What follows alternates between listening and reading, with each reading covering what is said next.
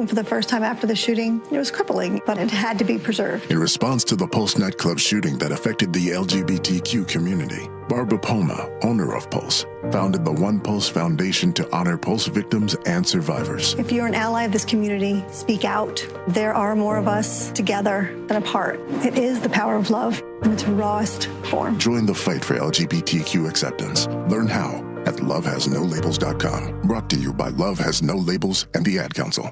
You're listening to 95.7 The Game, KGMZ FM in HD1 San Francisco, on Odyssey Sports Station. Always live on the free Odyssey app, Twitch, and YouTube. Powered by First NorCal Credit Union.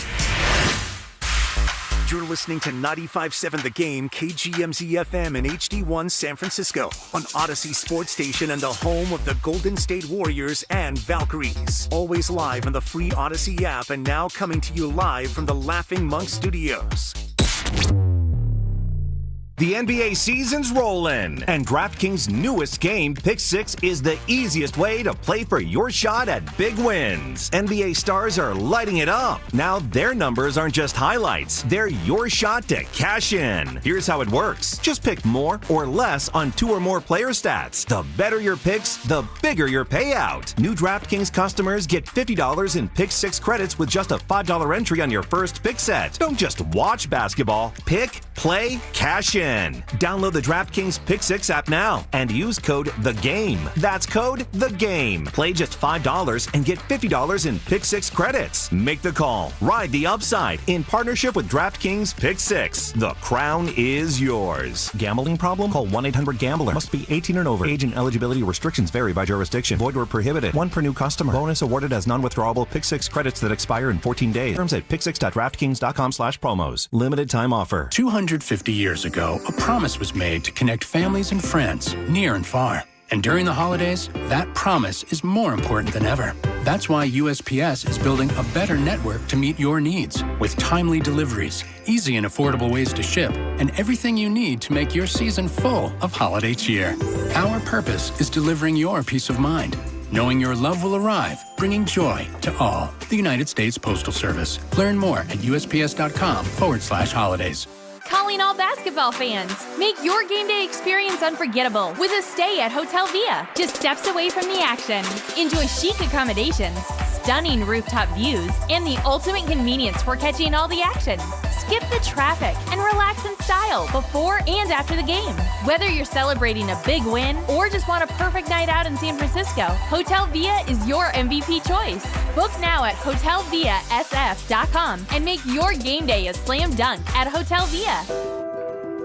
What if you had the smartest Wi-Fi? If you did, it'd be Xfinity, of course, and it'd come with their best state-of-the-art equipment.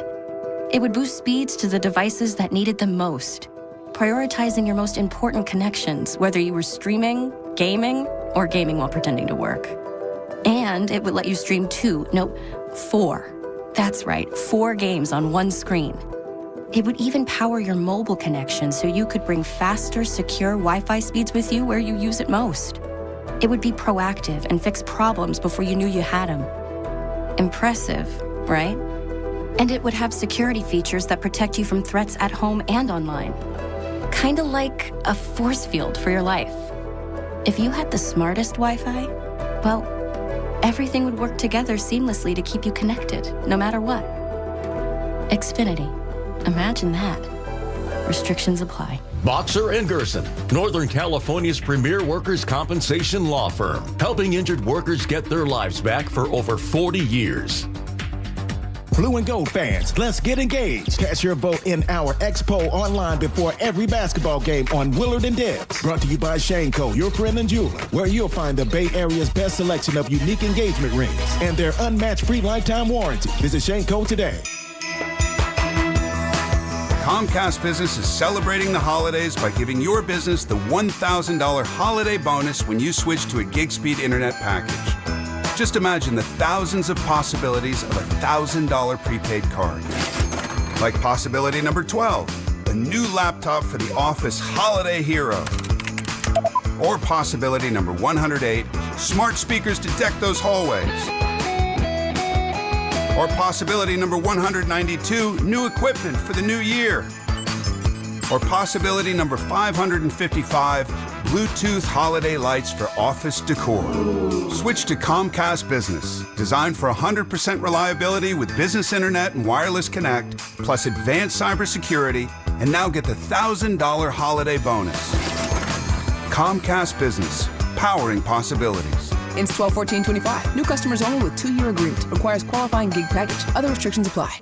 Oh, hey, welcome to gift wrapping. Whoa, Zoe Saldana. Hey, can you wrap these, please? Wow, iPhone 17s. You splurged. At T-Mobile, you can get 4 iPhone 17s on them. The new center stage front camera is amazing for group selfies. It's the perfect gift for everyone. I'm the worst. I only got my mom a robe. Well, it's better than socks. So I have to trade in my old phone, right? No, at T-Mobile, there's no trade-ins needed when you switch. Keep your old phone or give it as a gift. Incredible. In fact, wrap up my old phone too for my Aunt Rosa. Forget that. Aunt Liz will be jealous. Sounds like my family drama. Oh, I got it. I'll give it to my abuela. I'll take reindeer paper with, hey, where are you going? To T-Mobile. The holidays are better at T-Mobile. Get 4 iPhone 17s on us. No trade-in needed when you switch. Plus 4 lines for just $25 a line. With 24 monthly bill credits and 4 eligible port-ins on essentials for well-qualified customers. Auto pay plus taxes, fees, and $35 device connection charge. Credits end in balance due if you pay off early or cancel. Contact us. Finance agreement 256 gigabytes, $830 required. Visit T-Mobile.com. In San Francisco today, sun and clouds and a high of 61 degrees. Weather brought to you by Staples. Have an easy holiday at Staples. Save on top tech and gaming gifts, shipping supplies and services to get your packages there safely, even custom cards and wrapping paper. Staples. That was easy. It's time to wake on up. Wake up. With a nice cup of Joe. What's up, Joe, bro? Featuring Joe Spadoni. He's an Italian. And Joe, the Butcher Boy Shasky. I am slippery. Oh! The best part of waking up is morning roast in your cup. It is the morning roast, man, on 95.7 The. Spencer down the right side off a double screen, penetrates out to Hield, top side to Draymond. Looks and finds Spencer in the corner. Has Holmgren as his defender. Shot clock at 8. Now drives into the paint. Stops, turns, fade away over Holmgren. Oh! Nothing but net for Pat Spencer! Oh my goodness!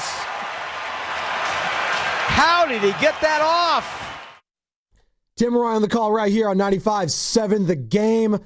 Tough loss last night at Chase Center, 124-112 the final. Oklahoma City Thunder 21-1.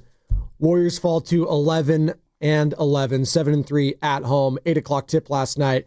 And it looked like it was just going to be another blowout. 19-point lead for the defending champs at the half. Warriors have a massive third quarter, 44-28.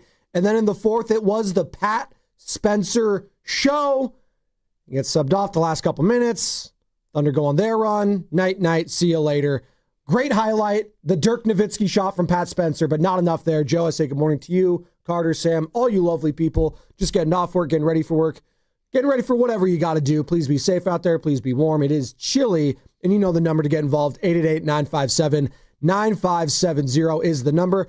Joe, I'm not freaking out after the loss last night, given that you didn't have your second best player. You didn't have Steph first and foremost in this game, and then you lost Jimmy Butler for the rest of the half with knee soreness. So I thought it was a valiant effort to even get the lead with less than 5 minutes to go. Then and that's the worst part. As a fan, it's like, wow, can we actually steal this game in a clutch game against the defending champs who have one loss in the season? And then you couldn't do it. And that hurt. It hurt. But I'm not freaking out about it. You know, last night was a microcosm on various levels. The first microcosm, a young guy in his prime, in his athletic prime, scored 20 or more points for his 90th straight game. His name was Shai Gilgeous-Alexander. He's the reigning champion. He's probably the best individual player in the league right now. You know, maybe you want to take someone else. Maybe Jokic. Yeah. I'm just going off what he's done the last 2 years and what he's done in the playoffs. He's obviously playing on a great team, and they're all young and in their prime. Conversely, your mega superstar is probably toward the end of his career, at minimum. Who knows where the final stop is? He's up in a suite. He's hurt right now. That's a microcosm. Then you have also a snapshot of your other aging star in Jimmy Butler, who has to exit this game with an ankle injury. Now, players in their prime can get hurt. They do, no doubt about it. But it's not lost on me that your two guys that are making 110, 120 million of the salary cap are out there and not playing in the third and fourth quarter. From the sidelines, they're watching as their young stud returns to the lineup in Jalen Williams a couple of weeks ago, and you get Shai Gilgeous-Alexander and Chet Holmgren, and they're all in their athletic primes or entering them, and they were awesome. That's one little microcosm. Another microcosm. This team is fighting tooth and nail last night. Pat Spencer, who is not the end-all be-all. He's not. He is not the end-all be-all. I'm not here to say, we need to play him 30 minutes every single night. No. Listen to what I'm going to say. Last night, with no Jimmy, with no Steph, you are searching the desert, searching for an oasis of a bucket. Who can get me a bucket? Seth Curry, in his first game with the Warriors this year, looked like one of the hottest Warriors. Pat Spencer, in that fourth quarter, is carrying you offensively when Seth Curry's not. And you sub him out with 4 minutes to go, and you go to Pods, who I thought had a really good floor game prior to that. Pods can dunk. He had a really good floor game prior to that. But, A, why couldn't they play together? Yeah. And B, the first play after being ice cold for 6-7 minutes on the bench is let's hoist a three coming out of in a one-possession game.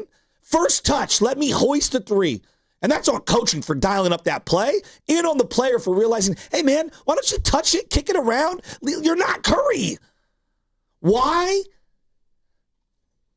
we sat Pat Spencer is beyond me, and continue to just wait and wait and wait and wait for Buddy Hield to come around when he's not coming around. That bus is not arriving. It is not arriving. Stop it, Steve. 4:15. Another microcosm of favoritism for players who did something for you a while ago, and you continue to go to them. Yet the game I'm watching means so little at times to the head coach. He's got to go back to his guys. I just don't get it. I don't get it. Last night, the arena is going bonkers. And Pat Spencer, who had played 32 minutes 2 weeks ago, had played 23 minutes a week and a half ago, is at the 21-minute mark. And yes, I understand. He had played almost the whole fourth quarter. You know, you're coming up on a TV timeout. You have timeouts in your back pocket.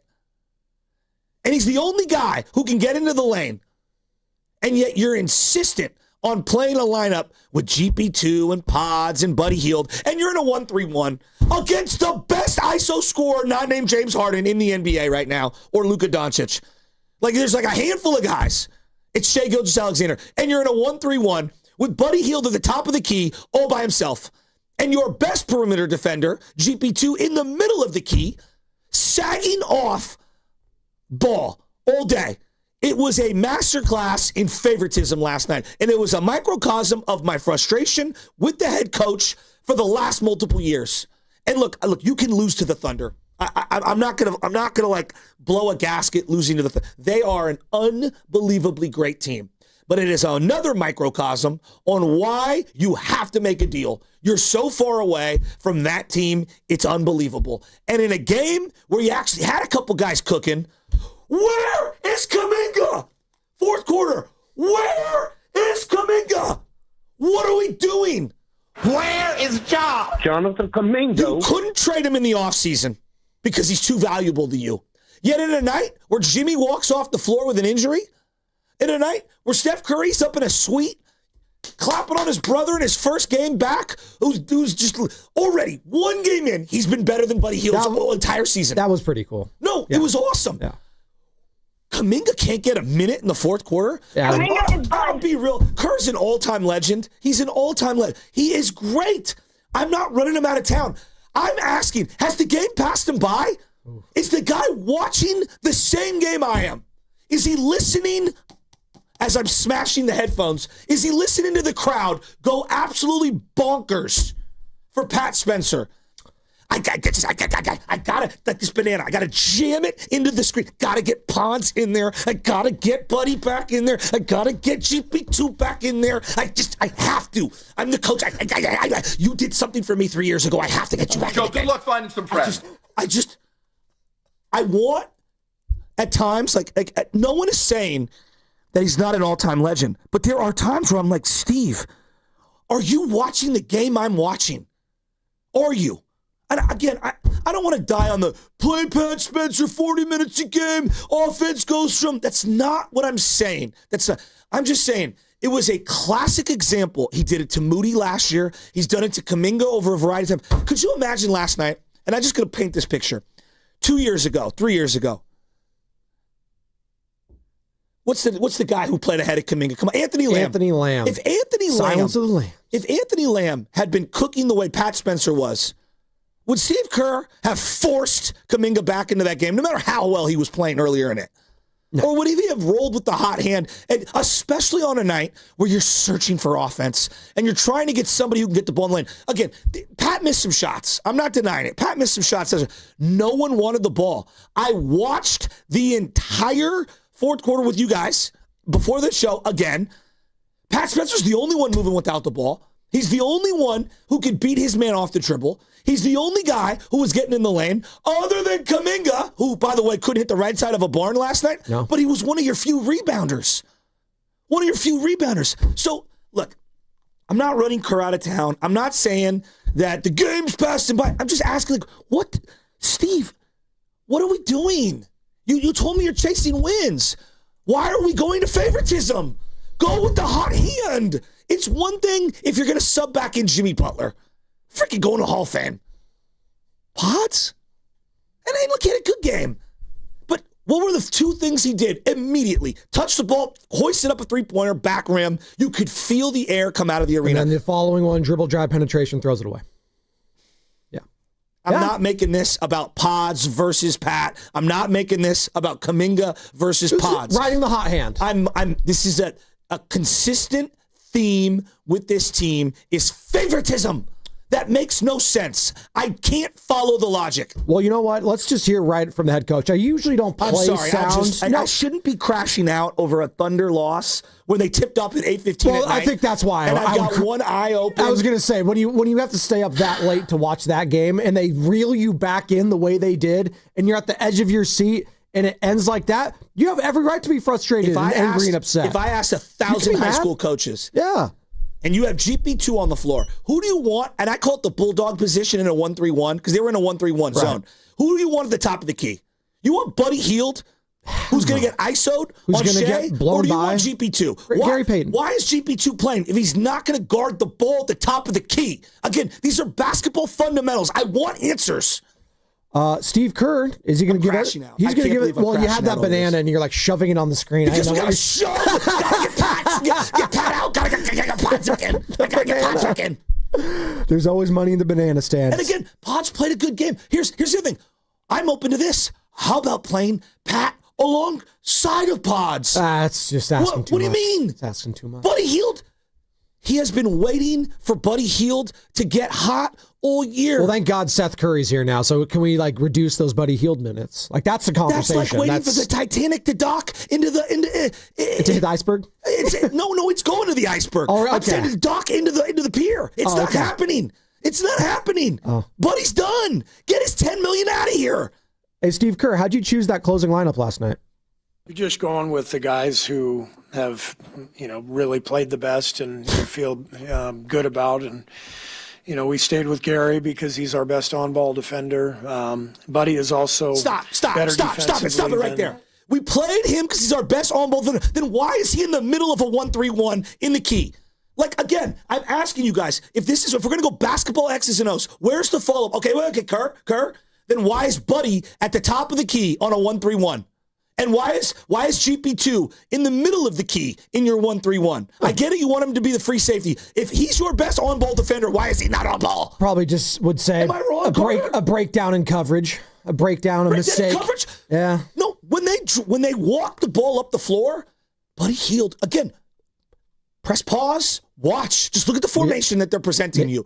Draymond is basically playing a baseline or on the baseline, if you will. He's going to play the dunker spot offensively, but defensively, he's your back end guy. And then in the middle of the key, all right, I call it the free safety position in a 1-3-1. They put GP2, and on the wing they had who was it? Who were the other two guys out on the floor at that time? Come on, give it to me. For who? For the Warriors? In the final closing lineup. Final closing lineup. You had Seth Curry. Seth Curry was on the right side, and on the left side was somebody else. Yes. Doesn't matter. This isn't about pods versus. It's about Steve's consistent favoritism that is so illogical. It just doesn't make sense. Going Spock. Were they not searching for offense last night against one of the most prolific offenses in the game? Well, that's the thing in all this. And again, no one's going to say this is a moral victory when you lose in the NBA, when you need to stack wins, because this is the same Warriors season we saw last year. This is literally, it's playing out the exact same way. The bench made a run you didn't have their two best players. Yay, great, but you came up short. There were some nice moments. There were some fun moments in that game. Seth Curry, I'm intrigued. That helps going forward. And you're going to be without. Oh, I loved it. By the way, you're going to be without his brother Steph for this road trip, this 3-game road trip.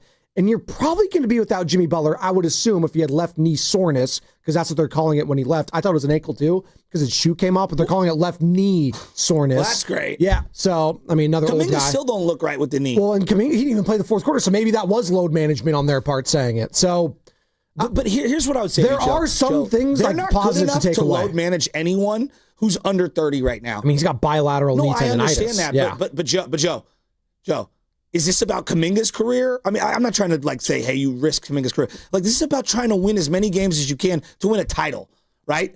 A couple minutes here and there. Either you're ready to play or you're not. I'm with you. I'm sorry. Steve Kerr I'm crashing out over a loss against the Thunder.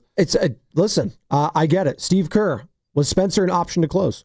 It was a consideration, but we wanted to get Brandon back in the game because he was also playing at a high level, and Pat had been out there for a while, and just felt like a good time to sub. We have played them together a little bit. That was discussed in the huddle, but we decided to go with the group that we went with. I've talked about this a long time. Steve looks down at that bench, and I get it. You play favorites. All coaches do. Parents do too. Everyone does in their work life. You look down and you're like, GP2 was good 4 years ago. I trust him. Yeah. But he was good that one time, Game 7. I trust him. I don't trust anyone else. It's like, what? Pods. He was leading us in plus minus his rookie year. I trust him. What? What? And he had a good game. I'm not saying that you can't bring Pods that big back runner 3-pointer before the end of the third quarter. I was like, okay. That place was fired up. Chase Center was I think we were all feeling a little sleepy at halftime. Even Chase Center, it's like, oh God, there's a lot of empty seats. 8:00 start. It's a Tuesday. Yeah, it's the defending champs. You got no Steph, and then all of a sudden you're gonna have no Jimmy Butler. Oh boy, this can get ugly fast. And they dropped 44 in the third. I was like, okay, they got something here. They got some, and this is the NBA. Any team could make a run. Any team, the Wizards, the Pelicans, any team can make a run in this lead. So for sure, the Warriors could, and they did, and they took the lead with 5 minutes to go. I was like, could they steal this one? And how good of a win would it have felt this morning? It would have been great. But again, it's still the overarching theme would have been: you don't have Steph, you lost Jimmy Butler. Yeah, you beat the champs. That would have been great. They're 11-11 right now. And this is the only thing I'm going to hang my hat on this morning, Joe, because a lot of people are freaking out on the Boxer and Gerson work injury text line, 888-957-957. No, a lot of people are actually with you. They're very frustrated. I'm going to just listen. Yeah, go. Say what you got to say. The standings are the standings right now. And I'm just going to say it. It is what it is. It is what it is. The West sucks. I'm just going to tell everyone that right now. If you're waking up and hitting the panic button, take a step back. No, sit we're not down. panicking. No, but we're a lot of people are panicking. No, I know, but I'm frustrated. Joe, you've seen Gladiator, the first Gladiator. We've all seen it. Okay, I've seen both. The first one much better. If Steve Kerr was managing Maximus's minutes, Maximus Decimus Meridius. Okay, Maximus is about to slay the lion in the middle of the thing. That's Pat Spencer, and he's like, wait. Got to sub Pods in here, man. Got to get GP2 in. right now. That's what it would be like. The crowd, he's cupping his ear to the crowd like he's Hollywood Hogan or Hulk Hogan in his prime. Pods would try to do a Euro step to the Tiger, but he'd lose the sword. And again, I'm not trying to die on the Pat. I love Pat Spencer. I'm not trying to die on the Pat Spencer hill. But the crowd is so energized. And look, he had missed a shot, but like that Dirk shot was sick. The step back one-legged. The place was going crazy. And then they ran an out-of-bounds sideline play for Pods immediately. First touch, hoisting, like he's Reggie Miller in his prime. And I'm like, you could feel, I challenge anyone, go back and play the audio. You could feel the air sucked out of the arena. And I'm not crushing Pods. It's not all on him. It's also on the coach. Play them alongside each other because Pods was good in that game. Play them alongside. What are we proving with Buddy? What did Buddy do? What? He had a great game. That's awesome. Brooks Conrad helped, advance the Giants. Should we bring him in and give him 500 at-bats? Shout out to those watching on YouTube where we are streaming, brought to you by First NorCal Credit Union. For a low rate auto loan, apply online or just ask for First NorCal financing at the dealer. And as always, we are coming live from the Laughing Monk Studios. This upcoming segment is brought to you by Bay Area Fast Track. And Joey, I want to know where Warriors fans are at emotionally with this team. Like, where are they? There's no wrong answers here. Where are you at emotionally with this Golden State Warriors squad after a tough loss last night against the defending champs, when you didn't have Jimmy Butler for an entire second half, when you didn't have Steph Curry for the entire game? Close loss. They're 21-1. The Thunder have lost one game all year. They're going to do that to everyone, basically. And that was a way better showing than the previous game you had in Oklahoma City where you got absolutely waxed. But it's a part of me feels like they hit the nitrous when they needed to. It felt like an old Warriors team. Yeah. Like, we'll play with our food for a quarter here. There. Up 3 possessions in a row. Bang, bang, bang, game over. Yeah, and they That's know what it felt like. They are longer than you. Better. They They're are way more better. athletic. They are bigger. They're in their primes. And yes, this segment is brought to you by Bay Area Fast Track. It's Spadoni. It's Shasky. It's the Morning Roast. We're rolling on 95.7 The Game. On January 1st, tolls will go up on all bridges except the Golden Gate. These funds will be used to maintain and rehabilitate the Bay Area's 7 state-owned bridges. Learn more at bayareafasttrack.org. Running a business means wearing multiple hats. So if you're like me, you probably started out using your personal phone, taking client calls and texts nonstop. As my business grew, I needed something smarter. That's when I switched to Quo, the #1 business phone system. Quo works right on your phone or computer. No carrying 2 phones, no clunky landline, just one easy app you can try for free. Your team can share one number and handle calls and texts together like a shared inbox. Any teammate can jump into the conversation so customers get faster responses. And Quo's AI assistant summarizes your calls and responds to customers 24/7, so you never miss a lead or opportunity. All this starts at just $15 a month. That's basically 2 coffees. You can even keep your current business phone number. Find out why 90,000 businesses trust Quo. No missed calls, no missed customers. Try Quo for free at quo.com/sports. That's quo.com/sports to try Quo free. QUO.com/SPORTS. Looking for lifelong financial guidance? Look no further than Pettinelli Financial Partners, your dedicated financial coaches for every stage of life's journey. Whether you're planning for retirement, starting a family, or buying a home, we're here for you every step of the way. Visit PettinelliFP.com. The financial consultants at Pettinelli Financial Partners are registered representatives with and securities offered through LPL Financial. Member FINRA SIPC. Investment advice offered through Stratos Wealth Partners, a registered investment advisor. Stratos and Pettinelli are separate entities from LPL Financial. He's the best interview in the Bay Area. He looked like Steph Curry always has, so he's still got it. I mean, I think the biggest thing when you're 37 is maintaining the level over the course of 82 games. And he joins Willard and Dibbs every week during the NBA season. We have a blueprint that everybody's feeling confident with. Steve Kerr is presented by Great Clips. In sports, success is about team effort, and the same is true for your hair. Great Clips. It's gonna be great.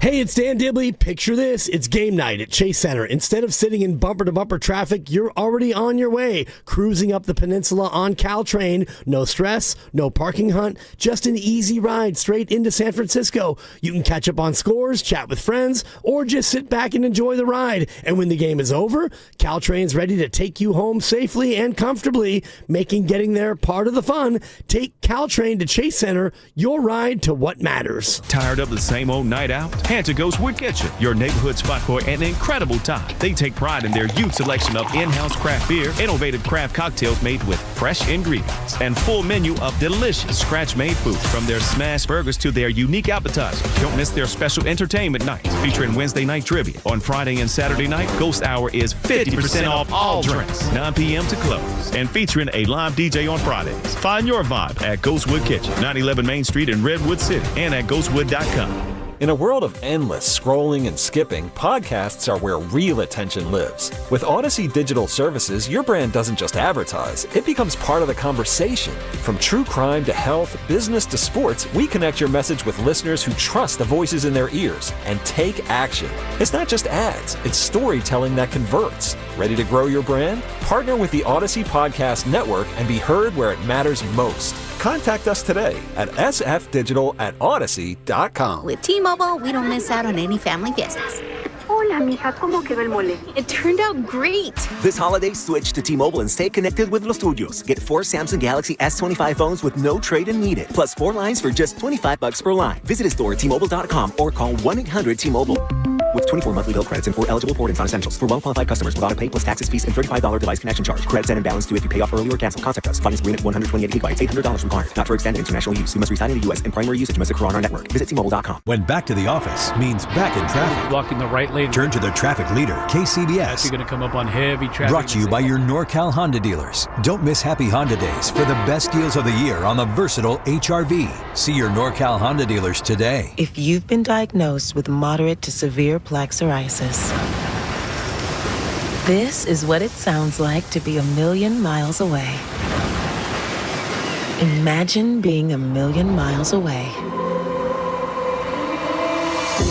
Tremfya guselkumab, taken by injection, is a prescription medicine for adults with moderate to severe plaque psoriasis who may benefit from taking injections or pills or phototherapy. With Tremfya, clearer skin is possible. In clinical trials, at least 70% of patients saw at least 90% clearer skin at 16 weeks. Results may vary. Tremfya is also indicated for adults with active psoriatic arthritis. Serious allergic reactions and increased risk of infections and liver problems may occur. Before treatment, your doctor should check you for infections and tuberculosis. Tell your doctor if you have an infection, flu-like symptoms, or if you need a vaccine. Ask your doctor about Tremfya. Call 1-800-526-7736 or visit Tremfya.com.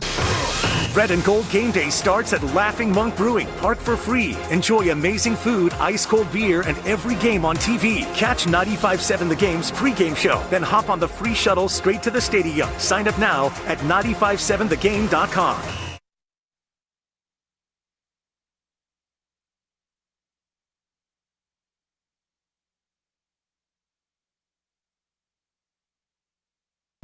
Bay Area, what's going on? It's your boy Chewy from 102 Jams. Listen to me every day, 3 to 7 p.m. But right now, let's get right back to the morning roast with my guys, Joe Spadoni and Joe Shasky, right here on 95.7 The Game. You fired up, Shasky? I am fired up. He has a banana to prove it. You know, the banana. I mean, sometimes I lose my mind. Joe. The YouTube audience needs to be streaming because you don't know what Shasky's going to do with the banana. Have you eaten it yet? I ate one of them. I have 2. All right. Me and LJ, we love our bananas. Yep. There you go. Joe, they don't play again until Thursday, right? So you got some time off. Road trip. This thing that like... Steph will not be playing on it, by the way. Those 3 games, Steph will not be playing on this road trip. So any game that you're in, to me, you know, I think it's pretty reasonable. Like, you got to do everything you can to try to win that game. Sure. And like, it's so funny when I see like the gatekeeping over a minute here or a minute there. These are professional basketball players. And yes, over the totality of a year, a minute here, a minute there in every single game, over 75 games, it adds up. There's no doubt about it. Seth Curry's cooking last night. Cooking in that first quarter, second quarter, and you yank him. Okay.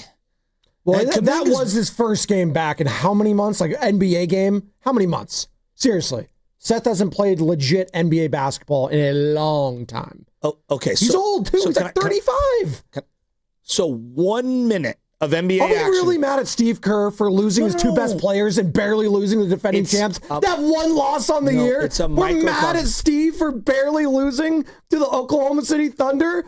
Really? No. We're waking up mad at that guy? It's the big body of work. It's the big body of work over multiple years. Player. What? They don't have their best player. It's hard. What did you expect? When you don't have your best player, you have to play hot hands on a team that doesn't shoot well. If someone's cooking, yeah, you got to kind of ride the hot hand a little. And it's your job as a coach and as a staff to figure out how you can manipulate the minutes to offset. Let's say if he plays one extra minute over here, then how can I save him a minute over there? Like, yeah, that is your job, is to balance that out. Also, newsflash, these are professional athletes. Sure. Okay. And I really do not think 30 seconds to a minute, meaning probably 2 possessions, is going to make or break them. I don't. Like, that's just me. If you're making millions of dollars, I don't really want to hear about a minute here, a minute there. I just don't. Listen, it's about getting buckets, and I get it. Pat Spencer was getting buckets yesterday when no one else really was. It's not about buckets, too. No, but yesterday it was. No, I know. Towards the end, you needed buckets, and fans are mad because the guy that was hot got taken out. Steve Kerr's talked about this in the past, though, when it comes to the hot hand. He'll ride it for a couple minutes longer than he should, but then he has to reel it back in and go back to a lineup so they can be cohesive. He's talked about this a lot when it comes to the hot hand on the team because he's had many players in a Golden State Warriors uniform with a hot hand. By the way, this is a Warriors Wednesday brought to you by Freedman's Appliance. Come see their full selection of in-stock luxury appliances and live working vignettes. Visit Freedman's Appliance in Pleasant Hill today. Where are you at with Steve Kerr, Dub Nation? Where are you at with the head coach after last night's loss? Warriors are 11-11 on the season. Last night, I saw a video from Guru. I didn't click it. I didn't want to click it. I told the boys. I liked it. Okay. Well, I told the boys, pull the video. I want to hear the video this morning. Guru's texting me as I'm tweeting last night in my bed. All the lights are out. I got the iPad. I got both ear pods in. Not one, both ear pods in. And I'm watching that game. And I'm falling asleep. I'm waking up. I'm falling asleep. I'm waking up. And I'm like, oh my God, my boy Pat Spencer is cooking right now. And he hits him with like the circular ballerina Dirk Nowitzki fadeaway on Chet's right in his face. I'm like, let's go. And facial. Once Pat got subbed out, I couldn't hammer the Twitter machine fast enough, as I sound like a 70-year-old, the Twitter machine. And Guru's texting me, why are they taking Pat Spencer out? And on cue, as he's texting me, as I'm tweeting, Pods is bricking and turning the ball over. And so I didn't even open this clip because I saw his video. I already knew what he said. I want to hear it for the first time right now. Play it, Carter. Let's go. Dub Nation, I had to record this video. I couldn't wait till tomorrow on 95.7 The Game, 10-2, Steiny and Guru. I mean, what did I just watch? Now listen, the shorthanded Golden State Warriors gave the 20-1, now 21-1, Oklahoma City Thunder all that and some, and a scare. But what I need to know, without having all the intel and the answers, is why would one Patrick Spencer be subbed out, Steve Kerr, for Pods, who immediately came in, turned the ball over, missed a 3, but why would you take a guy who was as hot as an Iowa oven off of the court? Now, again, I don't have all the intel. I need to hear from Patrick. I'm calling you Patrick, Pat. I need to hear him say, Goo, I was tired or winded. But when I see guys in a zone, no matter what caliber player you are on any level, if you are balling like he was, he single-handedly brought him back and couldn't miss when Michael J. Fox, Teen Wolf, if he wasn't gassed, why did he get yanked? I got that from Shasky, yanked. Going back to Brock Purdy. I am shocked and stunned that Steve Kerr would take Patrick Spencer off the court. Man, what an effort. They didn't win, but damn, now we got to worry about Jimmy, Kuminga. Why did Patrick Spencer come off the court? 10-2, Steiny and Guru tomorrow. Please let me know, Dub Nation. I already know how Steiny's going to react to that because they're going to play that rant again for him. Goo. You're shocked and stunned that they took Pat Spencer out? Pat Spencer? On a night? You're shocked? Yeah, but it's a pretty good Steiny. Thanks. Okay, but I give myself a 3. Hear me out. First, I don't even know what an Iowa oven is. It's great. He had like 5 references in there. It's when he peak went Teen Wolf, I loved it. I loved it. I'm like the 80s in me just loved it. Here's the thing. Iowa oven. Do your Steiny impression. I already did. No, do it again. Oh, okay. Goo, you're going nuts about Pat Spencer minutes? Yeah, I am. And let me tell you why. Let me tell you why, Steiny, a.k.a. Spadoni, because I know you kind of feel the same way. I can feel it today. They don't have Steph and Jimmy Butler. I don't know if you've checked this team or not. They can't shoot. So last night, in that fourth quarter, Draymond Green was one of their hot guys from beyond the arc. That's how desperate we are. Yeah. So when Pat Spencer's one of the few guys that can get into the lane and can actually like lean into somebody and get a good shot and move without the ball, that's how sad we are right now. Yeah. Yes. It is an indictment on the roster they've built, and it's an exact reflection of how desperate we are with no Jimmy and no Steph. So yes, we are losing our minds over Pat Spencer.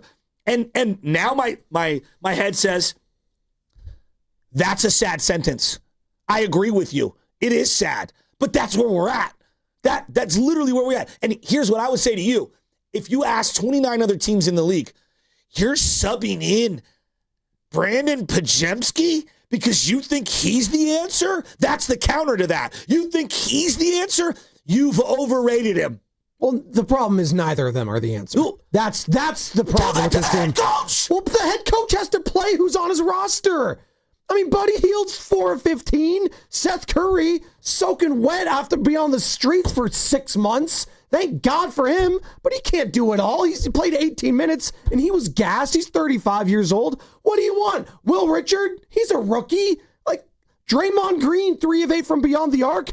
You had Jimmy Butler gone in that second half, and you didn't have Stephen Curry, and you outscored him in that second half still, and it wasn't enough because you were down 19. What you mean you're not done? You are done. I mean, Buddy Hield, we have been... There's nothing else that Steve Kerr could have done in that game. There's been a search party for Buddy Hield's shot all season.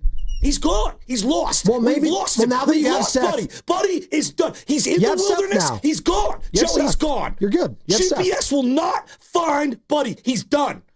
But Buddy's done. GP2 as an on-ball defender. Steve, for the love of God, they were in a 1-3-1. He was not at the top of the key. He actually shot well yesterday. Percentage-wise. GP2 wasn't bad. Yeah. But, Joe, that's how desperate we are. We're begging for GP2 offense. 888-957-9570. Dub Nation, where we at with the head coach right now? Tough loss yesterday, 124-112. They did outscore Oklahoma City in that second half. I know, not a moral victory. They couldn't get a minute in the fourth quarter. Well, he's got the bilateral knee tendonitis. You got to be careful with that stuff. They're taking a very... why play it all then? Why play it all? If you can't get it back in a minute... Well, because they need him going forward. They can't jeopardize losing him right now. He's a young player. They don't want to ruin his future. Brought to you by Fremont Bank, here for you, here for good. Hey, it's Willard and Dibs. Willard here in spirit, Dibs here in voice, and we want you to enjoy these amazing deals for Safeway members. And as always, save up to 20% weekly on hundreds of exclusive offers with the For You on the Safeway app. Signature Select chicken, boneless, skinless breast, thighs, and or wings, just $3.99 per pound. Hass avocados or mangoes, just 99 cents each. What a bargain.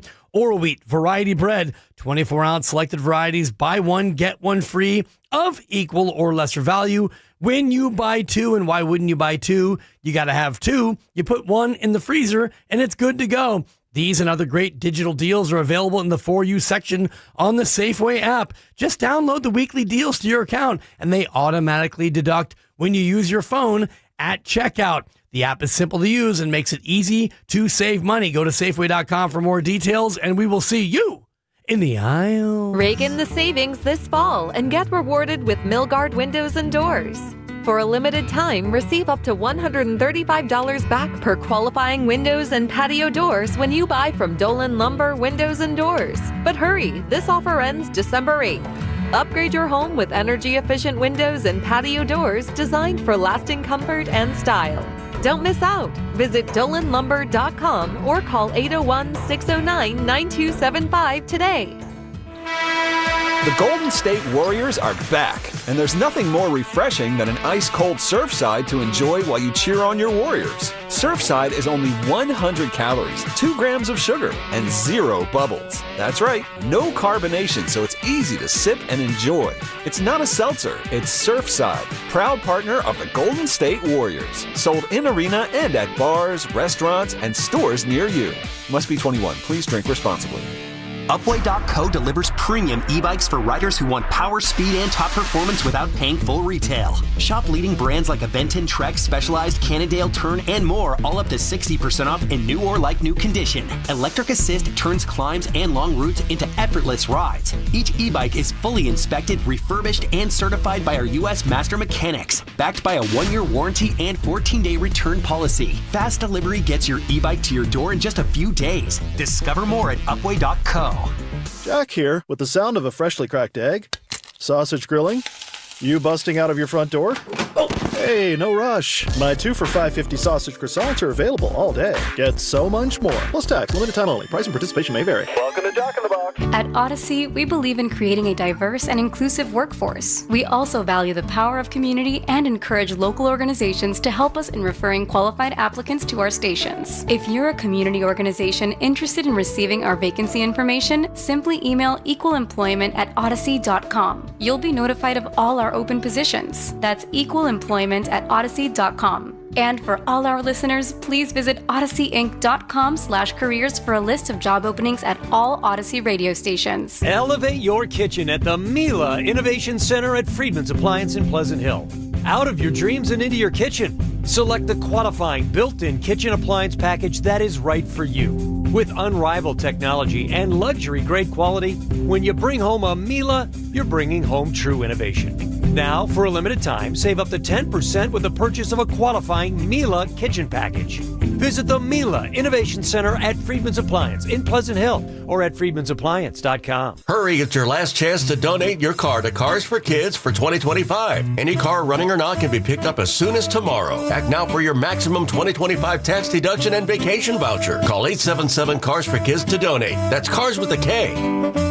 Makita's built for the pros who show up early, who don't do shortcuts, only precise cuts.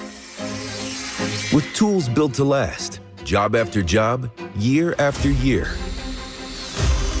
Performance that pays off, because when the job calls for the best, you answer.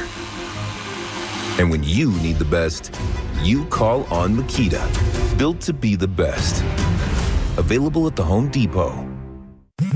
Straight Talk knows the best holiday gift is simply saying yes. Yes, you can stay up late. Sure, more cookies. Of course we can watch that movie again. That's why we give you real unlimited data, so you can say yes to all of your family's streaming, scrolling, and sharing. And now at Straight Talk, get another gift worth giving, a free 5G phone with select plans. Because yes is the best gift to give. Yes!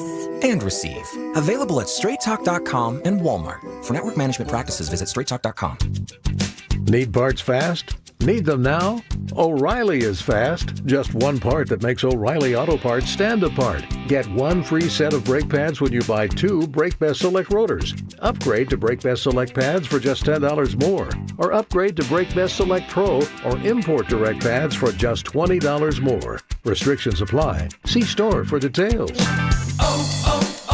O'Reilly Auto Parts. Well, good morning, kiddo. I love that you're home from college. I've missed you. Still taking your Nature-Made vitamins? Every day. A multivitamin and a probiotic. You better be taking yours. Still looking out for me, Mom. I'll never stop. Made to care for you every day. Nature-Made, the #1 pharmacist-recommended vitamin and supplement brand. Find us in the vitamin aisle, based on a survey of pharmacists who recommend branded vitamins and supplements.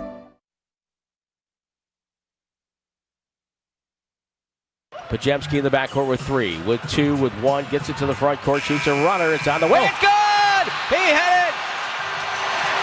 Is that a 3? I think it is. I think you're right. Just cut the lead in half. Got the ball up quickly. No doubt that he released it in time. A 44-28 quarter for the Dubs. They've made the 4th quarter of the game. Tim Roy on the call right here on 95.7 The Game alongside Tom Tolbert. 124-112 the final. Defending champs are the defending champs for a reason. They're 21-1 now on the year. Warriors fall to 11-11. We're talking about it all. Pat Spencer and Fuego. Doesn't play the last 4 minutes after taking the lead. Brandon Pajemski comes in. Are we mad at Steve Kerr this morning, Dub Nation? I'm not. I thought the fact that they made that a game after losing Jimmy Butler for the second half, already without Stephen Curry, was a valiant effort. I love the Seth Curry minutes. I love what he did. That was cool, seeing Steph cheer him on. That was awesome. By the way, you guys see the Niners courtside? Saw Ricky Pearsall amongst others. Why is Sky Moore? Sky Moore, get out of the seats. Why are you up in the nosebleeds? Get down courtside, baby. Everyone was showing up last night. Take Alex Smith's seats. Alex Smith was there. People were fired up in that game. Pat Spencer was, you were saying Maximus Decimus Meridius. He was like, are you not entertained? I was entertained. Yeah, but right before he's about to, kill the emperor. Oh, yeah. We don't know that was going to happen. Kerr, come on. Let him try. Kerr's like, no. Get Pods in there. Hey. No, Maximus. Come out. I'm subbing in Pods. Where are we at with the head coach this morning, Dove Nation? I made the copy. Pods do a Europe step towards the Tiger and lose his sword. Joe, we're not even mad. I'm not mad at Kerr. I'm bewildered at the decision making. People are big mad at the head coach. I'm talking about myself. I'm bewildered with some of the decisions. I can't keep up. And look, there's a part of me did you allow yourself to believe the Warriors could win that game last night? Stop doing that. What? Stop doing that. No, in the middle of every game. Because had they got blown out, I don't think we'd be very... we're playing the best. We're just going to, roll the ball out there. And if we're competitive, I'll be happy. What? I mean, everyone thought they were getting... What? We all thought they were getting blown out yesterday. The fact that it was a game... So? What do you mean, so? It's professional sports. Once you start playing, I want to win every game. What? I feel better about the Warriors, actually, after last night. We just fan completely different. Yeah. And you're like, well, hey, because they're the this champs. isn't the NFL. I didn't say it's it a long was. season. I didn't say it was. I look at things from what can we do strategically to squeeze every win out. Now, if we're tanking, there was we're no chance in hell they were winning that game no matter what yesterday. I'm just letting everyone know. No chance in hell? None. They were not winning that game. All right. Especially So when Jimmy Butler left. Why play him? I mean, just why play him? You know what? While we're there, just roll out Gee then. Why even play anyone? Why did Draymond play then? I mean, it doesn't matter. We're playing the champs. Well, he tried might as well save his body the whole season, Why waste 30 minutes? How many did Draymond play? Let's look. 29 minutes. Draymond, 29. Why? Yeah. Why play him then? Why play the games? What? That's ridiculous. What are you talking about? You have to play the games because you have to see what you got. And Seth Curry, you might have a player there now as Buddy Hield keeps struggling. That's my takeaway from the game. All those Buddy Hield minutes, he had 28 yesterday. Give some more of those to Seth Curry going forward, man. That was Seth Curry's first NBA game back in a long time. He's an older player, too. You have to monitor his minutes. No Kuminga in the fourth quarter. You have to monitor his minutes because of the bilateral knee tendonitis. There were some positives to take away from this game, but I understand where everyone's going to focus on the last 5 minutes because they had the lead. That's because the defending champs. You had the lead, and Pat Spencer was your best player. Are we going to give Steve Kerr any credit for making that a game in the second half? Look, lineups? For making it a game after being down 19 and losing Jimmy Butler. Are we giving the head coach any credit Did you for hear making Draymond it in a postgame? game? Did you hear Draymond in postgame? Are there moral victories? Draymond's like, hell no. Of course he's going to say that. He's a four-time champion. Well, so should Steve Kerr. Yeah, I'm sure Steve Kerr would if he was asked. He's not going to lost that game the same way. I'm saying it on his behalf because he's not saying Joe, it. I've been a part of teams where you lose and you're like, oh my God, you're wrought with frustration over woulda, coulda done this, shoulda done that, shoulda done this. And that's what we do. We pick apart the losses. If you are a competitor at any level, the losses stick with you way longer than the winning does. Always. Listen, if that was the New Orleans Pelicans yesterday, sure, I would be pissed, mad, and angry. But to me, it's the pattern. I think the opponent matters in this. The opponent matters. Okay, sure. It's the pattern, though, for me. Regardless of opponent, the pattern of the game I'm watching, the flow of the game I'm watching means so little at times to the staff that they have disregard for who's cooking and who's not, what lineup combinations are working and what aren't. This is at the end of Bochy. He would make bizarre bullpen decisions with very little feel for who's throwing strikes. Who's got it right now? And sports during a long season, the NBA and Major League Baseball, you have these long ups and downs. Guys play themselves in and out of your trust, okay? And there are some guys on this team that no matter what they do, no matter how poorly they play, they are always going to be trusted by the coach. And I'm frustrated by it. Buddy Hield is an example. Buddy has been so bad for 2 full months. We have been waiting for a moment from Buddy Hield, and we can't get it. He's even forcing the issue in blowout games to get his shot going. He's trying. It's not working, okay? Now, Moses Moody's an example. I didn't think Moses had it yesterday. He didn't have it at all. No, but when he doesn't have it, he doesn't see the light of day in the fourth quarter. Why does Buddy get the benefit of the doubt over Moody? I don't get it. Kuminga was really good at the end of the third quarter. Now, maybe he's battling the knee thing, and I don't understand the full context of it. Fine. Can I get a minute? We can't find a minute for somebody who can get into the lane? A minute? No one's saying you can't go back to Pods. You can't play Pods and Spencer simultaneously? You went with a lineup of Seth. Just listen to it out loud. They have Chet. He's 7 feet tall. You have Draymond at 6'6". Seth Curry at what, 6'2"? GP2 at 6'2"? Yeah. Buddy Hield at 6'6"? And Pods at 6'2"? You're not competing in the half court of a 3-minute game against that team with that size and that length. Okay, you don't want to go to Kuminga. Go to Quinn Post. He was, I know he had 3 points. He was using his body yesterday, shockingly. Like, there are other guys that you could pull the lever on. This is the part that's frustrating. If I've seen so many 4-guard lineups, and it's like, we need to stop. Why were we in a 1-3-1? Because you're in a 4-guard lineup. You're in a 4-guard lineup. Why are you in zone? Because we're in a 4-guard lineup. Okay, if you're going to be in a 1-3-1, and you're going to have GP2 on the floor, put GP2 at the top of the key and have him guard Shai Gilgeous-Alexander and fight through a screen for Christ's sake. Don't just immediately give up. Oh, switches here. No one is a threat. The other Jalen Williams, not the guy from Santa Clara, is not a threat to shoot. Arkansas. You do not have to switch. Fight through it. Fight through it. Brought to you by Golden State, serving the Bear for 3 generations. When you succeed, we succeed. Visit goldenstatelumber.com. You can join the conversation at 888-957-9570. It's the same number to call or text the Boxer and Gerson Work Injury Attorneys text line. 408, an ugly win is better than a pretty loss. No one's disputing that. Absolutely. 707, do you guys, 100 people left, no chance of winning.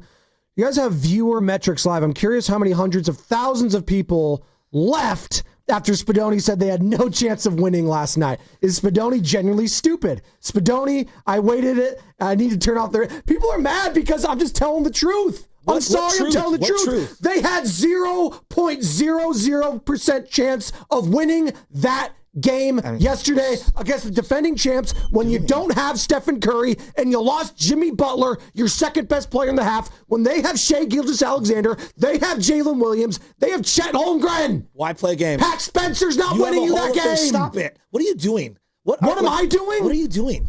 Why are you so angry about losing to the defending champs? I just explained it for an hour. They're not winning that game. So then why are you playing Draymond Green at 36 years old, that many minutes? Because Draymond wants to play in that game because you don't have Jimmy, you don't have Steph. He wants to win. Professional sports is about competing. What are we doing? What are you The fact that that was a game after being down 19, I'm giving so much credit to the head coach, to Pat, to Pods, to Kuminga. They played their asses off and lost. Yeah, it sucks. I'm not going after the head coach on a day like today, please. It's not about just that game.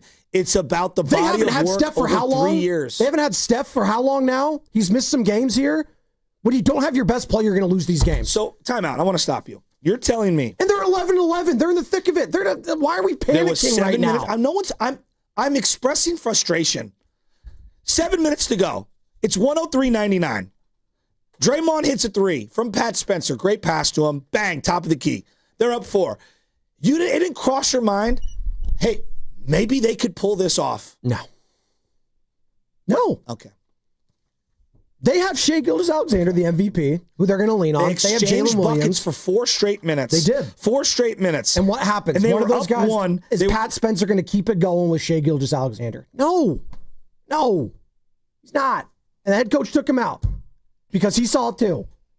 And this is what Steve Kerr had to say about the closing lineup. I just going with the guys who have, really played the best and you feel good about. And, we stayed with Gary because he's our best on-ball defender. Buddy is also better defensively than given credit for. And, we wanted him on the ball and we wanted his floor spacing. He got a good look late. He was mad at himself for not knocking it down, that corner shot. But, Buddy is a great shooter. And so we were just going with the guys that we felt gave us the best chance. He felt that Pods gave him the best chance. And I disagree with him. Okay. Not just with Pods, with Buddy. The combination he had out there, if the 4-guard lineups, it's been a 3-year issue. You don't have Livingston at 6'8" out there. You don't have Iggy at 6'9" out there with their length. I'm with you. Size is a huge problem. Just because you have 4 guards, they're not all created equal. 6'2" GP2 is not a 4. He's just not. Like Carter, my head is going to explode. We are playing, my kid calls it hoop ball now, right? Not basketball, hoop ball. That's cute. We're playing hobbit hoops. That's what we're playing. We're like a bunch of Bilbo Baggins out there. Hey, Bilbo, you could play the 5 on this team. No. Draymond plays the 5. You could play the 4. Like, what? Why are we in a 1-3-1? Because we're so length opposed. We've got to get these shooters out there. We got, even though Buddy's been clanking all year, got to get him out there. Well, that's the problem. They don't, who's the shooter you can trust right now on this team? They have what shooter? Exactly. They don't have a shooter on this team, especially when you're missing the greatest shooter in the history of the sport on top of it. Joe, I don't want that. I will hear, yes. You play games, everyone, if they're all professionals. My favorite line, Bill Parcells, they drive big cars too. They live in mansions too. The Warriors have a payroll of $200 million. Even if 110 of it is out, there's another 100 million or so that are getting paid to be professionals. I don't care if you're playing the 96 Bulls, okay? OKC is awesome. They are. You play because anything can happen. That is the essence of sports. That's why we have a schedule. That's why we play all the games. They had a chance to win that game. They didn't execute. I didn't love the combinations. I felt like they played just predictable combinations that led to predictable outcomes when the unpredictable lineups were the ones that were actually doing things. You're listening to 95.7 The Game, KGMZ FM and HD1 San Francisco and Odyssey Sports Station, and the home of the Golden State Warriors and Valkyries, always live on the free Odyssey app. Coming to you live from the Laughing Monk Studios. Spadoni and Shasky. Furthermore, your job as a head coach is to find the combinations to maximize your roster to win games like last night. That's why we give the Eric Spoelstras. So we're not going to give Kerr any credit for losing Joe, Jimmy Butler at the half and then making the run they did. Kerr is a 4-time champion. You're not going to give him any credit for making that a game with 5 minutes to go and taking the lead. Yeah, he gets some credit, and he also gets some demerits because life is about credits. I'm not giving him any demerits. I'm giving him credit yesterday. When you don't have Stephen Curry and you don't have Jimmy Butler and you take the lead in the fourth quarter against that team, that was one loss. You kidding me? Is Belichick one of the greatest coaches of all time? Yes. Okay. Does he have some plays he'd want back? Yes. Okay. How about Popovich? How about not having Tim Duncan on the floor when they're looking for a rebound on the biggest play of the entire series against the Miami Heat? Absolutely. Even great coaches make poor decisions. Sure, but it's also up to the players to execute. And that Popovich thing you're referencing, if Kawhi Leonard just hits a free throw, doesn't matter. So let's talk about that. Yeah. So Pods gets subbed in. They ran Carter and I watched it 3 times, and you sat there. Yeah. Kerr called a sideline play for Pods. Has to hit the shot. Who's that on? He didn't hit the shot. He was 3 of 5 from beyond the arc yesterday. Terrible decision. He was 3 of 5 from beyond the arc. Throwing when you have Marshawn Lynch in the backfield. They don't have another shooter right now. Do you want to and you said about Buddy Hield, you don't want to call a play, you don't want to have a play for him. The other shooter, Seth Curry, was infinitely hotter. If we're going to go that way, Seth Curry was hotter in that game, in that moment, than Pods was after sitting for 7 straight minutes. Pods hit more threes than him yesterday. He was 3 of 5. If your takeaway was Pods was hotter than Seth Curry wasn't. I'm not saying that at all. I actually don't think Pods Pods had a good game. He did. But the last few possessions sucked. I get it. Them the breaks. That's the difference between winning and losing. Jay in the Bay. What's up, Jay? You're on the roast. I'm just listening to you guys, man. And when he said that we we had zero chances of winning that game. Shame on him. Were we all watching the same game? Did we all watch them boys fight and claw? Did we watch the Maverick, better known as Pat Spencer, come out there and tear their butts up? And then at the end of the game, you're going to pull him out and put in Paz and Buddy? What are you doing, Steve? You got to call a spade a spade. That was the wrong move. And you should go online because everybody's lit over that. I could not believe that he did that. Yes, we had a chance of winning that game. And all you had to do was look at OKC's coach's face. He knew he was coming for it, but Steve gave it away. And that's all I got today. I'm a soap right now. Jay, real quick. You still there? Jay, you still there? Good call. She's gone. It's all right. Oh, no. I think she's gone. It's all right. It's all right. Their coach was heated. He had his arms like this. He was walking on the floor. I mean, there's a reason they kept Shai Gilgeous-Alexander in that game. If they knew they were going to win, they would ask, say, Shai, don't even play tonight. I mean, what I'm going to say here, people are going to think it's a loser mentality. I keep saying Spadoni's a loser. This is all loser talk. No, it's not. It's called reality. The fact that they made that a game and took the lead in the 5 minutes, I am focused on that. That means this team hasn't quit. They have a lot of fight. Seth Curry is a player right now. Buddy Hield is stinking. He's going to lose some minutes going forward. I thought Pods overall played pretty well. That's another takeaway from this. Draymond Green, albeit the stats aren't going to show up there, thought he played hard. No, I thought Dre had a really good game. I think so, too. I thought that, what's the female ref? Scott Foster was in the game yesterday. He was far from the worst. Yeah. The female ref was awful last night. Awful. Coach Hall, San Diego. What's up, Coach Hall? You're on the Morning Roast. Hey, good morning, fellas. I kind of see both sides. Bo, I won't call you a loser, but I still don't understand why Kerr never rolls with the winners. So Kerr is telling us that the guy that shot us back in the game and helped us get the lead is not good enough to finish the game because the guy behind him that was scoring empty points is more deserving. It just seems like Kerr has an unnatural allegiance to mediocrity, and it looks like, man, we're going to be right back in the same spot, limping into the playoffs. And God forbid something is really going on with Jimmy Butler. That's two knee issues from two of our best wings, and then step up and down. It's just very weird right now, and it's like, can he just win? Just roll with the winners. That's all I want, man. Peace, fellas. You know, there's probably about 5 or 6 different things going on this team simultaneously. And so you wake up this morning, Butler's out for who knows. Could be a game, 2 games, a week, a month. I would be surprised if he plays tomorrow against the Philadelphia 76ers on this road trip. We know Steph Curry's going to be out, though, for this road trip. All right. Steph is out. Like, they're in trouble. They're in big trouble. Yeah. They're in big trouble. And I just... Well, listen. Steph comes back, right the ship. Even at 11-11, and I know it's not sexy, and I know heading into this season, we're like, can we get off to like a 15-6, 15-5 kind of start to the year where we don't have to be playing catch up like they did last year? Because at the trade deadline, when they traded for Jimmy Butler, they had to play catch up and basically play playoff basketball for multiple months before getting into a play-in game and then into a playoff series. And we saw the wear and tear of that series against Houston. You lost Steph. Jimmy gets hurt. The rest is history. You lose in 5 games to the Minnesota Timberwolves. That's what you didn't want to happen again. I'll say this. It's early, but we are a quarter of the way into the season, and I do think we're starting to see the haves and the have-nots in the Western Conference. Pelicans stink. They're 3-19. Clippers are 5-16, and they just got rid of Chris Paul overnight and just swept it out under the rug. That was weird. Kings are 5-16. They stink. They're trying to trade everyone. Mavericks are 7-15. They stink. Jazz are the Jazz, 7-13. Yeah, I don't care about the other teams because I'm watching my team, and I don't think they're good. But they're 11-11, and they're the 8th seed right now. And you know what? They're a couple wins away from being the top 6 seed. Is it good enough to get to the second round? No, why not? They got to the second round last year. I don't think it is. It's all matchup dependent. I'm not panicking right now. I'm not. It's not. I'm assessing. That's fine. what I'm doing. I'm assessing. It's a long season. I'm assessing a team that doesn't look good. They don't look connected. Why don't they look good? Why don't they look good? Because they don't have their best player. They have 6 guys. They don't have their best player.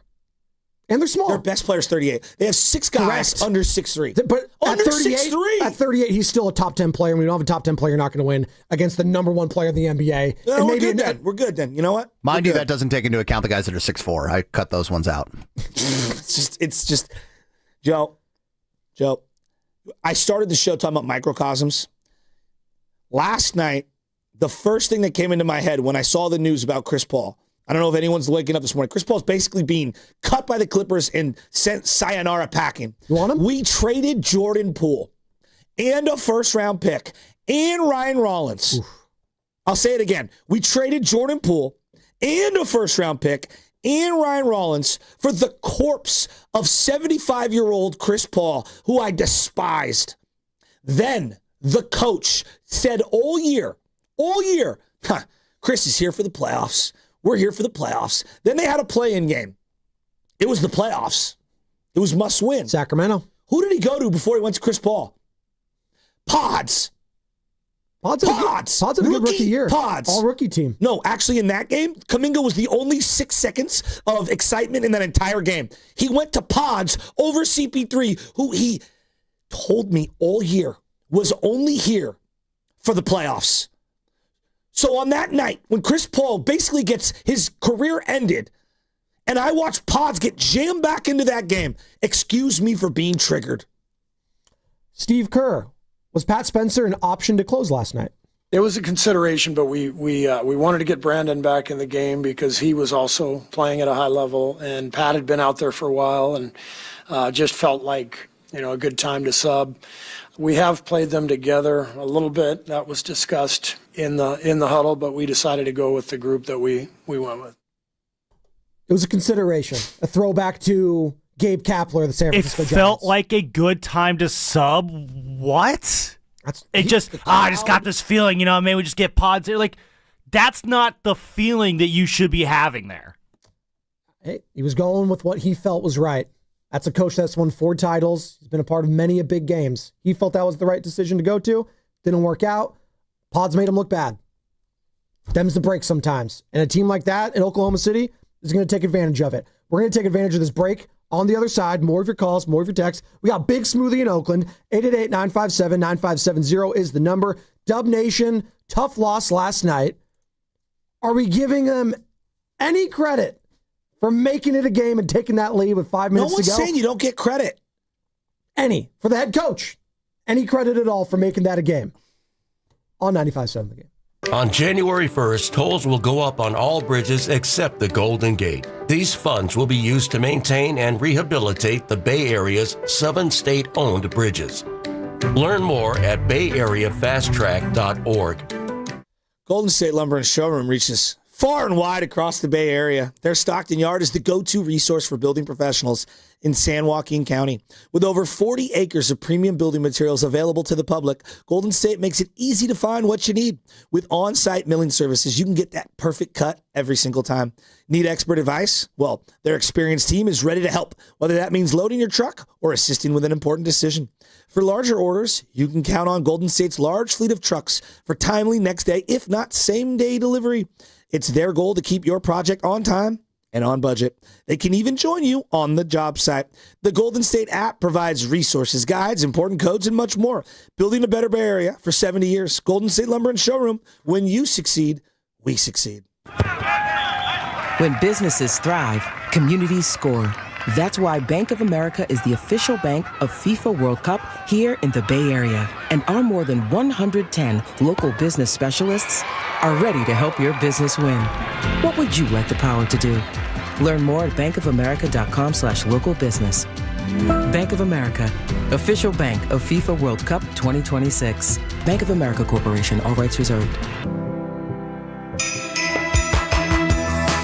Comcast Business is celebrating the holidays by giving your business the $1,000 holiday bonus when you switch to a gig speed internet package. Just imagine the thousands of possibilities of a $1,000 prepaid card. Like possibility number 12, a new laptop for the office holiday hero. Or possibility number 108, smart speakers to deck those hallways. Or possibility number 192, new equipment for the new year. Or possibility number 555, Bluetooth holiday lights for office decor.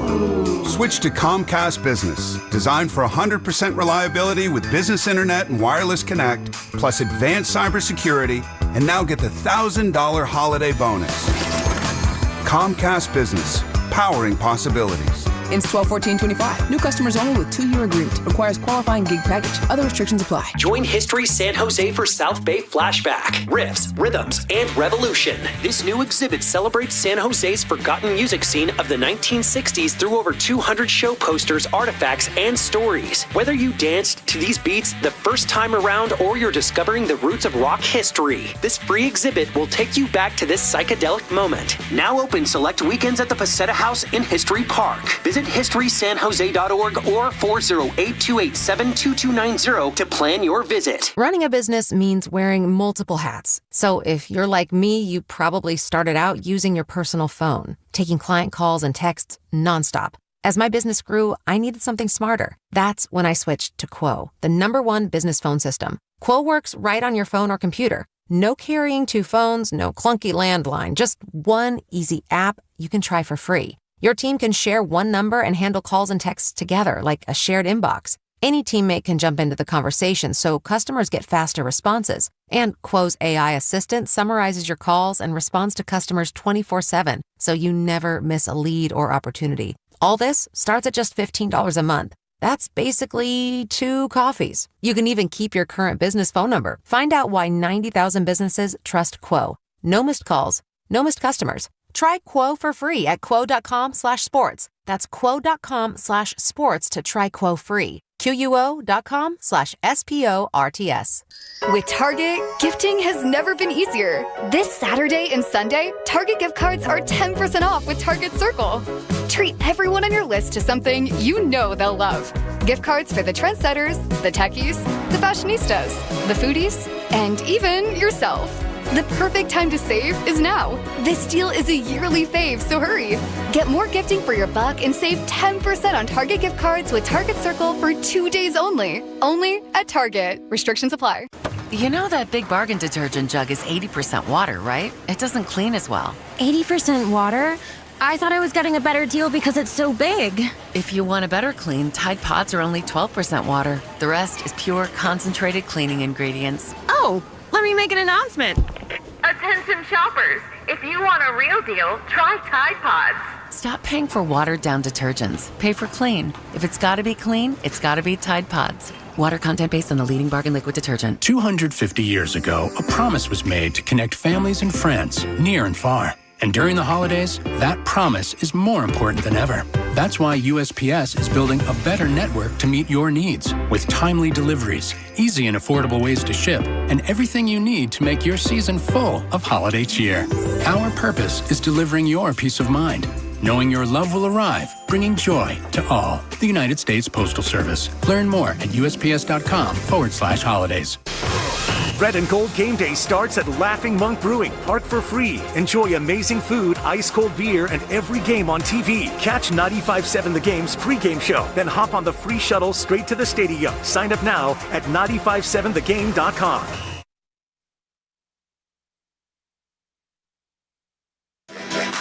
Kuminga, left side to the right wing to post to Seth Curry. He'll step in. Bounce pass to Spencer of Beauty. Right down the baseline. Nobody home on the left side. And Spencer able to lay it in. Spencer to the right elbow. Pull up jumper on the way. Got that one. Back-to-back buckets for Spencer. Double team in midcourt to steal. Spencer to Buddy Hield. Hield goes up.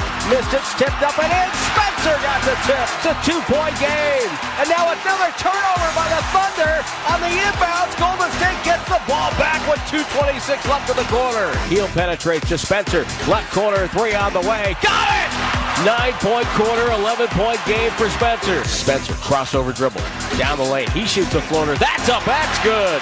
The unshakable confidence of Pat Spencer. Shot clock at 8. Now drives into the paint. Stops, turns, fadeaway over. Holmgren. Nothing but net for Pat Spencer! Oh my goodness! How did he get that off? Love that montage. Tim Roy on the call. Tom Tolbert right here on 95.7 The Game. Nice little fadeaway, too. Shout out to Matt Nahigian for producing that. I'll give him credit where it is due. Carter doesn't want me to. I'm going to. You can call him Fat Spencer, by the way, because that guy was eating yesterday. Post-Thanksgiving, 17 points. Ties, Pajemski, by the way, for the most points on the team from a player for the Warriors. 8 of 14, 1 of 1 from beyond the arc. He also had 6 assists. And the one for me, that was actually the most impressive from Pat Spencer yesterday, Joey. 0 turnovers. That was sometimes. Listen, it is getting lost, and I'm not trying to like be this guy. Oh, moral victory. I'm not trying to say that. Pat Spencer, I think, deserved to close yesterday too. He did. I would have liked to see him over Pajemski. It doesn't even have to be over Pajemski. They could play alongside each other. He should have been on the court. Do you hear the voice of Tim Roy? Oh, they're fired up. Okay, so this is my belief to basketball. There are some guys that can sit on the bench after going on a heater, get up off the bench, and continue their heater. Those are called all-timers. Yeah. Shai Gilgeous-Alexander, one of those types of guys. Yes. Steph Curry's obviously one of those types of guys. The majority of the league is, while I'm hot and you need me, if you need me, because the other real legitimate superstars are unavailable, ride the wave and the hot hand. Because once I get subbed out of the game and I start to calm my breathing down, and now I've lost my confidence just a little, and I've lost my flow, and whatever it is, if you're in the zone, you're in the zone. Pat, for whatever reason, and he had missed a shot before he got taken out. He was in the zone. Watch the half-court possessions for 5 straight minutes. It's Draymond and Pat, and no one else is moving. He's the only one moving. So it wasn't even about just pods. It was about stick with Pat. He's getting into the rim. He's getting into the lane. He's the only guy who can beat his man off the dribble. He's sneaky bigger than you think. He's sneaky athletic more than you think. And yes, all of that said, what a sad sentence. But that's where the Warriors are at. I'm begging for more Pat Spencer minutes for crying out loud. In that first half, I even tweeted out. I was like, we got Pat Spencer guarding Shai Gilgeous-Alexander. I was like, God bless us, everyone, going Ebenezer Scrooge this holiday season. But you know what? This is even going to sound, people are going to say this even sounds like even more of a loser take. Shai dropped 38 points. I actually thought Pat did an okay job guarding him. What do you expect him to do? Great example. Buddy got the 4th foul of that quarter, team foul, was a horrible, nonsensical, silly foul on Shai Gilgeous-Alexander, 50 feet away from the hoop, trying to steal the ball in the backcourt. It's bad. Get back on defense. Yeah. It was a stupid foul. Lazy is what I call it, too. Well, it compromised their entire defense. Yeah. And, Kerr, why are you rewarding that with more minutes and more shots? Well, if Moody made that same foul, would he have been in the game? No. That's this, and I come back to, it's not about just this game. It's the consistent theme of bizarre favoritism for one guy over another guy. And I can't keep up with it. Kerr did talk about Pat Spencer yesterday, and he thinks he deserves to be on the roster full time. Pat's just awesome. He's such a pro, such a competitor. The fact that he can play any role, he's the same guy every day, whether he plays, 21 minutes or 0. And he's a really good downhill pick and roll player, which is, a powerful force that you need that type of action, especially in the modern game with the floor spacing, and he's a good passer. So I could tell you, I'd love to get him more minutes. We also have Melt coming back, hopefully on this trip. Pat's also on a 2-way, so he's limited to 55 games. So we may have to, once Steph is back and we have Melt, we may have to give him some nights off because he's got a 50-game limit. So there's a lot at play here. But Pat's he's an NBA player. He belongs on our roster full time. And I want to give Pat Spencer credit because it is so difficult to be on a 2-way deal, knowing you're going to have to at some point maybe go back to Santa Cruz in the G League, and you have to show that you belong up here. And how do you do that when you're on the court? Oh, I got to try to get some buckets. I got to try to do something to show that I am worth keeping around. When you have all these other made men that have standard NBA contracts, I have to get mine. So I commend Pat Spencer first and foremost for playing within himself, having 0 turnovers, being not only a facilitator with the offense, but being aggressive enough and knowing the time and place. Hey, Jimmy's out, Steph's out. You know what? I am going to get buckets. And that is something yesterday, Joe, that you and I are in lockstep in. Someone needed to do something, and he put it on his shoulders. Good for him. There are probably, thousands surely hundreds of decisions that go on throughout a game. Would you agree? Oh, yeah. For a coach, a staff, whatever. I mean, hundreds, if not thousands of decisions. And, like, you can have a good game as a coach and 3 or 4 different decisions throughout a game you want back. Sure. And I didn't understand the fourth quarter. Kuminga, he's not shooting well from the field, but in this particular game, he was one of the few guys that could collapse that defense and get the ball at the rim. He missed a bunch of his own shots. I also thought they missed him when it came to getting the other team in foul trouble potentially. 100%. Trying to get to the bonus. He's one of the few guys alongside Jimmy Butler, who obviously didn't play in the second half, that could get fouls. And look, I don't think he played great yesterday, but I think it's one of those games where it's like, to your point, you have to weigh, hey, what are you bringing to the table? What do we need right now? Watch the half-court offense for the last 9 minutes. It's 5-man out. And the only guy moving and the only guy who's able to take his guy off the dribble was Pat Spencer. So to take that guy out when all the other guys are either catch and shoot or I just want you to catch around the rim is bizarre to me. And he's talking about like Melton's coming back. Now I go back to roster construction, which I will exonerate Steve from this criticism. This is on the team for putting together a roster of all 6'3" guys. The whole team is 6'3". Well, not only that, Joe, but the guys that you're expecting to come back and play well, even Seth Curry last night, who's coming off like just months without playing an NBA game. And I know a lot of people are pissed off. I needed more Seth. I was like, well, that one I can understand. He's not conditioned yet. He has to work himself into shape. I understand it. He's 35. D'Anthony Melton, he might be in his late 20s. He's coming off a horrendous injury on top of a back injury prior to that. Like, it's not only that they're small, it's that they're old. Yeah. And that is the worst combination that you could have. I'm aware. And what was the antithesis of that on the court yesterday?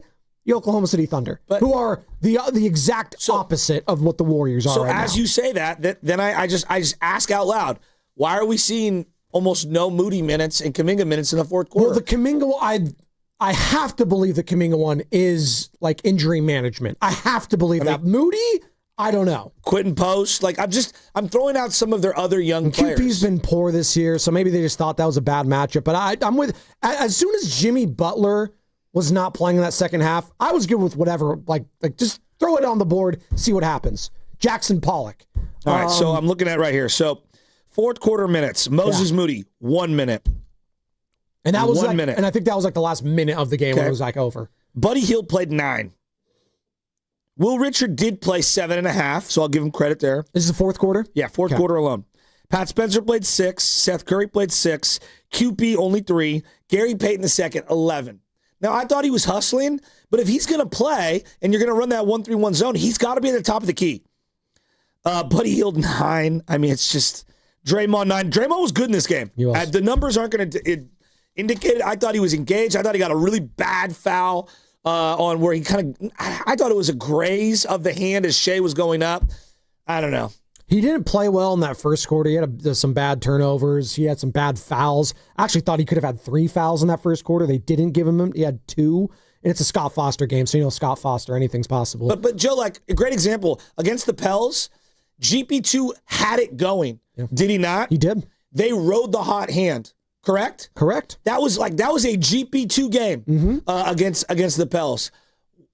I would have liked to see a little more Kuminga, and I wanted to see a little more Pat Spencer, which is a sad sentence. I acknowledge it sounds ridiculous. I want to hear more from Big Smooth in Oakland. Big Smooth, what's up, man? You're on the Morning Roast. Hey, good morning, gentlemen. Good morning, as always. But listen, man. Okay, first of all, hats off to Steve Kerr. He coached a good game. Now, here's what I agree with Shafty with. Bro, we have 2 problems that are major, glaring problems. Buddy Hield and, Pods. I'm sorry. Pods played at a high level. I didn't see a high level. Maybe what a high level to Steve is, something different. When Pods shoots the ball, I know it's not going in. When it goes in, I'm surprised. Like, oh, snap, look what Pods hit a jump shot. I shouldn't be surprised at a professional who hits a jump shot.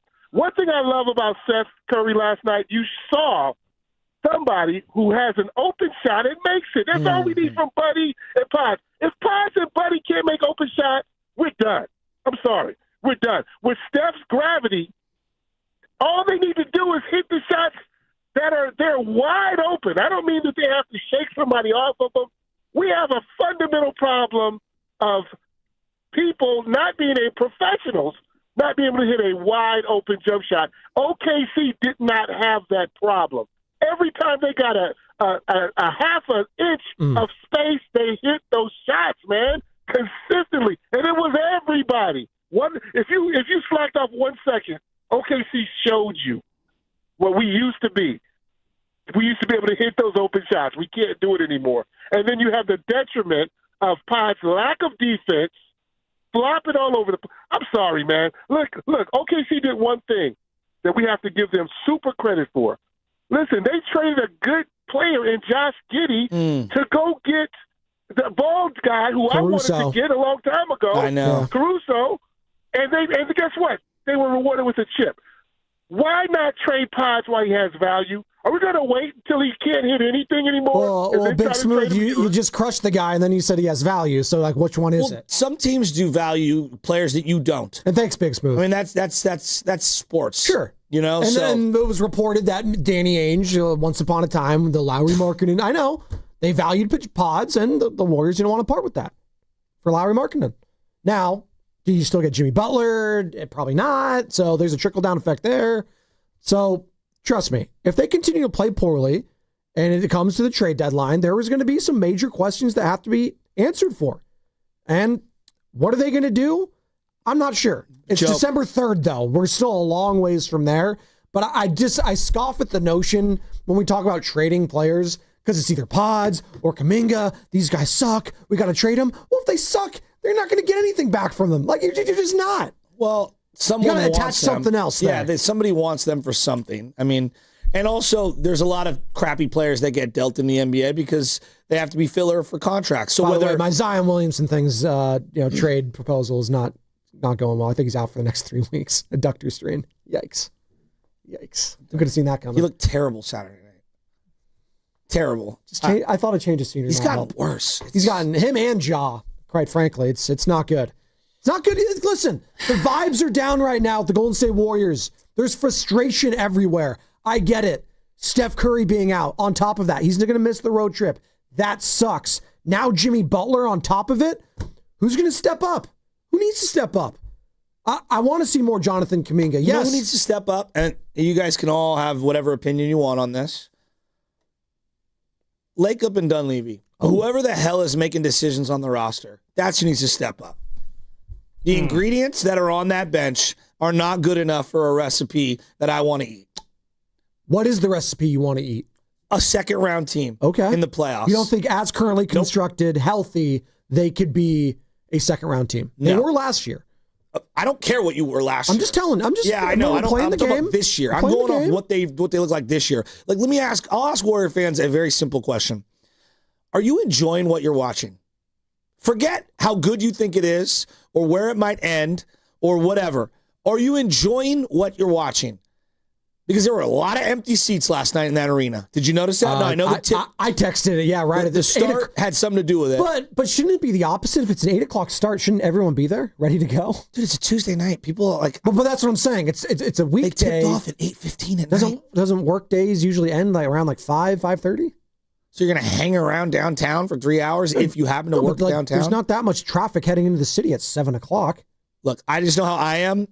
You asking me to cross a bridge or come from the peninsula or the North Bay, and it's, leaving the city. Yeah, leaving the city, it's tough. Heading there, I've done it a bunch of times. Not too bad. I don't like doing it. I know. Sean in Oakland. I'm old. What's up, Shawnee? Just being real. Hey, what's going on? Hey, good commentary this morning. Let's just pump our brakes and not get too excited. OKC is the best team in the league. Sure. And so I was at the game last night. They were down by 19, 21 and a half, and I'm sitting there with my buddy like, hey, if they don't cut this within 10 with 6 minutes left in the third, we're out of here. But they cut it to 8, and then, they're up by 4 or 5 with 4 or 5 minutes left. So I saw a team that continued to fight. Pat Spencer balled. Steph Curry looked pretty decent, although he's a little out of shape, but he hit some tough shots. Here was the challenge last night. OKC got any and everything they wanted, and Jalen Williams, whenever he needed a bucket, they just made it look so easy the Warriors hit some incredible tough shots, and the game is really hard for them right now, and that's because they're not athletic enough, they're too small, and they're too old. And so we've been saying the same thing all year long, but I like the effort.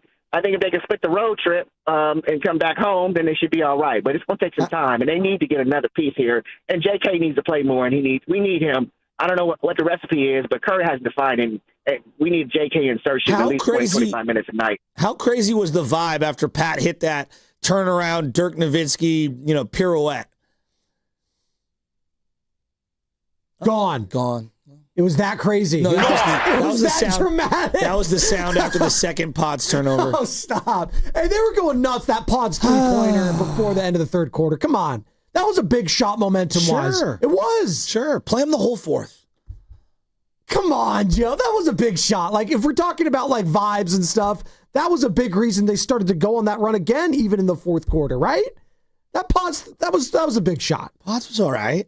It was good. We act like he's a made man. I don't get it. I don't think he is. Yeah. Steve Kerr, I would throw Moody, Kuminga, and Pods all in the same bucket. Like, you're all young. You have a lot to prove. I don't know if you're good. I don't know if you're bad. I don't even know. But I don't understand why. Like last night, everyone plus minus. He leads you with plus minus. I don't care about that at all. Please. Last night, no Steph Curry. I think it's a good indication. Kaysen Wallace was the leader for plus minus the Thunder. Was he their best player yesterday? No. Please. Forget plus minus. Well, you brought it up. The 4 turnovers are my biggest problem. You're a point guard that over dribbles. You had 4 assists and 4 turnovers, and the ball was in your hand the whole time. How many times do I have to come onto this show on the microphone and say, if you're going to be a ball handler, 2.5 to 3.5 to 1 is the ratio you look for good to great point guards? He is not at that ratio, and it becomes way worse, especially in games where you don't see Steph Curry. This is he's the one who said, I want to take the keys to the franchise. Yeah, he didn't do himself any favors with the comments. It's like, dog. He said it, not Joe Shasky. No, he did. He did. He has to own it, and that ruffled some feathers within the organization, as we learned. And we do this thing on defense. Everyone's like, oh, Pat Spencer's defense sucks. I woke up this morning to an Instagram post. Oh, God. How many times have I showed you guys? He overplays at the top of the key, and guys go right around him. Gets blown by every time. Every time. He overplays. He leaves his feet. You're not a shot blocker. Close out with choppy steps, hands up, and stay in a defensive stance. His defensive principles are just not good, and it's very frustrating. And again, he played well yesterday. It is a Warriors Wednesday, brought to you by Freeman's Appliance. Come see their full selection of in-stock luxury appliances and live working vignettes. Visit Freeman's Appliance in Pleasant Hill today. We are guest-free. The people are the guests. 888-957-9570. The phone lines are open. You can also text the Boxer and Gerson Work Injury Attorneys text line, 888-957-9570. Let's hear from Draymond Green talking about Pat Spencer's performance yesterday. He's continued to get better and better. Pat just has a bravado about him, though.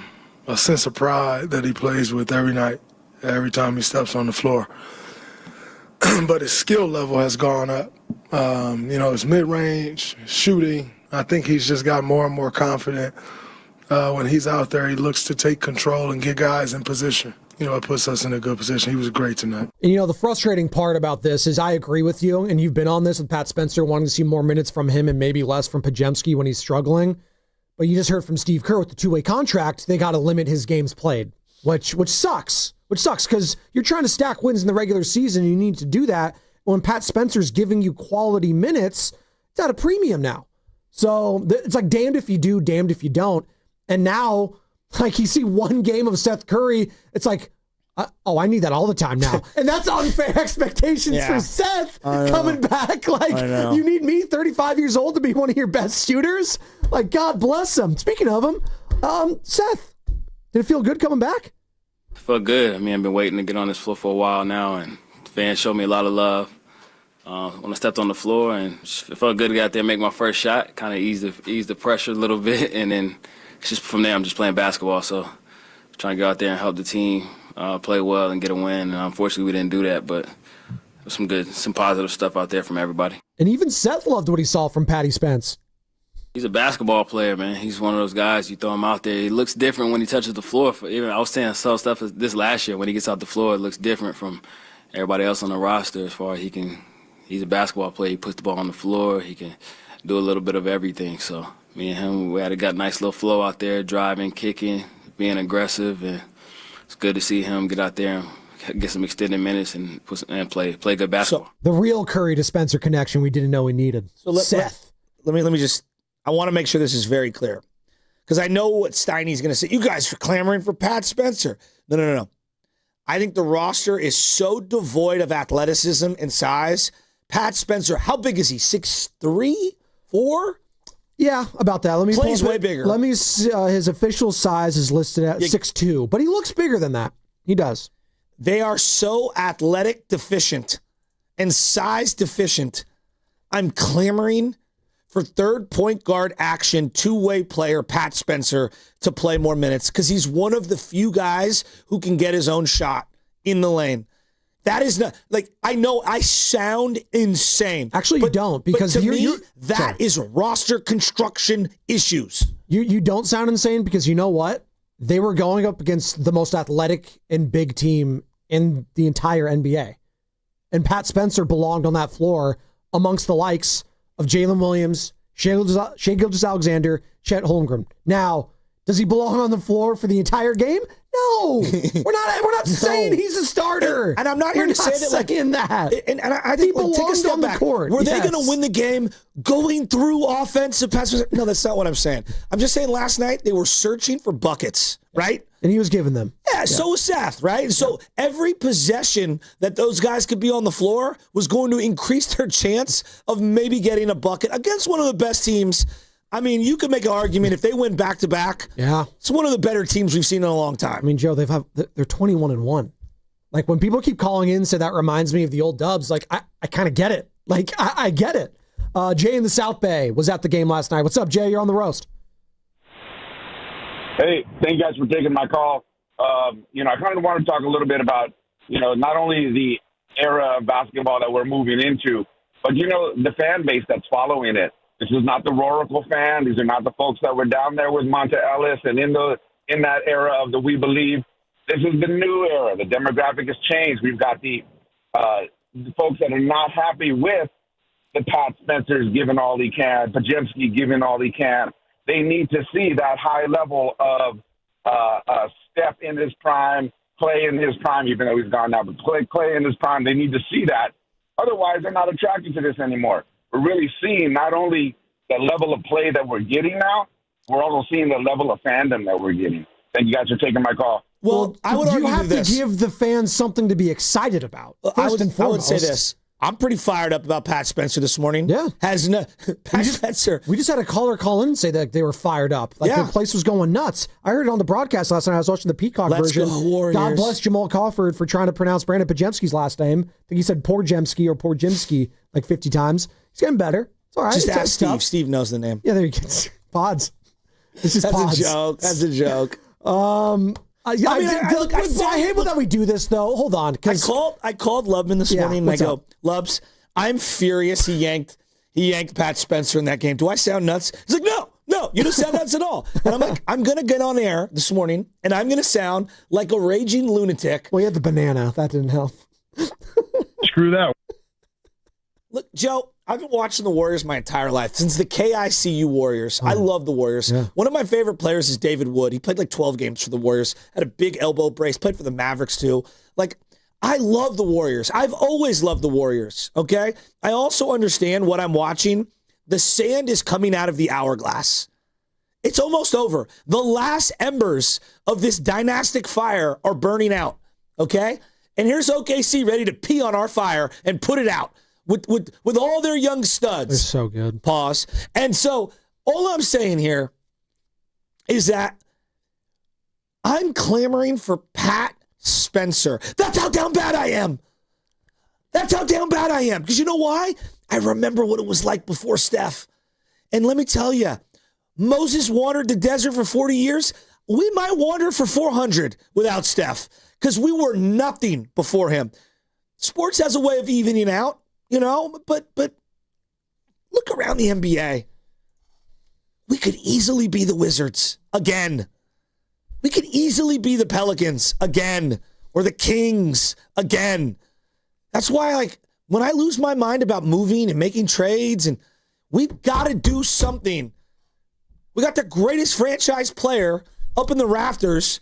I mean, you can retire his jersey right now. Build the statue right now while he's playing. They got to do whatever it takes to bring in whoever it takes to be able to get through that team you saw last night. And what I saw on the floor, obviously it's without Jimmy, it's without Steph.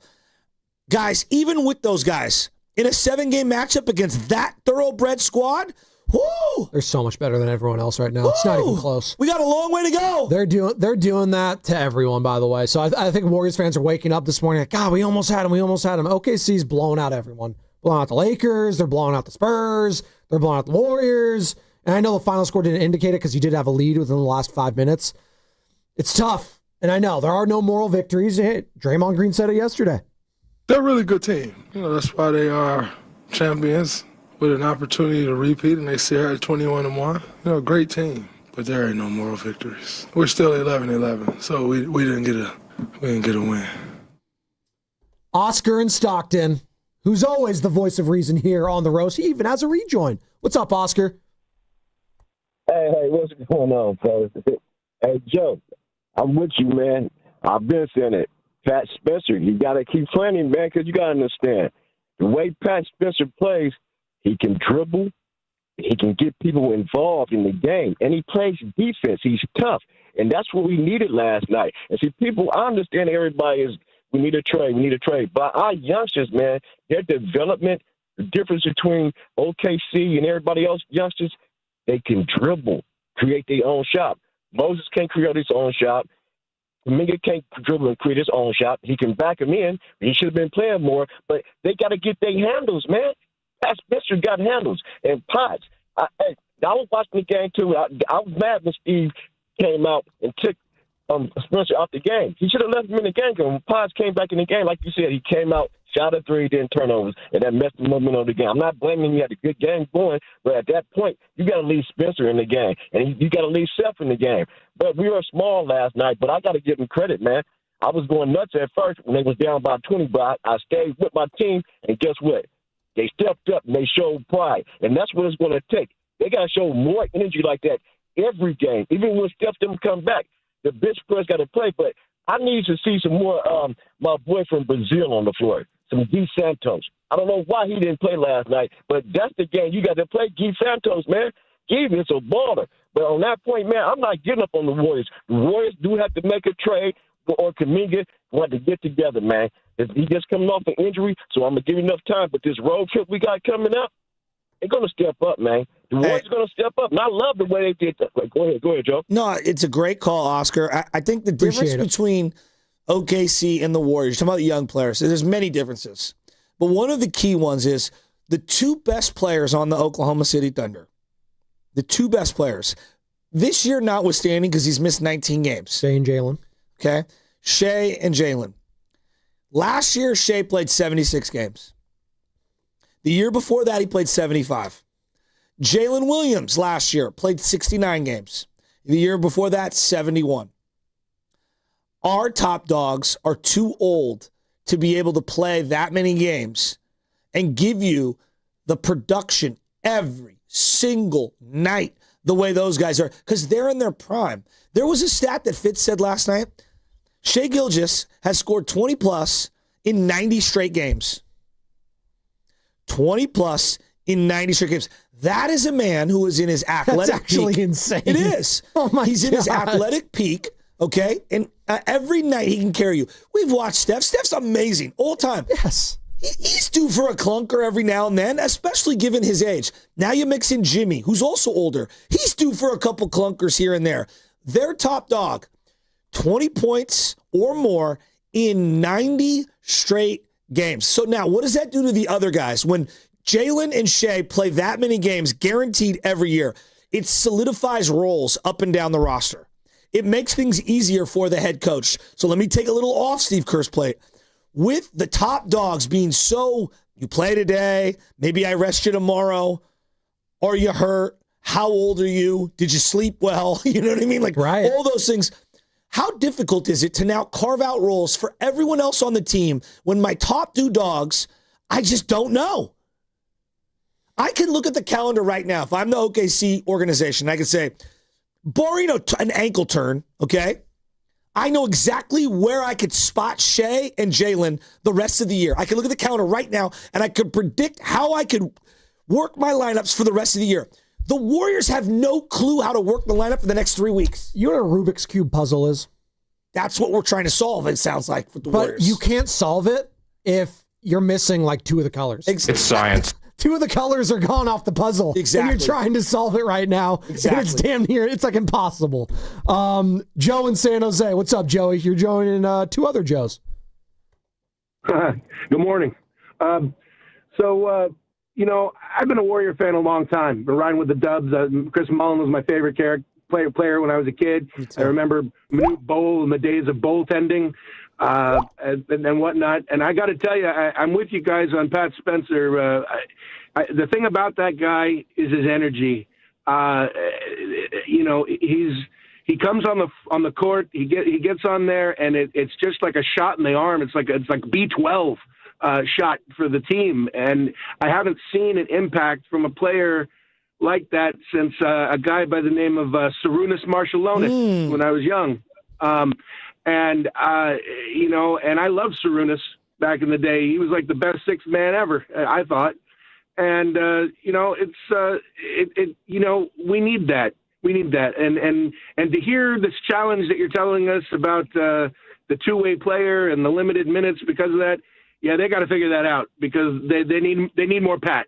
They need more of that B12. It's so interesting that you bring up the two-way player thing because in my life, the Warriors have actually been excellent at maximizing it. Someone like Anthony Morrow, I don't know if everyone remembers him. Nelly found Anthony Morrow. All he could do was shoot. He was perfect. And these guys that come up, they catch lightning in a bottle for like a year or two. That's when you got to strike on those guys. Earl Boykins. You guys remember that name? Earl Boykins? Okay, GP2. Yep. Who, remember, Steph didn't want Gary Payton. He wanted Avery Bradley. Remember that? Yeah. Ty Jerome to a lesser degree. Maybe it's Anthony Lamb. Sometimes these guys pop up and the seasons are so long, you just got to kind of ride the wave. And I don't know, man. I think they've got to carve out some time for the guy. He's not the end-all, be-all. He's not the difference between winning and losing. He's not going to carry them to a playoff victory. I'm not saying any of those things. But when you have the pulse of your team, and I bring up Nelly as a great example, guys would fall in and out of favor with Nelly. Now, Nelly also drove me nuts with favoritism, so it's not exclusive to just Steve Kerr. Every coach does it. Nelly would ride those hot hands, though. Ride those hot hands. Part of how Monte Ellis got developed, Jay Rich broke his wrist, Monte ascended out of nowhere. Andres Biagins ascended out of nowhere with Baron Davis. And you got to ride those guys until you can't. Part of why Draymond Green was found was you rode that hot hand because David Lee was not there. What happened to that guy with Steve? Where was that? It's unfortunate that they don't have the shooters on this team to have enough hot hand type of games. You have them occasionally, as you said, against a bad New Orleans Pelicans team. You know, even though that was a dogfight in that one, Gary Payton had to be that guy. Yesterday, Pat Spencer was that guy. Hell, and it's unfortunate that like the other guy that was shooting well outside of Seth Curry, obviously off the bench, was Brandon Pajemski. He actually shot the ball overall very well. It was a good game for him. It was those last few possessions that unfortunately killed them. And what happened off those was Oklahoma City buckets on the other side. So, from their their top dogs. Chet, by the way, 21 points. Shea, 38. Jalen Williams, 22. And that was the story of the game. You know I view Paz as a point guard, right? Yes. All right. And I don't want to crush the guy. It's a couple of possessions.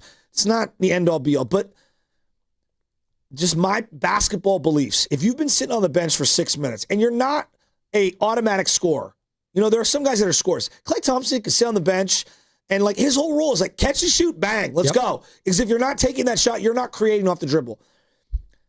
Feel the game out a little. You run a sideline inbound play for pods, and he's got to shoot it right away. What?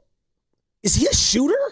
I mean, he can shoot, and he was shooting well in this game. You've been sitting on the bench for 6 minutes. I don't think of you as a knockdown shooter, but that's the empowerment of the coach now seeping into his head. Take that shot. Take that shot. Nah, dog, work the offense a little.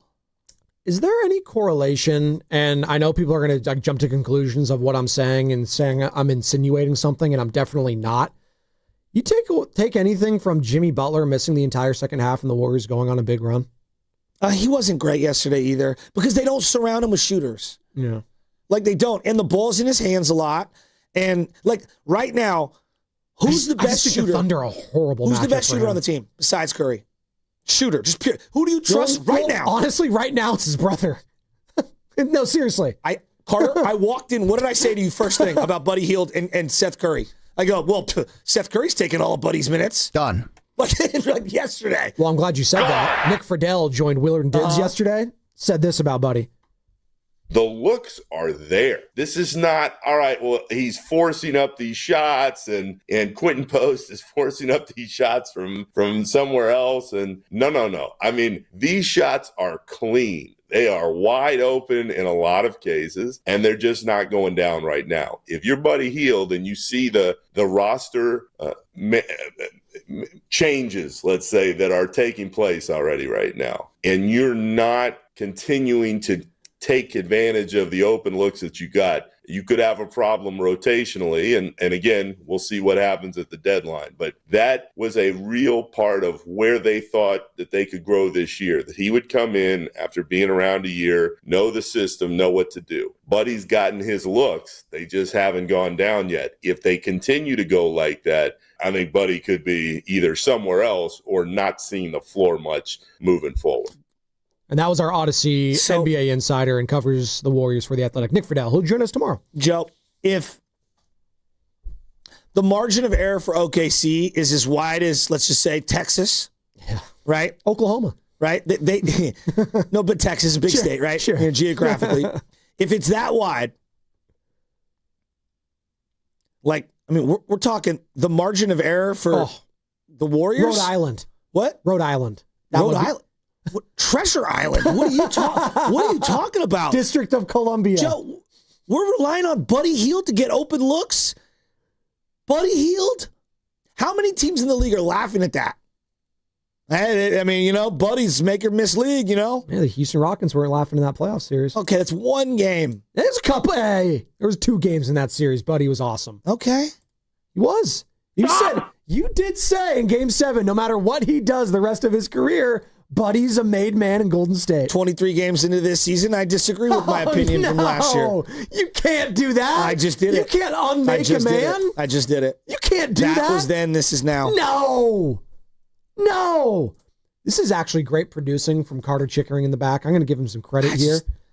This is what Steve Kerr has. You remember Moses Moody's Thanksgiving game a couple years ago when he was on fire? Oh, yeah. And Steve Kerr subbed him out? Yeah. And then after the game, he's like, you know what? Shouldn't have done it.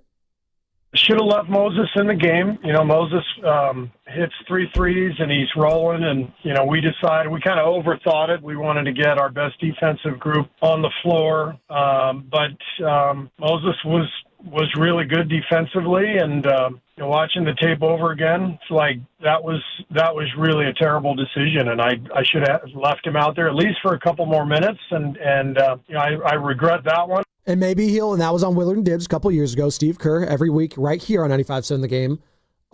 Maybe he'll feel the same with Pat Spencer tomorrow when he speaks to the media. Joe, he's an all-time legend. But there has been one play that sticks out in my head.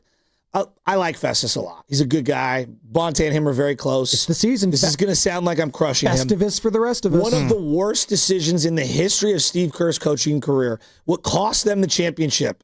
There were many reasons, but one of the things that cost them the championship, him putting an ice-cold Festus Ezeli, who barely played at all that entire postseason, let alone that entire year, he put him out on an island, put him in the game, then put him out on an island on a switch against an ice-cold LeBron who pump-faked and Festus left his feet, bang, let me get 3 free throws, and he got all the momentum, and the Cleveland Cavaliers, this is in Game 7, got all the momentum. Second quarter, he brought in Anderson Varejao, who was horrible, absolutely horrible. There has been a theme throughout his career. At times, he's on it. Last year, last 25 games of the year, he was on it. Every move was working. Guys were performing. The combinations were on point. I thought he was pulling all the levers. But there's other times in his career when he's not pulling all the levers. He makes these odd decisions of going with ice-cold guys who aren't hot and taking guys who are hot off the floor. And it's maddening. Maddening. You know what else is maddening sometimes? Injury report.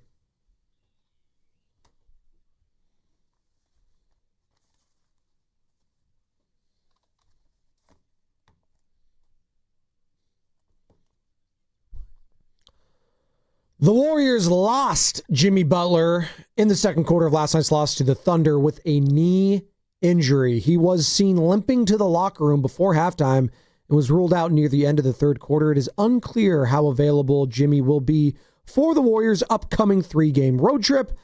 Steph Curry will also miss the road trip due to his quad injury. The injury report was brought to you by Boxer & Gerson, Northern California's premier workers' compensation law firm, helping injured workers get their lives back for over 40 years. As you are listening to 95.7 The Game, KGMZ FM and HD1 San Francisco, an Odyssey Sports Station, and the home of the Golden State Warriors and Valkyries, always live on the free Odyssey app, coming to you live from the Laugh Among Studios, halfway home here on a Warriors Wednesday, hump day. It's Spadoni, it's Shasky. We're reacting to a tough loss last night, albeit a valiant effort in the second half after you lost Jimmy Butler with no Stephen Curry. It was a homecoming of sorts for Seth Curry, making his name felt very quickly in his first game of the season with the Dubs.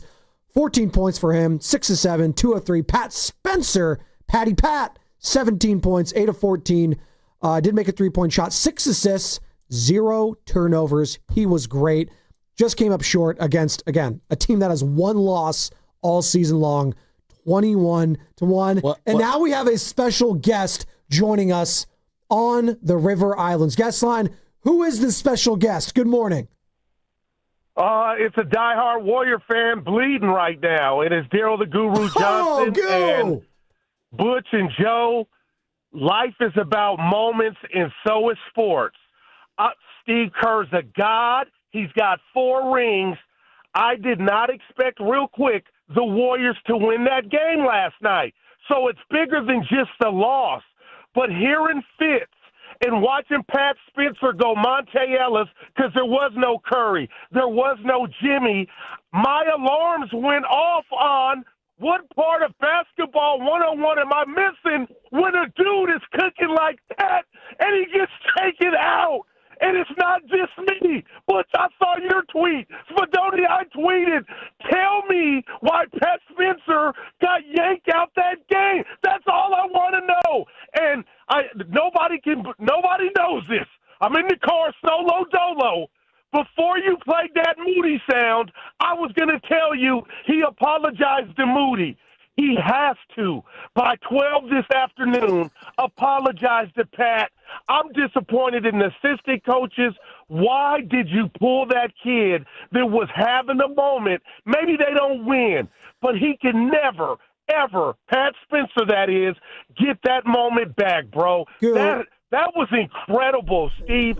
How did you take him out? Goo, I got to go Steiny on you. Come on. Pat Spencer. Just don't do that. Come on. Don't do that. There's no Steph. There's no Jimmy. No, that's not fair. That is an indictment on the roster that I'm begging for more Pat Spencer. I'll defend Guru. Hey, Butch, I appreciate it. And Spadoni, it's not even about his Curry. I'm not telling you that. But last night he was. Exactly. He was getting in the oh, my gosh. He was getting in the paint. He was passing the ball. I mean, hey, no, seriously. So, Spadoni, I'm not selling you. And, Butch, I heard you. I'm not telling you he's Isaiah Thomas. No one is. The dude can play. Yeah. Steiny laughed at me when I said, hey, there's just something about this Spencer kid. No victory lap. But, guys, I saw Seth Curry, who shocked me. He was hot and came out the game.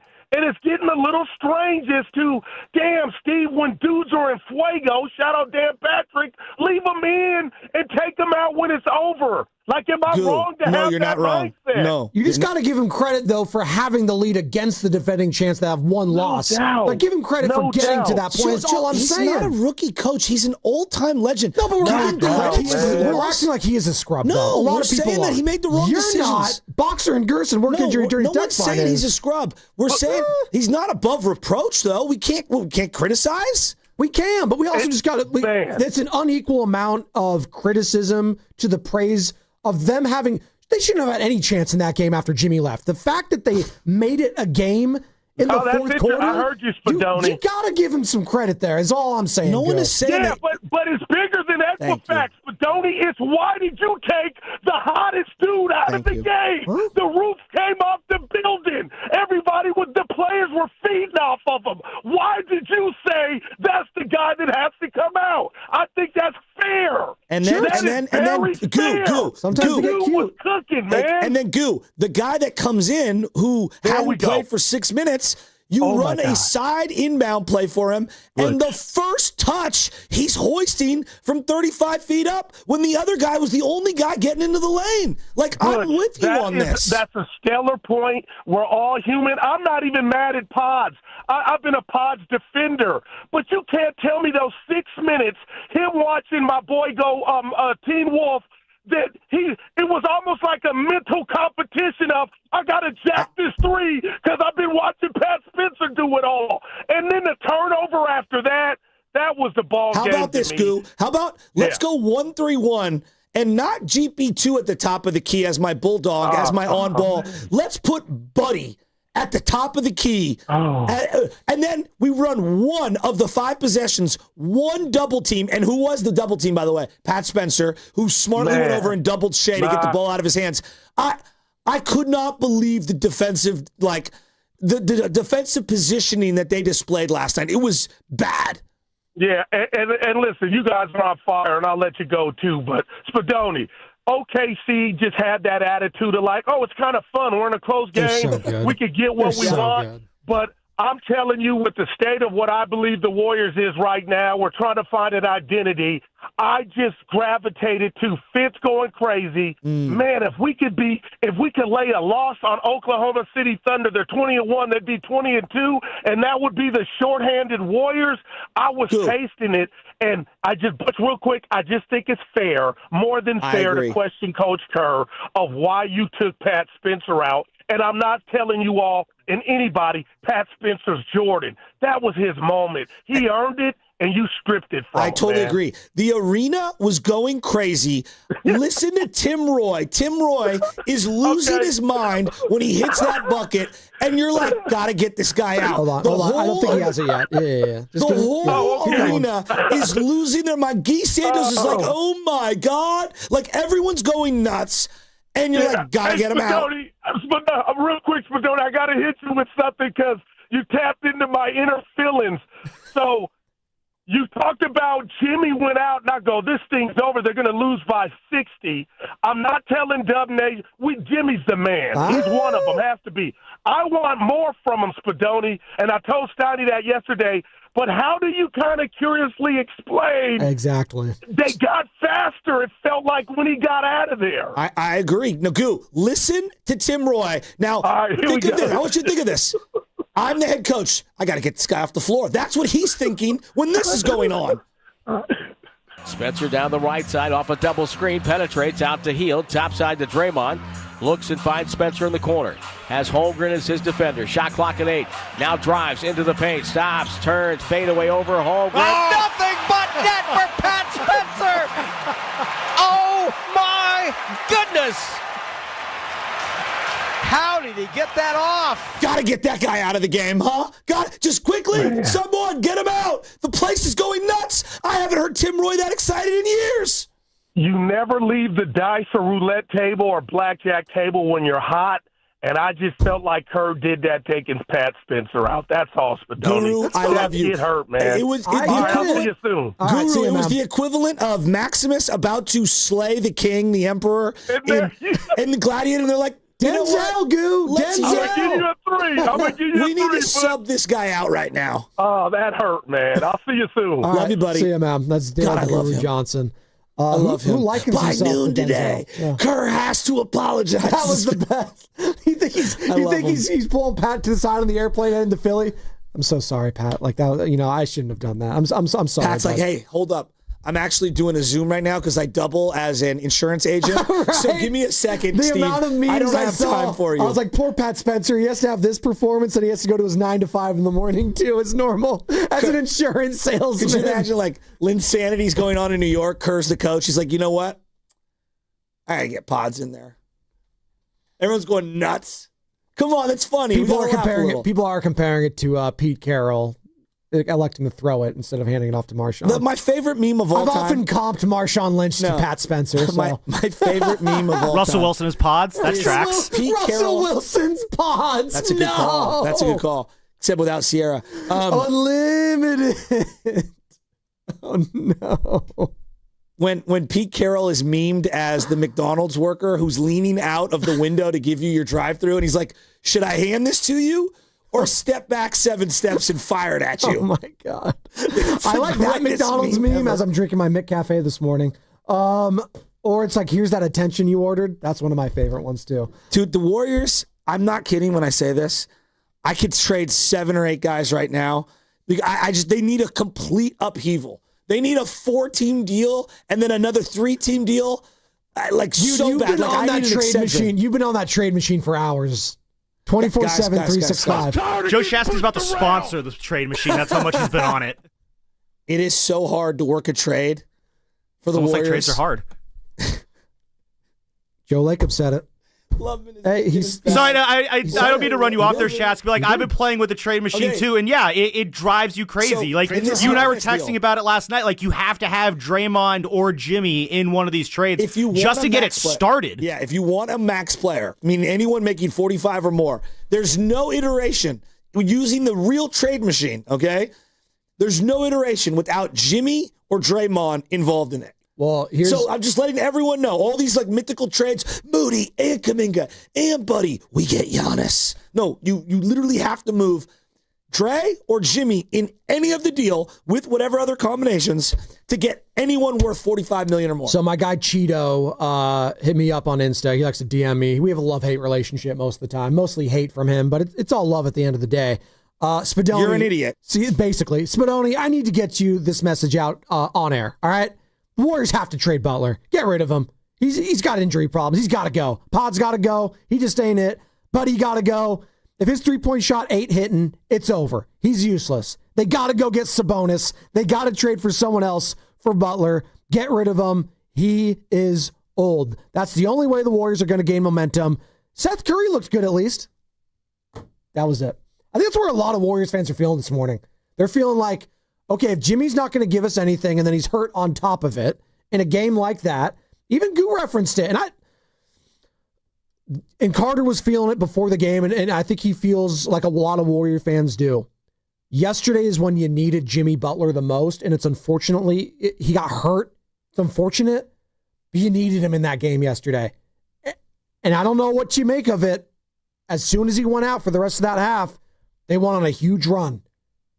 Is that something or nothing, Dub Nation? 888-957-9570. Now you piqued my interest. Yeah, is the number. We'll pick this up on the other side. Brought to you by Fremont Bank. Here for you, here for good. What if you could have reliable and intelligent Wi-Fi? And get this, what if you could keep it at the same price for 5 years? That's the Xfinity 5-year price guarantee. 5 years of Wi-Fi that boosts speeds to the devices that need them most. That finds and fixes problems before you even notice them. Like super intelligent Wi-Fi with a sixth sense. And that keeps you gaming in the fast lane, even when the whole family is banking on bandwidth. All your devices working in perfect harmony for 5 whole years. And here's the best part. No annual contracts, no hidden fees, and our best equipment included. Hey, let's face it, a lot can change in 5 years. Kids grow taller, dreams grow bigger. But your Wi-Fi? It would stay reliable and the price would stay put. The Xfinity 5-year price guarantee. Lock in your price and unlock the possibilities. Xfinity. Imagine that. Select plans only. Restrictions apply. When businesses thrive, communities score. That's why Bank of America is the official bank of FIFA World Cup here in the Bay Area. And our more than 110 local business specialists are ready to help your business win. What would you like the power to do? Learn more at bankofamerica.com/local business. Bank of America, official bank of FIFA World Cup 2026. Bank of America Corporation, all rights reserved.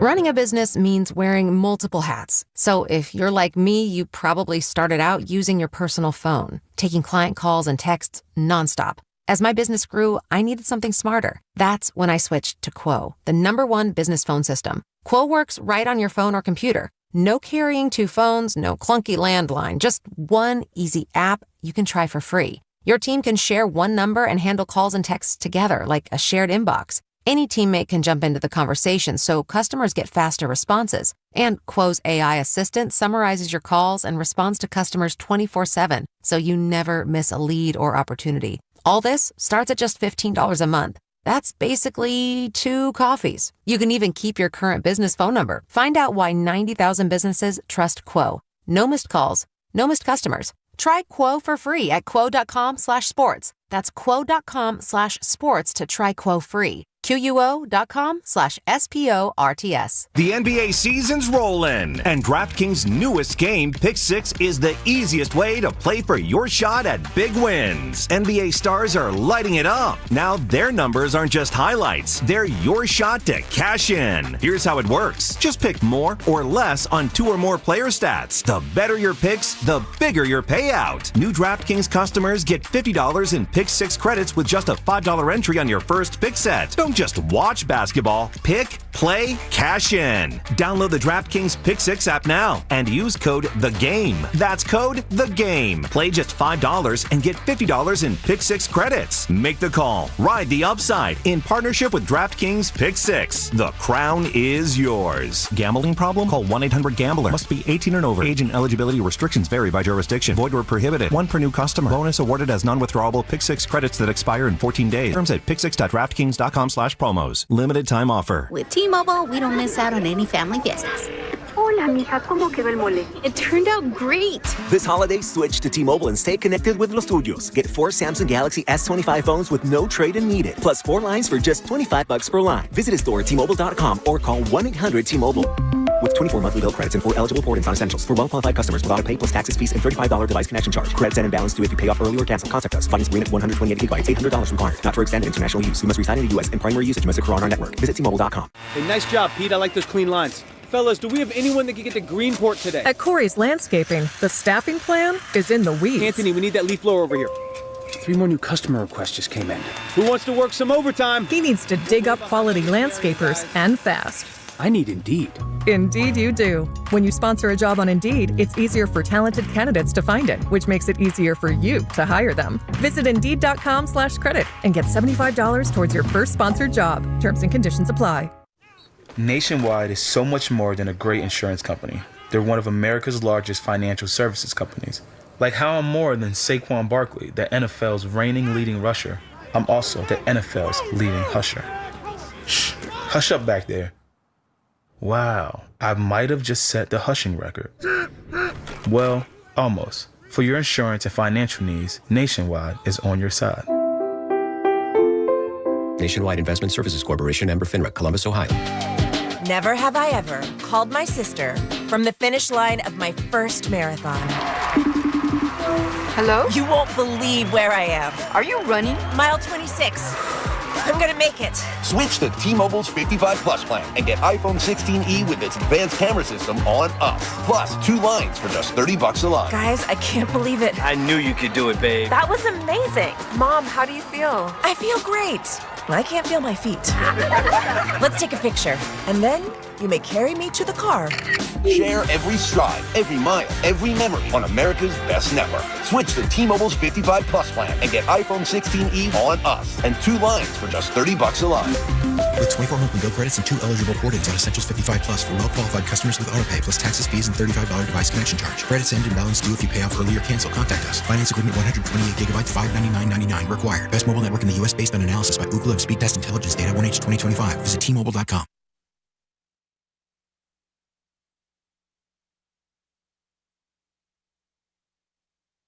Hey, this is Steve Scott from KCBS, the PA voice of the Warriors at Chase Center. Here's your starting lineup for the morning roast on 95.7 The Game.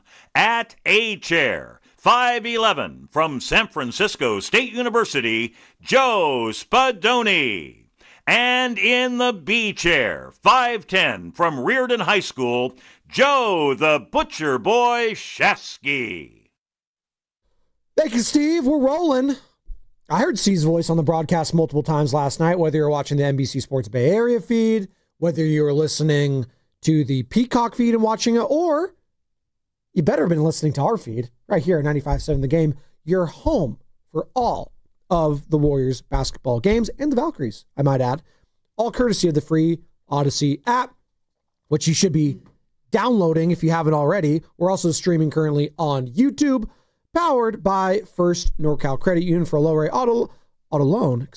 Apply online or just ask for First NorCal financing at the dealer. And it is a Warriors Wednesday brought to you by Freeman's Appliance. Come see their full selection of in-stock luxury appliances and live working vignettes. Visit Freeman's Appliance in Pleasant Hill today. Spadoni and Shasky rolling, talking about a Warriors tough loss last night against the defending champ, Oklahoma City Thunder. They are 21-1, and they look as lethal as ever. The Warriors' valiant effort comes up short.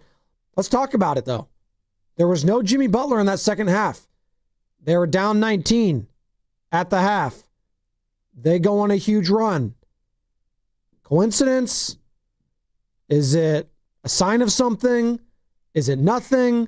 888-957-9570, Joe. I ask Probably you. more random. Just random? Okay. But I also I think Jimmy's not the reason that they're not winning right now. Yeah. I wouldn't say that. Do you think that? No. Now, we could argue about how well he fits given the rest of the roster. I would argue the rest of the roster is not worth, sweating over, and I would keep, Jimmy. But that doesn't exonerate the fit. The fit, with Jimmy, you got to have guys that could shoot and stretch the floor. They just don't have that right now. Again, if Seth Curry in his first game of the year is instantly your second best shooter behind Steph Curry, wow. What a roster you've built. It's not good, Joe. It is not a size issue. It is not a athleticism issue. It is a depth on top of everything issue. They don't have the bodies to compete with the likes of that. Just say the names on this Oklahoma City Thunder team. The starting lineup. And by the way, they were missing Lou Dort and Alex Caruso yesterday. And they didn't play Hardenstein. Right? Those are three, Am I wrong? Those are three bona fide guys that could close in a championship game. All three of those. Yeah. They are legitimate defenders at the highest degree. The last time you played OKC, Hardenstein had, I don't know, a couple of little turnaround lefty little, did I mispronounce his name? Hartenstein. You're good. Oh, okay. Stein. He did the little I don't know, flip shot with his left hand over and over and over again. He's really good. And their two best defenders, you would argue, are probably Caruso and Dort, who weren't there yesterday. 1,000%. And they would probably throw combinations of both those guys on Jimmy and Steph. So not even mentioning those guys who are not playing in the game. And it's Jalen's third game back. And third game back. And Carter gets him a year. Oh, by the way, they have the Clippers' first-round pick next year. So 10% shot at the number one pick. Oh, my. Hey, but Chris God. Paul's still out there, guys. You want to bring him back in? Maybe we should trade the Clippers a first-round pick for the carcass of Chris Paul. Who's it? Cam Boozer? That's the guy, Carlos Boozer's son, who's the next phenom? It actually looks decently likely that they could get him. So they have Chet Holmgren, Shai Gilgeous-Alexander, Jalen Williams from Santa Clara in the starting lineup, Cason Wallace, A.J. Mitchell. Where would A.J. Mitchell be within this roster of the Golden State Warriors? What are the best player rankings? You got Steph, you got Jimmy, you got Draymond. Is he the fourth best player? Would he play? I mean, I would hope so. I would hope so. Isaiah Joe. Oh, I would love Isaiah Joe. Aaron Wiggins. Can he run motion, though? Can he screen for Steph? Jalen Williams from Arkansas. Moses Moody's old teammate. Isaiah Joe would be hands down our second best shooter. Hands down. I mean, that's who you're dealing with. Hey. He's like the 8th and 10th guy, He's 11th guy. even Wiggins. I love Wiggins. Isaiah Wiggins, I think. Yes. I love him as a player. I even like the guy that got 3 minutes yesterday, Brandon Carlson.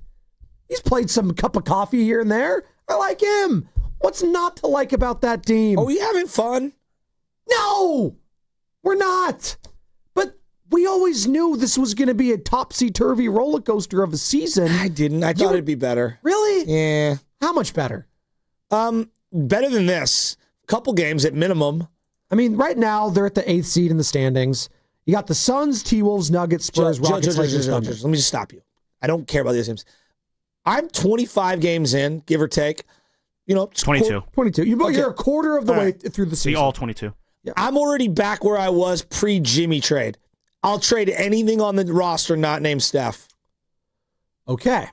If we're going to play this game, let's do it. But I didn't expect myself to be here this early. It's not even Christmas. Joe, I don't even have a Christmas tree yet. And I'm ready to be like, trade whatever. Yep, Steph. Like, dude, we got 1.5 years left, hypothetically, of what could be Steph's final years of his prime. Okay. If we want to do that and we want to have this conversation and you want another big boy, because I keep seeing in my DMs, the Boxer and Gerson work injury attorney's text line, 888-957-9570, go get Giannis. Go get Anthony Davis. He did unfollow Go get Lowry everyone. Markkanen. I saw that. That's what everyone does. And then he deleted everything, pre-2021? That's the Greek freak. He's cleaning out everything. Keep doing it, Giannis.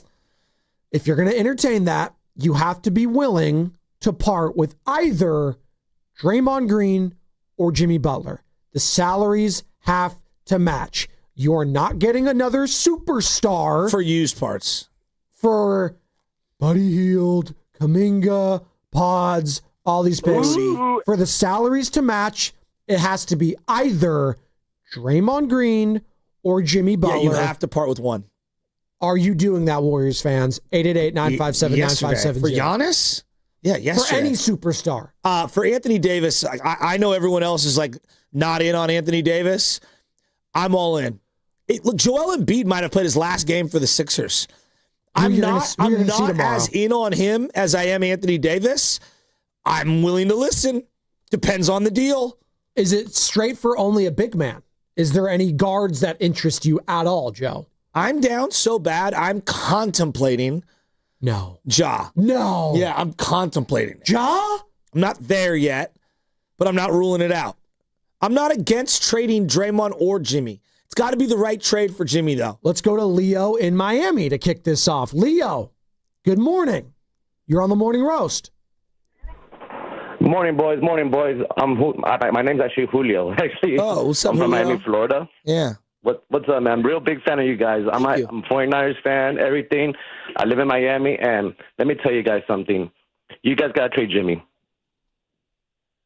You got to trade Jimmy. The problem with Jimmy is that he slows the game way too slow. And watching the Heat, when he was on the Heat, what Jimmy does is that he will drive into the lane, dribble, and then he kicks it to the corner. Then he goes back to the top of the key and goes back in. The way the NBA is now, you can't have 3 max contracts. You got to spread the money and start going fast. That's why the Pacers got to the finals. And the reason the Thunder have a big 3 because they're all young. You can't have Jimmy on the same team. I agree with Shasky. You got to trade him. You got to trade him. If Steph wants to win another championship, he has to think about his own legacy. It's not about being buddies with Draymond or Jimmy. You got to make the sacrifice and go get the players you need. You got to run. That's what the Thunder did with you guys. They got rebounds, they ran, and then your defense was going everywhere. You got to run. I love it. Got to run. Joe, they haven't had a lob threat since Zaza. Is there a Zaza? Is there a star? Zaza. I know, it's crazy. How many years Zaza not? No, now I got to know. How many years Zaza been out of the league? 5. I think 2019 was his last year. 6, yeah. So we're going 5, close 6, to a decade. Pre-COVID. Yeah. Yeah. No, seriously. They haven't had a real lob threat in over a decade, like close to a decade. And if you want to go like athletically, probably it's JaVale McGee, right? Like athleticism, like facts. You're right. You're right. There we go. Oh, Willie Cauley-Stein. Stop. My papers are falling everywhere. I'm going to slap you on behalf of all Warrior fans for even suggesting Willie bad body language Hall of Famer Stein.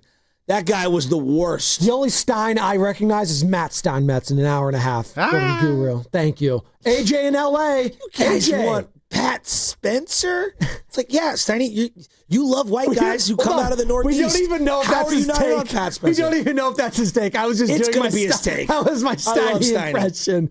AJ, if the Warriors need to make a big trade, but it has to include either Draymond or Jimmy, are you entertaining that?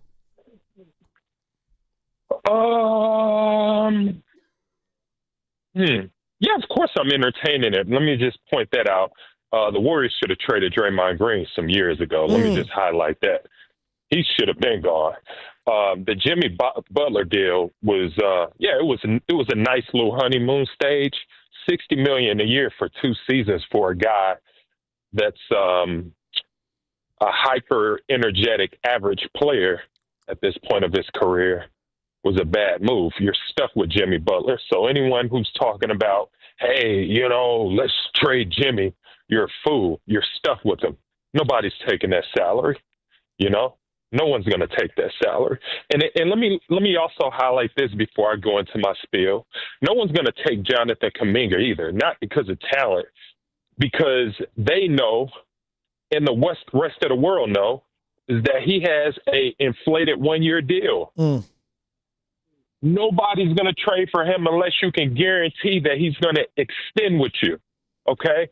So you might as well pull that trade off the table also. Okay? He's going to walk away from the Warriors. He's going to end up sticking with them through the summer, and he's going to walk away freely because you're stuck with them. Bad business Warriors. In fact, the last 5 years of this franchise has been weird, man. 560 has been pretty much their average. They haven't been doing anything. Coaching's been horrible. We probably have one of the worst coaches in the NBA, low key, and I ain't even. Hey, AJ, real quick, in the last 5 years, they did win a title. It was almost 5 full seasons. Yes.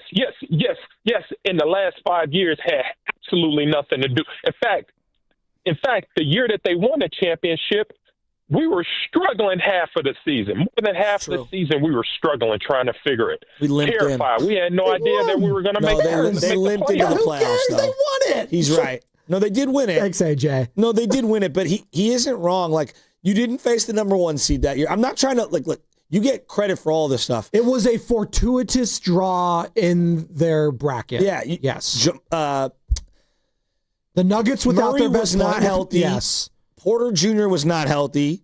You wiped that floor with them. And then he played a Mavericks team that, they were happy to be Second there. round was Memphis. Yes. Well, yes, Memphis. And Memphis lost their best player. hurt himself. Yes.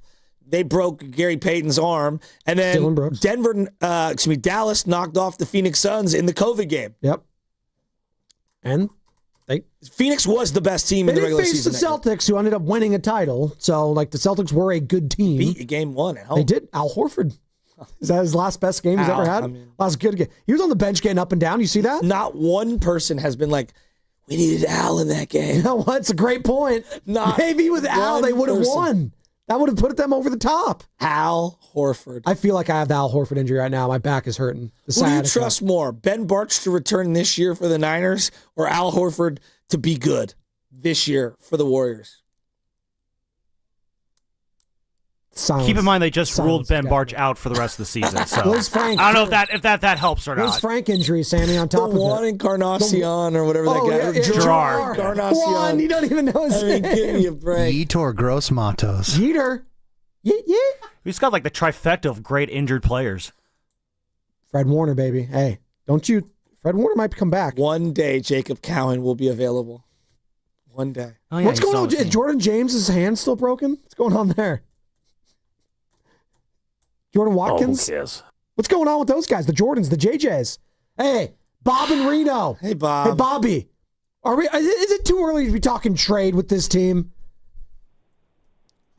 With this team right now, you look at last night, and Butler goes out, but you see that energy. Guys, I haven't been off the couch during these games until last night. My wife's just looking at me like, you're just screaming, yelling, you're having a good time. I'm like, Dave, this is one of the best games I've watched. I've seen this come back, and it's fun to watch.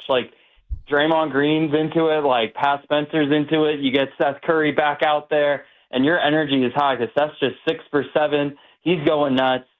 But, guys, like, I don't think it's too early. I think maybe you look at Buddy Hield. Odds I thought looked good last night. I know people are hating on the dude, but, like, man, that third quarter three to end the quarter, beautiful. I love Butler, but maybe explore. If you get a Giannis or a Joel Embiid we're talking about on this show, I'm willing to go for it. But guys, if you're Steve Kerr right now, who are you surrendering, Jimmy or Draymond? If you could, and it has to be one of them. Yeah, it's the only way to match it up. It has to be Jimmy, dog. It's got to be Jimmy. Back to Philly. I love Steph and Draymond too much. You're not touching those guys. Those guys are our franchise, and I think you're willing to give up. We got rid of Wiggins. I think you can get rid of Butler. All right, it's fair enough. It's Bobby in Reno. All right, Bob. By the way, there was an article released yesterday on Bleacher Report, I believe by Dan Favali, and it's 3 trade targets for every NBA team right now. And I scroll down and I get to the Golden State Warriors. The 3 names. Trey Murphy. Yeah, because they're just a Trey Murphy away from being in the Western Conference. Okay. But you like him, Trey Murphy the third. He'd be in a nice addition. 6'8", he's got good size. Yeah. Can shoot a little bit. He's the difference. Derek White. I love Derek White. I don't hate that. Derek White, they could absolutely use. A real point guard. Yes. And this is the one. You can hit the drums if you want this, the drum roll for this one, because this is a big.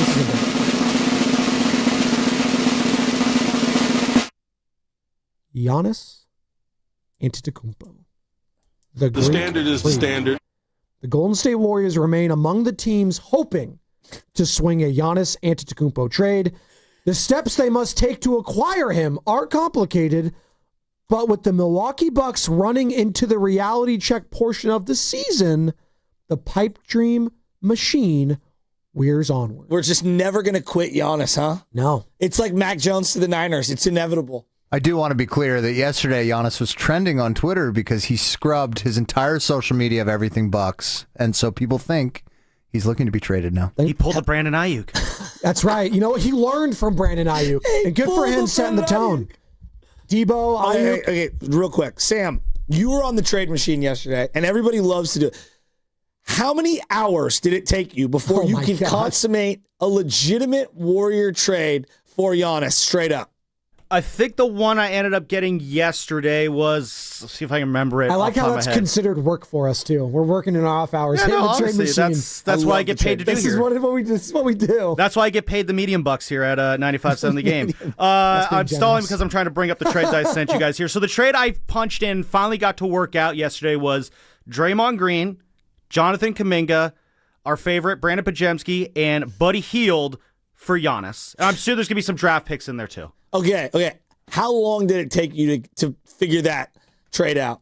Like 7 or 8 minutes. One more time for me, Sammy. Go through the list. Draymond Green, Jonathan Kuminga, Buddy Hield, Brandon Pajemski, and the Warriors would get Giannis back. I'd do that yesterday. Yeah. I assume there's draft picks going to be mixed in there, too, but I would drive to Milwaukee, say hello to my niece at Marquette, and then drive back with Giannis. Well, the best part... I'd swap that. I'd go get Giannis first, then go say hi to your niece so then she can meet Giannis. There you go. The best part of all of that, though, Joe, it clears the way for more Pat Spencer minutes, because that's ultimately why we're doing this. And more Will Richard. That's right. Could you imagine the shooting with Seth and Steph and Jimmy? Wow.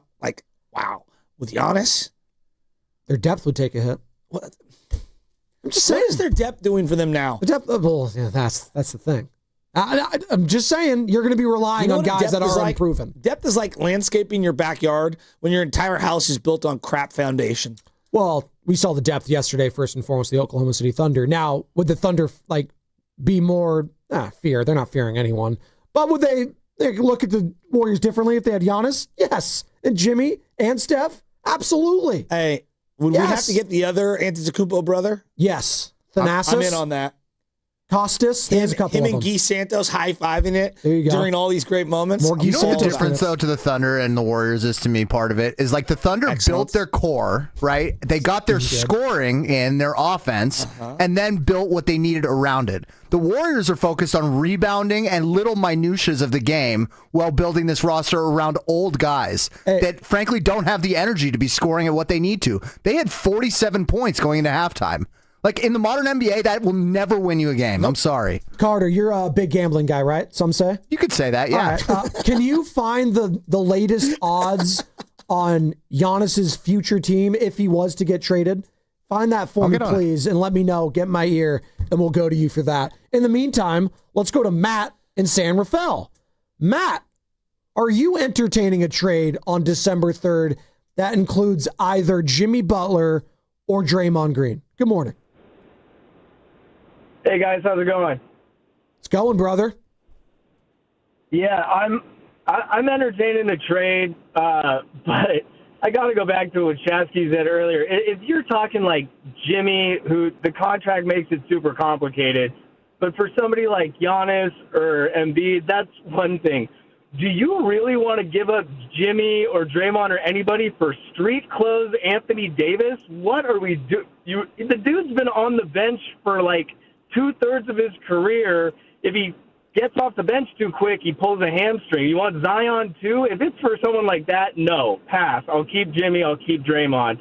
Absolutely not. But if you can get Giannis, yeah, that turns your franchise around. That's automatic. Would you meet me here? Look, of course it's super risky on Anthony Davis. Like, I freely acknowledge the risk. I don't need him for a decade. I need him for the next year and a half. It reminds me very similar of the Christian McCaffrey trade. Remember what we thought about Christian McCaffrey before he came to the Niners? He's always hurt. He's always hurt. Yeah. You know, he's always hurt. Like, you got to swing a little. And yes, there's no doubt, Anthony Davis' health is a huge factor. He solves their biggest issue, post-scoring, post-defense. I don't know, man. I think, and the Christian McCaffrey comparison, Christian's, that's a generational guy. I don't even really, this is just my opinion. I know he's an all-star and everything.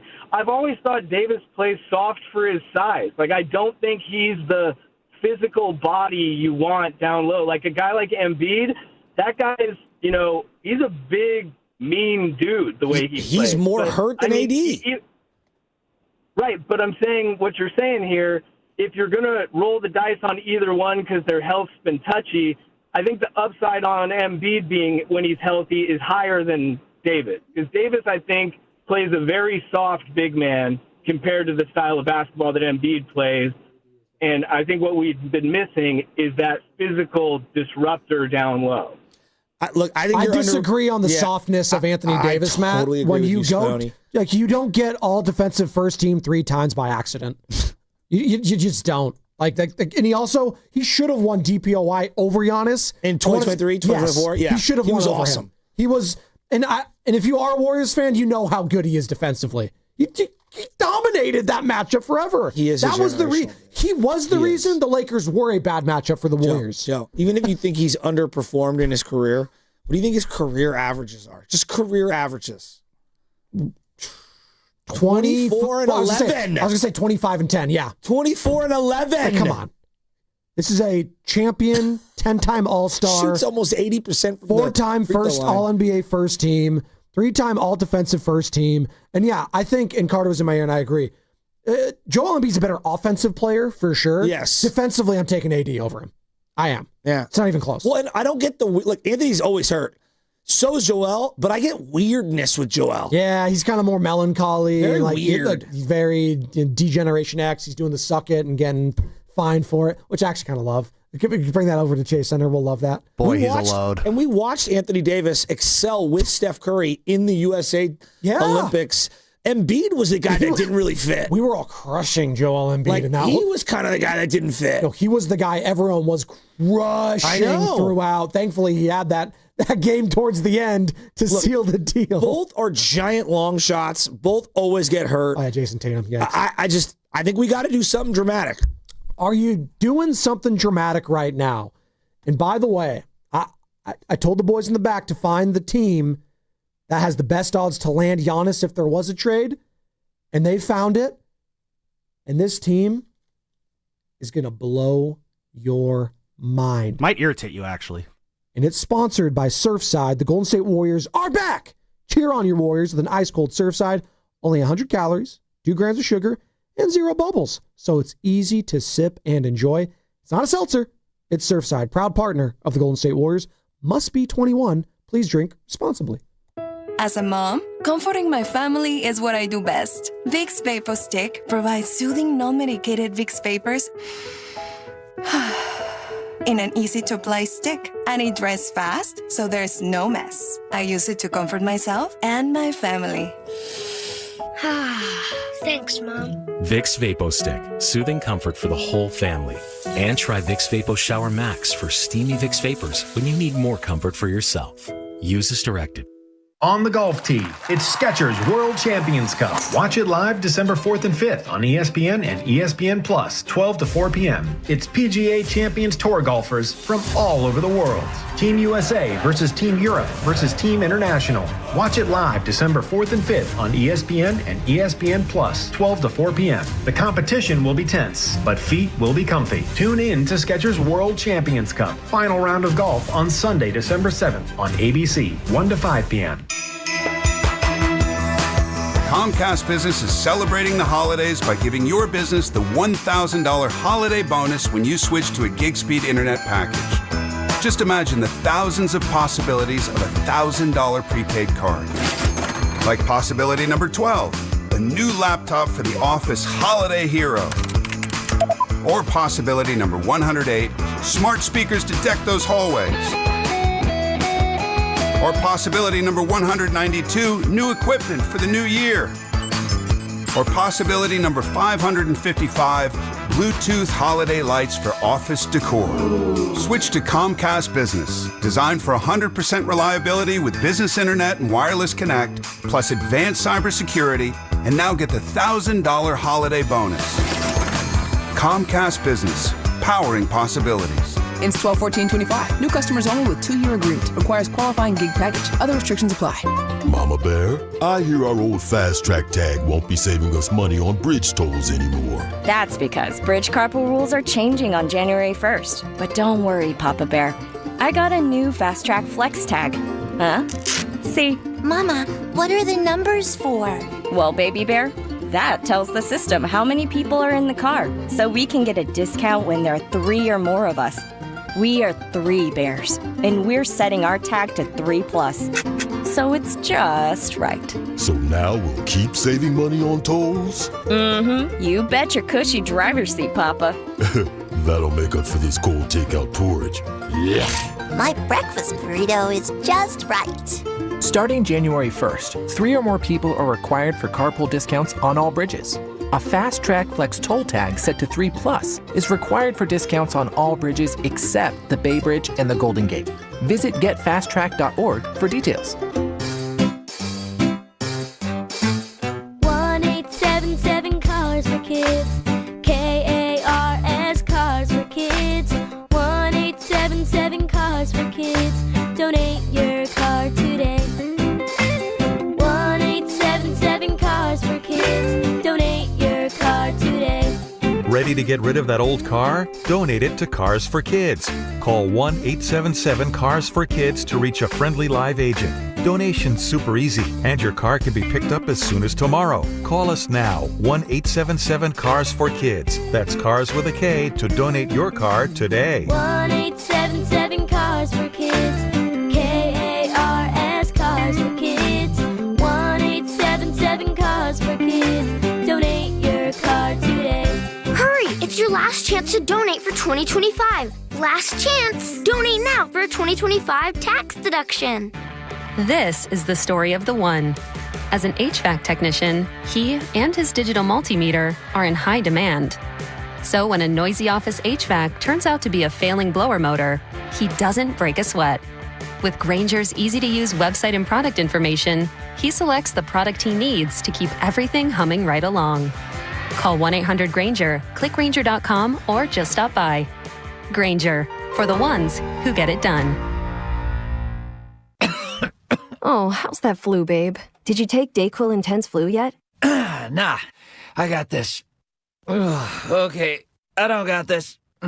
You stay on the couch, and I'll grab the Dayquil. Undo your flu symptoms with Dayquil Intense Flu. Dayquil Intense Flu provides powerful relief of your flu symptoms. I'm ready for that to-do list. Wow, you do got this. Dayquil Intense Flu. The daytime coughing, aching, fever, under your flu medicine. Use as directed, keep out of reach of children. What if you could have reliable and intelligent Wi-Fi at the same price for 5 years? That's the Xfinity 5-year price guarantee. No annual contracts, no hidden fees, and our best equipment included. Just 5 years of Wi-Fi that boosts speeds to the devices that need them most, that finds and fixes problems before you even notice them, and that keeps you gaming in the fast lane. Lock in your price and unlock the possibilities. Xfinity. Imagine that. Select plans only. Restrictions apply.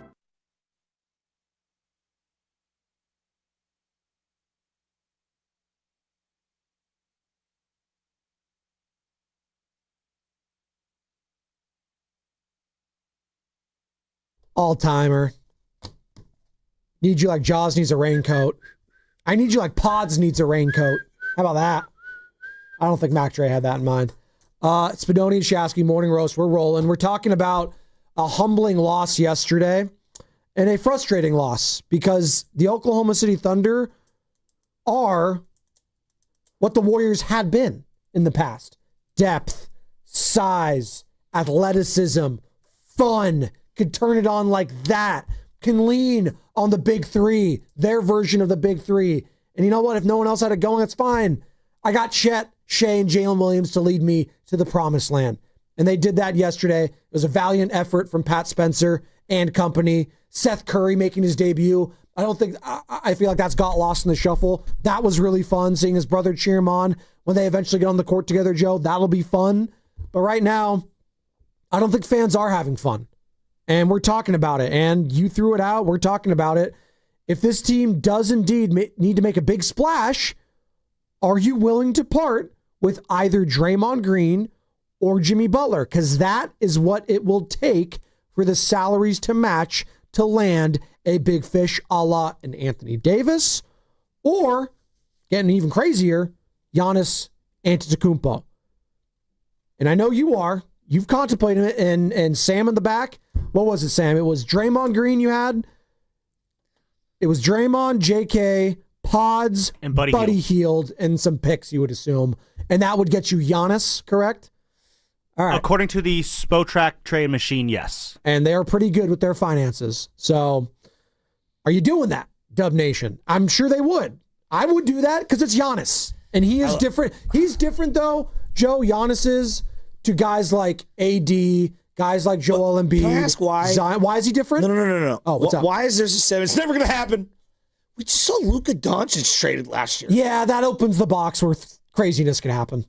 No one saw that happening, ever. Ever. And what was the package? You guys remember it? Anthony Davis picks. And Max Christie. There you go. It's just... that was it. I think they sent a pick back the other way. Yeah, I think... just insane. So... if that can happen, anything can happen. Anything can happen. Just like Bobby in Los Altos joining us now. Bobby, good morning. I missed your voice, sir. Oh, thank you so much. Happy holidays, fellas. You as well. I missed you too. So, look, 2 rejoins ago. So I want to talk about Giannis, but just quick shotgun. 2 rejoins ago, the little thing said Shasky was 5'10". I'm a legit 6'1", but I don't get all the short jokes if Shasky is truly 5'10". So either that's fake news or you guys think you guys have high expectations of what short means. And then secondly, that boxer and Gerson injury hotline, I'm not really used to listening to last names, but, on that Al That Really Hurts hotline, you said someone Curry got hurt last night or something like that. And I thought Seth actually got hurt until you said quad injury. So we really got to emphasize that first name because I got actually legitimately scared that we lost Seth. And do you want me to go Stefan now? Full government name? Wardell? It's hard, man. It's hard, man. Steph versus Stefan or 30 versus 31. It's tough. Right. It's too tough. Maybe franchise. There you go. I like that. Okay. Little bro versus little bro. I'm not even going to comment on the fact that after Jimmy left when we were down by 19, we outscored that team in the second half. I'm not even going to talk about that. But Look, and then finally, Pat Spencer. You know, when you got a practice player in college and there's a blowout and the crowd is just going nuts, cheering for that player to get in the game every time they touch the ball, you know, there's excitement. I'm not equating that to Pat Spencer. He's better than that. But, dude, the fans were going nuts, and the moment was not too big for Pat Spencer. That little turnaround over home grin was to give them the lead, right? We were down by 1. When he made that shot, we were up by 1. The fans behind the bench were going crazy. The bench actually was not as excited as I thought they would be. But the fact is, when a player brings that much excitement and you don't have your two main offensive options, and you know that the moment is not too big for Pat Spencer, he's the only one consistently driving the lane. Every attempt he took, not every make, but every attempt he took was in the paint minus that one corner three. It's inexplicable to me that you would take him out and let Pods not set his feet to hoist up a Stephen-like curl. But anyway, going to Giannis, it's amazing what we remember. And I remember 2 summers ago calling it to Willard and Dibbs saying that a trade for Giannis would be orgasmic. The term I believe I used was orgasmic. And the reason why is you get Giannis at the top of the key in an ISO. You let him to take his 2 big, giant Greek steps, and he's at the basket. If he's doubled, he kicks out to Steph, or he kicks out to a passer who kicks out to Steph. That would literally be unstoppable. The idea of Giannis being on this team, and if you don't even have to give up Jimmy Butler, who could be the guy that receives the pass to kick it off to Steph, it'd be incredible. I'd give up all 3 of those guys. I would give up Dre. I would give up Jimmy. I would give up Kuminga if I could get Giannis and Steph together. And quite honestly, if it doesn't work, it doesn't work. But to see 2 of the greatest players of all time together that are complementary, in my opinion, complementary, it would just worth the price of admission and the price that it might take on this Warriors team for the next couple of years. So please let it happen. Please let that Bucks GM be crazy like Nico Harrison, and let's make this thing happen. There he goes. That's Bobby in Los Altos. Very well put. So going forward, because Steph and Seth sound so similar, yeah, maybe we just go the franchise. Big bro, Stephen Curry. We can do that. That's fine. Bobby's in. He's in. I think most people would be too. Like, I don't think it's a hot take, Joe, to say, yeah, if you can get Giannis for either Jimmy, Draymond, and a bunch of the young guys and some picks, you're doing that. You're doing that.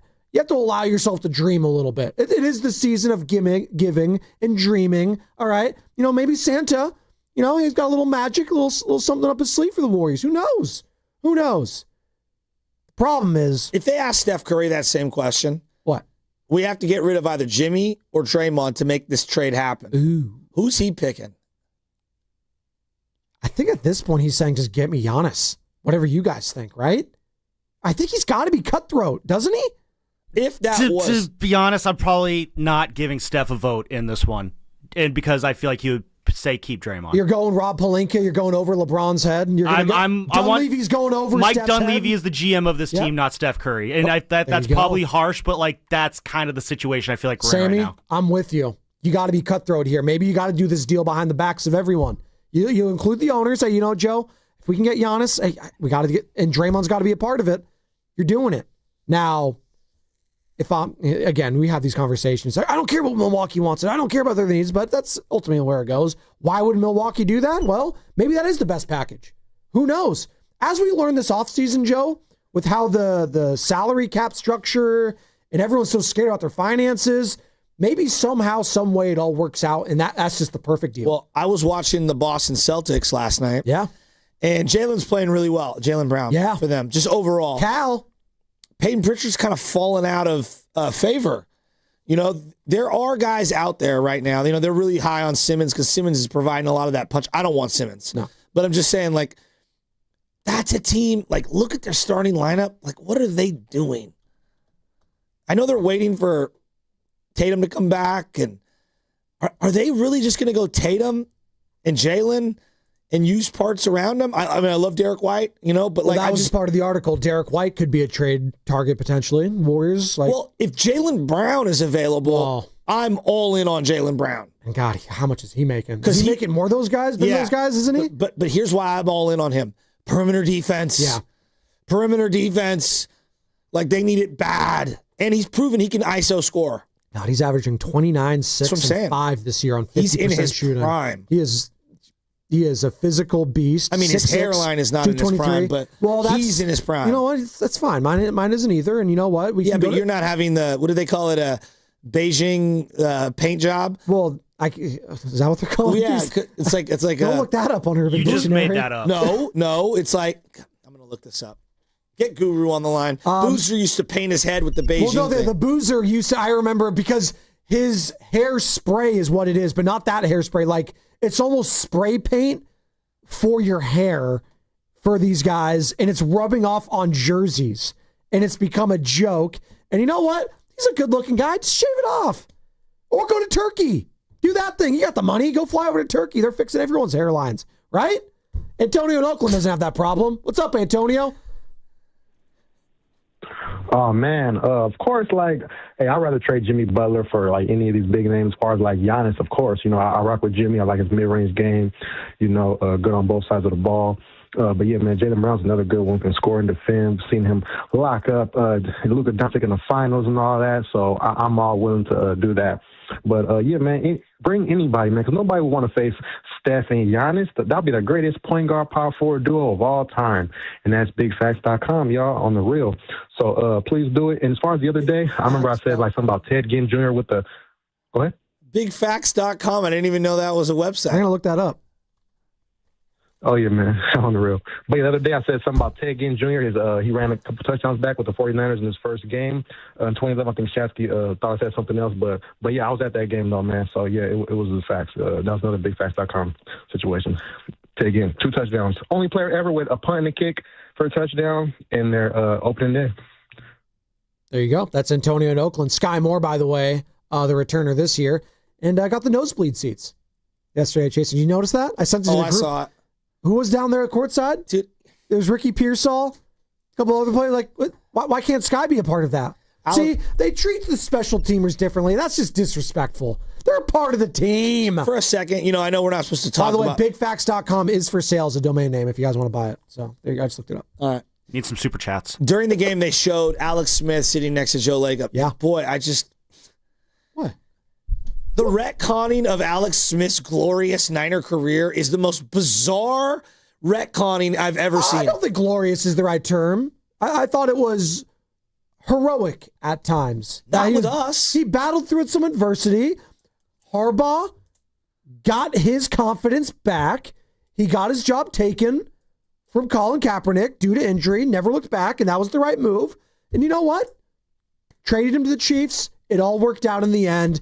I choose to remember the good times going to that NFC Championship game. What a run, Joe. You talk about it all the time. He had, if not for Kyle Williams, the 6 greatest minutes of his life in the New Orleans playoff game. Come on, that was a cool moment. Just hear me out. Just hear me out. I truly believe the suckage and slurpage from the other station on Alex Smith's career for a decade long is it's the most bizarre thing. He's a good guy. He was very mediocre and the wrong quarterback to take number 1 overall. It's okay. We can admit it. Nice guy. I get it. Nice guy. Sitting courtside next to Lacob like he was like a Pro Bowler year after year after year. What? I mean, he's the poster child for the comeback player of the year. The guy almost lost his life and leg with the Commanders. Yeah, but it's part of his whole career arc. Come on. You got to root for a guy like Alex. How could you root against him? Come on. I'm not rooting against him. I'm just saying you're treating him like he's Steve Young or someone of higher ilk. He's not.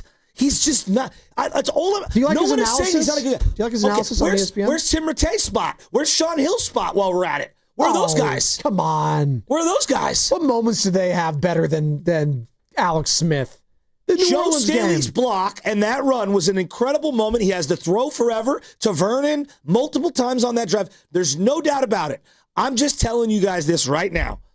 The guy had a year and a half that was pretty good. Go back and look at I bet you it was 17-9, 17-8. Give me the 2011 season. It was Daniel Jones-ish when Daniel Jones went to the playoffs with the New York Giants. No one is saying that he wasn't right. Well, I see him courtside. That is reserved for Ronnie Lott and Steve Young. Maybe I'm talking about the luminaries. Maybe they weren't available. What, JJ Stokes couldn't sit there? What? Mate, he's on ESPN commenting on the games. Alex Smith is. Kind of rather have Sky Moore sitting there. Yeah, you know what, Sam? That's I agree. what I'm saying. Get Sky out there. Sky's the limit. As you're Put listening, Alex in the nosebleeds. You're listening to 95.7 The Game. KGMZ FM and HD1 San Francisco. An Odyssey Sports Station in the home of the Golden State Warriors and Valkyries. Always hard for Odyssey upcoming live from Life Among Studios. Go ahead and cancel that booking for Alex Smith later on in the week. Sam, I don't know if he's going to respond now. There's a big difference between those who watched Alex Smith in real-time play and we're like, what is Bob Fitzgerald on KMBR talking about? What is Brian Murphy talking about? What player are they talking about? What player are they watching? We're talking about Giannis right now, and I had an assignment for the boys in the back, and I wanted to find out the odds. Sorry, it triggers me when I see him courtside. Right. We're gonna pivot. The odds for Giannis's future team, if not with the Milwaukee Bucks, because there are odds for everything, and the boys in the back found them. We could do a guessing game if we want. If you have some music to play, Carter, let's do it. We'll bounce off of each other, Joe, and we'll keep guessing before one of us gets it right. I'll start. Is it the New York Knicks? Wow. I thought for sure they'd have the ammunition to go get them. Miami Heat. You're an idiot. Okay, we're both going east. I think that's what I'm thinking too. The Lakers. Let's go Lakers. That's what I was going to go next. You're an idiot. Whoa. Okay. The Nuggy Nugs. You're an idiot. Oh, wow. Boy, this is really harsh. Let's go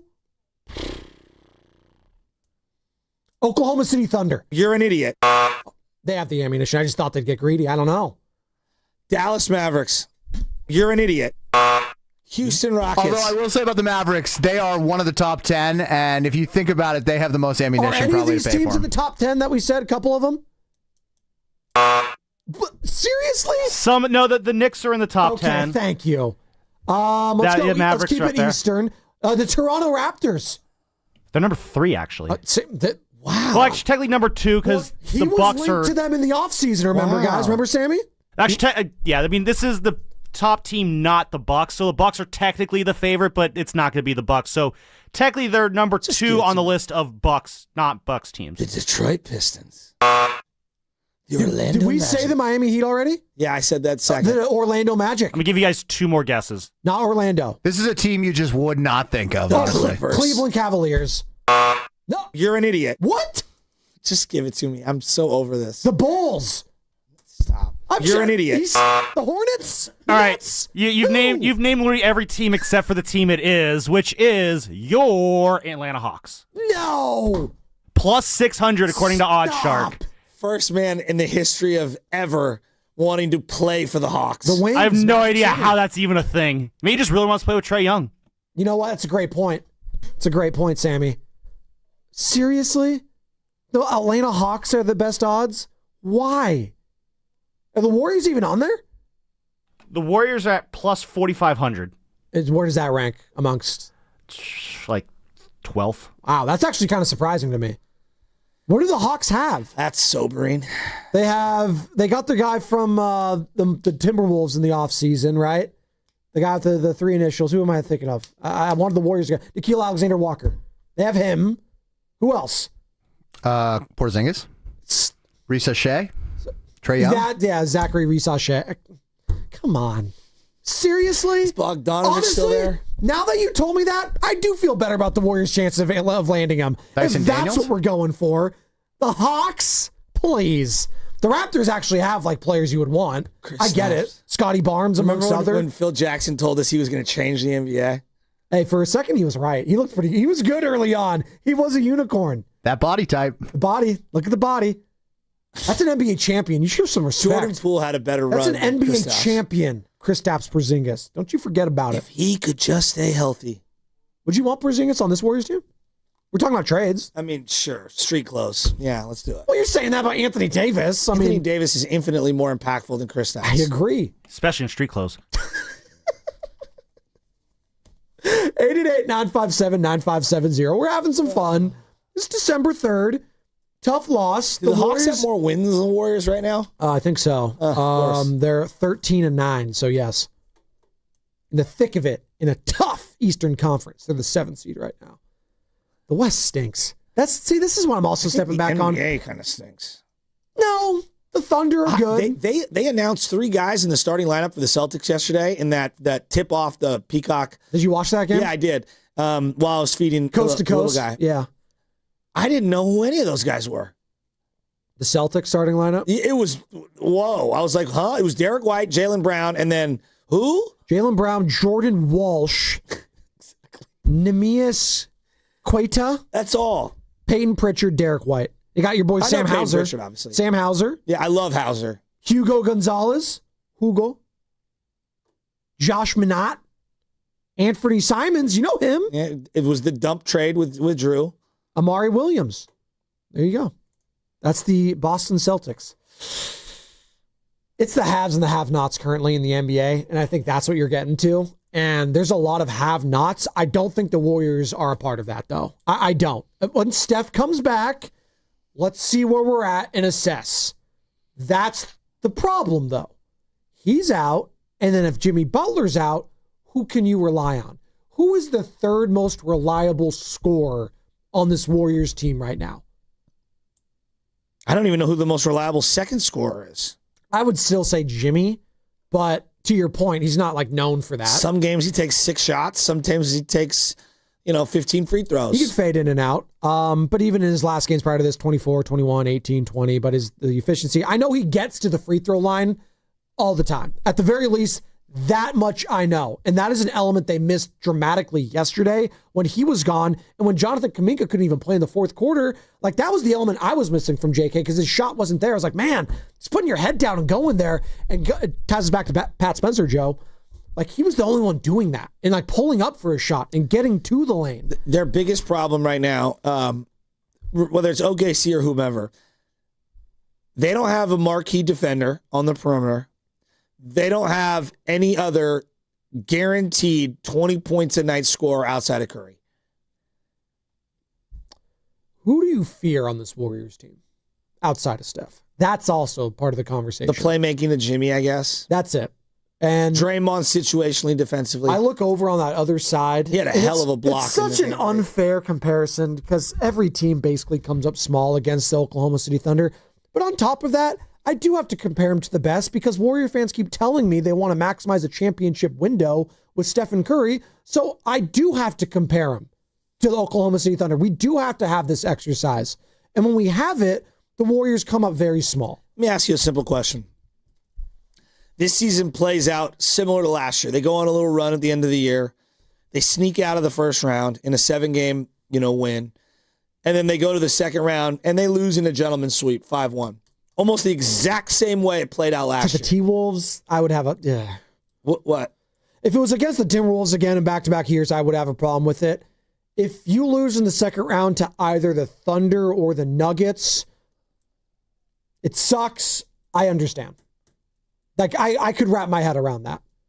But I don't think most Warriors fans could take that. I don't.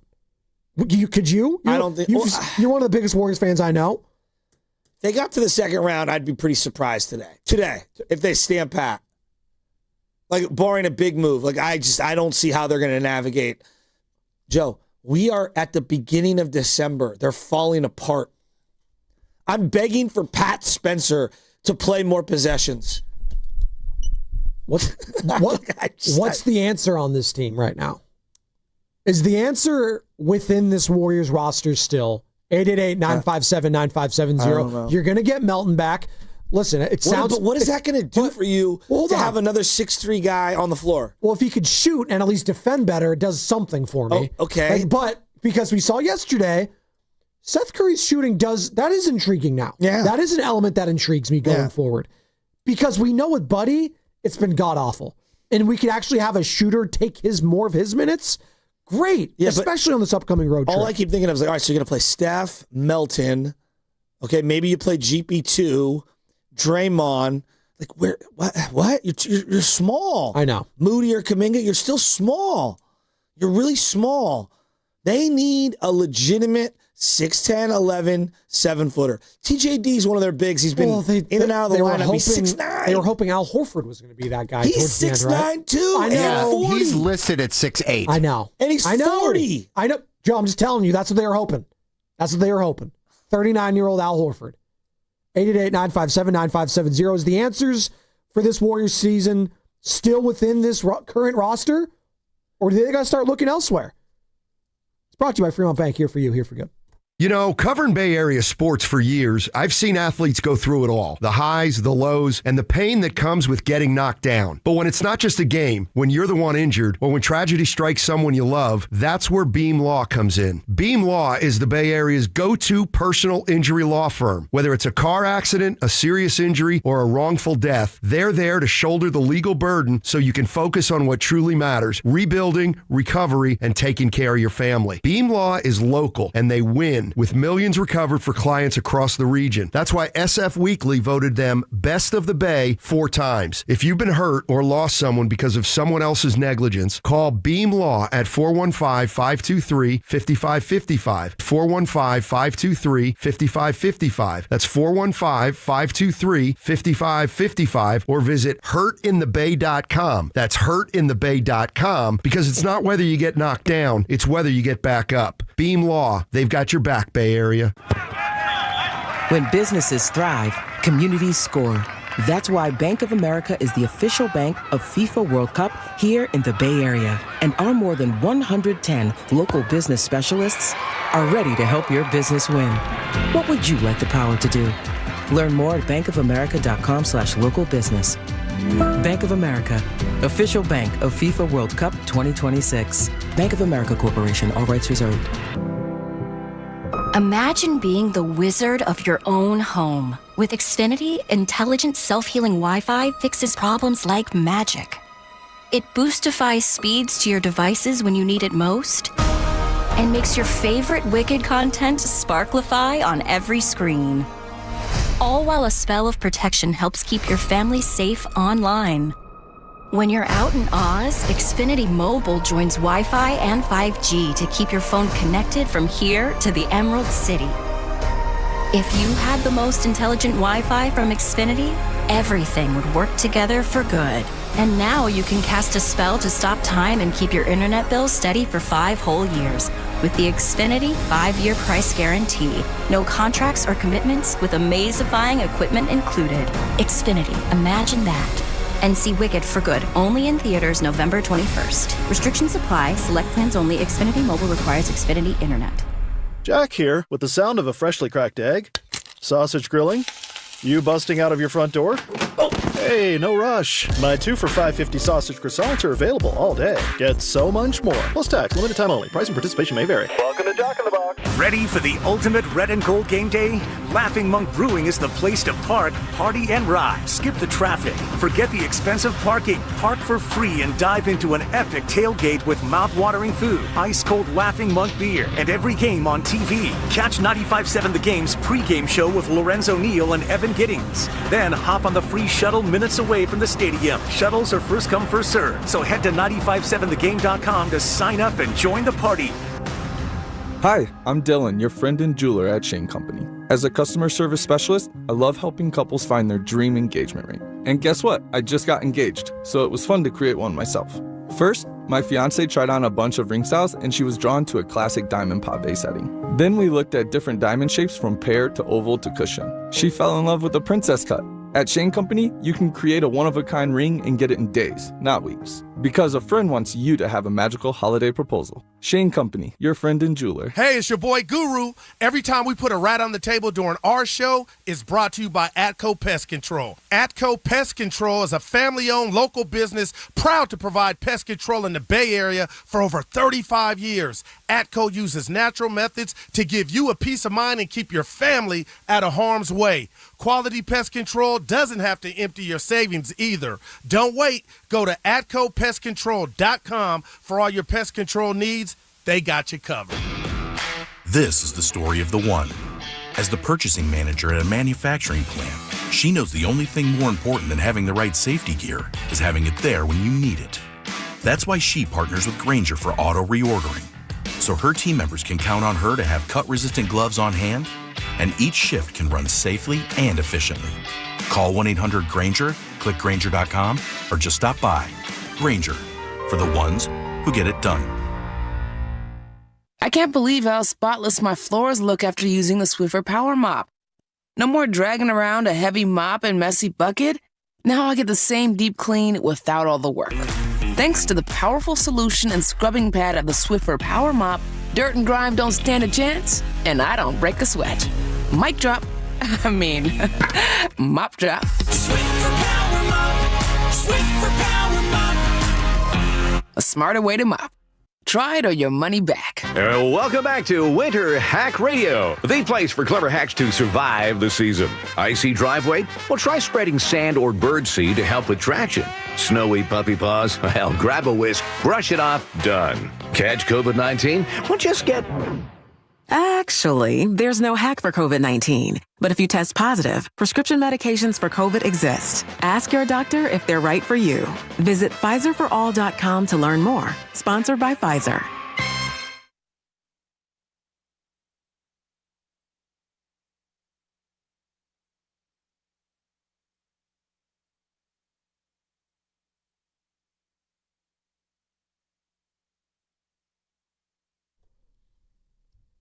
We're rolling, baby. Let's go. Right on that drop. You like that, Carter? Spadoni, Shasky, Morning Roast. One more segment before handing it off to Steiny and Goo. We've been talking about that loss all morning long. When the defending champs come into your dome, into your house at 20-1, and you just almost pull off the upset, there's a lot of emotions attached to it. Everywhere. You lost Jimmy Butler for that second half. You didn't have Stephen Curry. You had a valiant effort from Pat Spencer, of all people, from Seth Curry making his Warriors season debut. I thought Pods had a good game. I thought Draymond had a good game. And you take out the hot hand in the last couple minutes. You have some bad turnovers, some bad shot selection. Shea does his thing. Jalen Williams does his thing. Chet Holmgren does his thing. And you lose 124 to 112. There's a lot of frustration. We're going through it. And, you know, people are talking about trades this morning, and I get it. Like, can we go get a Giannis? Scrubbing his social media. Can we get an Anthony Davis on a bad Mavericks team? Can you get something to help this team right now? They're not going to do it now. And this team and this team's story in the regular season has yet to be written. But they are 11-11. And we're going to talk about it. There was a lot of good, bad, and the ugly this season. So, like, I'm watching last night's game. Yeah. And you lose Jimmy Butler in the game. We don't even know for how long. Knee soreness, they're calling it. I'm watching Steph Curry up in a suite celebrate his brother coming back. First game, looking great. And I'm thinking to myself, what's the number one issue on the Warriors right now? You asking me? What's the number one issue? Matters. Well, no, Is it? Can or anyone is it else? Defense? Yeah, well, it's that. Well, that's what Jimmy Butler would tell you. Or is it shooting? Or is it size? Or is it age? Or is it depth? Right? Is it just so like when I'm losing my Joe, mind? how about I say yes to all of them? That's kind of my point. It's like I'm losing my mind because they had moments where they could have seized that game, found a way. They were exchanging blows with OKC in the fourth quarter, and Pat Spencer is just playing lights out. Seth, earlier in the game, had been playing lights out. I think he hit 3 or 4 in a row, and Curry yanked him right away. Now, look, I understand it's his first game back. Can we play him till he gets a miss? I mean, like, he's on fire. Right. Like, you know, sometimes you just got to, you know, let a guy be unconscious. So then in the fourth quarter, no Kuminga, who I thought he was a big part of their late third quarter run. Even though he missed a bunch of bunnies and got his own rebound, he was clearly a problem for OKC. He doesn't play at all in the fourth. You know what's funny, Joe? We always bring up the plus minus. He was one of the few pluses in that category for him. And we always like to say, I didn't think it was a great game. It was him, Quentin Post, and Moses Moody that were in the pluses. And like Pajemski, who I actually thought played very well throughout the entirety of the game till the end. And then you subbed him in and you subbed out Pat Spencer. And it's just, there's a feel for lineup combinations and what's working and what isn't. And some weeks are your weeks, some years are your years. Right now, everything feels off. And I'm going to now take a step back because I am mad that they yanked out Pat Spencer and went straight to Pods, and Pods is jacking up shots immediately. But if I'm Kerr and I'm in my office and I'm sitting there with my feet up and I'm like, what's our number one problem? Is it age? Is it scoring? Is it defense? Or is it just size overall? I don't know if any one of them outweighs the other. I think they're all a problem right now. So I think they have just too many flaws roster-wise. It is a Warriors Wednesday brought to you by Freeman's Appliance. Come see their full selection of in-stock luxury appliances and live working vignettes. Visit Freeman's Appliance in Pleasant Hill today. We'll hear from the head coach momentarily. Before we do that, though, let's go to Dennis in San Francisco wants to talk Dubs. What's up, Dennis? How's it going, guys? It's going, man. How you doing? What's up, Dennis? Well, Shasky, you just answered your own question. You know, its size, its age. I mean, I've been saying this for years, and they've got to bite the bullet. I said this after 2023: bite the bullet and start rebuilding. You know, and I turn. You know, for me to turn off the Warrior game is amazing. You know what I mean? For me not to watch, I'm disinterested now. I'm tired of looking at Draymond out there with Draymond and 4 guards on the court. It's insane. I mean, when you think about it, what kind of forwards do we have? We have Draymond and Jimmy, and we have Kuminga. That's it. I know. Where's the power? And Kuminga's not a power forward. No, he's not. And Draymond's not a center. No. I mean, we're running around there. Last night we started that game. Last night with Butler and Draymond, the 2 biggest guys on the court. Hey, Gilgeous Alexander is as big as those 2. Yeah. You know, and you know, I mean, this is what you're starting. I mean, you know, God gave us brains to use. I try to use mine sometimes. There's no hope for the Warriors. They're done. You know, they're done unless they can have some kind of thing where, like you say, if they can get Giannis, I don't know what they'd have to give to get Giannis. But what we're going to do, are they going to keep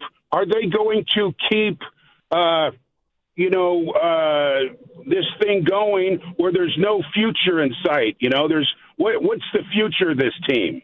You know what I mean? And they've got these guys. You got 2 guys, like I said, are getting $60 million apiece a year. They have no way to rebuild this roster. We got to look at. We're going to have to look at this year and all of next year. And what did they do in the offseason? Their smartest thing they came up with, and it was stupid, was they signed a 39-year-old to play center. Well, where's he? He's on the bench. Our 3 older guys are going to be on the bench. And we all knew this was going to happen. They were going to get injured. And I said this a long time ago. San Antonio allowed their roster to get old with Duncan and Ginobili and Parker. And they allowed it to get old, and look what happened to them. And they've been trying to rebuild ever since. And you know, that's what the Warriors are doing. They're not being honest with themselves. And they haven't been, you know, and this is where we are. And I don't understand, you know, why they didn't get smarter about this. It's been staring them in the face for a long time. Thanks, Dennis. You know, he's angry. He's passionate. I think he speaks for a lot of how Warrior fans are feeling right now. They feel kind of hopeless on a morning like this when you see a Thunder team without some of their best players, too, not playing. Their big 3 were there, sure. And it felt like, even at times, like they were playing with their food. So I'm just going to read off the roster real quick. There's also no Steph. So, like, it's like... Okay. But, like... Okay, a big loss. Like, it's so... I try to have some perspective. No, but you like look at the league, dude. Like, there's explosive athletes that are long everywhere. So, all these guys, are they big guards or are they kind of undersized guards? Undersized. Melton. Undersized. Seth. Undersized. But he's a big guard, plays undersized, though. Yeah, but yeah, I would say that. Moody. What is he listed at? 6'6". But yeah, he's solid. GP2. Small. Steph. Small. Pods. Small. Spencer. Smallish. Okay. Yeah. So of your 8 guards, 1 is decent size. Plus Will Richard. Oh, I forgot Will Richard. He's also small. I totally forgot Will Richard. 6'3". Also small. Yeah. Okay? So you have 9, and 1. 1 is slightly big. Shea's bigger than all of them. By himself. Okay? Shea. He's 6'6". Then let's go to the forwards. Dre came into the league as a 3-4 tweener. Now is a 4-5 tweener. And the smallest 4-5 in the league. And Steve Kerr almost always says, like, yeah, he's really closer to like 6'5" than like whatever he's listed as. Yeah. Okay. QP. I mean, just he's 7 feet. The astronaut. Stand there in the gravity beyond the 3-point line. Just stand over there. Just hover. He was a plus. Hover. He was a plus hover 6. like a satellite out there. He was a plus 6. You show some respect. 3 points. He should have played more. Jimmy.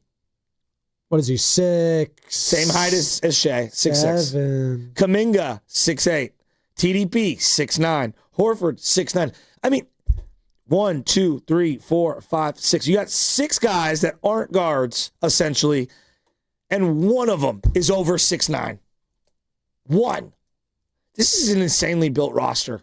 There cannot be a team this short heavy in the league. And old on top of it. That's the worst part of it. But watch the final 8 minutes of last night's game.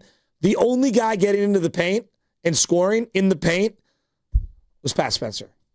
And we'll get to more sound from one Pat Spencer because he spoke after the game. And speaking on the game right now is David in Maryland. What's up, David? Hey, You're on the David. Morning Roast. How are you guys doing, man? It's been a long time. It's been a while. Happy holidays. Yeah, man. Happy holidays to you guys, too. Well, I started out my day doing what I usually do when the Warriors lose. I go and watch one of our trusted sources for Warriors news, Mr. Jim Park. He gave me some knowledge on just what he thinks on the roster and, what he thought about the game. And, he pointed out something that kind of surprised me, and he did that in the last few videos that he dropped, was that Quentin Post has a top 10 defensive rating in the NBA. In the NBA. And he's number 4. Everyone around him is a player on OKC. So I don't understand why he only got 18 minutes. Personally, I think I just heard Shasky say he should have played more. Yeah, we all agree he shouldn't just be playing 18 minutes. He deserves more. On another note, I see that Nick Friedel, you guys posted on the channel, are Buddy Hield's minutes in jeopardy. I think the question should be, can his minutes please be in jeopardy?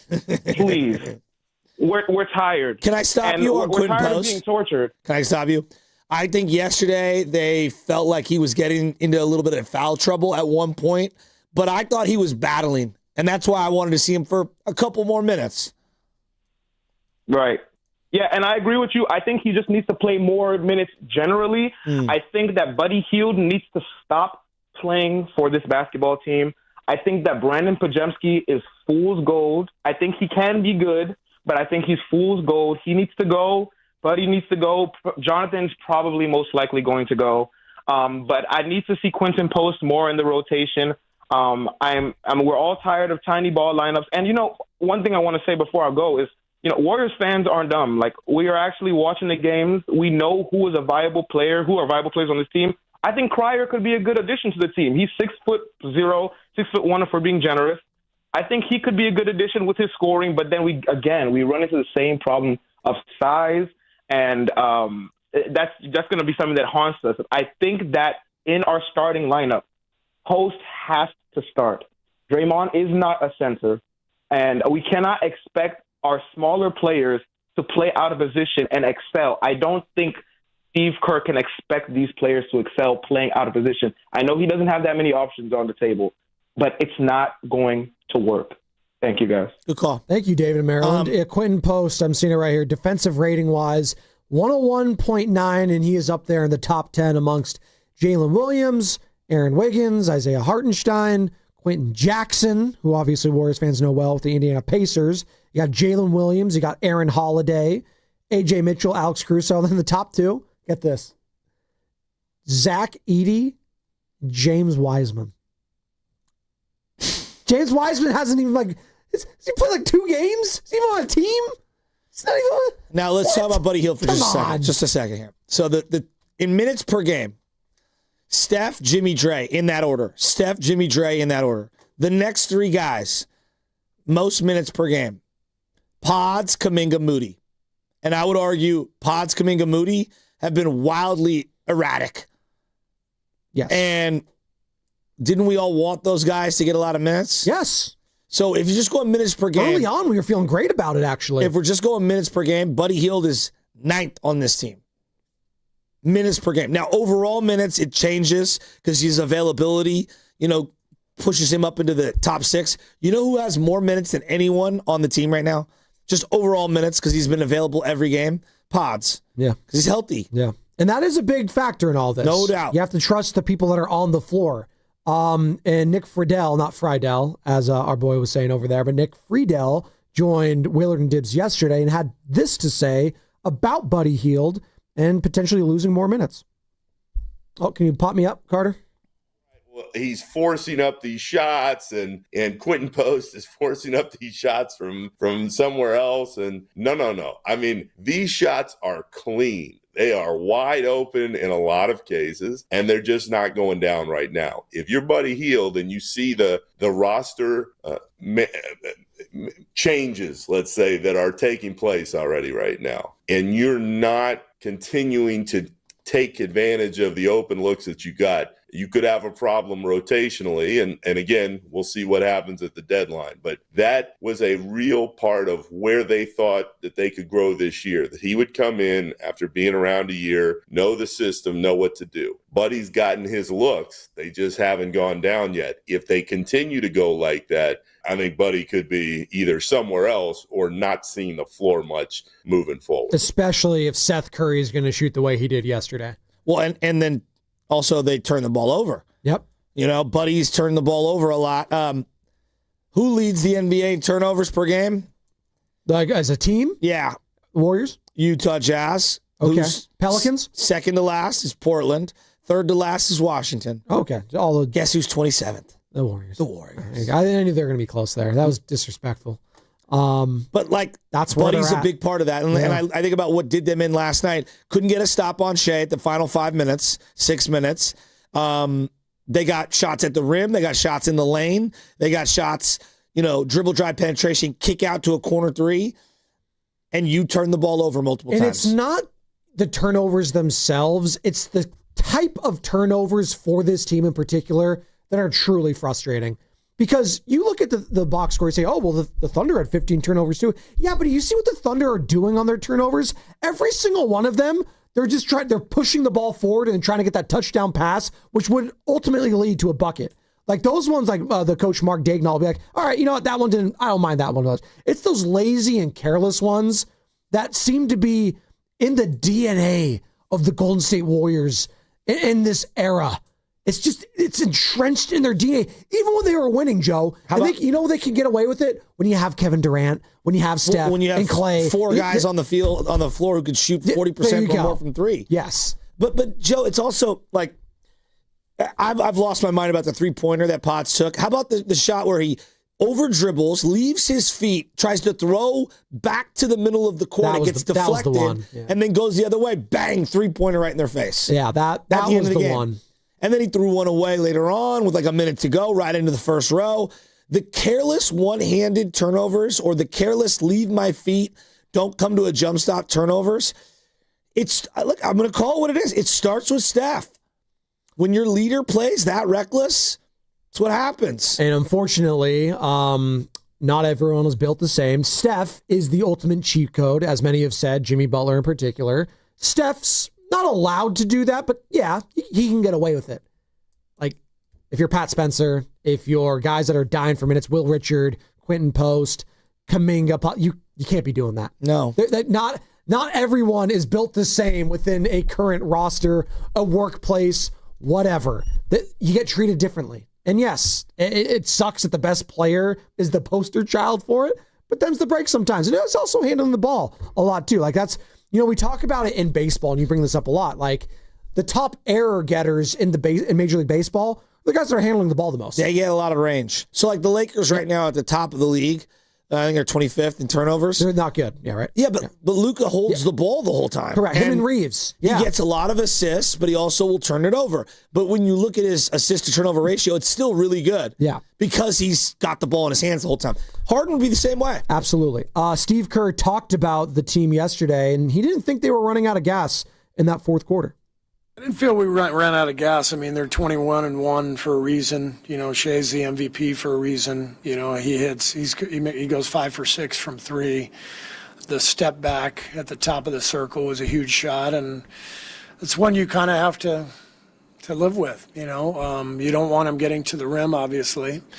They made big shots. I think Isaiah Joe made a corner three. Jalen Williams, made a big shot. So you give them credit. They're the NBA champs for a reason. Both Jalen Williams and Shea, 2 dribbles, get right around you. Now you're on my back hip. Let me stop. Let me get in the lane. I'm either going to rise up and shoot. I'm either going to get fouled, or I'm going to throw the lob to Chet.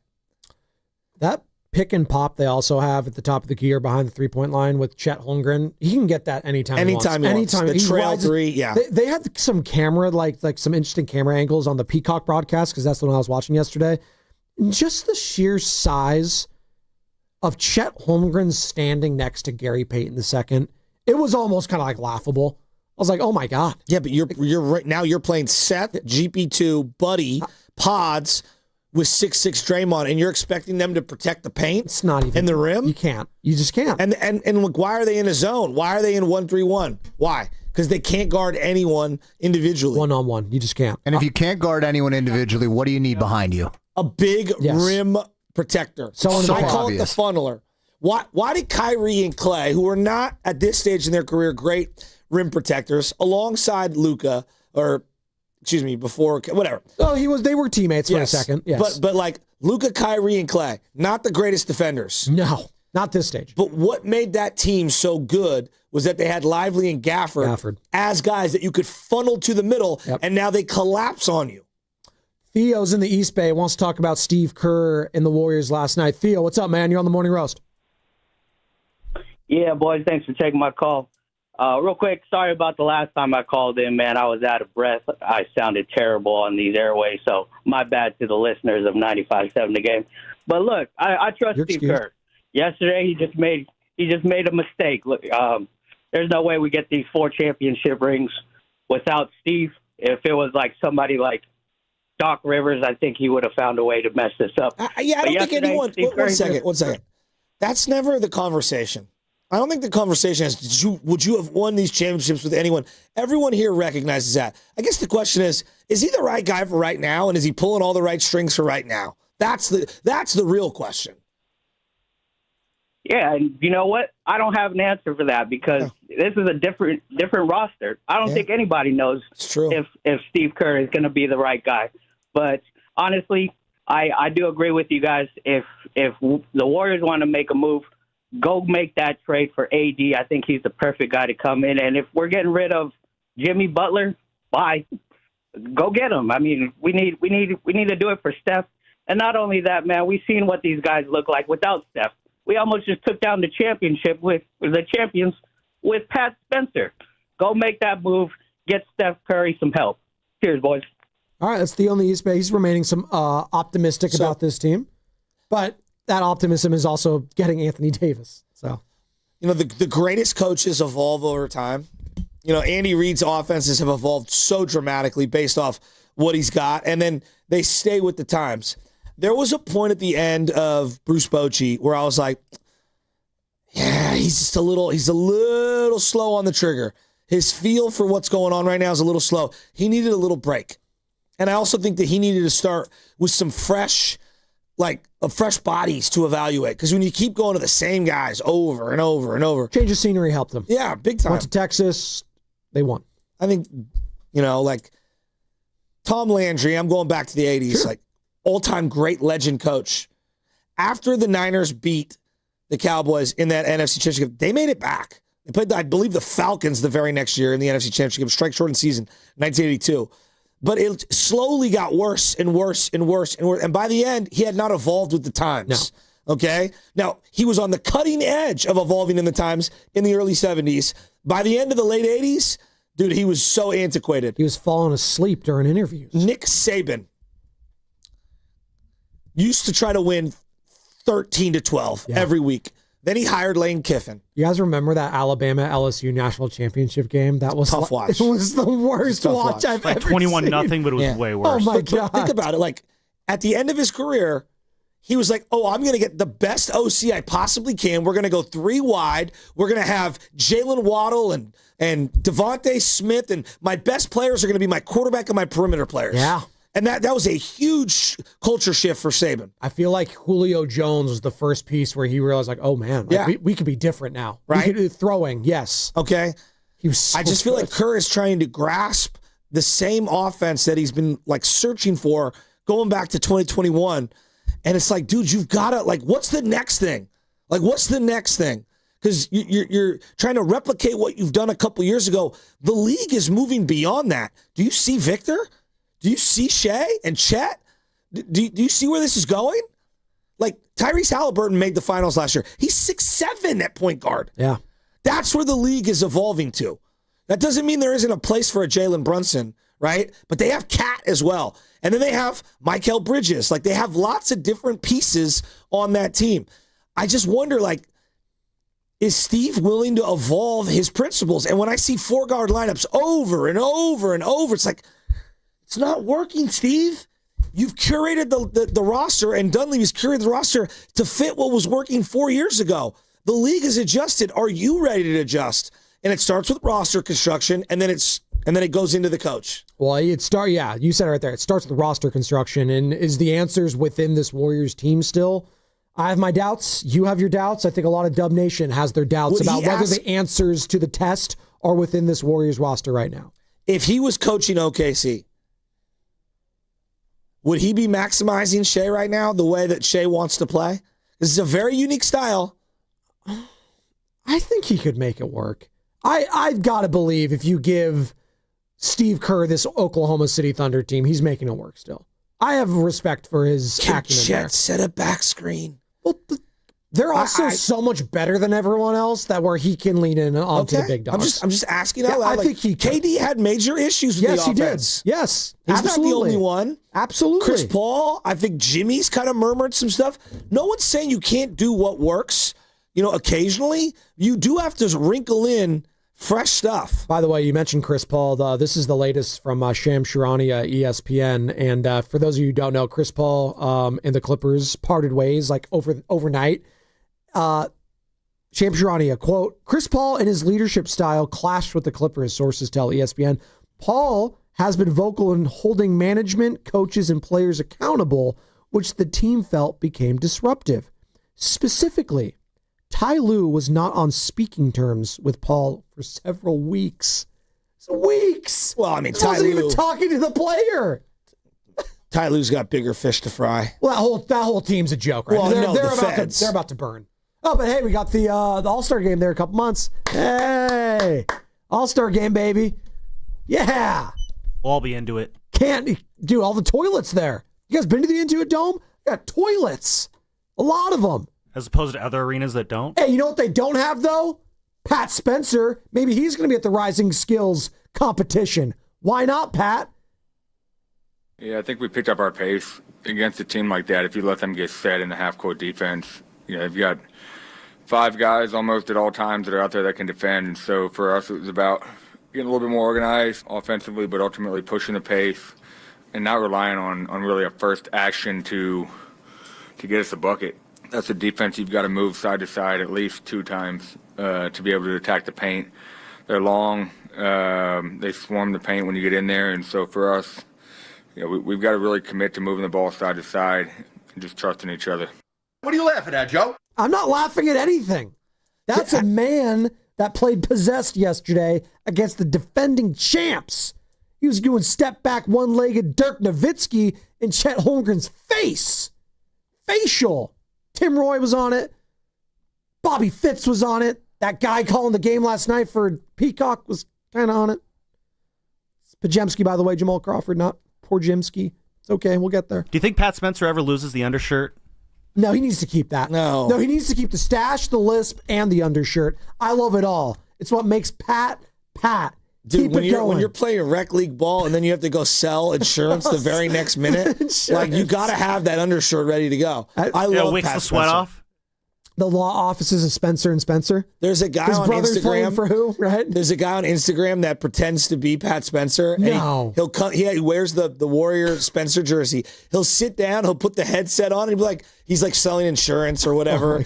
And he's always You're sure like, that's not just actually Pat Spencer? It's not actually Pat. Does he have No, the I lisp gotta too? find it. It's really funny. Like it's honestly really funny. And you know what I appreciate about his game last night, and he talked about it, was how he played fast, in control, with no turnovers, Joe. It is possible to play fast without turning over the ball, Pat. Spacing, obviously in transition, you want to get wide, run wide. I think the thing that was really great for us about the pace was that they get cross-matched. You've got some guys that they want to get on individual players, and so for us, it's really tough to match up in the half court, and so if you push that pace, you have the spacing that you want, their defense gets a little bit lost at times. So they're elite defensively. You've got to catch them in other ways. You can't rely on half-court offense night in and night out to beat them. I'm so happy he's getting his just due. It's just unfortunate that we're not going to see a lot of him because of this two-way contract. It sucks. No, it does, because Steve Kerr talked about after the game, too, about Spencer deserving to be on the roster full-time.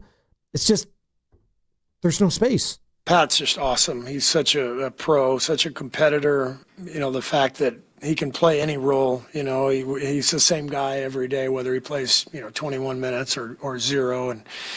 And he's a really good downhill pick and roll player, which is, a powerful force that you need that type of action, especially in the modern game with the floor spacing, and he's a good passer. So I could tell you, yeah, I'd love to get him more minutes.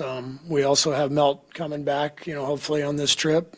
Pat's also on a two-way, so he's limited to 55 games. So we may have to, once Steph is back and we have Melt, we may have to give him some nights off because he's got a 50-game limit. So there's a lot at play here. But Pat's he's an NBA player. He belongs on our roster full time.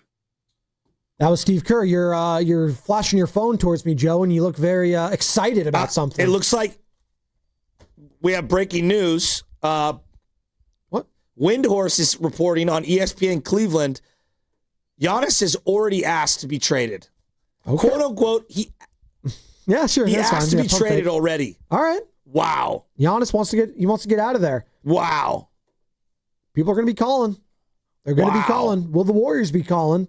Wow. We got Fast Five coming up here momentarily. Giannis Watch is officially back on. Do we need to open for that one too? Giannis Watch, do we need to make one? I'm all in. No, Sam's all like, there's too many. I'm all in. Giannis Watch. And then you need like there it Greek is. music. Giannis Antetokounmpo. Yeah. And like Oh, break. heck ass. Oh, like Opa. I got like break, like plates breaking. Hey, you know what? So I guess the Miles Turner trade didn't do it for them. So I'm reading that he requested a trade before the season started. He did. Swallowed his pride and then committed the Bucks, basically. But that's coming out now that he had requested He's out. a trade. He's done. Well, He's gone. I think he is witnessing the future of the Milwaukee Bucks, and now he's finally like, yeah, they stink. I need to get out of here. So he's going to get out of there. Where's he going to go? We'll see. Maybe Fast Five will tell us.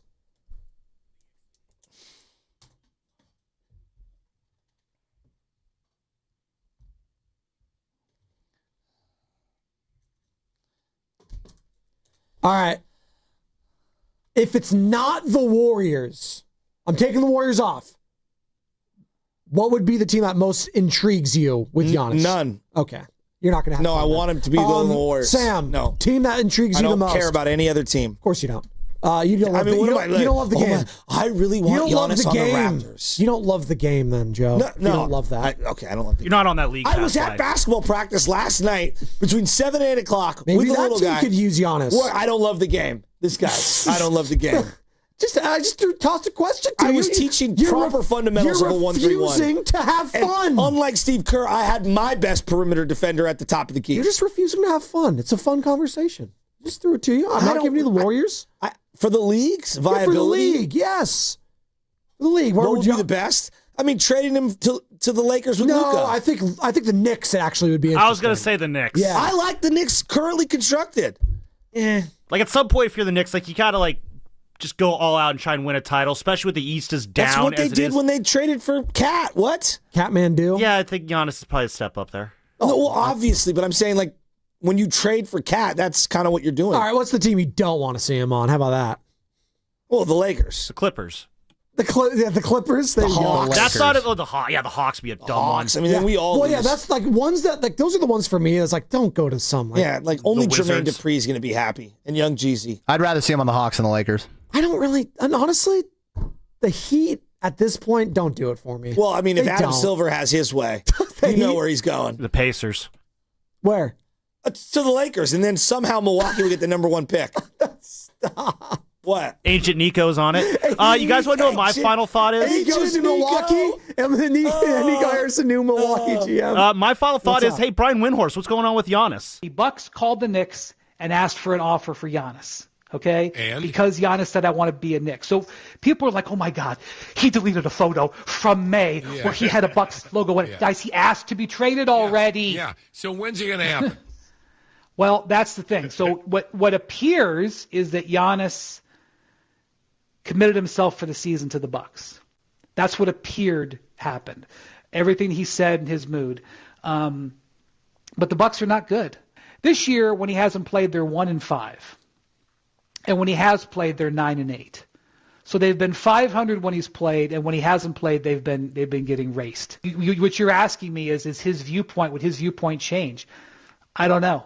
Like I know that he asked for a trade, and then he said, "Okay, I'm going to be a Buck this year." I know that a lot of people in the league don't think he'll be a Buck next year. The one win when That was from Giannis, ESPN Cleveland, by the way. The one win where Giannis didn't play was against the Warriors. It was The Ryan Rollins game. Rollins. There you go. I'm moving heaven and earth to get Giannis. My final thought is, why is Cleveland asking Ryan Windhorst about this? They're trying to get off a big. Good journalism. Well, because Cleveland, they think big over there. Because their That's what producer Cleveland couldn't does. book Windhorst and ours couldn't. Whoa. Stop. I'm going to remember that one. That's a check. Stupid. Don't say That's that a again. checkbook type of guess, though, Sam. Am I right? I mean, it's like a bonus guess. I don't have the money for Windhorst. I can't do weeklies. We can't get more headphones. That was Fast Five, brought to you by Xfinity, introducing the 5-year door price handle. guarantee. Such an Hey, the inside door joke. handle's there. The producer studio's the next one to go, though. That thing is hanging on for dear life. One consistent internet price for the next 5 years guaranteed. Steiny and Goo next. And I'm sure Steiny's going to be in a great mood this morning. You know why? Because he's thinking positive about these Warriors. Because no one else is. Brought to you by Fremont Bank, here for you, here for good. With T-Mobile, we don't miss out on any family fiestas. Hola, mija, ¿cómo quedó el mole? It turned out great. This holiday, switch to T-Mobile and stay connected with los tuyos. Get 4 Samsung Galaxy S25 phones with no trade-in needed, plus 4 lines for just $25 per line. Visit a store at T-Mobile.com or call 1-800-T-Mobile. With 24 monthly bill credits and 4 eligible port-ins on essentials. For well-qualified customers with auto-pay plus taxes, fees, and $35 device connection charge. Credits and imbalance due if you pay off early or cancel. Contact us. Finance agreement 128 gigabytes, $800 required. Not for extended international use. You must reside in the U.S. and primary usage must occur on our network. Visit T-Mobile.com. Elevate your kitchen at the Mila Innovation Center at Friedman's Appliance in Pleasant Hill. Out of your dreams and into your kitchen. Select the qualifying built-in kitchen appliance package that is right for you. With unrivaled technology and luxury-grade quality, when you bring home a Mila, you're bringing home true innovation. Now, for a limited time, save up to 10% with the purchase of a qualifying Mila kitchen package. Visit the Mila Innovation Center at Friedman's Appliance in Pleasant Hill or at friedmansappliance.com. Hey, Dan Dibley here for Golden State Lumber and Showroom. Consider their Stockton Yard as the go-to resource for building professionals in San Joaquin County. With over 40 acres of premium building materials available to the public. For bigger jobs, you can count on Golden State's large fleet of trucks for timely delivery. It's their goal to keep your project on time and on budget, building a better Bay Area for over 70 years. Golden State Lumber and Showroom. When you succeed, we succeed. I know that hiring can be challenging. You sort through tons of resumes and you get too many so-so applicants. You're just waiting for someone to match your role perfectly. Well, now, there's a place where you can meet them fast. ZipRecruiter. Need to hire right away. Start your search for strong candidates. The right fit awaits. Build your team. Build it sooner. Meet your match on ZipRecruiter. Just head to ZipRecruiter.com/free right now to try it for free. And you're on your way to meeting your match. 4 out of 5 employers who post on ZipRecruiter get a quality candidate within the first day. So try it now. Go to ZipRecruiter.com/free. Once again, that's ZipRecruiter.com/free. Meet your match on ZipRecruiter. Try it free. What's your financial future look like? At Pettinelli Financial Partners, we help you shape it. Whether you're planning for retirement, buying a home, or saving for something special, our professionals are here to provide clear guidance and smart strategies. Visit PettinelliFP.com today and take the first step toward a more secure financial future. The financial consultants at Pettinelli Financial Partners are registered representatives with and securities offered through LPL Financial, member FINRA SIPC. Investment advice offered through Stratos Wealth Partners, a registered investment advisor. Stratos and Pettinelli are separate entities from LPL Financial. Hey, it's Willard. Right now, hunger is hitting our community hard. Families trying to hold it together, veterans quietly struggling, even the teachers who care for our kids. As the school holidays begin, thousands of children will lose the one meal they can count on. Join the Habas Law team in the fight against hunger with Loaves and Fishes. Loaves and Fishes is a lifeline, serving hot, dignified meals. No judgment, no barriers. Join Omar, Tarek, and the Habas Law team. Visit loavesfishes.org. Habas Law, fighting to end hunger, fighting to make it right. Comcast Business is celebrating the holidays by giving your business the $1,000 holiday bonus when you switch to a gig speed internet package. Just imagine the thousands of possibilities of a $1,000 prepaid card. Like possibility number 12, a new laptop for the office holiday hero. Or possibility number 108, smart speakers to deck those hallways. Or possibility number 192, new equipment for the new year. Or possibility number 555, Bluetooth holiday lights for office decor. Switch to Comcast Business, designed for 100% reliability with business internet and wireless connect, plus advanced cybersecurity, and now get the $1,000 holiday bonus. Comcast Business, powering possibilities. Ends 12/14/25. New customers only with 2-year agreement. Requires qualifying gig package. Other restrictions apply. Hey, what's up, flies? This is David Spade. Dana Carvey. Look, I know we never actually left, but I'll just say it. We are back with another season of Fly on the Wall. Every episode, including ones with guests, will now be on video. Every Thursday, you'll hear us and see us chatting with big-name celebrities. And every Monday, you're stuck with just me and Dana. We react to news, what's trending, viral clips. Follow and listen to Fly on the Wall everywhere you get your podcasts. Hey, I'm Mike Slater. My dad passed away at the age of 63. It's out of nowhere. Had a stroke. Super hard, obviously, for the whole family, but my dad had life insurance. This is why I have life insurance for my family, for my wife and 4 kids. And the best place to get life insurance is ethos.com, because you can do it in 10 minutes. And there's no medical exam and no blood test, just a few health questions. Get life insurance in 10 minutes so your family is protected. Ethos, ETHOS, ethos.com/life. Pros don't just show up. They prove how it's done, with precision and without shortcuts. Makita tools are built the same way, with a dedication to lasting quality, trusted performance, and results that reward your effort year after year. When the job calls for the best, call on Makita. Built to be the best. Available at the Home Depot. You're listening to 95.7 The Game, KGMZ FM in HD1 San Francisco, on Odyssey Sports Station and the home of the Golden State Warriors and Valkyries. Always live on the free Odyssey app and now coming to you live from the Laughing Monk Studios. He brings the passion. For what? I want to know now. I'm mentally invested. Don't tell me to pray and you don't say what for.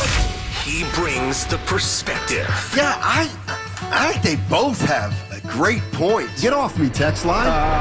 He's truly one of a kind. That is whack. Oh, my God. Oh. And he's doing a great job. I need you to man up and say what you really want to say. Simon, you're doing a great job. Absolutely incredible. And together, they're Steiny and Guru.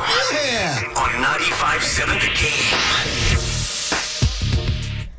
Really trying to think how I was going to start the show today. How about a hello? Well, I said hello to you already. Well, you did. And what? I was going to... Fits in his bag last night. You know, I was going to talk about the game and my thoughts, and then I come in and I hear that, you know, you've already made your debut today with the morning show. The streets talking. They called me. They sought me out. Why would they call you? The Warriors lost a good ball game last night. it was their 22nd game of the year. I don't know that you've called the morning show in any of the other 21 games. No. So what? Well, that's a fact. Yeah, I'm just curious why this morning and why it sounds like you might be a little upset. No, good morning to you, Steiner. Yeah. You look like a substitute teacher. Sure. You look great. I'm in my Warrior gear, but listen, last night when I'm at Norm's and there's a Warrior video, something's not right. Or Steph went for 50. And last night, Steiny, I had no expectations for the Golden State Warriors to keep up with the 20-1 Thunder. I didn't. And for 2 seconds, Steiny, it felt good knowing I wasn't going to be disappointed. Then all of a sudden, Jimmy's out. They're down a bazillion. And then Fitz is in his bag going crazy. And Pat Spencer turns into Monte Ellis. And I'm watching the roof come off the building. Fitz going crazy. And then Spencer, at 3 separate times, Steiny, put the Warriors up 199, follows that up, puts them up 105, 104, and then the turnaround over the 7-foot Chet Holmgren up 107, 106. I'm like, well, there's 4:54 left. A lot of time. But this is incredible. We already Dub Nation won, and this is why I'm a bit upset. The buzzer goes off, that stoppage and play, and in comes Pods, which I have no problem with. He had a game. But not for Michael J. Fox, who was Teen Wolf that night. Why would you take Pat Spencer out? So I remember a couple years ago, and I'll throw it right back to you, Kerr apologized to Moody. He said, I forgot about him against the game against the Kings. He had hit 3 throws. I forgot about him. Why would you take the ball and the moment, my partner, from Patrick Spencer? That took me to the garage. I think that helped the Thunder. He was getting in the paint, and if he couldn't make it, he was kicking it back out. All the stuff that I said the Warriors are devoid of at times, Pat Spencer gave us, and partner, I mean this, he deserves, at least I said by 12 p.m. this afternoon, we'll probably get an apology issued from Steve Kerr to Pat Spencer. He earned that moment. He was part of why they were up. And as a Dub Nation lifer, I was just upset that Coach Kerr in his eyes felt like he couldn't take Seth, who had a good game, Buddy, anybody else that was out there off the floor. And Spencer came out and went to the bench like WTF. And that's why they had me on, because I put up a video last night. I wasn't going. I was just perplexed. That's all. Let me help you. Okay, I'm here. I need you. Sometimes. And go ahead. Feel free to take this as sucking up to Kerr. That's fine.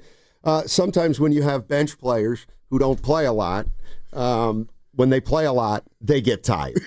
And while he did make some big shots, the last shot he took was this little 6 to 8 footer in the lane, and it was short. All right. And you know what I said to myself at the time? I think he's getting tired.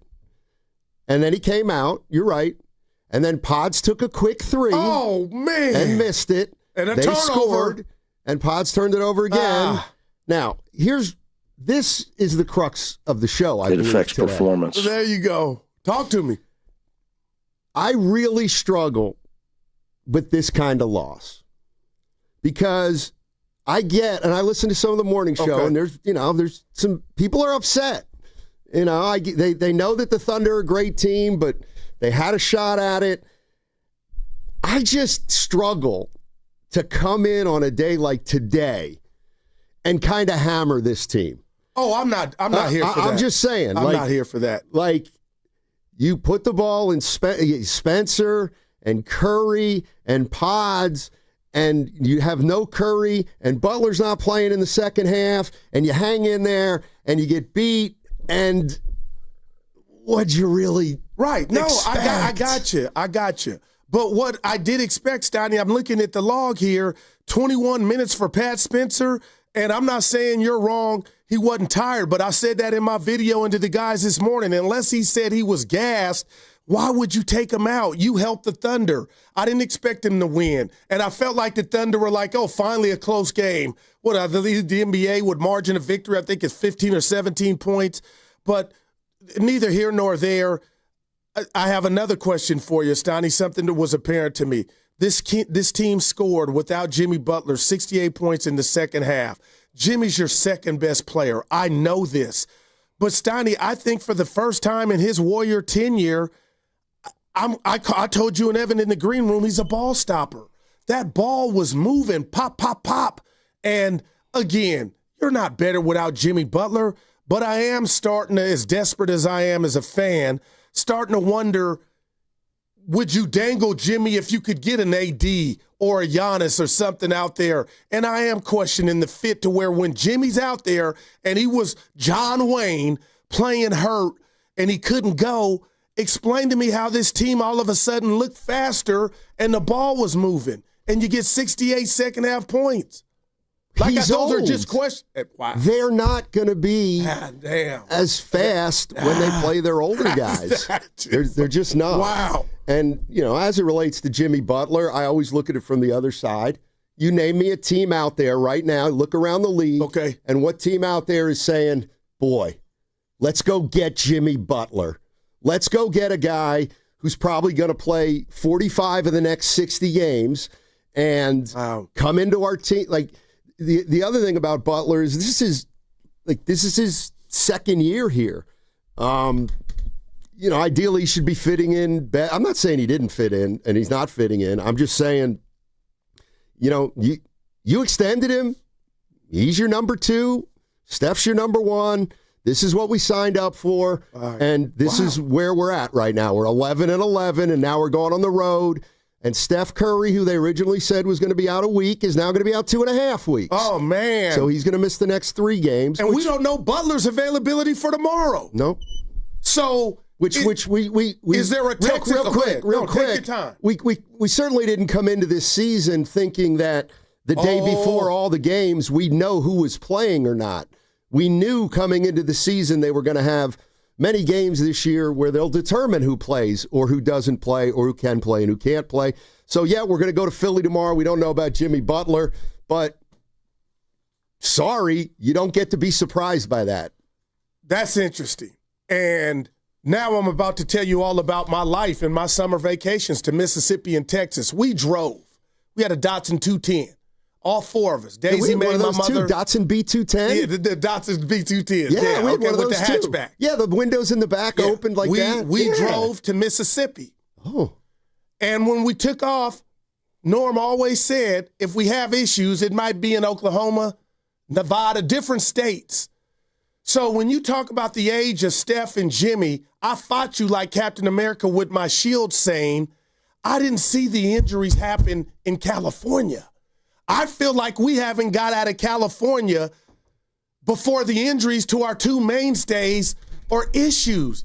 I thought maybe at the All-Star breaks, Donnie, I know you can't predict it, but I am a bit nervous and scared now just about what we have with now Jimmy and Steph being hurt, I dare say, right out the gate.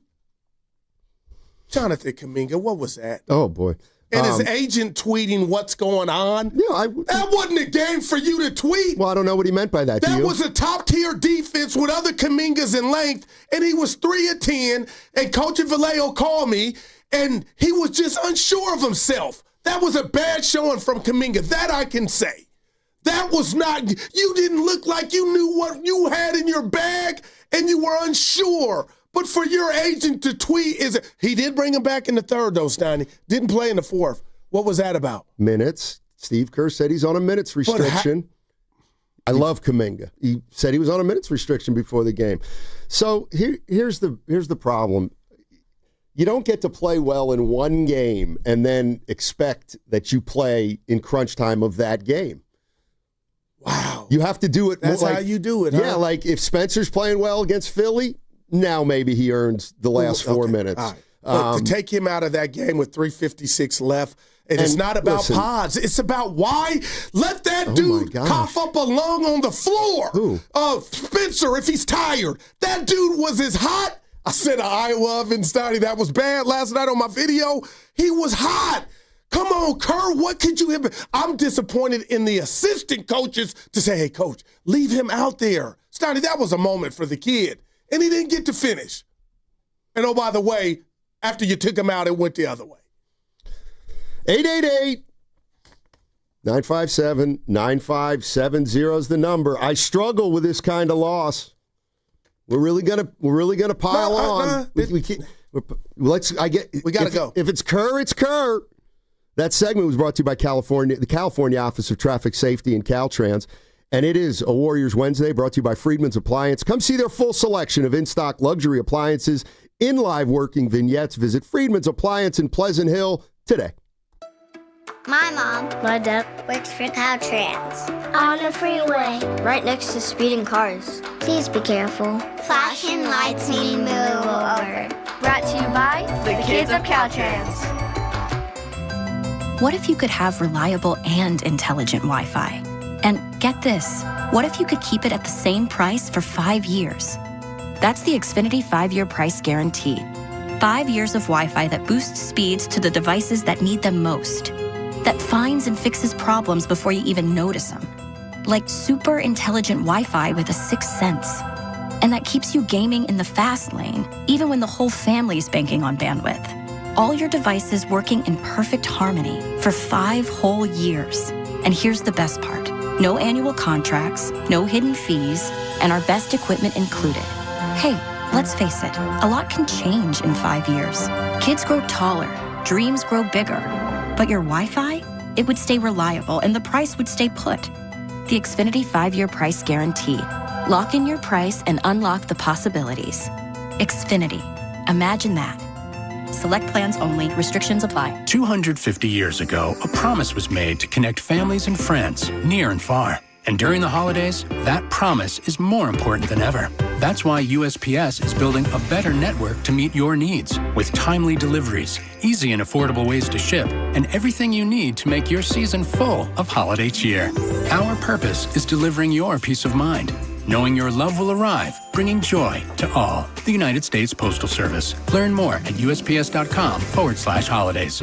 Do you often worry you left the garage door open? With a LiftMaster garage door opener powered by MyQ, you'll never worry again. You can control, secure, and monitor your garage from your smartphone anytime, from anywhere through the MyQ app. As an authorized LiftMaster dealer, Ace's Garage Door Repair and Installation has smart openers designed for your needs, including belt drive motors for ultra-quiet operation, integrated camera for live video, streaming, and battery backup to let you in when the power is out. Trust Ace's Garage Door Repair and Installation for top-notch service and unbeatable reliability. Whether you need a quick fix, a complete replacement, or a brand new installation for your garage door or garage door opener, our skilled technicians are here to get the job done right. With competitive prices, a commitment to quality, and diamond certification, Aces has you covered. Call today at 855-588-2237 or visit acegd.com. That's acegd.com. Ace's Garage Door Repair and Installation, where your garage door is our priority.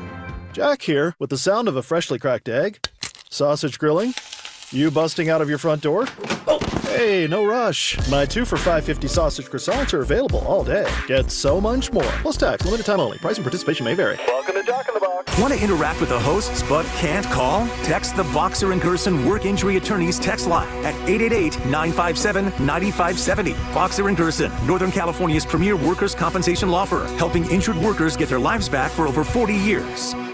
He's the best interview in the Bay Area. He looked like Steph Curry always has, so he still got it. I mean, I think the biggest thing when you're 37 is maintaining the level over the course of 82 games. And he joins Willard and Dibbs every week during the NBA season. We have a blueprint that everybody's feeling confident with. Steve Kerr is presented by Great Clips. In sports, success is about team effort, and the same is true for your hair. Great Clips. It's gonna be great.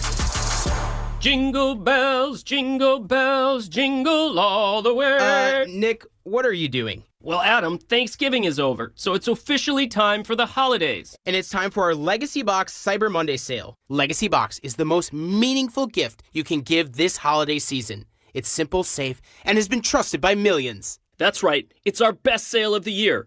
Right now, when you go to LegacyBox.com, you can save an unreal 65% on your Legacy Box. And for a limited time, you can preserve your tapes, film reels, and photos for as low as $27, saving you hundreds. Hurry, our best sale of the year won't last long. Visit LegacyBox.com for an unreal 65% off during our Cyber Week sale.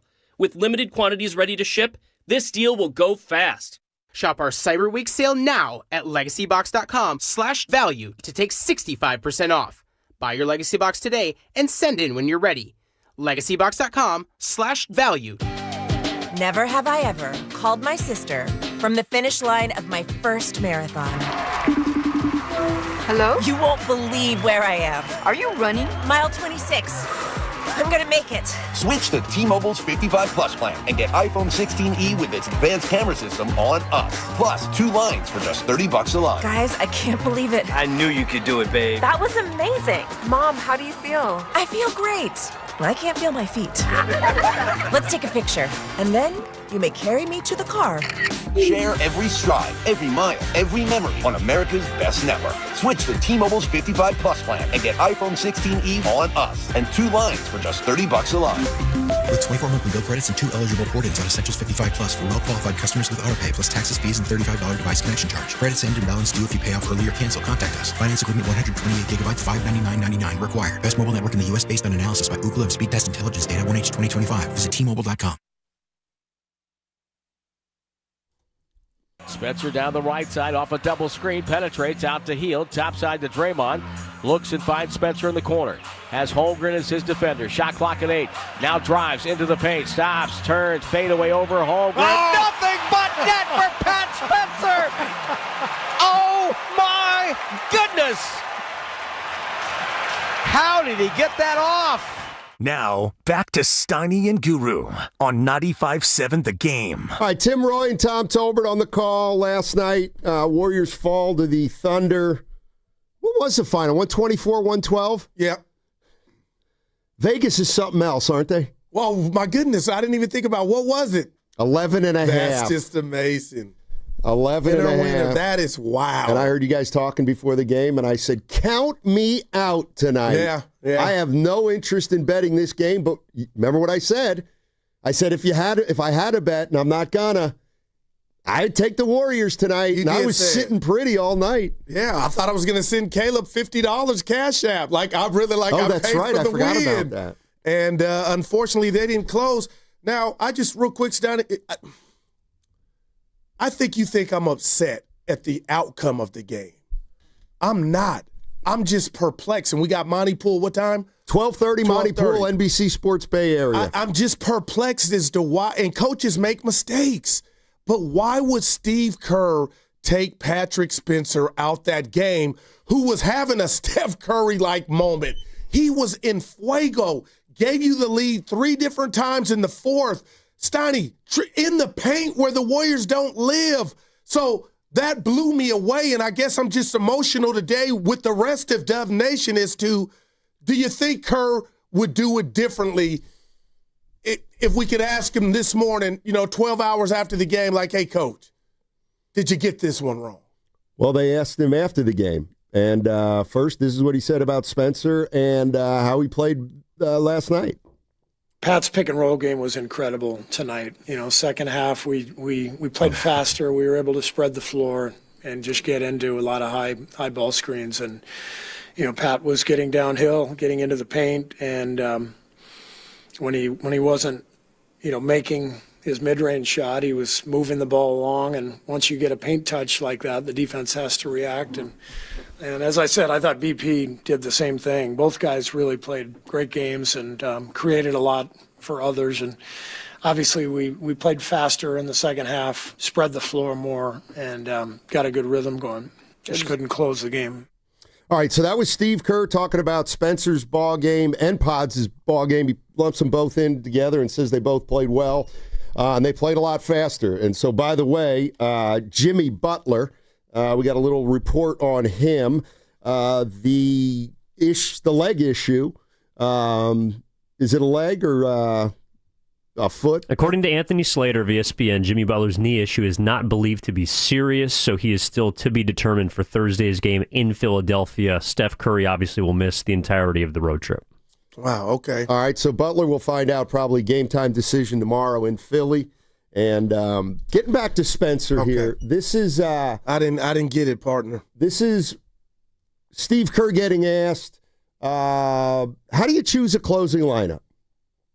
You're just going with the guys who have, really played the best and you feel good about. And, we stayed with Gary because he's our best on-ball defender.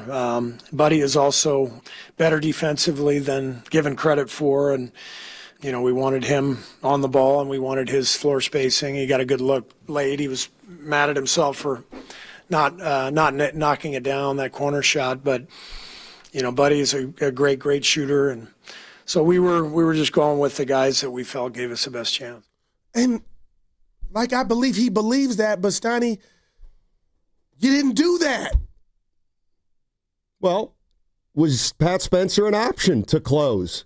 It was a consideration, but we wanted to get Brandon back in the game because he was also playing at a high level, and Pat had been out there for a while and just felt like a good time to sub. We have played them together a little bit. That was discussed in the huddle, but we decided to go with the group that we went with. All right, there it is. So ignore what's happening in the moment, basically, even though you're saying something different, and go with. Well, this is what's on the chalkboard. Like, what happened to In the Meantime? That great book I read by Terry McMillan, Steiny. What happened to dude was like they can't play together. He talked about it like I would have went down with, on that boat. Like he was one guy, just Pat Spencer, not coming off the court, having that type of game. But this is kind of what I mean about okay, so Pat Spencer's, and I'll say it, finally having a good game. Right. All right, Pods is your guy. And so, okay, Spencer plays well. They take him out with 4 minutes to go. Warriors aren't able to bring it home. Pods didn't play great down the stretch. All right. After sitting for 6 minutes, So, yeah, I mean, to me, that, now, over the course of an 82-game season, maybe you think about Spencer the next time you have that decision. But, the likelihood of that happening is very rare that he'll ever be in a zone like he was. That's why maybe that's why you don't play him the fight, because it was such an outlier type of a game. I mean, you played the game on Division III level. Listen, you covered the game. Right. Guys who are 11th men who play well up until the 5-minute mark, puts a coach in that situation all the time, and the coach has to make a decision. And sometimes they go with the guy who got him there, and sometimes they go with the guys who's got him there before. All right. I hear you talking, and I'm not changing diapers or giving anybody a pacifier. Had you been Patrick Spencer in that moment at 3:56 left in the game and you came out, would you personally have been mad? Yeah, probably, of course. Right, gotcha. But that's irrelevant. No, I appreciate that. But that's irrelevant. It was the wrong move because of Pods, who was sitting. So that Pods ain't Curry. And it seems like that I guess that's what's coming out now. Because of Pods, who was sitting his ass over there and your boy was getting bucket after bucket after bucket, but we had to put Pods back in? What are we doing? When a dude is balling and you could have took anybody else out. Both of them could have played, but that's your answer because of Pods? And he comes in, jacks in the 3, he's cold, and then I'm thinking he's watching the Pat Spencer show, so naturally he's trying to keep it going, turns the ball over. It's like Pat Spencer will never get that moment back. Yeah, I mean, because of Pods? I mean, This is the type of stuff or moves that hurts Pods. Pods didn't do anything wrong. Well, Pods he did was what the coach told him. No, you weren't in the game without him. But just when you hear those sound bites of why somebody's water got turned off when they are cooking because of Pods. He missed his last shot, and he was short. So maybe he gave you the lead 3 times in the 4th, though. He was cooking. Okay, he was cooking. And Steiny, in regard to fatigue, he played 21 minutes. I know, but he's a sub who doesn't play a lot at all. So Listen, I'm just telling you that. Steve Kerr said, he thought he was getting a lot of minutes. And, okay, you want to, seriously, you want to go to the well and say, put this one on Kerr because of Pat Spencer? Go ahead and put it on Kerr because of Pat Spencer. But if we're talking about one game and he should have played Pat Spencer the last 4 minutes and he went to pods and he's going to have to figure that out, it's like that is such small potatoes for this team. That's a whole, you are totally correct, and that's a whole different conversation. And it's not just about pods because he was the guy that came in. It's about why would you not ride the hot hand until the well went dry? Well, maybe he said, I'm riding the hot hand, and then Spencer missed his last shot. He had a little chippy in the lane. It was short, and maybe he thought he was tired, and that was the best time to get him out. It didn't work. They lost the game, and now Pat Spencer goes back to being a 12th man. Now, now I'm asking you. I know we got Monty Poole from NBC Sports Bay Area joining us at 12:30, but I mean this question because I'm not telling you this is my answer. Does that performance last night make you think any difference of Pat Spencer? Not really. Moving forward? Not really. And I get that. He's an NBA player. There's no doubt about it. Last night he was good. Other times this year he's been, to me, good and bad. But that's why he's the 11th man, because he's not consistent. But we've seen Moses Moody be that 11th man and forgotten about, and then he climbed up the charts.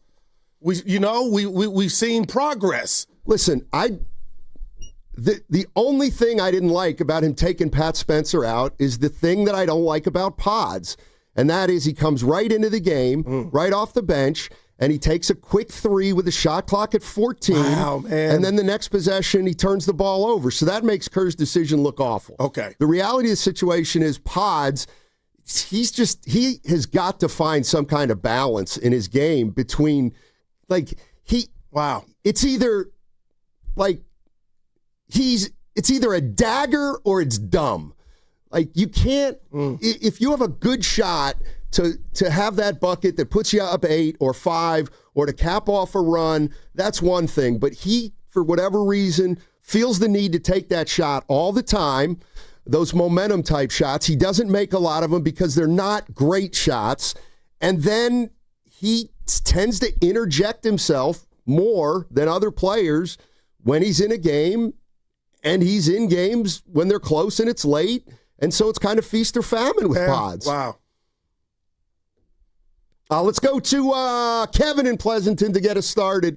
Hey, Kevin, how you doing? Monty Poole coming up at 12:30, NBC Sports Bay Area. What's up, Kevin? Oh, no, Kevin. Let's go to David in Santa Cruz. Hey, David, how you doing? What's up, guys? How's it going? Hey. I feel like at this point of the season, you got to ride the hot hands, right? Like, who's having good games 2 games in a row?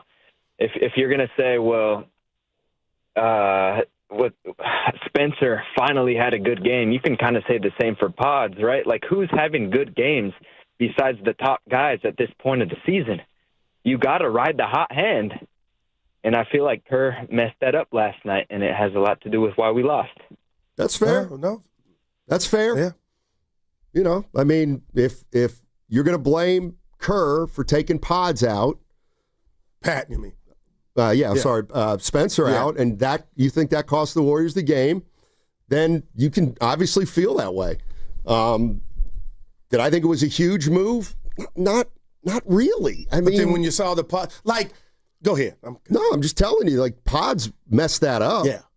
By having to come into the game and wanting to make a statement. Here's the other thing. We talk about this team and who you decide to play down the stretch. I mean, clearly something's going on with Moses Moody. Oh, Kerr was lacing into him exactly. At the first quarter. Evan texted me. I was like, whoa. I rewinded. What do you think that was about? Well, has Moody played well enough all year to just play in crunch time? I would say no. All right. Well, then on a night like last night, he's not going to play much because he wasn't very good. But he came back from the injury on fire, like Kuminga's first 5 games. So I'm saying no, but I mean, that meant something, Steiny. He played 15 minutes. Right. What did he do? And he was out there fumbling the ball. The pressure, like Kuminga. I felt like they almost had the same game, but Kuminga's was worse. That pressure was made. Like, wow. I'm not mad they lost, Steiny. I expected it. But then when I'm watching in real time, I guess I'm just married to, and I coached CYO St. Anne. Shout out Eddie House, 3rd through 8th grade. I just have a philosophy of what I think coaching means, and you ride the hot hand when you see it. And it's your job to know, even when you get it from an unexpected source, that Patrick Spencer was qualified to finish that game. Do they win, partner? I don't know. But to have him come out after making bucket after bucket, and then the Nowitzki, the Dirk over Holmgren. Wasn't the last shot he made. I know. It wasn't. But I guess, Steiny, because you miss a shot after that doesn't constitute your cold, and you got to come out. Okay. Buddy Hield could have came out. You know what I mean? So many guys could have came out. But it is what it is. What you're talking about and what we're doing. The team's not good enough to have guys. They have no guys outside their big three who deserve every night to play in crunch time. They just don't. Moody did not deserve to play in crunch time last night. Kuminga is lost. But I thought application. Seth Curry was good, so that's why he played. Could he have played Spencer more? Apparently so. But he brought Pods back because Pods was playing well. Buddy was not. But Buddy's a veteran. Like, we've lived through this for the whole Steve Kerr era. That's why he's going to play Buddy Hield. And unfortunately, Buddy Hield has not helped them win many games this year. So Buddy's hurting them. Yeah, let me just, and you could tell me if this is far-fetched, because I just share with you guys my thoughts. I always told you I just love watching what I believe is the guru Joe Lacob cam. And I wasn't in the arena like Evan. But, Steiny, I know where he was sitting, and I could see him the whole game. I'm just telling you, I didn't see him get up when they got the lead, went up 4, and it just got me to thinking, and why I'm sharing it, what do you think he could be thinking and how he's feeling? Does he feel like he might be to blame for the lack of size and athleticism? But right now, after 22 games, this team's 22-22. Curry's not back in the week that we thought he was going to come back. Jimmy's I'm asking you, and this might be too far-fetched for you, but what do you think how would you be feeling if you're Joe Lacob? Just about the whole outfit. Forget last night. It's funny. You ask me these questions a lot, and I always find them fascinating because I don't think Joe Lacob woke up this morning and was more pissed than he was 3 days ago. I get it. He may be upset. He may be frustrated, but this is his team. This is the avenue. He went down, the organization went down, and 90% of the fan base or whatever sold, they were sold it. So now here you are. You're going to play, you played 22 games. By the time you play 25 games, Steph Curry will have already missed 9 games, which means that puts him on a pace for 52 games this year. Not enough. Jimmy Butler, 22 games into the season, now has a leg issue. Status undetermined for tomorrow. We'll figure that out. But the issue to me with this team is that how can they possibly get consistency when they don't have consistency in their personnel night to night? I don't know how they rectify that. Why is that? The lack of consistency. Because you've already gotten into a situation where Kuminga's missed 8 to 10 games. So he's in, out, in. Curry's been in, out, in. And when Curry's in, out, in, that's a big problem because you're so dramatically different when he plays and when he doesn't. It's just two different Warrior teams. And to piggyback on top of that, that's why I thought when Kerr and a lot of the players were talking about this practice stuff after coming out of training camp, I took issue with because of one of my favorite slogans. Tomorrow's not promised. So it was supposed to be all about practice, all this stuff, and then now the chef's injured. Jimmy's hampered. So it's not everything that you guys were selling us on about, we're going to bring this continuity back together. Now you got guys that are not even available for that. Right. So now that ship has sailed, and where are we at? And then Kuminga 3 of 10 in a game that that was really a big test for me because, and you could say it's unfair, OKC has length, and I wanted to see what he could do. And Stoney, I just felt like everything that he's not good at was on display. Just turning the ball, going to the rack, and not just the GPS was not working. 3 of 10 and wasn't even a thought in the fourth quarter.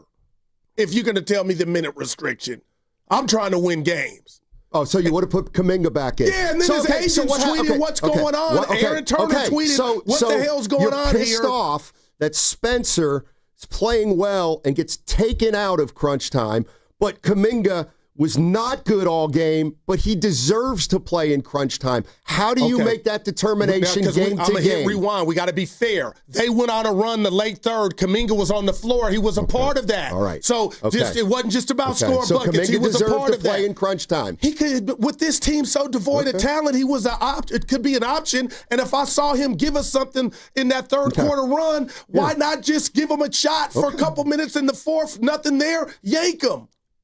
When do you yank him? You put him in with 4 and then yank him with 2? You can't do that. And again, like if you want to say Spencer should have, fine. Say Spencer should have. Again, I'm not like they need to bring Kuminga back the last 6 minutes. He's lost, Goo. Yeah, his agent thought different. That's all I was bringing back. I don't give a damn about his agent. Yeah, I got Seriously. Gives a rat's ass about his agent. Simmer. I mean, his agent. What are we talking about here? His agent. But that lets you know it's him. It's him. He's saying he feels that way. His agent. When your spouse says something out loud, what a clown. You are part of that, I believe. What a clown. An agent tweeting during the game. That wasn't a game for him to tweet that. Okay. Well, it was. So that shows you what he's all about. Maybe he was talking about Pat Spencer.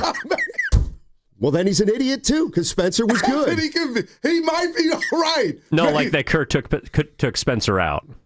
Oh. Yeah. Yeah, what if it's that? I got to be careful. Stoney, I didn't expect Kuminga's him to win. Agent. They were Oh, up my 4. God. Is there a more meaningless person on planet Earth right now than Kuminga's agent? But yeah. Kuminga's agent. Yeah, but... Oh, my God. But what he said was a serious shot at the coach, right? What are we doing here? Like, seriously, the agent of a disgruntled player. Who's not having a good game, by the way. I've had enough of Aaron, what's his name, Turner? Yeah. And he was good to us. Yeah. 888-957-9570. You better be nice. Like, I'm To okay, who? Stoney. I'm okay. Well, you're not okay, Yeah, Goo. Willer's going to come in here and think, I'm okay. You're not okay. I'm mad that Kerr missed a moment. Okay. And you agree. Like, I appreciate you saying, like, if that's what you want to talk about. I'm just not going to vehemently disagree that we didn't use our 12th man. The one game he made some shots, but what's he done all season long? To be fair, is he better than the 12th man? No. If we want to be real, like dude. that was cruel you said that. I'm sorry. But let's back up and start thinking about what we saw against who we saw it against. Maybe he might not. I'm just throwing it out there. Yeah. Maybe he might not be a 12th man. Okay, what is he? Let me ask you this. How better is Pods than Pat Spencer? Just at the game of basketball. I know whose handles are better. I know who can create a shot better. So that's 2-0 Pat. Okay, so Pat Spencer's better than Pods. I'm just saying Pat might not be your 12th man. Maybe there's more to him than that. And I'll tell you this right now. If he's your 8th man, you stink. You flat out stink. He had a good game. That he did. All right, 888-957-9570 is the number. Monty Poole joining us at 12:30 today, NBC Sports Bay Area.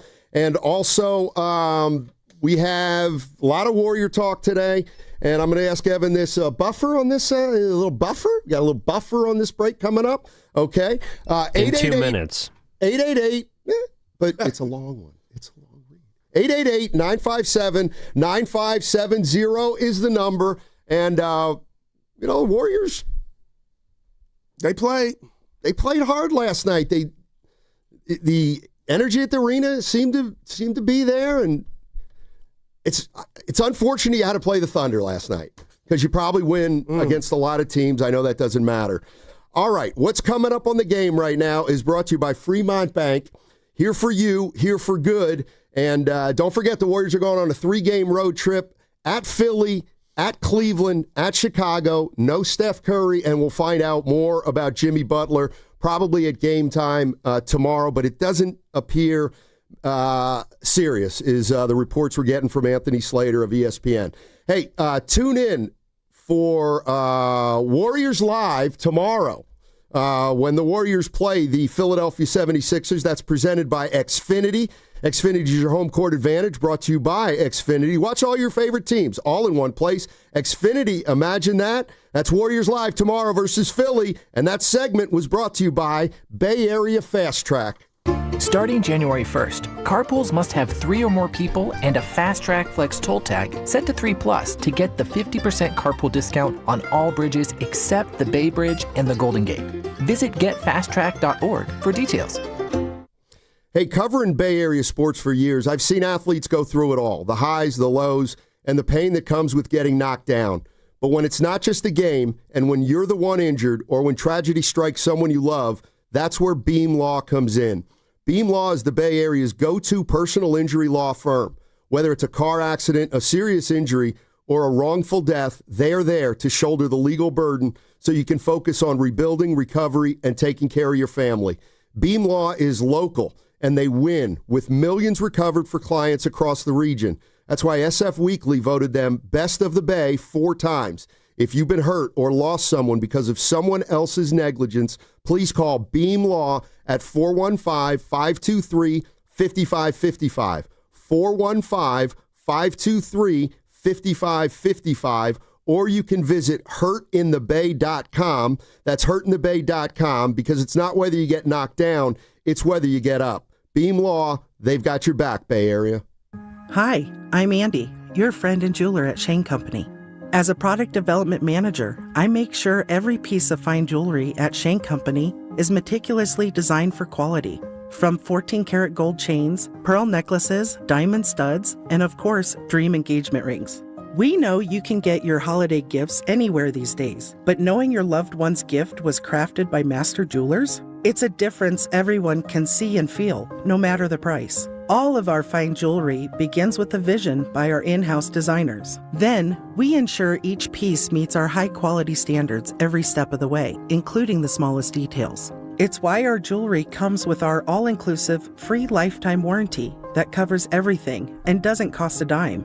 At Shane Company, there's no shortcuts, just craftsmanship. Because a friend wants your fine jewelry to be nothing short of perfect. Come see for yourself. Visit us in store or at shaneco.com. Shane Company, your friend and jeweler. 250 years ago, a promise was made to connect families and friends near and far. And during the holidays, that promise is more important than ever. That's why USPS is building a better network to meet your needs, with timely deliveries, easy and affordable ways to ship, and everything you need to make your season full of holiday cheer. Our purpose is delivering your peace of mind, knowing your love will arrive, bringing joy to all. The United States Postal Service. Learn more at USPS.com/holidays. Every now and then I rinse it out, and I need Johnny Rinse tonight. And I need it more. I can't rest the bed and the smell never leaves. I don't know what to do. I'm always in the dark. The smoking dead short smells like a dog park. And Johnny Rinse it tonight. Downy Rinse fights stubborn odors in just one wash. When impossible odors get stuck in, Rinse it out.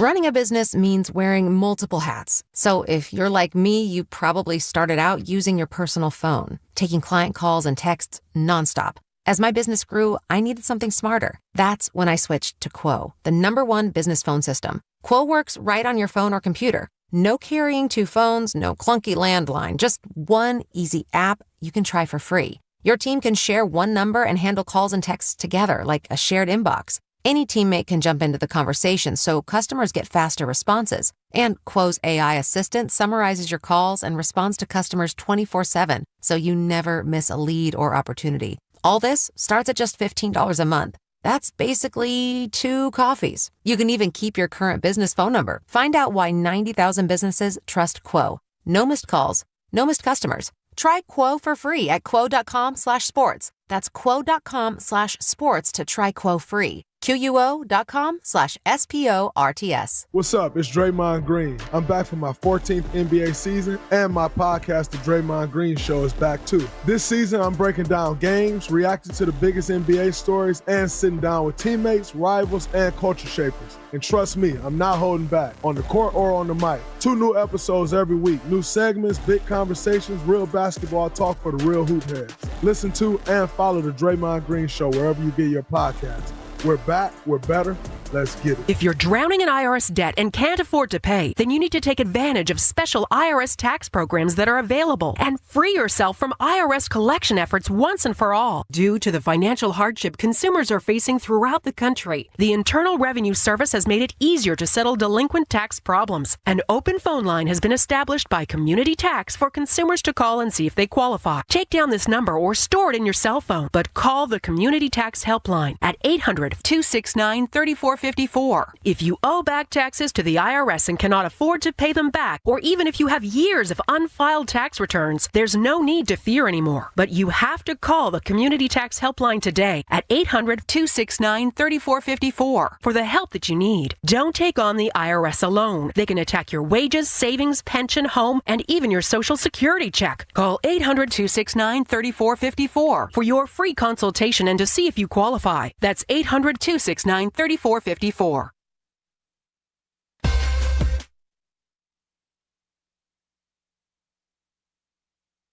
To Spencer. Bad pass deflected away and grabbed in the backcourt by Buddy Hield. He's got 7 seconds.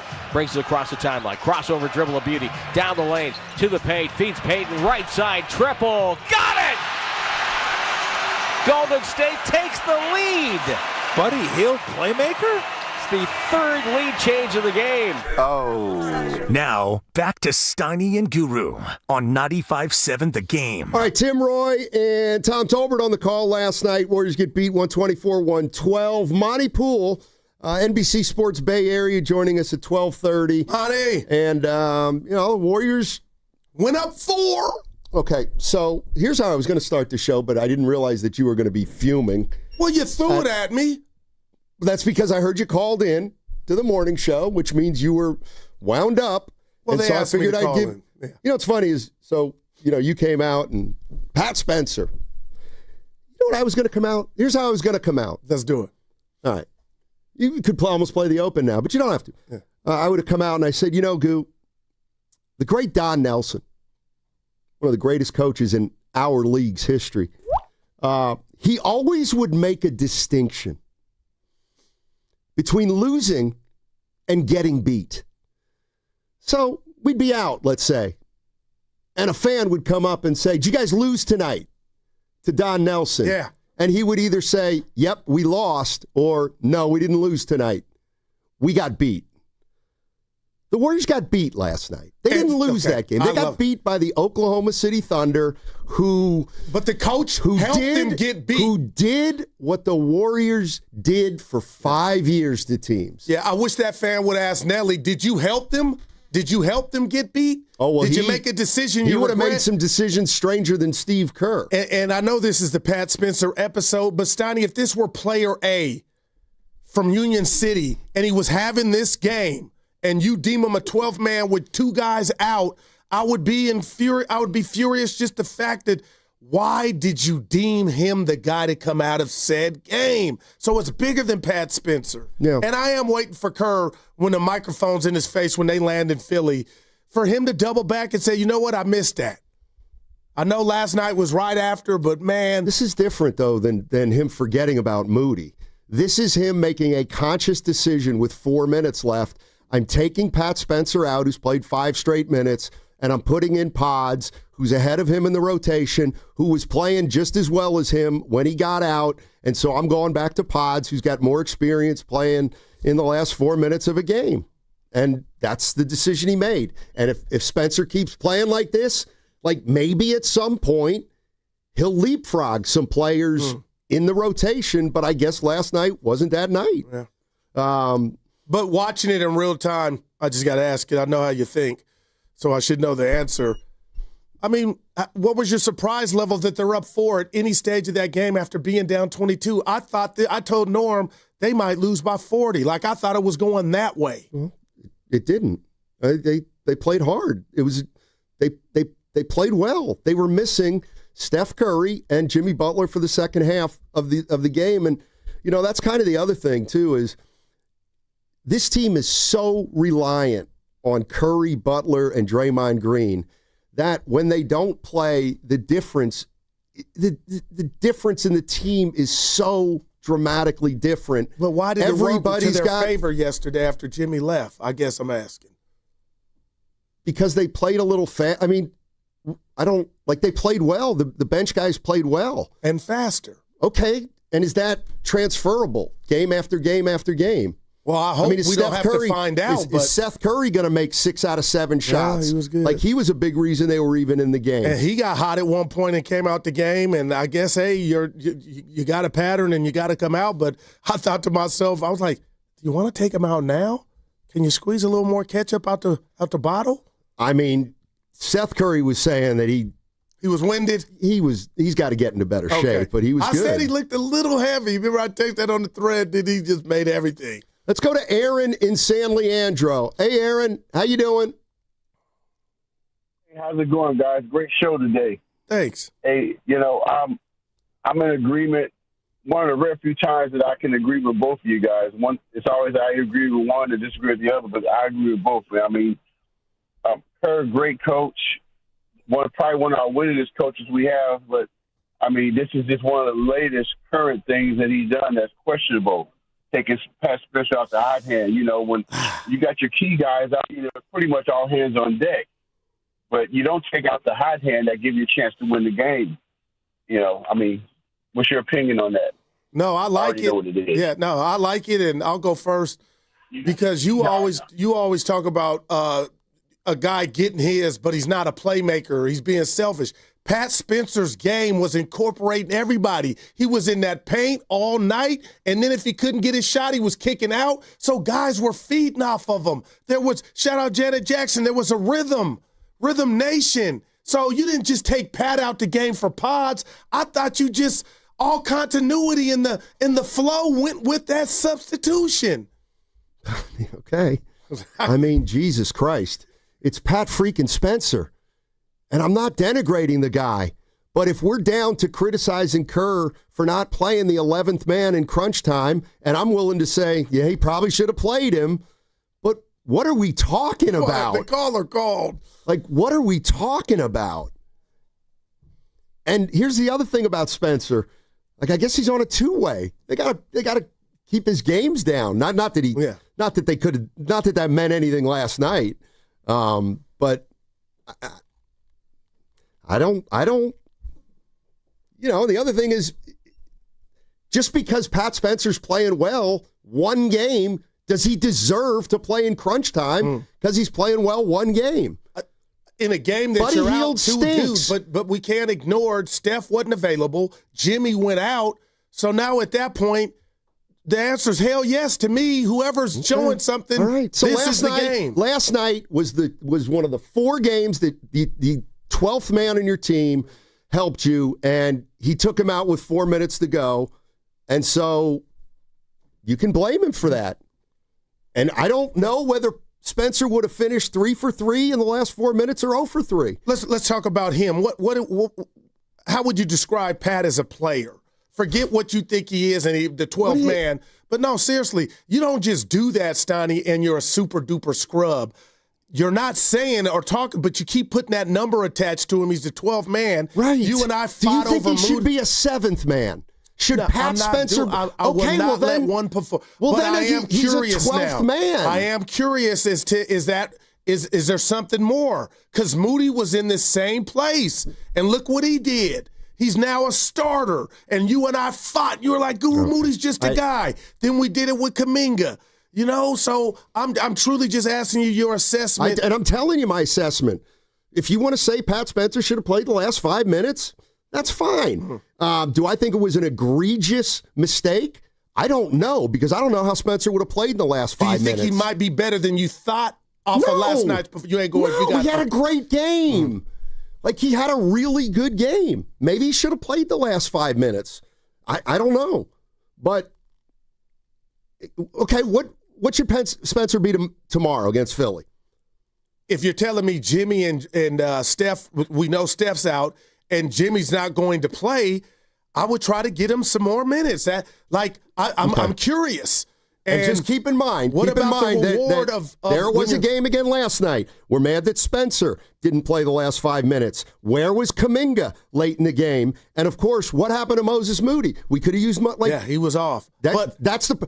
When you have a team that's so reliant on the big three, and you got 7 other guys, it's guess what? They don't play well every night. Have you noticed? Yeah, but Moody doesn't play well. Pods doesn't play well. Spencer doesn't. Nobody plays well every night of the role players. So night to night, he's got to figure out what to do. Now, if you think the one night a guy's playing well, just go with him. That's fine. Yeah, but Kerr always says, you need to, string a couple games together before he makes those kind of changes. And like I said, this could have been Guy Santos, any other Warrior, and I'd feel the same way I feel about had they had this game, 17 points out of nowhere. I mean, listen to Tim Roy's call. We got it. We could play it later, Steiny. I mean, it was just a source that was so unlikely, a guy able to get buckets, penetrate, and do the things that Pat Spencer did. It was fun for everybody. Fitz, I don't even got Kalina, everybody, and every Warrior fan for this one game is scratching their head. And I love that you even say, okay, hey, I'll get you one game. Maybe he should have played. Just questions why he got pulled out of that game. And that could have been Buddy, Kuminga, or whoever. Well, of course. I feel the same way. All right. Wait a minute. He was wrong. Steve Kerr cost him the game. You think you asked me a question, I'm going to throw it right back at you. Let's say Jimmy's out tomorrow. Does Pat Spencer become 2 cents more attractive Not really. because of what he he play did? different positions. No, are you tapping into Pat because of his performance yesterday? He's going to have to play if they have guys out all the time. But I don't think Pat Spencer's any more than we've seen him for a year and a half. Who is he? I'm not saying 30 minutes, but I got to believe. Well, he played Kerr 22 last night. Yeah. Should have been 25, but right. yeah.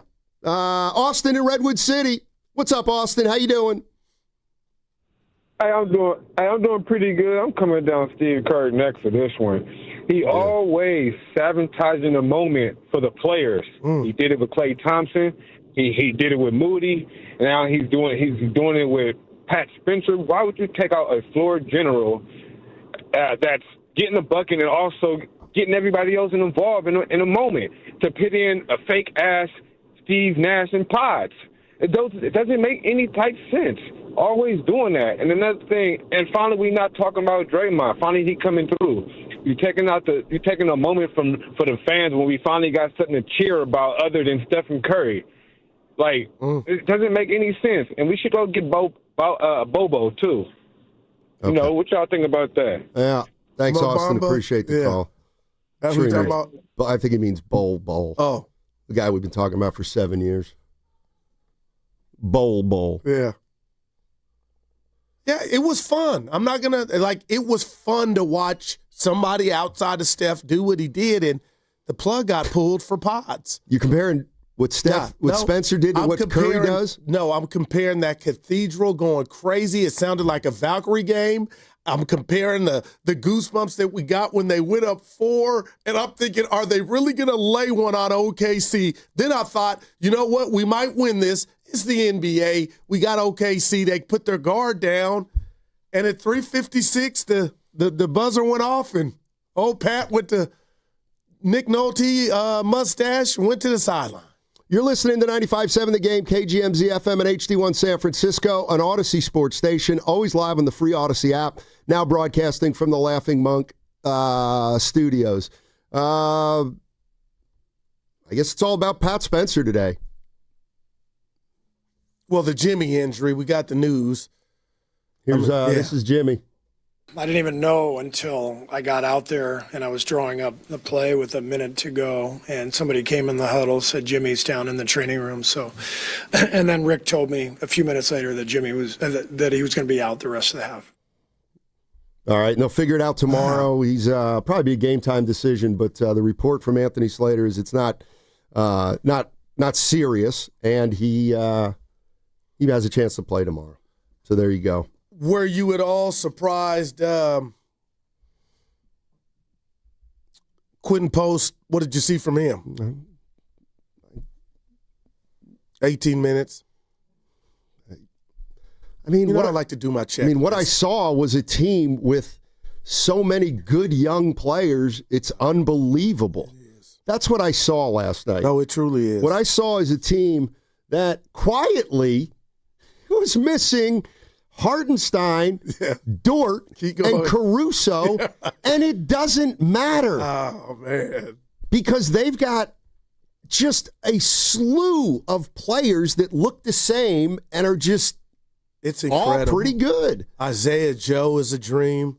Cason Wallace, Donnie Mitchell. It's almost unfair of just and right, Jalen Williams. They only have 3 jersey. first-round picks this year coming just up. Stop that. Jalen Williams. Oklahoma City is. They might not win it. They might not win 5 in a row or 2 in a row. They are going to be there every year for the next 5 years. That might be robbing them. Well, I'm being conservative. Yeah. Let's go to Nick in Calgary, Alberta. Hey, Nick. Hey, guys, how you guys doing? Doing well. I just have a simple question for you guys to please make me understand. How was Buddy Hield the one playing down the stretch? He's shooting below 30% from beyond the arc, and he was the one guarding shit. Like, what kind of coaching was going on? Like, it's beyond me on that point. You can't tell me that you have Seth, you had Brandon there, and you have Draymond, who all of can shoot 3-pointers. There was no reason for Buddy to be there for like the last 7 or 8 minutes of the game. Yeah, I would have tried. Well, I love the call. I couldn't believe it as I watched it. Again, I would have had young Will Richard trying to, even if he would have got took to the cleaners, it's okay as Shea. But to have Buddy like he's pipping on Shea, Stoney, man. Well, listen, if you're feeling this way about Buddy Hield, he can't play. Then don't play him because you have to live with he's not shooting well. He's shooting 30% from 3. He's not making threes. And this is one of the things that I always say. I always think it's easy to say, oh, well, shooting never goes. Shooting never goes. You can shoot when you're 40, and I know he's only 33, but it's just getting a little harder for Buddy Hield to create space. The split-second 3-point shot goes from open to contested in a hurry. But if he's being asked to play defense, that's where his legs could be going. No kidding. Well, he's Buddy Hield. But this is what I mean. When you acquire Buddy Hield and he's on your team, if you're not going to play him 18 minutes a game and give him a chance to make 5 threes, then he can't be on the team. Like you have, and unfortunately, he's only helped him win, I think, 2 games this year. The Lakers opener, and then he had a real big game and a blowout win. Last year, he was more impactful in a lot of the wins. Like when Buddy makes 4 of 7 threes or 5 of 9 or 10, like they're a better team, but he hasn't done that yet this year. So do you go away from him completely? I don't know. I just go back to Steve Kerr and what we know about him for the last 13 to 15 years. And when in doubt, he's going to lean on a veteran. We know that about him. And again, if we're changing directions, if that's where we're at this year, then no, I don't think Steve Kerr's the right coach for this team. But until he gets fired or he walks away, we know what his tendencies are. We just do. And some people don't like him. Kevin in Pleasanton's calling back. What's up, Kevin? How you doing? Hey, guys. Apologize for that. I want to chime in on Steve Kerr's comments that you played the start of the segment. And I wanted to say lies, lies, lies. Goo, you're totally right. Steve Kerr contradicted himself. It's unfortunate that he took Pat Spencer's Jeremy Lin moment because God knows who knows what could happen. I wanted to drop that bomb. That was a Jeremy Lin moment for Pat Spencer. And Steve Kerr stole it because of Steve Kerr, as Donnie just says, has tendencies, and he can't get out of his own way. And unfortunately, until Steve leaves, we are stuck with what we stuck with. The roster construction is the way it is, and Steve designed it. All these other teams have athletic talent. The Warriors chose to keep everything around Steph. 10 years ago, it wasn't about just Steph. Everybody ate. That's why it was such a joy. No one eats but Steph, and that's the way it's been constructed. And unfortunately, we're dealing with the antique show, right? Draymond wanted to be hurt last night. He wanted to be hurt. Yeah, I thought he was angling. Wow, that's strong, man. I thought he was angling last night. He said he wanted to be hurt. Anyway. Wow. Go ahead, finish up, Kevin. Anyway, guys, thanks a lot. I just wanted to say it is what it is. So, Unfortunately, until Steve's gone, we're out. Appreciate it. I'm not there. And that's why you say we should know Steve. Pods is no veteran, not to me. But, again, that's who he chose to sub in for Pat Spencer. And I would ride or feel this way and have this anguish if any other Warrior was having that moment. But I said that last night. Donnie, who cares about my video? But I said it.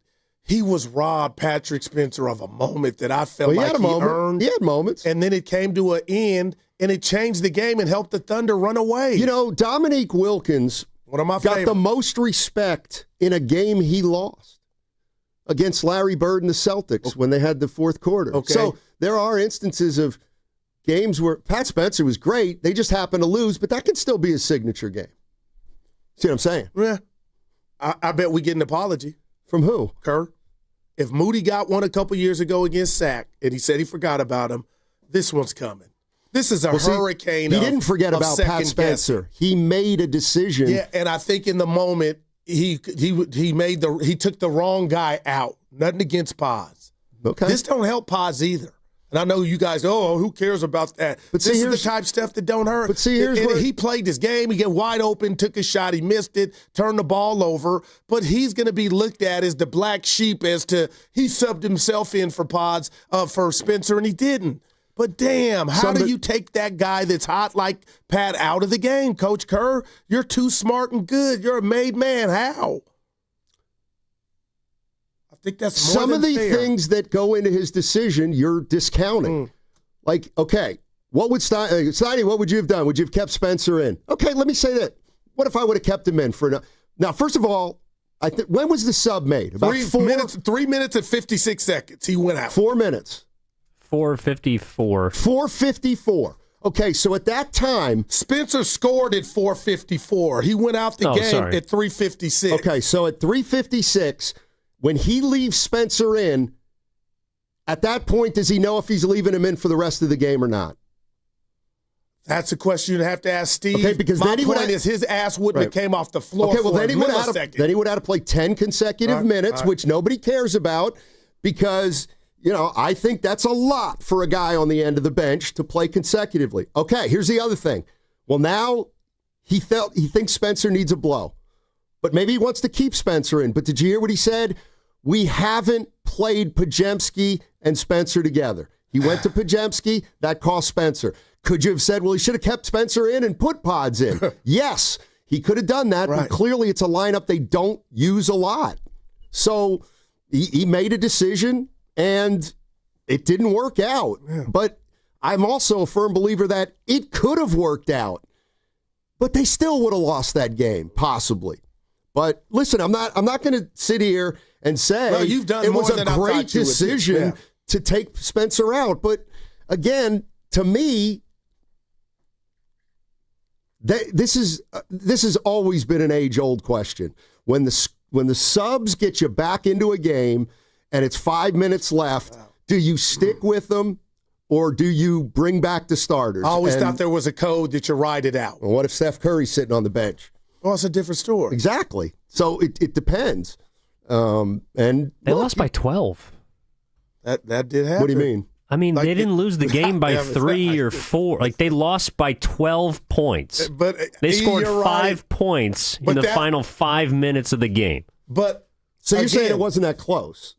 No. Right, because you took you put a fire extinguisher on the guy that had to build and rock and got you up 4. You were up 4. Evan, you're right. When I look at the final, like, But I believe Kerr was a part of why you lost by 12 by taking the hot man out. It's not that hard.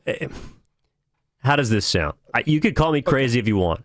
Saying that Pat Spencer was the difference between the Warriors winning and losing last night is unbelievably disrespectful to the OKC Thunder. He was guarding Shai Gilgeous-Alexander, the reigning MVP, who's averaging 33 a night. You're saying that Pat Spencer was the difference between winning and losing against that guy. I'm not mad at that, and I'll give you the win, but I will follow up with when they went up 4, Evan, the Warriors, there were 6 minutes left. Was Pat Spencer a big part of the reason why they had the Thunder down 4 and erasing a 22-point lead? He was, and so was the guy who he got subbed in for. I'm not saying that it was wrong or right, but to me, to say that he's the difference in the game is completely stripping a team that is 21-1 of any responsibility for the outcome. They kicked your ass the final 4 minutes of the game. It didn't matter who was on the floor. My point is, you don't go away from the hot hand. You don't put the hot hand on the bench, Donnie. All right, 888-957-9570 is the number. It's a Warriors Wednesday brought to you by Friedman's Appliance. Come see their full selection of in-stock luxury appliances and live working vignettes. Visit Friedman's Appliance in Pleasant Hill today. Monty Poole coming up at 12:30. NBC Sports Bay Area covers the Warriors. He'll have a lot to say about last night's game. It was a damn good game. That segment brought to you by the Los Altos Village Association. Experience a European-style holiday market in downtown Los Altos. Find unique gifts, holiday decor, and special treats. Thursday, December 4th and 11th, 4 to 8 p.m. Presented by State Street Market and Los Altos Village Association. Find more info at downtownlosaltos.org. The Golden State Warriors are back, and there's nothing more refreshing than an ice-cold Surfside to enjoy while you cheer on your Warriors. Surfside is only 100 calories, 2 grams of sugar, and 0 bubbles. That's right, no carbonation, so it's easy to sip and enjoy. It's not a seltzer, it's Surfside, proud partner of the Golden State Warriors. Sold in arena and at bars, restaurants, and stores near you. Must be 21. Please drink responsibly.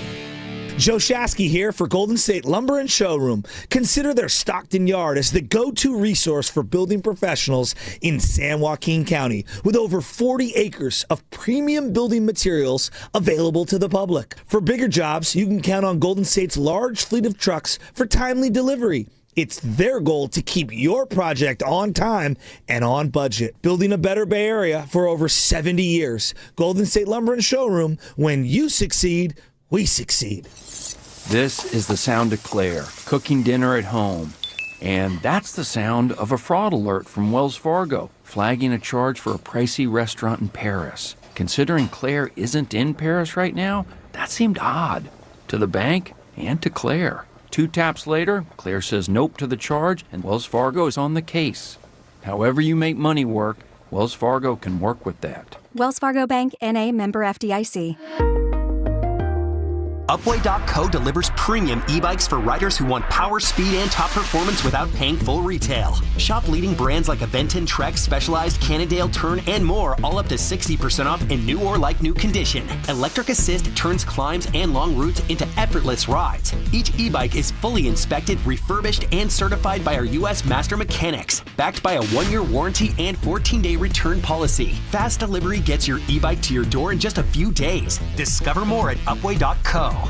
Jack here, with the sound of a freshly cracked egg, sausage grilling, you busting out of your front door. Oh, hey, no rush. My 2 for $5.50 sausage croissants are available all day. Get so much more. Plus tax, limited time only. Price and participation may vary. Welcome to Jack in the Box. This is Lori Holscher with Hot Yoga Republic. Join us for Hot Yoga Republic's Pet Adoption Day with Marin Humane, Saturday, December 13th at our Mill Valley studio. Marin Humane makes lives happy by helping kittens, cats, puppies, and dogs find loving homes. Not ready to adopt? You can still help. Marin Humane urgently needs foster families to give these wonderful animals a break from the shelters. This holiday season, give a gift that matters, providing a cat or dog with a forever home. Visit hotyogarepublic.com for more details. Tune in to 95.7 The Game for Warriors Live, 60 minutes before tip-off. Every Warriors game throughout the season as we get ready for the action. Presented by Xfinity, your home court advantage. Brought to you by Xfinity. Watch all your favorite teams all in one place. Xfinity, imagine that. 1-877-CARS for Kids. KARS, Cars for Kids. 1-877 Cars for Kids. Donate your car today. 1-877 Cars for Kids. Donate your car today. Ready to get rid of that old car? Donate it to Cars for Kids. Call 1-877-CARS-FOR-KIDS to reach a friendly live agent. Donation's super easy, and your car can be picked up as soon as tomorrow. Call us now, 1-877-CARS-FOR-KIDS. That's Cars with a K to donate your car today. 1-877 Cars for Kids. KARS, Cars for Kids. KARS, Cars for Kids. 1-877 Cars for Kids. Donate your car today. Hurry! It's our last chance to donate for 2025. We are Mercy on a mission. Together we bring hope and healing. Millions live with treatable conditions, but no access to surgery. Mercy Ships changes that. For 50 years, our hospital ships have brought free, life-changing surgeries, restoring health, dignity, and hope. Learn more at mercyships.org. If you've been diagnosed with moderate to severe plaque psoriasis, this is what it sounds like to be 1,000,000 miles away. Imagine being 1,000,000 miles away. Tremfya guselkumab, taken by injection, is a prescription medicine for adults with moderate to severe plaque psoriasis who may benefit from taking injections or pills or phototherapy. With Tremfya, clearer skin is possible. In clinical trials, at least 70% of patients saw at least 90% clearer skin at 16 weeks. Results may vary. Tremfya is also indicated for adults with active psoriatic arthritis. Serious allergic reactions and increased risk of infections and liver problems may occur. Before treatment, your doctor should check you for infections and tuberculosis. Tell your doctor if you have an infection, flu-like symptoms, or if you need a vaccine. Ask your doctor about Tremfya. Call 1-800-526-7736 or visit tremfya.com. Nugget bells, nuggets all the way. Hi, I'm Kylie. I'm John. And I'm Garrison. And a little thing we love about the 30-count Chick-fil-A nuggets is sharing them when we cut down the Christmas tree. We will pack the car with gifts. And of course, we go and pick up our family's favorite nuggets. Every nugget is tasty times quadrillion. And we get all the sides. Yeah, the ooey gooey mac and cheese is a big hit. Share the nuggets, share the joy. Order the 30-count Chick-fil-A nuggets on the Chick-fil-A app. Real guests paid for their testimonials.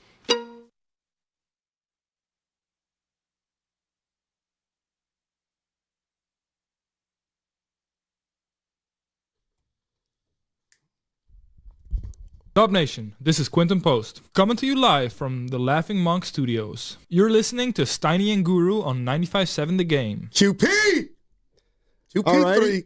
Monty Poole coming up in an hour and 10 minutes. NBC Sports Bay Area covers the Warriors, and they get beat last night, 124-112. We've spent a lot of time talking about the Pat Spencer decision of taking him out of the game with about 4 minutes left, and we can certainly... There's something else we need to talk about. We need to talk about a lot of things. There's a rat on my table brought to you by AdcoPest. 3 of 10 for Kuminga, and it wasn't the misses. Yeah, what was going with the fumbles, the self-fumbles? I feel like we're dwelling on the wrong stuff. Oh. What you got? Well, Kuminga, again, he's not in this one. Well, for me, he is. His agent was. Yeah, that's a 9. That's too high, Evan. That was about 3. But let's talk about Jimmy Butler. Let's talk about Jimmy Butler. What would you like to talk about? So, Spadoni went there this morning.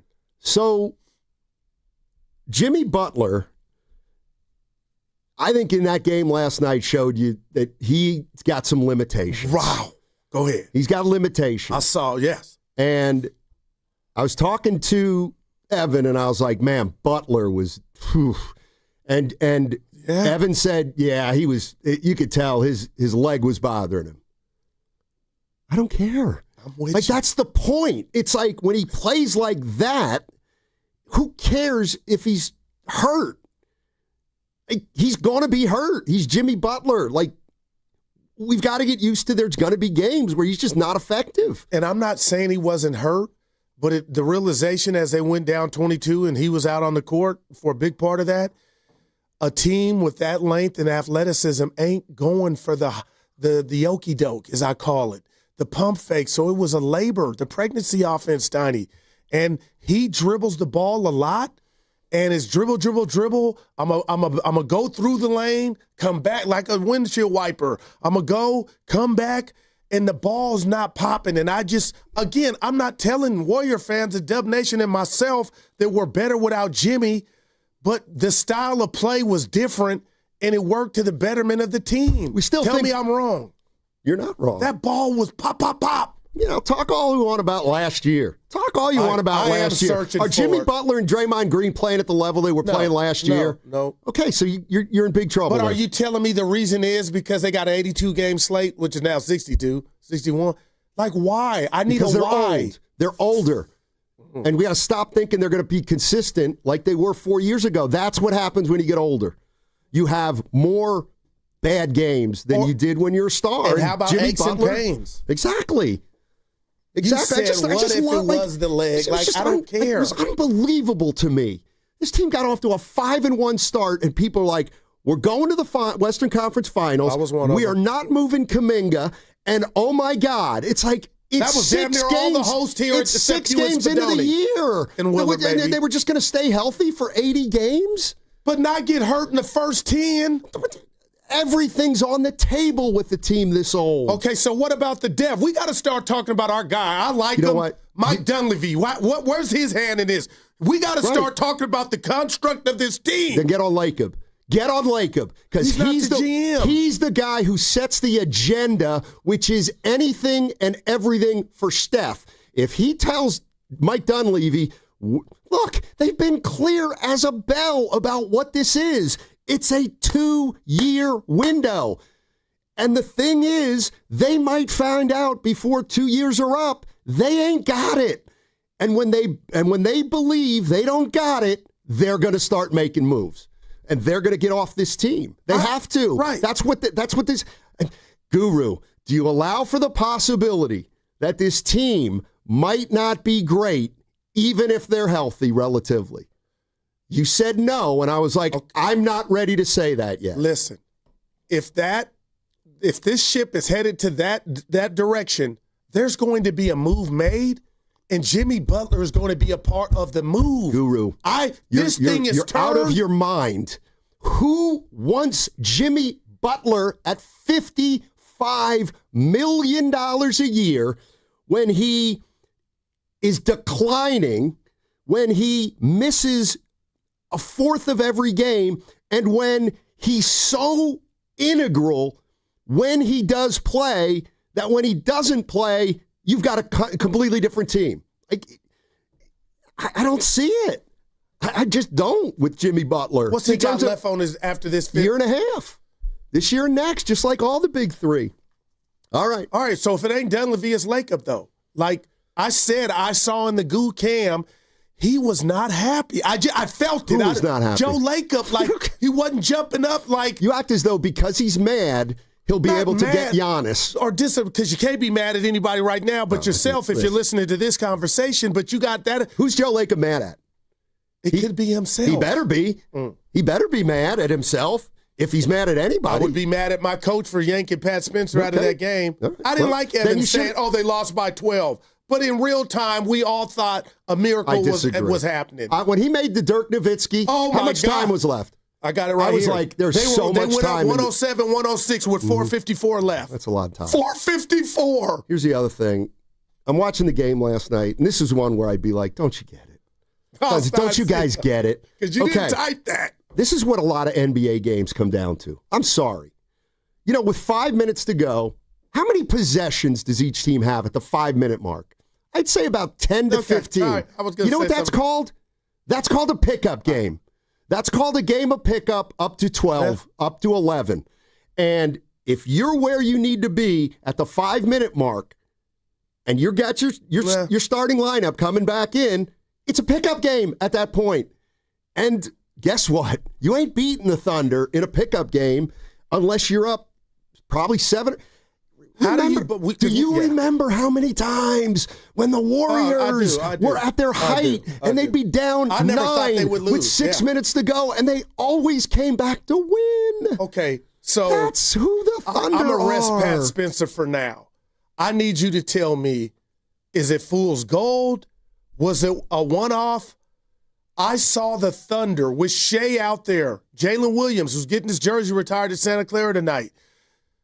Why were the passing lanes and everything that the Thunder were trying to do, the Warriors were in their way? That tenacity defensively, collectively, forget Pat Spencer, it was on display.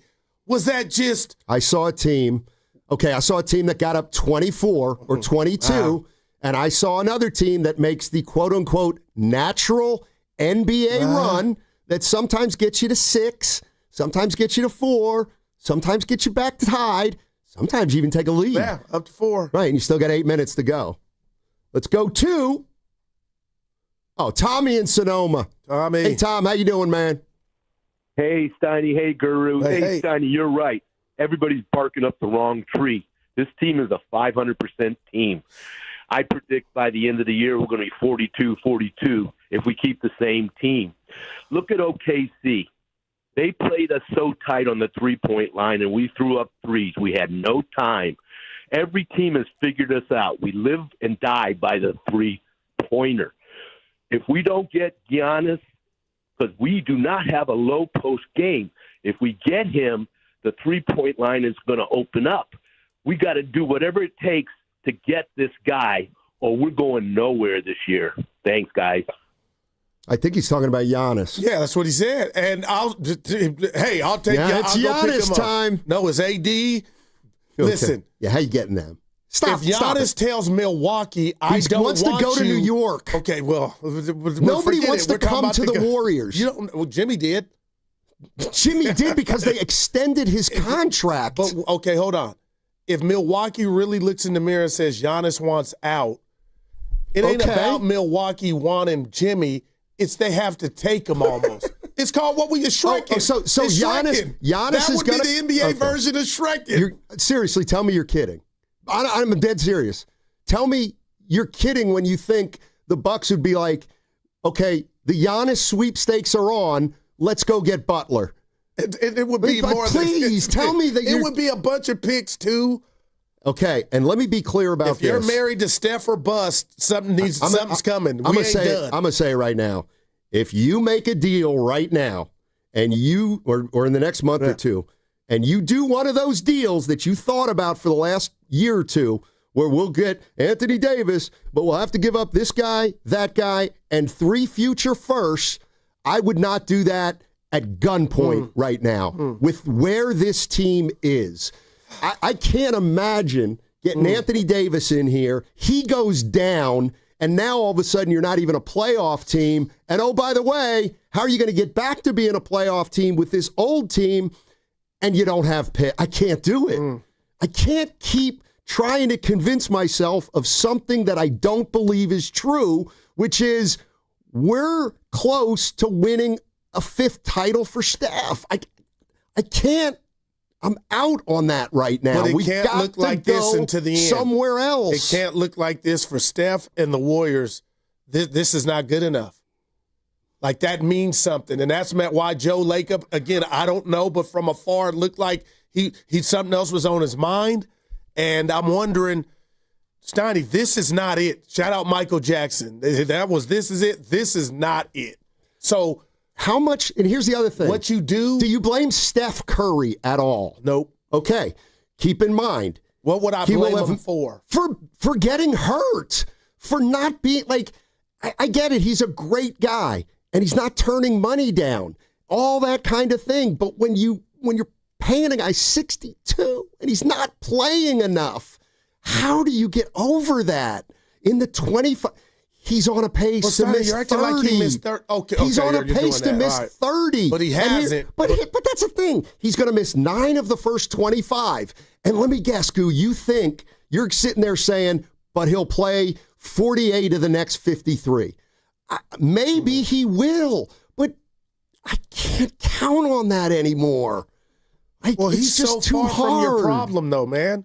and he's not going anywhere. I actually disagree with that. I'm not saying he is the problem, but he's part of the problem because his greatness has put you in this spot. It just has. You've made all your decisions based on what your strategy was, which is everything for Steph and that 5th ring, and now it's landed us here. What are we doing? What are we going to do? I got to back up. This dude still is a cheat code. Steph Curry at 37. He has not been figured out. The Denver game, i.e. the San Antonio back-to-back games, and its responsibility falls on ownership, the GM, everybody in charge, that this is what you're putting around him. We're for still the last there. round. We're still there. Because had he been old and decrepit or was showing age, well, and the threads were on the tires, right, see, now I would call a spade a spade. Steph is not the problem. He's the only reason we have hope. So let's get something better around him. And we when's he going to play? We did that with Jimmy. Okay, and how often do they play together? Stoney, look at the log last year. Missed games is not a problem. And I can't I can't Matumbo you now because he's out now, but his availability is not an issue. Steph Curry's availability is not an issue. Okay. Well, then you know what? It's why you lost the playoffs. Full steam ahead then. No. Full steam ahead. Then you're not willing to trade. You're not willing to change your strategy at this point, which I understand. Maybe Dunleavy and Lacob aren't either, but what's around him is obviously not good enough. And we've seen this. And I was late to the party. What's around him is what's wrong with this team. Just say that and you know it. You're relying on a 37-year-old guard. That's your issue, Golden State. What about his help? He doesn't play enough. Oh, Steiny, stop. When he hasn't played, averaging 27 points. That's great, Goo, but look at the efficiency numbers. You know, they're not that. If you're good, judging him against him in years past. Right, Goo. I'll listen. Right, Goo, because you don't think there's a difference between shooting 40. It's not from here to the street from the Empire State Building. And that's what you think. And why are they 11 and 11? Get him some inside presence. Okay. Get him some wings. Get him some length. God. I'm serious. Okay. Yes. This is not about Steph. It's about what's around him. Whatever you do, don't fault Joe Lacob or don't fault the organization for building around a guy who's going to play 50 games this year. Well, what you Get built off me for that. Come on, Steiny. Oh, yeah. Oh, now we're surprised that Steph might not be healthy this year. I'm not saying that's what you're doing that. I'm telling you it's obvious what's around him. What's around him to be better. You have a guy who's been hurt twice already this year. Those are baby hurts. Come on, Steiny. Okay, well, he's going to miss 9 of the first 25. 9 of the first 25. But when he comes back, I know what I'm getting. For how many games? Why can we not just be honest about it's different? Why can't we just be honest? He's one of the greatest players of all time. Still. But he doesn't play as much as he has in the past. And because he's one of the greatest players ever, when he doesn't play, you're just totally different. It's like a different team. But what am I missing? What are you missing? How do you develop continuity? How do you develop continuity? I don't even need to answer. Okay, you know the answer to can. that. Why are you being so sometimey on his current stint on the IL as to him not being available? And last year, and he got hurt in their season. It was tell over. me he's not declining. Keep saying he's not declining. Seriously, keep saying it. It's not and you can say it about Butler and Green and Curry, and you wonder why we're 11 and 11. But you're like, boy, I thought the Stars would be great. He's still a top 10 player in the league right now. Okay, that's your opinion. Yeah. But what does it matter if he's not playing 10 out of 25 games? It's like you're being Helen Keller to what's around him is not impacting his team. He doesn't play enough. That's not why they're 11 and 11. To build around That's not why they're 11 and 11. We got stiffs around him, and you know it. So Curry's missed 6 games. They're 2 and 4 when he's out. That has nothing to do with them being 11 That's and 11. That's an indictment of you have nothing around him. All right.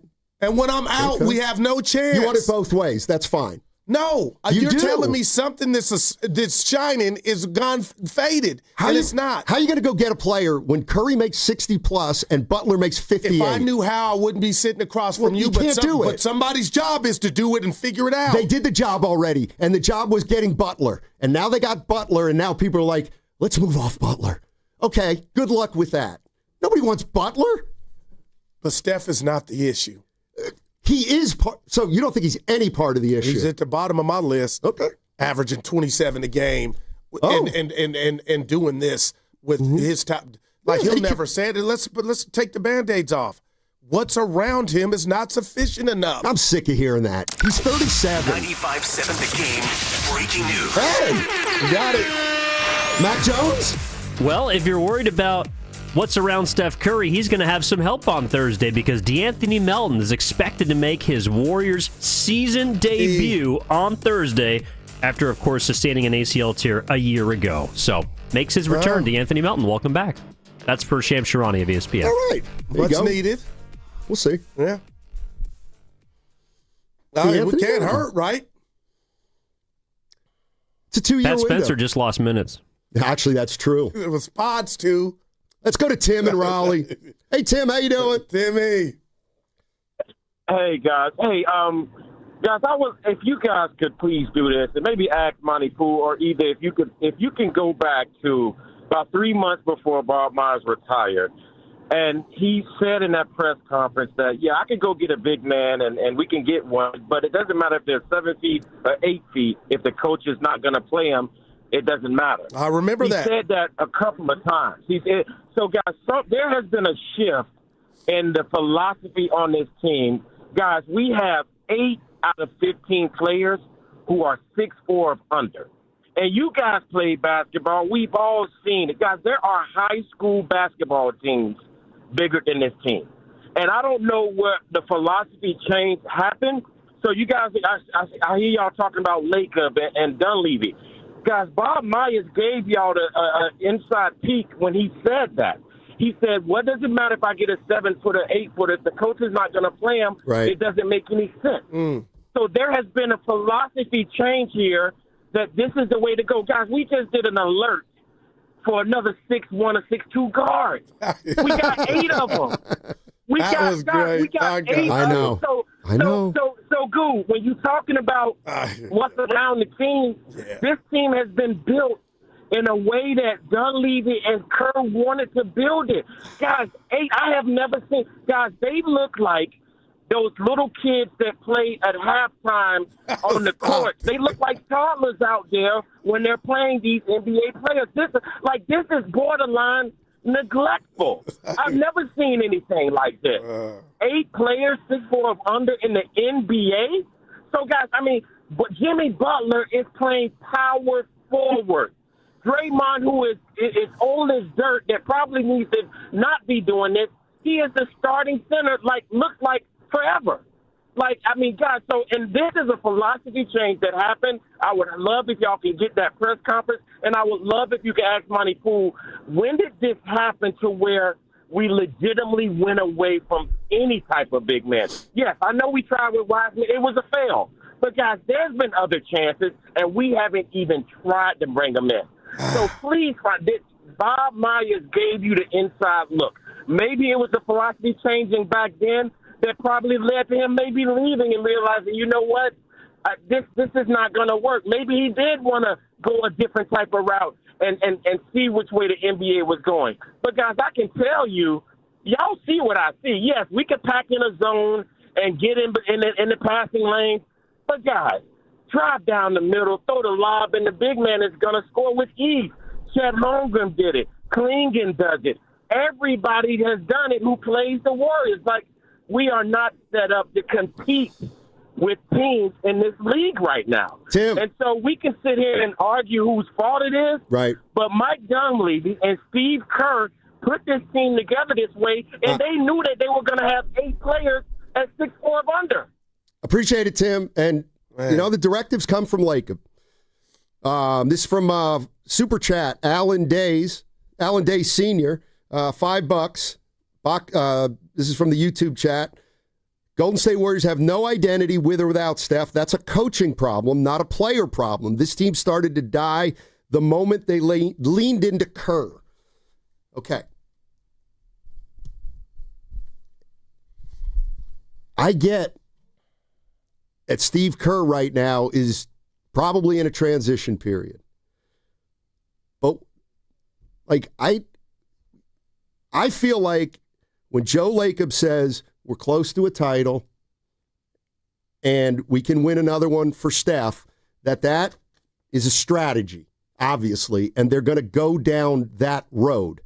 Well, that means they're going to lean on veterans. The minute we're ready to turn the page, Kerr's got to go. I mean, I really think he's got to go. I do not But the page want has not been turned yet. Because the owner and the fans, to a large degree, are still married to the Steph Curry. Yeah, but that doesn't mean you can't have a guy on your roster over 6'7". They got Jimmy Butler. I mean, and now he's not enough. So what does that tell you also? Yeah, but What does it tell you? I'm disappointed because Jimmy's getting paid a lot, and he's not bad, but he needs to do more. Maybe he's not capable at this age, but I will say this. That was interesting what Tim brought up and has made the internet the rounds. Bob Meyer said what he said, and he basically put it in the coach's hands of, I could get you size, but if the coach is not going to use the size, what good is it? And that let me know, the coach has some power. Yeah, they're still operating under their system from 5 years ago, thinking it's going to work, and maybe it won't. But you got to do an Apple update. 888-957-9. There's not going to be 888-957-9570 is the number. Warriors are 11-11. It's a 2-year window. Are we in the beginning of this thing? The end of this thing? You tell me. What's coming up on the game is brought to you by Fremont Bank. And don't forget, Monty Poole coming up in 40 minutes. That's at 12:30, NBC Sports Bay Area. What's coming up on the game is brought to you by Fremont Bank. Here for you, here for good. Segment also brought to you by Bay Area Fast Track. On January 1st, tolls will go up on all bridges except the Golden Gate. These funds will be used to maintain and rehabilitate the Bay Area's 7 state-owned bridges. Learn more at bayareafasttrack.org. This is the story of the one. As the purchasing manager at a manufacturing plant, she knows the only thing more important than having the right safety gear is having it there when you need it. That's why she partners with Grainger for auto reordering, so her team members can count on her to have cut-resistant gloves on hand, and each shift can run safely and efficiently. Call 1-800-GRAINGER, click Grainger.com, or just stop by. Grainger, for the ones who get it done. Comcast Business is celebrating the holidays by giving your business the $1,000 holiday bonus when you switch to a gig speed internet package. Just imagine the thousands of possibilities of a $1,000 prepaid card. Like possibility number 12, a new laptop for the office holiday hero. Or possibility number 108, smart speakers to deck those hallways. Or possibility number 192, new equipment for the new year.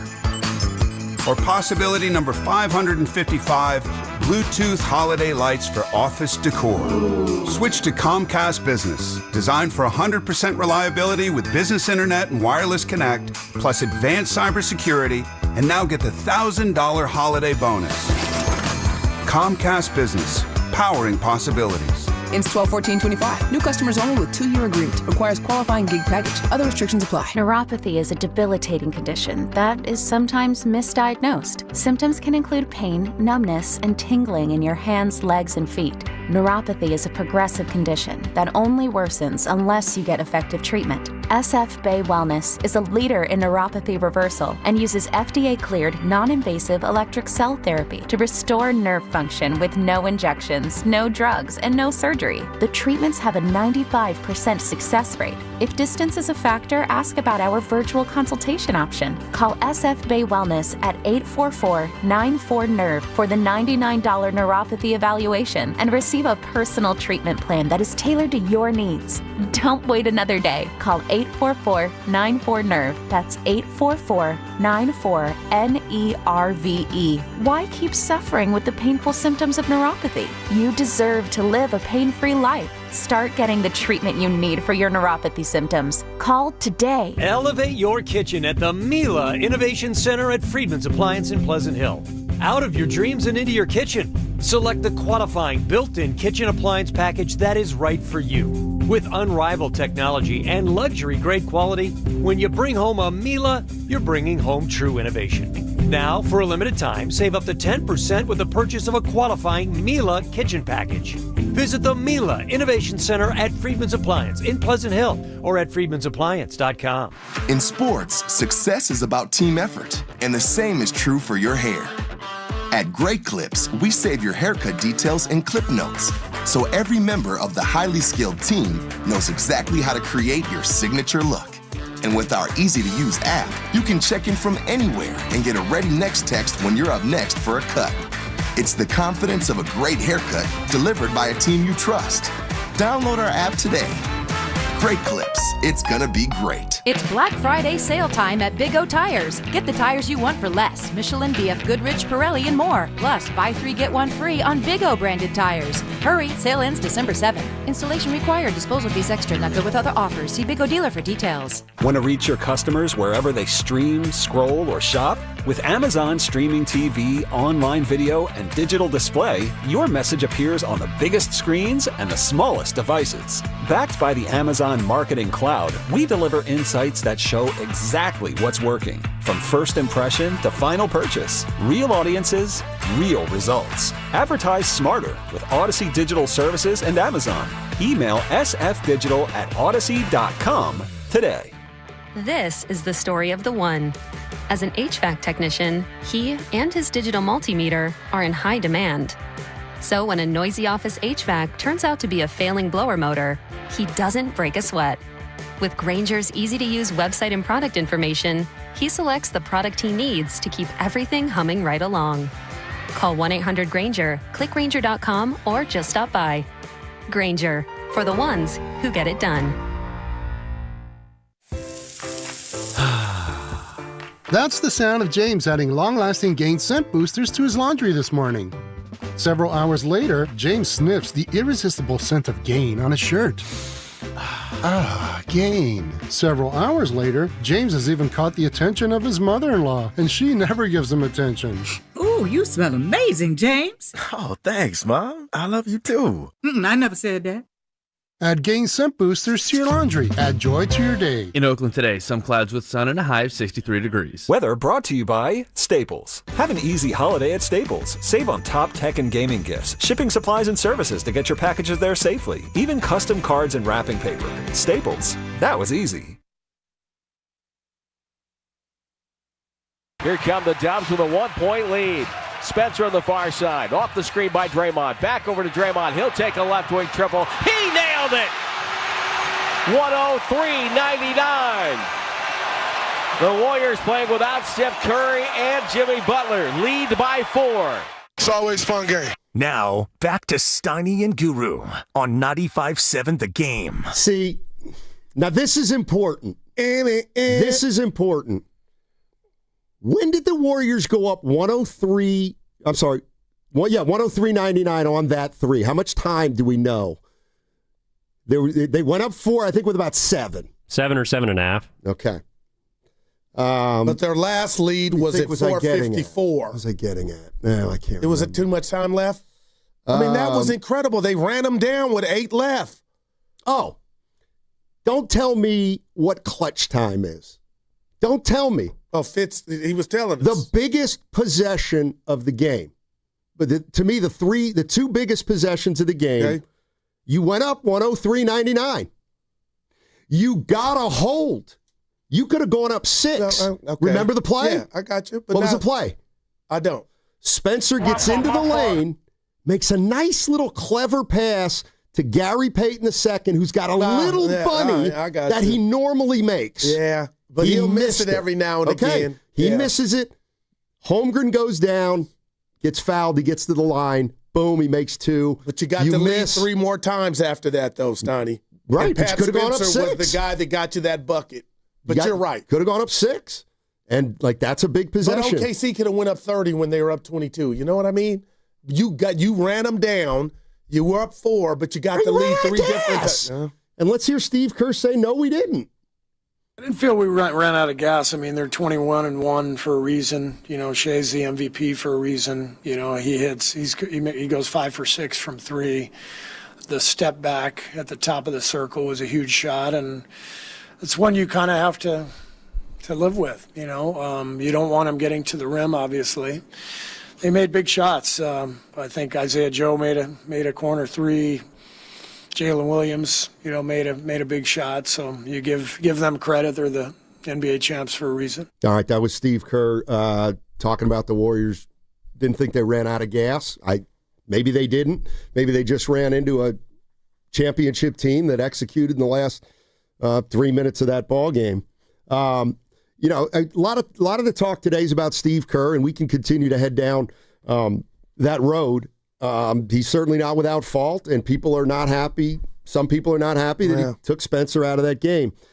What I continue to emphasize, and you can say I'm wrong, I believe that Steve Kerr is continuing to execute the job and the plan he was hired to do. And you look at a night like last night, 4 minutes left in the game, he's got Pat Spencer on the floor and Brandon Pajemski on the bench. All right, you know how old Pat Spencer is? 28. 29 years old. Damn. Is he part of the future? No. Okay. Is Pods? It depends on how much that is, but I think they want Pods to be part of the future. I'll give you that. And that's why he went with Pods, because Pods is part of this thing, at least now, as much as they think. And, I just think until it's a 2-year window. They've made that clear. And so what I said before the year was at any moment, if they don't think this thing can get the results that they want in 2 years, then they're going to have to pivot, right? They're going to have to pivot. And they did last year, making the Jimmy Butler trade, I thought. Okay. And now they've ended up at 11-11. So the question becomes, can they turn it around with this team? Can you make a tinker in a month or so that makes you better? Or are you going to try to make a blockbuster? And I'd be very skeptical of a blockbuster, particularly now, because we're getting later and later in this thing. And yes, I'm worried about those picks. Wow. I mean, the idea that you could be bad and not have picks, to me, is a scary proposition. Or be bad and have Steph Curry. That's what's staring us in the face. And be in the play-in. Yeah, one of the reasons. With Jimmy Butler, too. Like, who had that on the bingo card? Who had what? Having Jimmy and Steph, and you still be in the play-in. I had a it. Year. I said it was possible. Well, you're different. No, I'm not here saying I thought they'd be a 45. And it's not the case yet, but it's where they're right. If it ended today, and it's early, but man. 888-957-9570 is the number. Look, you're 22 games into the season. The season's a quarter of the way over. You're 11-11. It's a 2-year window. You're getting Kuminga back a little more healthy. Melton's coming back. He's going to play tomorrow. So what do you do if you're the Warriors right now? To me, this is a situation that maybe they shouldn't have expected to be here, but damn, you better have allowed for it. And so I believe they have allowed for it, and at some point they will decide whether this thing can get better as is, whether this thing needs a tinker, whether this thing needs an overhaul, or maybe whether it needs something even more dramatic. I don't know what that would be. Yeah, you said something earlier that I don't agree with in regard to coaching one-on-one, and it was about Pods and Spencer. But, Steiny, again, if Pods is or any player that matters on the bench and time's running out in the game and one guy is hot, I kind of at that point don't care what the future What about how well Pods had played up until that point? Which doesn't supersede how well Spencer was playing. He was playing terrific, Pods. So it just goes to Pods, come in the game. Enter the game. But my man Spencer's not leaving. Okay. And that's why everybody's just has their hands thrown up. And that's where if you want to say, okay, Steve Kerr said those two guys have not played together a lot. Now, you could say, so what? But that's his reason. And again, get another coach. Get another coach. If you if you want these kind of philosophical changes with the way they're going about business as usual. Yeah, but we're not asking, Dub Nation's not asking for much. Just about, shout out Rob Lowe, about last night. Just I need to ride the hot hand. That's all. Maybe he did. And he rode Spencer longer than he thought he was gonna. He rode Spencer long, and then Spencer got into the lane, missed a chippy, and he said, Pat's gassed. I don't know. Let's go to Chris in San Jose. Real quick, before we do, Steiny, this is another update from Shams Charania about Giannis Antetokounmpo. Oh. He and his agent, Alex Saratzis, have started conversations with the Milwaukee Bucks about the two-time MVP's future, discussing whether his best fit is staying or elsewhere. A resolution is expected to come in the coming weeks. So we had Luka last year. Stop. Giannis is up out of there. Okay. The thing is, how could we get him here? We can't. How about that? You don't know that. We can't. My goodness, he's out. If they're talking about it now and you look at their record and watch him play, Giannis is out. This is what I always like. I think it's funny. Oh, we got great young players. Moody, Kuminga, Pods. No clamor. There's no clamor. No clamor. Picks. Yeah, a bunch of them. Picks. And what if Giannis said, I want to go to the Bay? Well, he didn't. He already said he wants to go to New York. Like, stop thinking guys want to come here. Butler came here because they gave him more money. God, But here's a guy the other like thing. that changes Why everything. would Giannis say, I want to go to the Warriors because I really want to play there when Steph retires? Or play with Steph. And right, if he for were a to come, year. that could be 5 for more 1 years. year. 2 years. Steph ain't even in his Ray Allen phase. You know? Yep, you're right. He's not even in his Ray Allen phase, but he's getting close to it. And I mean, I know you don't want to. I'm not you cannot blame Steph Curry. I get it. Nobody wants to blame Steph Curry. He's not the reason that this team's where it's at. But if fans don't see what's problematic about where Steph is in his career and how much they're paying him, and most importantly, how much they continue to expect out of him. I don't know what to tell you. It's futile. But he's giving you 27 a game. When he plays. Okay, all right. And here's the other thing. That's for everybody. You may hate this too, but I noticed it with Clay. When guys get older, they still have big games, but they don't have as many of them. And then their average games are still good, but not quite as good as they used to be. And as great as Steph is, to me, between the inconsistency he's playing with now, which is a little more than the year before and the year before, combined with the fact that lack of offensive help, he's not in the game enough. He doesn't play for us enough. It makes it hard. But when did you come up he's not available? Well, that's now. Okay, he had his injury early, but I feel like you're reacting like it's 2 years worth of him just being MIA or hurt. Well, I just think it's a joke that I'm bringing up that he's going to miss 9 of the first 25 games, and am I cooking the books? No. Okay, well, I don't. Okay, will he? Okay, so 50, hold on a sec, 25. There's 52 games after the 25. How many games do you think he'll play in the 52? 35, 40. Okay. I hope. All right. Now, he could get hurt and miss way more than that. Right, and then would you go, I can't believe it? Who had that on their bingo card? That's all. All right. Let's go to the legal. You're listening to 95.7 The Game, KGMZ FM and HD1 San Francisco and Odyssey Sports Station. Always live on the free Odyssey app. Now broadcasting from the Laughing Monk Studios. Laughing Monk, righteously brewed in the city. Let's go to Chris. Am I legal? Let's go to Chris in San Jose before I knock someone out.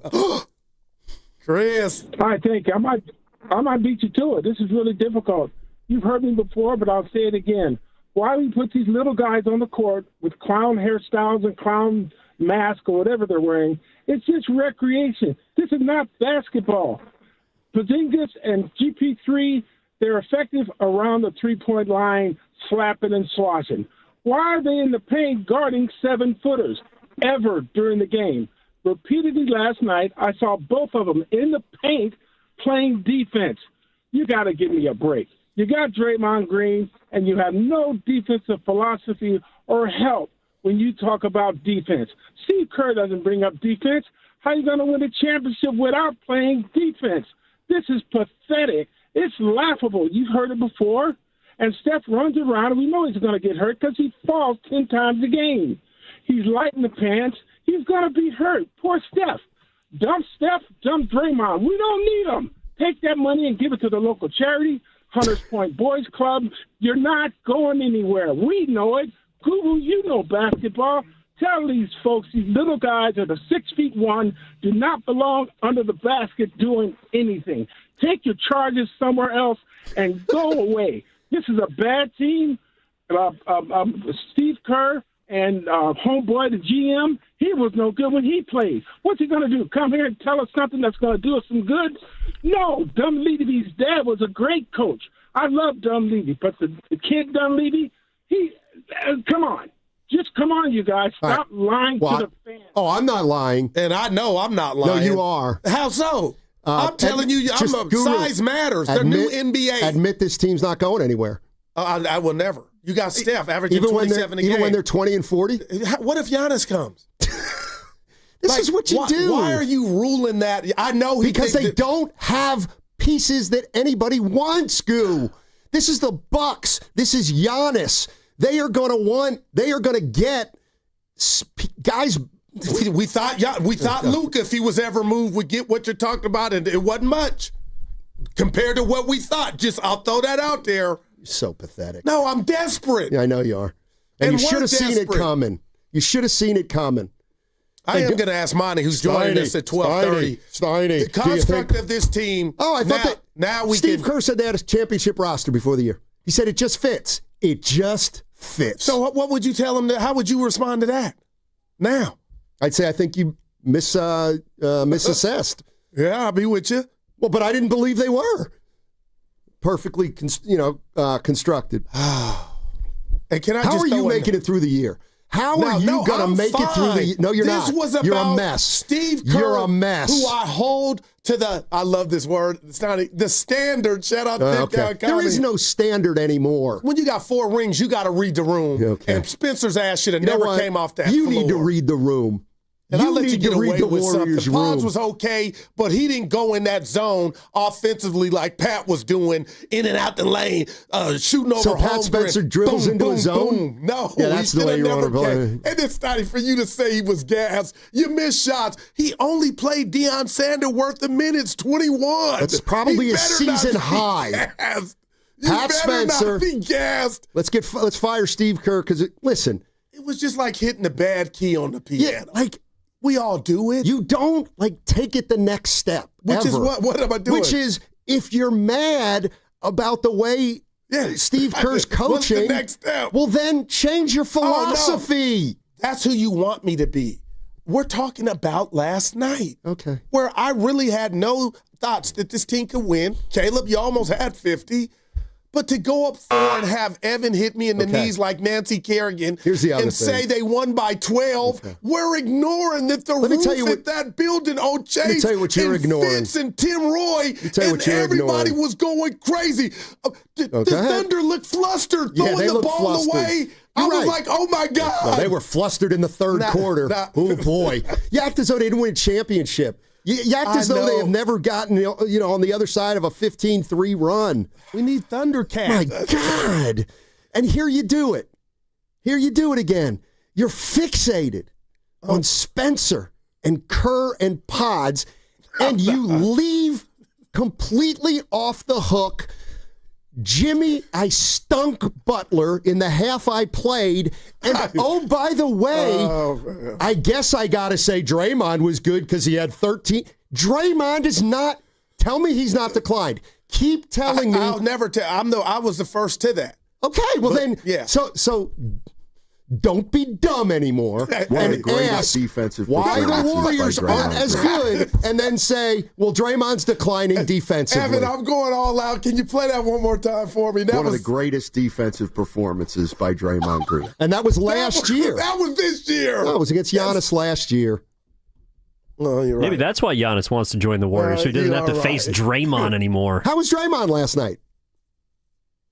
I mean, mediocre. He was going up. Yeah, I got okay, you. so let him go. But I'm not caping. Okay. What do you want from me? You're kicking me when I'm down. Well, kiss my ass with 4 rings right now. Like, it doesn't matter. He is a champion. He's going to the Hall of Fame. We got to... Can I just tell you? Get the rose-colored glasses off. Phone line's full. Can I say something? Yeah, go ahead. I'm really frustrated. I knew this was going to happen today, Evan.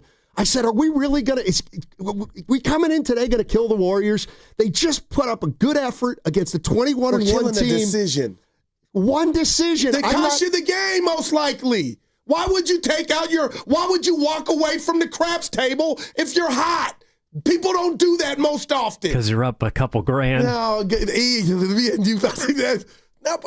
you're out of ammunition. No, I'm not. When you say I'm talking about a Pat decision, Spencer you're talking lost about you the the core game, of the team. It's time to move on. Yeah. If you are really upset that Pat Spencer didn't play in crunch time, if it was any other Warrior that hot, I would have asked why was he deemed the one to be subbed out. That's all. I don't know. Maybe his defense wasn't good. You helped the Thunder, I believe, and after that sub, it went left. I tried to be positive today. I want to give you and Evan and the listeners one name. Unbelievable. Okay, this is not Giannis. When are you going to stop being delusional? This is who we need. Okay, here we go. The body type Miles of this. Turner. No, Pascal Siakam. They're 15-6. It don't matter. I'm just talking about the body type. That's the new NBA. You're out of ammunition. We have none of that. You're talking about Pat Spencer, Giannis, and Siakam. You're out of ammunition. So it may be time to change direction. The Pacers are 4-17. They were just in the finals. You guys are so sometimey. Oh, shoot. That's right. Siakam's on. The Pacers are god awful. Yeah, dude, I was like, yes, dude. You got that wrong last week, and I just got it wrong. That's right. Just because they beat the Warriors doesn't mean they're having a good season. Dude, forgot about that. I'm talking about the body type, man. Yeah, sure. It's bigger than record. They don't like guys that big. And you came in here Mondays whistling Sweet Dixie about that thing that made the rounds on the internet. 6'3", 6'2", 6'1", and as excited as I am for Melton because he's another option, you know what I mean? He's small. You know what? In 1 week, it'll be official that Steve Kerr, if Spencer stays in the game, they win. And you know what? We better win some games. He'll never have this chance again. That was that guy. Of course he will. Nah, of course he will. Last night was different. I agree with you. Steve Kerr stripped him up. Listen, this ain't Make-A-Wish, okay? This is NBA basketball. And he was balling. You look, he had his moment. 3 buckets down the stretch to give you the lead 3 different times. This is the NBA. Hey, wait, Steiny, do you have that?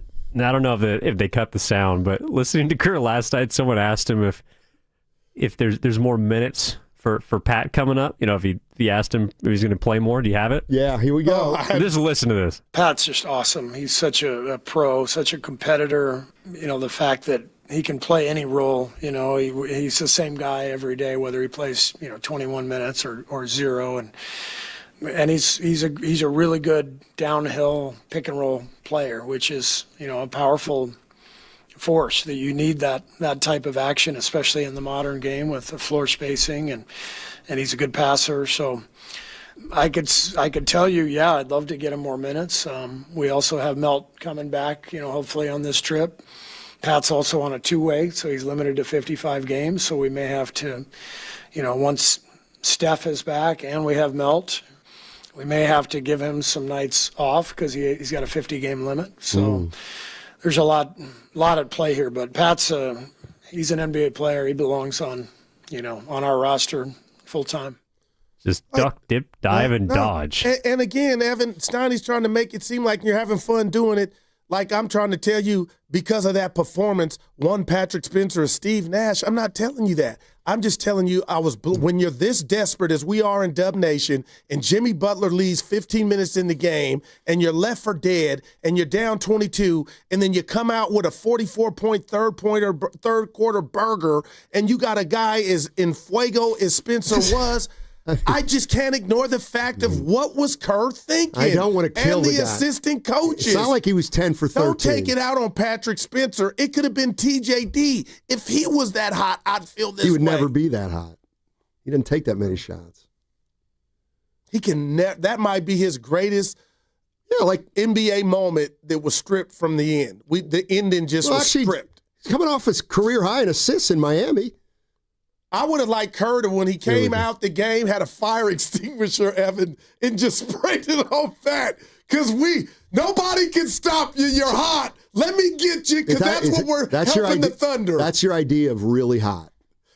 He was cooking. He was 8 for 14. He had a nice game. I got you. But he had a nice game. Hold on, I got it right here. Let me ask you this. How was his 756. Real quick, how was his defense?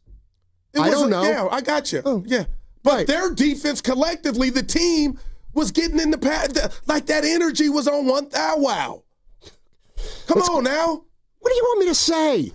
Well, you've been doing that to me all show. What do you want me to say about him taking spells? And you have, though. That's what I got to give you credit. No, I don't think it's a bad move. It was a move. It didn't work out. But you admitted that you could understand how people are questioning that. Just to meet you halfway, but it's such a minor detail about what this team is and where they're at. Well, that's two different stories. So go ahead and get on Kerr and get on Spencer and rip pods, do all those things, and you know what? It's all subterfuge. That's what it is. It's subterfuge because you don't want to acknowledge that we got bigger issues with Curry and Butler and Green and Horford and the direction of this team they continue to go in. It's a Warriors Wednesday brought to you by Friedman's Appliance. Come see their full selection of in-stock luxury appliances and live working vignettes. Visit Friedman's Appliance in Pleasant Hill today. Running a business means wearing multiple hats. So if you're like me, you probably started out using your personal phone, taking client calls and texts nonstop. As my business grew, I needed something smarter. That's when I switched to Quo, the #1 business phone system.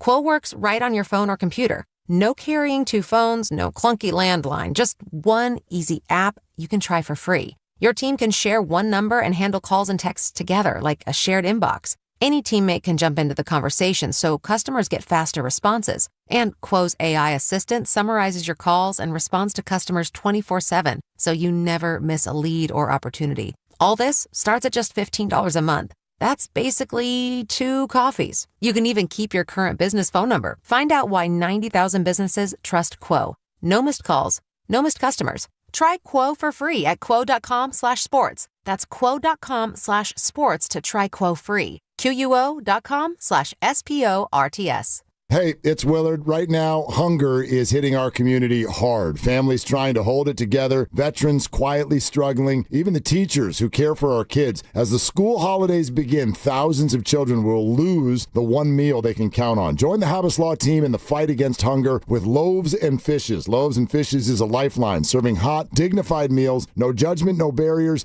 Join Omar, Tariq, and the Habas Law team. Visit loavesfishes.org. Habas Law, fighting to end hunger, fighting to make it right. For all contest rules, go to 957thegame.com/rules. Tune in to 95.7 The Game for Warriors Live 60 minutes before tip-off. Every Warriors game throughout the season as we get ready for the action. Presented by Xfinity, your home court advantage. Brought to you by Xfinity. Watch all your favorite teams all in one place. Xfinity, imagine that. Injured at work? Don't wait. Every day you delay can mean lost wages, delayed medical care, and more stress for your family. At Boxer & Gerson, we fight for people just like you. Construction workers, delivery drivers, factory workers, restaurant staff, hardworking folks who get hurt just trying to earn a living. We won't back down. We get results. You work hard, you deserve real help. Call Boxer & Gerson now at 510-835-8870 or visit boxerlaw.com. The consultation is free, but waiting could cost you. Boxer & Gerson, justice for workers. Don't watch the game alone on your tiny screen. Ghostwood Kitchen is the ultimate destination for every major sporting event. They have huge screens, energetic atmosphere, and ice-cold craft beer. Their bar is ready to pour your favorite drink, and the menu is packed with delicious game day food perfect for sharing. Bring your team spirit, rally your friends, and catch every single moment with us at Ghostwood Kitchen, where the game is always on. And when the game is not on, we have the arcade to keep you going. Ghostwood Kitchen, 911 Main Street in Redwood City. Now it's time for the closer of the week. Presented by LiftMaster and RNS Doors. Turn your garage into the envy of the neighborhood. Visit rnsdoors.com. This week's closer comes from Jay from San Rafael. Hector came out and fixed my garage door and was super courteous, informative, and did a fantastic job. He explained everything clearly and made sure everything worked perfectly before leaving. Couldn't be happier. Definitely recommend. Recently, my garage door opener was not working. I was in need of a closer. I was put in touch with RNS Doors and they hooked me up with a brand new garage door opener from LiftMaster. With LiftMaster's MyQ connectivity, my garage door opener can be controlled right from my smartphone. You'll know when a door or gate has been left open and can close it with a tap, no matter where I am. Be one of the first 10 callers and receive 20% off a LiftMaster garage door opener. Call 1-800-FIX-A-DOOR. That's 800-FIX-A-DOOR. Or visit rsdoors.com. R&S Doors. Look for the red truck. Hurry, it's your last chance to donate your car to Cars for Kids for 2025. Any car, running or not, can be picked up as soon as tomorrow. Act now for your maximum 2025 tax deduction and vacation voucher. Call 877 Cars for Kids to donate. That's Cars with a K. This is the story of the one. As the purchasing manager at a manufacturing plant, she knows the only thing more important than having the right safety gear is having it there when you need it.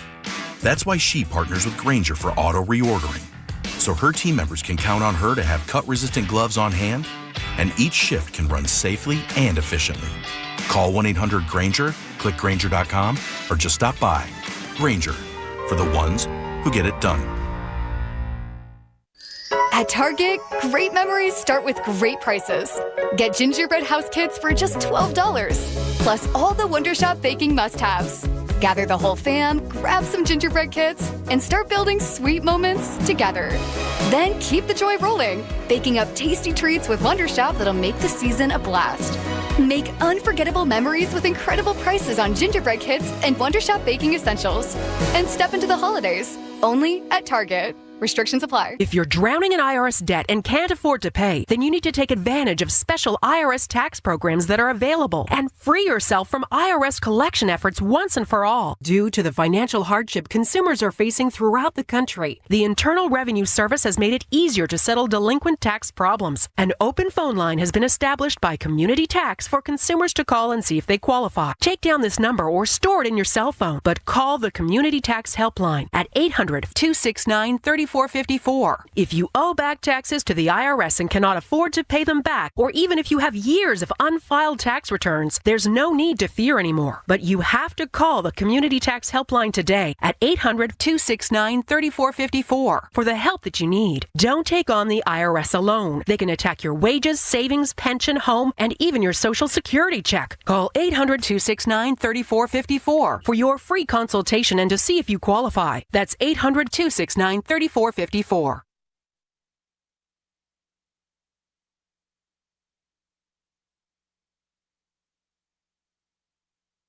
Call it like you see it. Pods can dunk. He's playing terrible. Now, back to Steiny and Guru on 95.7 The Game. All right, Monty Poole coming up in 10 minutes. Works for NBC Sports Bay Area, covers the Golden State Warriors, legend in the Bay. And looking forward to talking to Monty about where this team is and where they are as 11-11, coming off a gutsy performance against the Thunder without Steph, with Butler missing half the game, and they ended up getting beat down the stretch. Yeah, and we'll see who's available. Well, we know Steph's not playing tomorrow, Jimmy, in Philly. Yep. We're done. Butler is probably going to be a game time, and Steph Curry's going to miss the entire trip. So he's going to miss the next 3 games, and the plan is the next game he'll play is the home game against Minnesota next Friday. Wow. So, I mean, they said a week, and it's going to end up being 2.5, but they're going to get a good 2.5 weeks with not a ton of games missed for him. He's only going to miss 3 games in the next, 8-9 days. Yeah. So they minimize that part of it. Anything? No. You want me to go to calls? What's what you do? Well, I'd like to talk to you first. I'm doing Diaz Bros before phones. Remember that? It affects performance. I do remember that. Yeah. You didn't like You want Chris Paul? What? He's available. He's just been waived. If I'm filming Equalizer and 5, he's more our cup of tea than Giannis or Anthony Davis. We already went through the Chris Paul. Don't you hate when it gets bad for – he's at the Muhammad Ali phase at the end. Chris Paul, you knew Chris it was Paul done. the second. He hasn't even hit his fighting Antonino. Oh, no. Look, who is it? Inoue Aoki. Aoki. Remember he fought the Japanese wrestler. Aoki, I think his name was. No recall here. All right. City Boy's got the answers. Our man. What's going on, City Boy? How you doing? Chris Paul the second. What's up, City? Gone. A little slow to the draw. Gone. Yeah.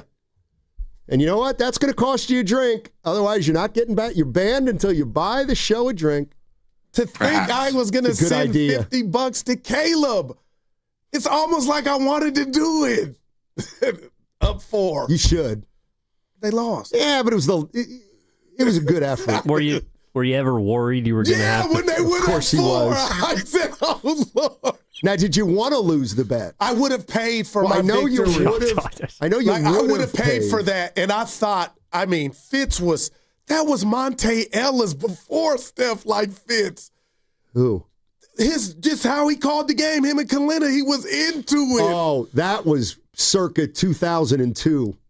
Oh, that's right. I mean, honestly. That was incredible. I get it. We're without Steph, but that, it was like they were calling Chaminade over Virginia. I mean, it was. It was great. I ran it back that 4th. Man. Just hang around.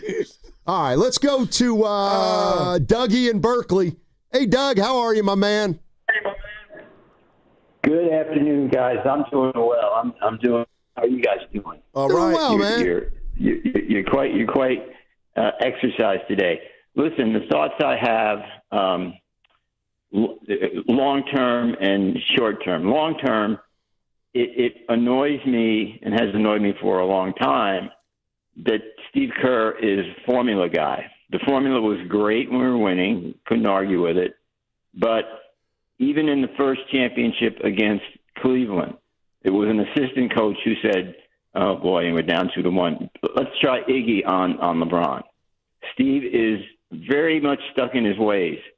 I totally agree with Guru that on this particular occasion last night, he should have gone with the hot hand. He should have left Spencer in. Okay? But what he does, how many times have you seen during the course of the last several years where he's got a hot hand and, 5 minutes ago in the game, 4 minutes ago, he takes the guy out and puts back in, his formula closing team, even though he seems incapable of the natural thing in basketball, go with who's hot. So that's annoyed me for a long time about Kerr. Amidst all of his greatness as a coach, amidst all he has achieved as a coach, to say that Pods and Spencer haven't played together, you got guys injured, you got guys out. Of course, you're going to have to play with combinations that haven't played together. That's not a real good excuse. It shows how he's stuck. He's great as a coach, but that's a flaw. Sometimes you got to just roll with it. You got to just roll with it. We were cooking last night, and the other comment about what good is it if you have height on your team, you're not going to play him is brilliant. It's brilliant. I think it's painful. It was like last night was watching the current Warriors playing the 14, 15, 16, 17 Warriors. That's what it was like. Yeah. That's what it was like. And finally, Draymond, he's been playing his whole career against guys who outweigh him and are taller than him. And I don't want to say, yes, he's declining. Yes, he's not the Draymond that he once was. But my gosh, I mean, look at what he's had to deal with his whole career. And he's still, even at this stage, he is still an excellent defensive player. So those are all my random thoughts. Good stuff, man. Listen to you guys. Okay, have a good rest of your day. Yeah, you have a great rest of the day too, Doug. Appreciate you. By the way, I'm working on we're getting some WD-40 in here. What's that for? I guess my mic's been squeaking a little and Evan reprimanded me. Well, yeah, if you touch it. Yeah, I know I do. What's your point? Hey. Between you and Spadoni, I was told by Joe's in the club. Hey, a source. Watch the tone. Source. You grab it like Elvis, ain't nothing but a That's right. We go through one mic a week here. Why? Because put your hands on the desk and put them together. Because I was taught by the great Pete Liebengood. What a name. He taught me some tricks of the trade. And when you grab that mic and you're speaking into it, you hold it. You hold it like you're saying something meaningful. That's right. And so that's why I tend to move it. Well, when you're at church, they give you or somewhere before they give you the mic with the wire or I get wireless. Nervous when that happens. But that's when you're supposed to hold it, not touch it when it's already there. But what about if I'm like a rock star. I like to move around the stage. You know what I'm saying? We should get you a straight jacket. You know what? Yeah, I wasn't thinking straight jacket. I was thinking a mic stand that I could take it off. Talk to the boss. Still find a way to break it. You know Tim will do it. Well, he's replacing. You're like Cal Ripken. How many mics you think you've broken in the 8 years we've been together? I'd say 4. Starting over 25. Shut your mouth. Over 25. Over 20. See, those are the kind of takes you give, and then people realize your Warrior takes are just as ludicrous. I'm a man of the people last night. Spency, how'd you get back in that game? Yeah, I think we picked up our pace against a team like that. If you let them get set in the half-court defense, you've got 5 guys almost at all times that are out there that can defend. And so for us, it was about getting a little bit more organized offensively, but ultimately pushing the pace and not relying on really a first action to get us a bucket. That's a defense you've got to move side to side at least 2 times to be able to attack the paint. They're long. They swarm the paint when you get in there. And so for us, we've got to really commit to moving the ball side to side and just trusting each other. All right, that's Pat Spencer talking about the ball was moving. Sound like obviously. He chews dip. You know what he did say? I don't know if we have the sound. Did anybody ask him how he felt coming out the game?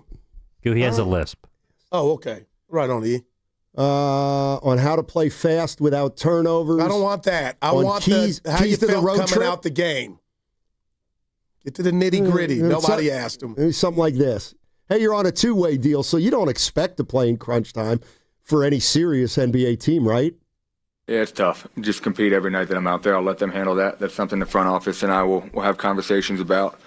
I can only control day-to-day right now. So I feel like I've shown that I can play at this level at a really high level, impact winning. And so ultimately I'll let them make that decision when the time comes. But, yeah, we will have to monitor it and figure that out. All right, that's Pat Spencer. Yeah. I guess he can only play 55 games if he's on a 2-way deal.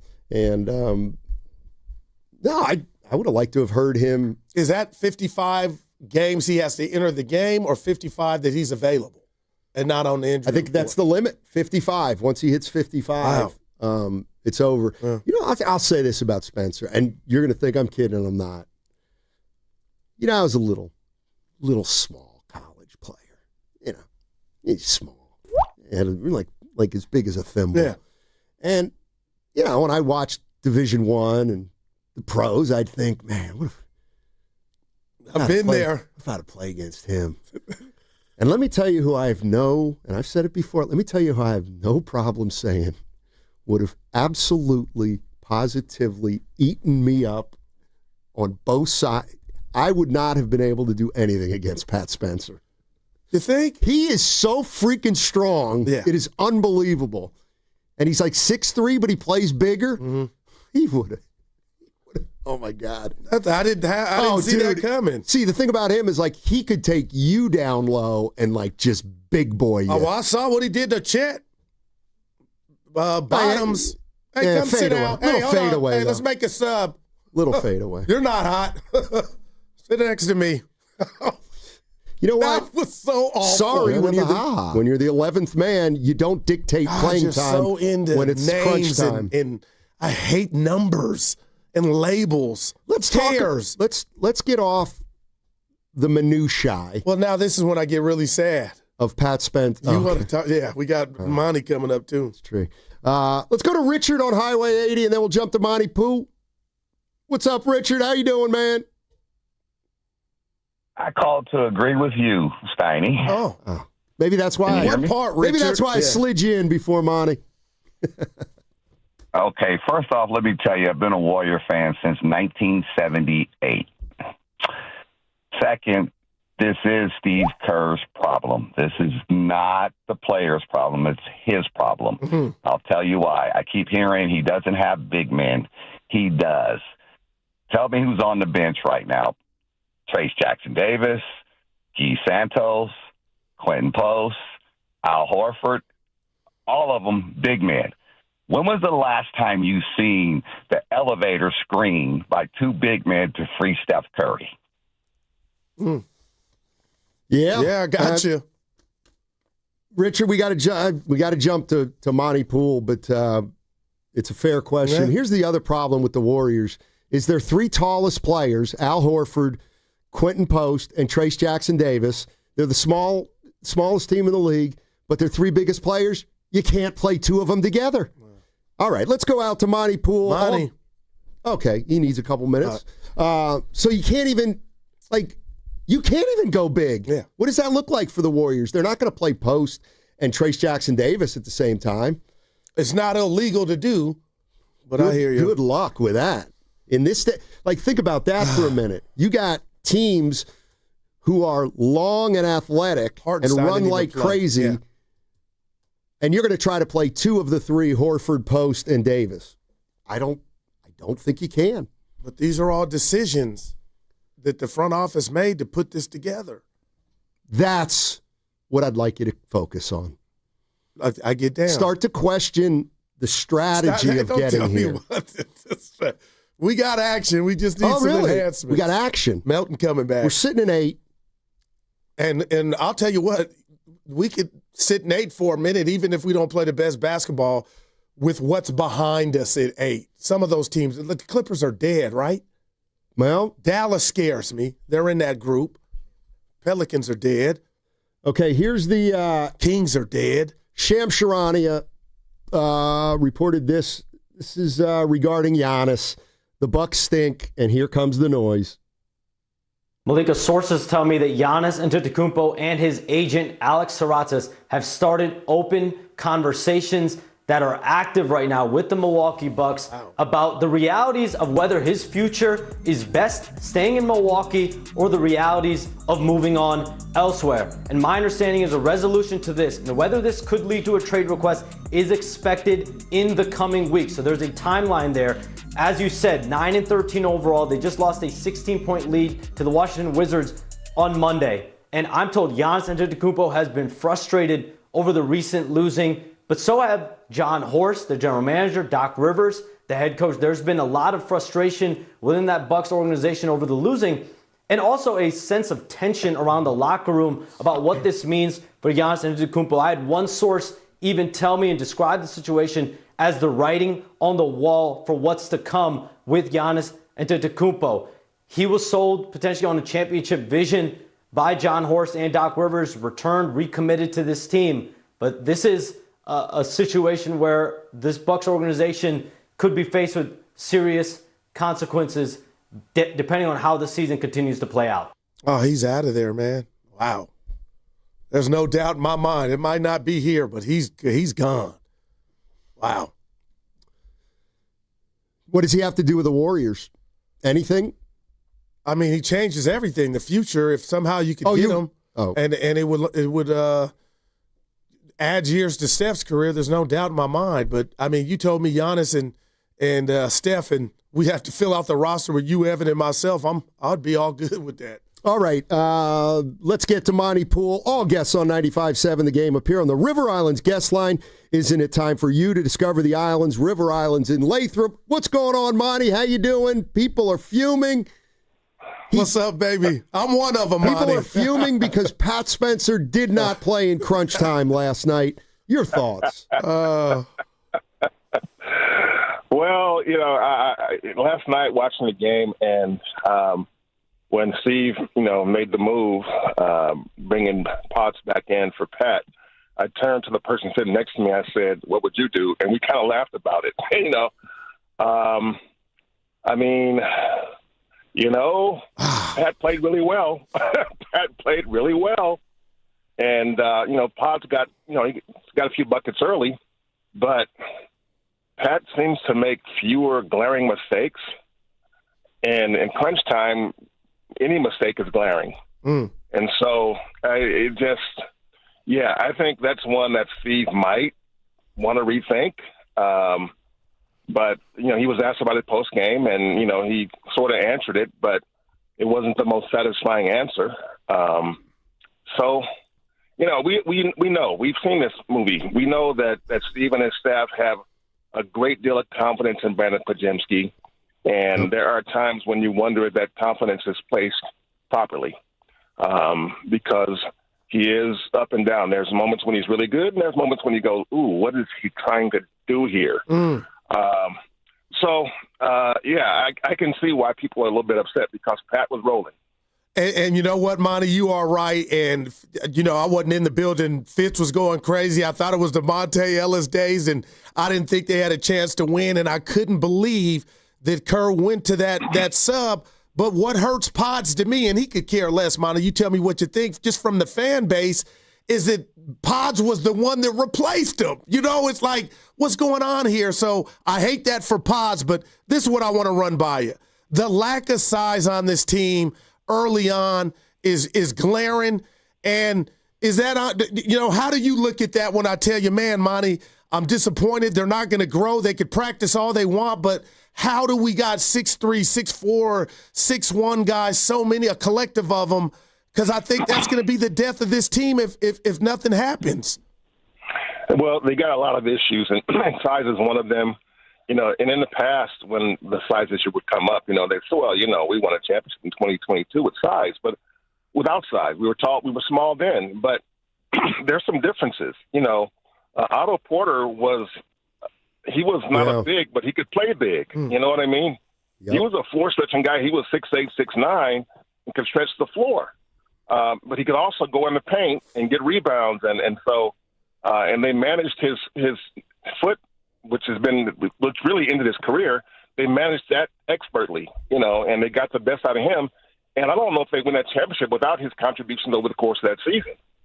So look at this team now, and you're right. Game after game, you're looking out there and you're going, the Warriors look miniature because they kind of are, and Steve opened the season saying, I really don't want to play Draymond at the 5, 82 games. I can't do that. And yet, it's not 82, but he's playing Draymond at the 5 more than he should, more than he'd like to, because that's the lineup. And Quentin Post is 7 feet, but is he really a 5? They call him a stretch 5, but he's more like a stretch 3, you know, the way he plays, because he's not in the paint as much. And when he's not in the paint, when he's in the paint, he's not the kind of factor you would want a 7-footer to be. So, I think definitely size is an issue. There are people in the building who believe the same thing.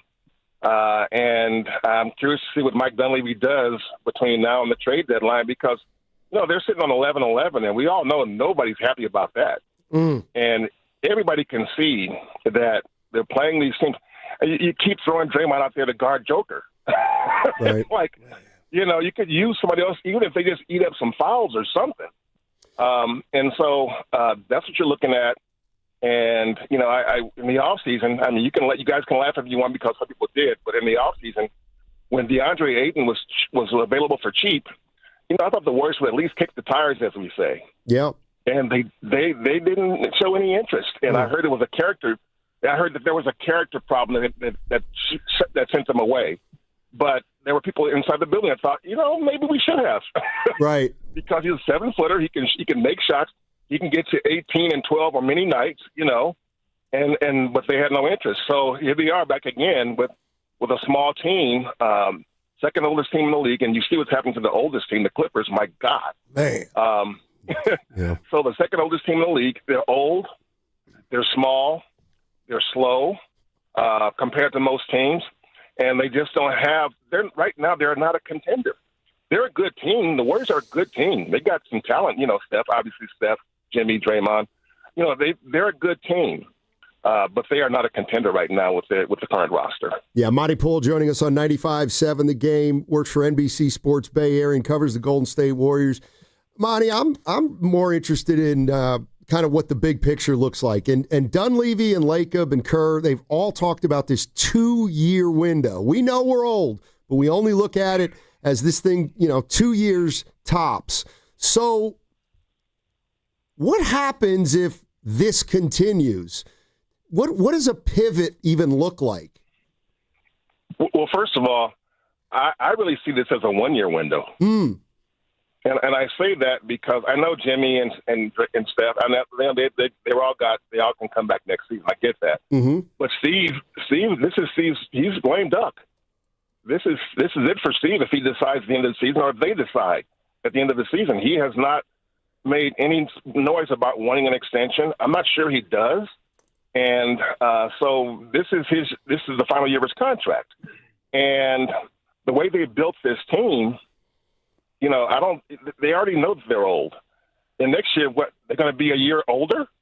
So if they can't be good this year, why would they think they'd be better next year if it's the same core? I mean, Al Horford, yeah, he can be back next year. But next year, these guys are going to be, late 30s instead of mid 30s.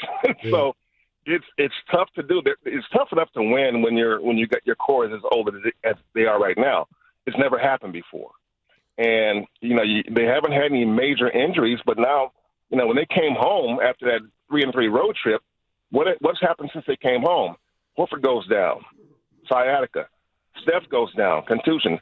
Jimmy's hobbling. Draymond's got a bad foot. I mean, it's not looking good for the next few weeks. And, of course, Steph will be back next week, it looks like. And we don't know when Al will be back. So, yeah, I think, when you hear things like, Giannis and the Bucks are meeting, it's like we all know that Joe, that's something that's always been a pipe dream. And as time has gone on, the pipe dream becomes more of a possibility because, Giannis has always been committed to Milwaukee.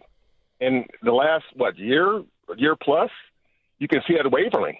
And when Dame went down last season, you kind of saw, what's the message he's been sending since then, It's kind of like, we'll see. Right. So, yeah, we'll see what they can do. We know the Warriors can't move Kuminga yet. They can't move. He's not eligible to be traded until January. So, but I think it's going to be very interesting because they have to look at this team and know that it can't chase a championship because the roster simply isn't built to compete with the likes of OKC, Denver, Houston, and those teams this year. Monty, I totally agree. I wanted to ask you and tell you how disappointed I was with Kuminga's 3 of 10. I was just like, man, that was a test, and he didn't pass it. But just back to the Giannis thing real quick. Do we have enough pieces here in the Bay that you think would be attractive to get a Giannis? On a two-team trade, it would be tough. The Warriors have some draft capital. And they do. And I'm going to go back to, with Kuminga, I'm going to go back to what I talked to a bunch of people around the league over the summer about Jonathan, saying, just to get a feel for what the league thinks of him. And one scout told me, he said, he's intriguing. He's very athletic.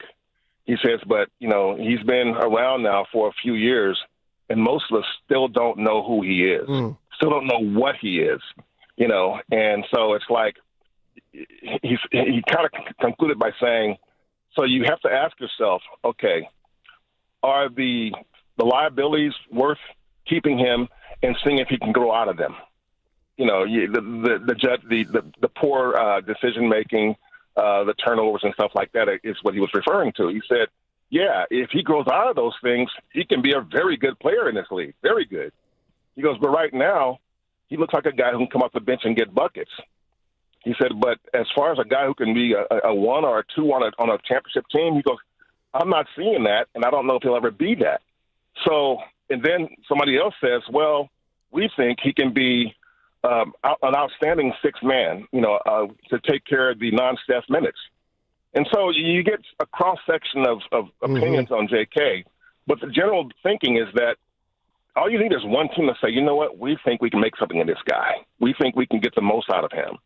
And if that one team has got something you want, or can, in a third team or fourth team involved, get you something you want, I think the Warriors would really make that move. I mean, J.K. was willing to leave over the summer. The Warriors were willing to move him. They tried. So that stuff doesn't go away. He knows that they tried to move him, and they know that he was ready to move. So that's still in the back of their minds.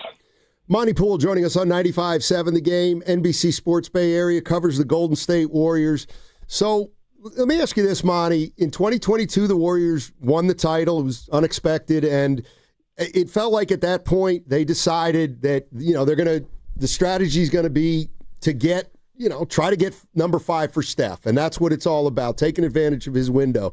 So over the course of 3 years, some names have come up, and it always comes up in terms of the Warriors possibly giving up future first-round picks for what's considered a star.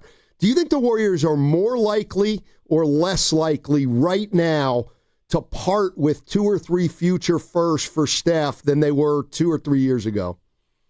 I would say more likely. Wow. And I say that because, first of all, let's not hide it from the fact that they haven't drafted well. Okay. Go back over the drafts, and when you look at the draft, and we all play this game where we look back at the draft and say, if there were a redraft, yada yada yada. Well, the draft that brought them Kuminga and Moody, there was a lot of discussion that among staff that they should have gone for Trey Murphy III and Franz Wagner. They decided to go with Kuminga and Moody. Now, I think Trey Murphy went for 35 the other night. And, Trey Murphy is good enough to be – he's already good enough to be a number 3 on a good team, on a great team, and a number 2 on a good team. Franz Wagner is, I don't know if he'd be a 1, but he can be a number 2. I mean, so – and also Trey Murphy's 6'8". Yeah. Wagner's 6'10", So you're a bigger team, and it's just – they just from Wiseman, which I kind of understand the Wiseman move because 7 foot, athletic, and a lot of NBA teams thought he was going to be special, and he hasn't been. He's been hurt a lot, but what was his resume? 15 minutes in college. Yeah, I know. Basically 3 games. Spears said he reminded him of Garnett. I remember that one. Yeah. Yeah. And Garnett was his favorite player. That's what he wanted to be. And, you watch him on the court, and it's like he runs well. He can shoot, but defensively he was always lost. And so it's you kind of got that, though, a little bit. They couldn't get Andy Edwards because he was gone. But you kind of understood what they were thinking with that one. Since then and before then, you're kind of not sure. Now, I do like one thing that Mike has done. He said, you know what, we're not going to worry about how old a draft pick is. If we like them and we can play them, we'll draft them. So you see them drafting guys who've been around the league, been around college, played more college games. Moody had played a year, and Kuminga had played, for the G League Ignite for a few minutes, and that's what they were thinking upside. These guys are teenagers, but they'll be good. And Mike is like, well, we don't care if they're 22. If they can help us right now, let's take a shot. And so a guy like Quentin Post, do you want to even think about what he looked like when he was 18? Right. Even now he's still trying to figure some things out. But, man, he would have been totally lost. So I just think that the drafting philosophy has to be more flexible when you look at their history. If they adapted well, you could say, yeah, give up draft picks. You could be Sam Presti and go, yeah, I know what I'm doing. I got a ton of draft picks, and I don't mind trading some because we'll find guys in the second round, A.J. Mitchell, who can play. So it's just different, man. Yeah. Hey, Monty, Steiny and I got this bit on the show. He thinks I come at the others and not the stars, which is false. But, Moses Moody, I'm rooting for all the Warriors, right? And he didn't have the best playoff series last year against Houston, but I thought he was in a zone and carving out a niche. But last night, early on, it looked like Kerr took him out the game and was giving him some tough love, only played 15 minutes. How's he been early on in your eyes, Moses Moody? He's been up and down. I think last year he was pretty good down the stretch of the regular season, but he hurt his hand, and he played through it, and it hurt him. I mean, he was missing shots badly. And you kind of wondered if something was wrong, and you didn't know until he had the off-season surgery on his hand. And it's like, oh, that's why he went from shooting 40% from three to like 27%, And so this year, he's got his numbers back up again, and he looks more like a player. I think Moses is a good player. I think he can be, obviously, a rotation player on a really good team. But, I don't know if Moses is going to be – I don't see an all-star game in his future. I don't see it. And Kuminga, I think that's questionable too. So if you got three lottery picks in 2 years – and not one of them becomes an all-star, you have to kind of look at your drafting and go, what are we not quite getting here? That's real, Monty. Yeah. Hey, Monty, thank you so much as always. Really appreciate it. And wow, look forward to talking to you soon. All right, fellas, take care. All right, Monty Poole, NBC Sports Bay Area. Yeah, that's a conversation a lot of people don't want to have, Stoney, and I talked about it, and I won't let it go. Wiseman, what we're getting out of Kuminga, forget what he could be, what he is now, and Moody. And I'm not saying Moody's bad, but you did not. Those were three. Wow, Stoney, just imagine had you hit. Look at you like your cheeks are going. What's that mean? I don't. Okay. That's really the crux of what's like. Okay, and when you say imagine, had they hit. And that would be around Steph, young Thundercats. Right, and maybe they wouldn't have played. Like, they wouldn't have had the runway that other teams gave them. Like, I get it. Oh, we should have taken Franz Wagner. Well, okay, now we're assuming Wagner comes to the Warriors and Kerr coaches him like a vet. It's like... Well, we could do Halliburton with Wiseman if you want, but I get it. You're like, well, nobody took him, but still. Okay, and I hate to say it, but okay, now Halliburton comes onto a team with Steph, Klay Thompson, and Jordan Poole. And we're assuming, Kerr just would have played Halliburton. Well, we're looking at OKC, and they're filtered with just wealth everywhere. They had a plan. The Thunder had a plan. The Warriors right now have what do they have? They have a sketch, and they're working on it as we speak, is what it feels like. I will say this, and I would love to get some Warrior fans' perspective on this. I want to tell you they have a commitment. So when the Warriors won it in 2022, and that's when the strategy to me started to come into focus, which is, let's do it in Steph's window. Steph's window. So since 2022, we have discussed a lot of possibilities for trades. They ended up getting Butler. They gave up a protected pick in the last draft for Butler. But we all know that a bigger move will have to include future firsts. And all I'm telling you right now is since 2023, 2024, 2025, I am less likely to move future first now than I ever have been in the last 3 years. Yeah, but Monty said he thinks opposite. Well, and I do know this. Yeah. Joe Lacob knows that that's a gamble. But you can't turn around if you got to this. This is how I look at it. Like, if you could possibly get Giannis or anything out there, or AD, Steiner, you can't turn the car around because the commitment was so strong on we're going to do any and everything, which means for Steph Curry, what he's got left, everything is some future picks. So if they could pull the trigger on something that required picks, I think that's what lane you're in. You put a ring on that. That's crazy to me. Well, what is this right now if we're just middling around 500 for the next 2 years with Steph and Jimmy? Well, why'd you do all this crap in the first place then? Like, I don't get it. I don't get it. Like, I get what people are upset about, but we've known, this has just been following down the highway in the same way. And so when do we take the off-ramp? Or are we not there yet? Or, I don't want to call it a disease, but the misses. Hearing it from Monty Poole on Moody and Kuminga That ship has and sailed. Wiseman, but it hasn't. You're still devoid. Like, what if you would have got something more than you gotten out of those? It's Joe Lacob's fault.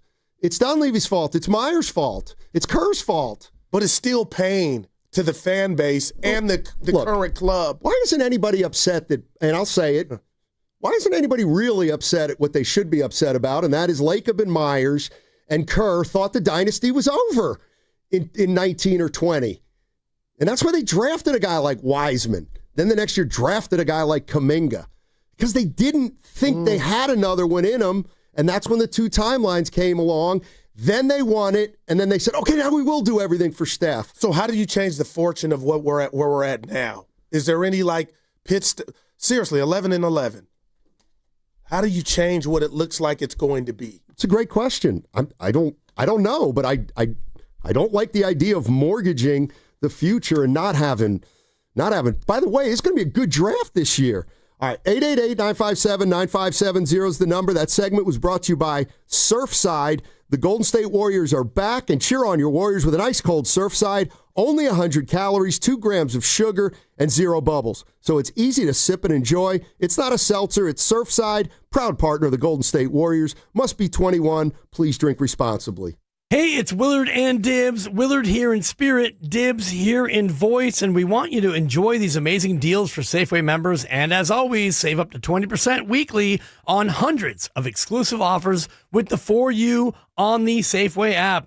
Signature Select chicken, boneless, skinless breast, thighs, or wings, just $3.99 per pound. Hass avocados or mangoes, just 99 cents each. What a bargain. Oral wheat variety bread, 24-ounce selected varieties, buy one, get one free of equal or lesser value. When you buy two, and why wouldn't you buy two? You got to have two. You put one in the freezer, and it's good to go. These and other great digital deals are available in the For You section on the Safeway app. Just download the weekly deals to your account, and they automatically deduct when you use your phone at checkout. The app is simple to use and makes it easy to save money. Go to Safeway.com for more details, and we will see you in the aisle. This is Katherine Cowan with Hot Yoga Republic. Join us Saturday, December 13th at our Strawberry Village studio for our first ever pet adoption day with Underdog Animal Rescue. Underdog Animal Rescue works tirelessly to save puppies and dogs, giving each one the chance to be home at last. A huge shout out to our friends at Cartelligent, proud sponsor of Hot Yoga Republic's Pet Adoption Day. To learn more, visit hotyogarepublic.com. Elevate your kitchen at the Mila Innovation Center at Friedman's Appliance in Pleasant Hill. Out of your dreams and into your kitchen. Select the qualifying built-in kitchen appliance package that is right for you.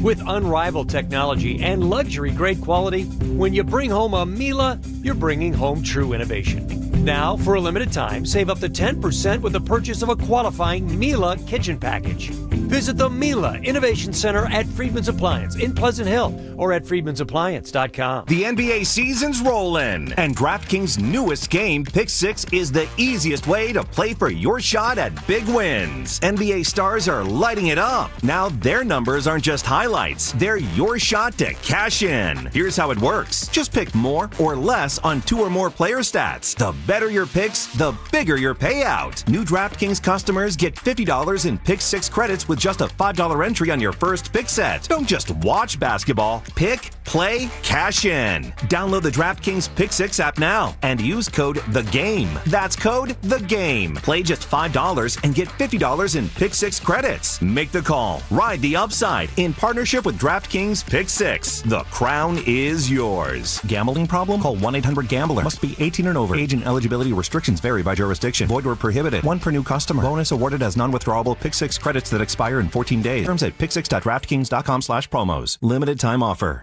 A lot of Bay Area banking customers are faced with a choice. Which financial institution best fits what they're looking for? It might make sense to consider a bank's history. Take Fremont Bank. For 60 years, we've provided stability and consistency with an emphasis on relationships. We've grown one customer at a time, not through mergers or acquisitions, because that's how you can do business when you're independently owned and community focused. Fremont Bank. Here for you, here for good. Upway.co delivers premium e-bikes for riders who want power, speed, and top performance without paying full retail. Shop leading brands like Aventon, Trek, Specialized, Cannondale, Turn, and more, all up to 60% off in new or like new condition. Electric Assist turns climbs and long routes into effortless rides. Each e-bike is fully inspected, refurbished, and certified by our U.S. master mechanics, backed by a 1-year warranty and 14-day return policy. Fast delivery gets your e-bike to your door in just a few days. Discover more at upway.co. New at Lowe's, Pro Block Quick Dry Primer, expertly manufactured by Sherwin-Williams. Engineered for pros to dry fast, block stains, and go on smoothly for virtually flawless results. Available now in oil and water-based. Grab yours today at Lowe's. Jack here with the sound of a freshly cracked egg, sausage grilling, you busting out of your front door. Oh, hey, no rush. My 2 for $5.50 sausage croissants are available all day. Get so much more. Plus tax, limited time only. Price and participation may vary. Welcome to Jack in the Box. Jingle bells, jingle all the way. Nick, what are you doing? Well, Adam, Thanksgiving is over, so it's officially time for the holidays. And it's time for our Legacy Box Cyber Monday sale. Legacy Box is the most meaningful gift you can give this holiday season. It's simple, safe, and has been trusted by millions. That's right. It's our best sale of the year. Right now, when you go to LegacyBox.com, you can save an unreal 65% on your Legacy Box. And for a limited time, you can preserve your tapes, film reels, and photos for as low as $27, saving you hundreds. Hurry, our best sale of the year won't last long. Visit LegacyBox.com for an unreal 65% off during our Cyber Week sale. With limited quantities ready to ship, this deal will go fast. Shop our Cyber Week sale now at LegacyBox.com/value to take 65% off. Buy your Legacy Box today and send in when you're ready. LegacyBox.com/value. Red and Gold Game Day starts at Laughing Monk Brewing. Park for free. Enjoy amazing food, ice-cold beer, and every game on TV. Catch 95.7 The Game's pregame show. Then hop on the free shuttle straight to the stadium. Sign up now at 957thegame.com.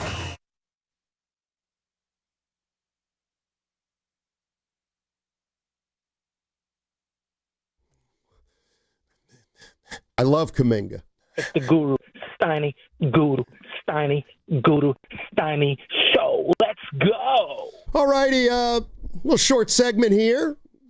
Talking about the Warriors, where they're at. Where are they at? Well, say it. They're 500. They're 8th in the West. No, bigger than this season, though. In the Steiny grand theme of things, where are they really at? They're a 500 team. I think they're in the worst place you want to be at. I wanted you to say the middle. They're not. Well, they are. They're 8th seed. Yeah, but they're 500. And you're sitting with a dude at 37 that can average 27. You keep thinking I'm telling you he's not slipping. That's bothering me. Stop it. Because you act like he's Zion. Steiny, what can we do? What did you think of Monty real quick that joined us? Thank you, Monty. About his answer to the Giannis thing. I tried to get laughed. Like, do we have what you're saying we don't have? Was. Oh, unless Giannis says, I want to go to the Bay. You want to give up 5 first? I don't, but that's me. That would be your let's be honest. Giannis could play till he's 40, right? That would be how old is he now? 32. 8 more years of that. Maybe even more. That'd be F those 5 rounds, those however many first. Why does he want to be here when Steph's not? He wants to play basketball, and he's won a chip without Steph when he had something around him in Milwaukee doing, He wants to go to New York. Okay. Because they're more attractive. They might even give you Karl Anthony Towns some first, or whatever you want. The thing that Bonnie said that was interesting to me, among a lot of other things, is he's just talking about their draft picks. And, Wiseman was a swing and a miss, obviously. Wow. But what he was saying was, the Kuminga and Moody picks the following year might have been the ones that really kind of put a nail in the coffin. Because he's right. They had a 2, a 7, and a 14. 14. I said 11. All right. Wow. And what do you got to show? You have 2 guys who are still in the process of proving their rotation guys. That's what you have out of that. But if we had to bet right now, to Monty's point, it doesn't look like an all-star appearance is imminent by the both of them. No. I I can't ignore, real quick, I can't ignore the Wiseman miss because then you're going to bat with these two. So I know you're trying to separate and differentiate, Steiny. It makes it worse. You needed to hit. How many years has it been for Kuminga? We still don't know. That's all bad. Imagine if Steph had some young dudes playing around him. Does Kuminga even look close to an all-star?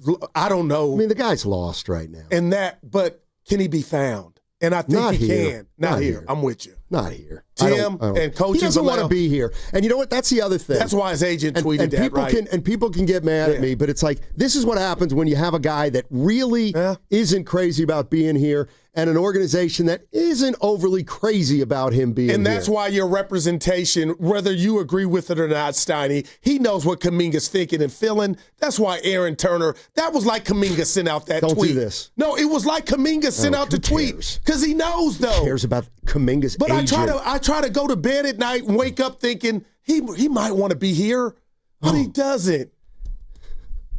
Kuminga's agent said, "What is going on here? Why are we even talking about Kuminga's agent 22 games because into if the Rich season? Paul would have tweeted what was something about LeBron, it would be we would be going crazy. Well, he ain't LeBron, and maybe that's the problem. He thinks he is. Both of them. The Kuminga's agent.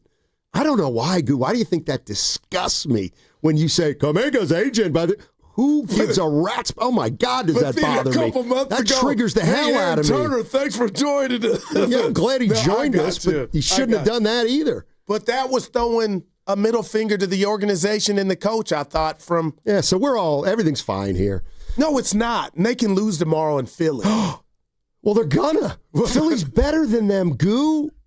Like, seriously. Paul George III. I don't know, obviously. But, I hear you. Let me tell you what, though, the best young player on the court will be Edgecombe, who's played 20 games there. And Maxey's a god. That dude is special. All right. Hey. What? You said all right. There's stuff you can do in the business where you dish your partner. And you got enough of that. I see a bunch of calls, but I'm going to take. They're here. I'm going to take the one that says Steiny is wrong about what's most important. He deserved it. What's up, Marvin Livermore? How are you doing? Hey guys, great show as always. And Steiny, you always get me to call in with some of the all right. Hypocrisy you're spitting out about JK. Boy.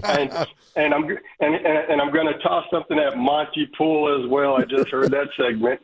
Take us out. I'm going to give you some stats. All right. I'm going to give you some stats. He mentioned Franz Wagner, 6'10", small forward. His career average rebounds 5, assists 3.7, turnovers 2. Trey Murphy, small forward, average rebounds career 4, 14.2 points a game, 2 assists, 1 turnover. JK, 4 rebounds, 12.5 points, 2 assists and 1.5 turnovers. And you guys are acting like Franz Wagner is an all-star. He's been given the runway to improve. Everybody knows JK hasn't. And so that's why we don't know where he's at right now.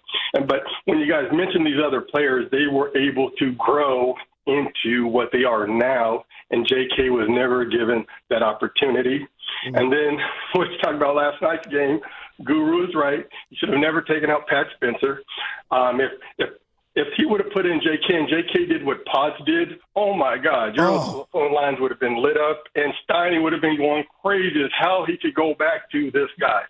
So Steiny, being a little hypocritical, so you had me call, and I always come in hot. I'm trying to calm down because you really get me. I'm going on a little guru passion, but stop trying to put stuff on JK and say other young players are better. They've just been given the right opportunity to play through their errors, and JK has not. All right. I appreciate you, Marvin. I love you. I'll start out. Kuminga stinks. That's the first thing. I hadn't thought about had Kuminga done what Pods did when he came back in, but Pods had a good game. I can't rob him on that. I'll say this, but this is to me the thing that's impossible to figure out. Yeah.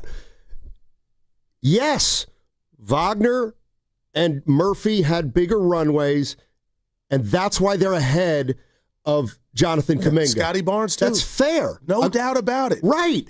But stop thinking that, had they drafted Wagner and Murphy, they would be Wagner and Murphy now for the Warriors. Oh, you're already the same proving Mars' thing point. would have happened. Yeah. But if you're Kuminga, you still feel like you got, the short end of the stick in regard to, I went to the worst possible place for my career. Well, if he were in Portland or in those locales, Kuminga, you got 32, 35 minutes a night with 8 turnovers. So that was a point, but it doesn't change the reality. Here's the other thing. If you get a young guy who goes to a horse bleep team and they do that, that doesn't mean they're developing better than a guy who's in a good organization, not getting as much playing time, but learning how to do it the right way. But when you look at Wagner, what do you like? How long has he been in the league now? I want to say as long as Kuminga. Okay, and how many playoff appearances? Like, they're just starting. All right. So, yes, Wagner got a long runway, and he's ahead of Kuminga, but even he's taken 4 or 5 years with Banchero and with Suggs. But if you want to, I get you. But if you want to feel sorry for Kuminga, it sounds like not you, I'm not Marv is, you bring that up, and it's a factoid, but he had an opportunity.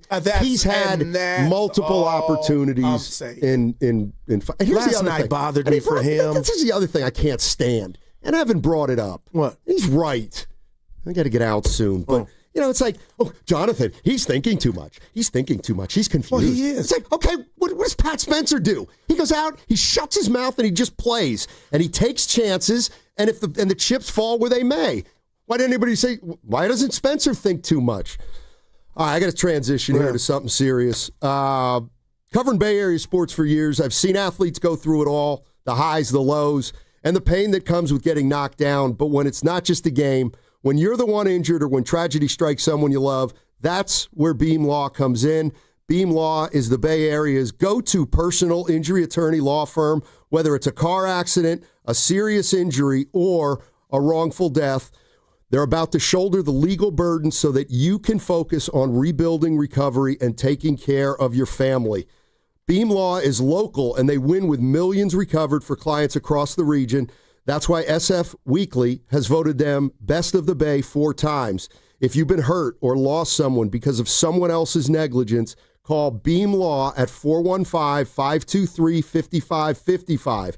That's 415-523-5555. Or visit hurtinthebay.com. That's hurtinthebay.com, because it's not whether you get knocked down, it's whether you get back up.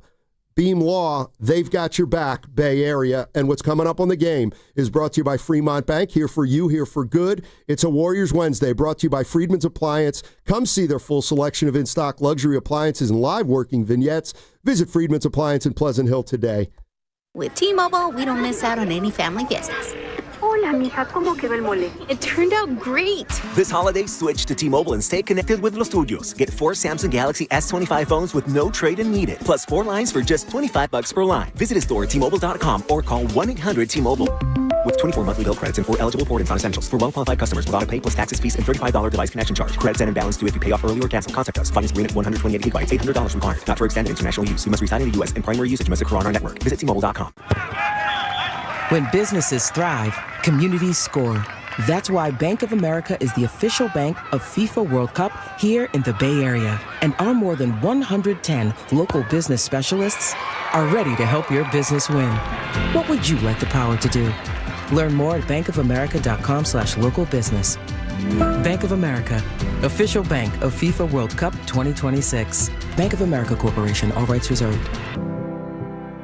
Tune in for the Ghost Report on Fridays during the Morning Roast with Spadoni and Jasky. Brought to you by Ghostwood Kitchen, your neighborhood brew pub on Main Street in Redwood City, where we are talking about who's scaring the competition this week.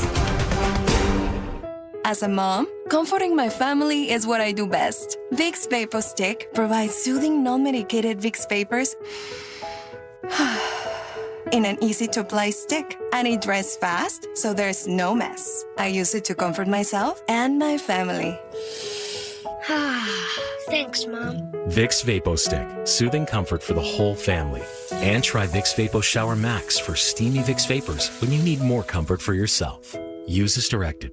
On the golf tee, it's Skechers World Champions Cup. Watch it live December 4th and 5th on ESPN and ESPN Plus, 12 to 4 p.m. It's PGA Champions Tour golfers from all over the world. Team USA versus Team Europe versus Team International. Watch it live December 4th and 5th on ESPN and ESPN Plus, 12 to 4 p.m. The competition will be tense, but feet will be comfy. Tune in to Skechers World Champions Cup, final round of golf on Sunday, December 7th on ABC, 1 to 5 p.m. Hey, Dan Dibley here for Golden State Lumber and Showroom. Consider their Stockton Yard as the go-to resource for building professionals in San Joaquin County, with over 40 acres of premium building materials available to the public. For bigger jobs, you can count on Golden State's large fleet of trucks for timely delivery. It's their goal to keep your project on time and on budget, building a better Bay Area for over 70 years. Golden State Lumber and Showroom. When you succeed, we succeed. Running a business means wearing multiple hats. So if you're like me, you probably started out using your personal phone, taking client calls and texts nonstop. As my business grew, I needed something smarter. That's when I switched to Quo, the #1 business phone system. Quo works right on your phone or computer. No carrying 2 phones, no clunky landline, just one easy app you can try for free. Your team can share one number and handle calls and texts together like a shared inbox. Any teammate can jump into the conversation, so customers get faster responses. And Quo's AI assistant summarizes your calls and responds to customers 24/7, so you never miss a lead or opportunity. All this starts at just $15 a month. That's basically 2 coffees. You can even keep your current business phone number. Find out why 90,000 businesses trust Quo. No missed calls, no missed customers. Try Quo for free at quo.com/sports. That's quo.com/sports to try Quo free. QUO.com/SPORTS.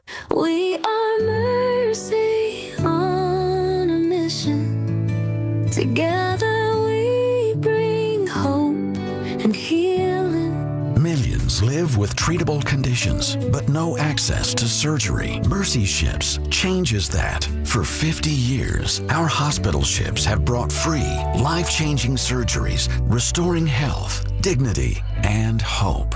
Learn more at mercyships.org. Just hearing the word IRS can make people break out in a cold sweat. No one wants to deal with the IRS, and now you don't have to. The good news is Legal Tax Defense has been successfully negotiating with the IRS for more than 15 years. It doesn't matter how much you owe, whether it's $5,000 or $5 million. You deserve the best in the business on your side, and that is Legal Tax Defense. Even if you're working with someone else and just want a second opinion, there is no cost or obligation to call. They can prevent levies, liens, wage garnishments, even file back tax returns. And the best news about Legal Tax Defense is they won't take your case unless they know they will reduce or eliminate your tax debt. Call Legal Tax Defense right now for a free no-risk consultation. 800-323-8922. 800-323-8922. You have nothing to lose but everything to gain. 800-323-8922.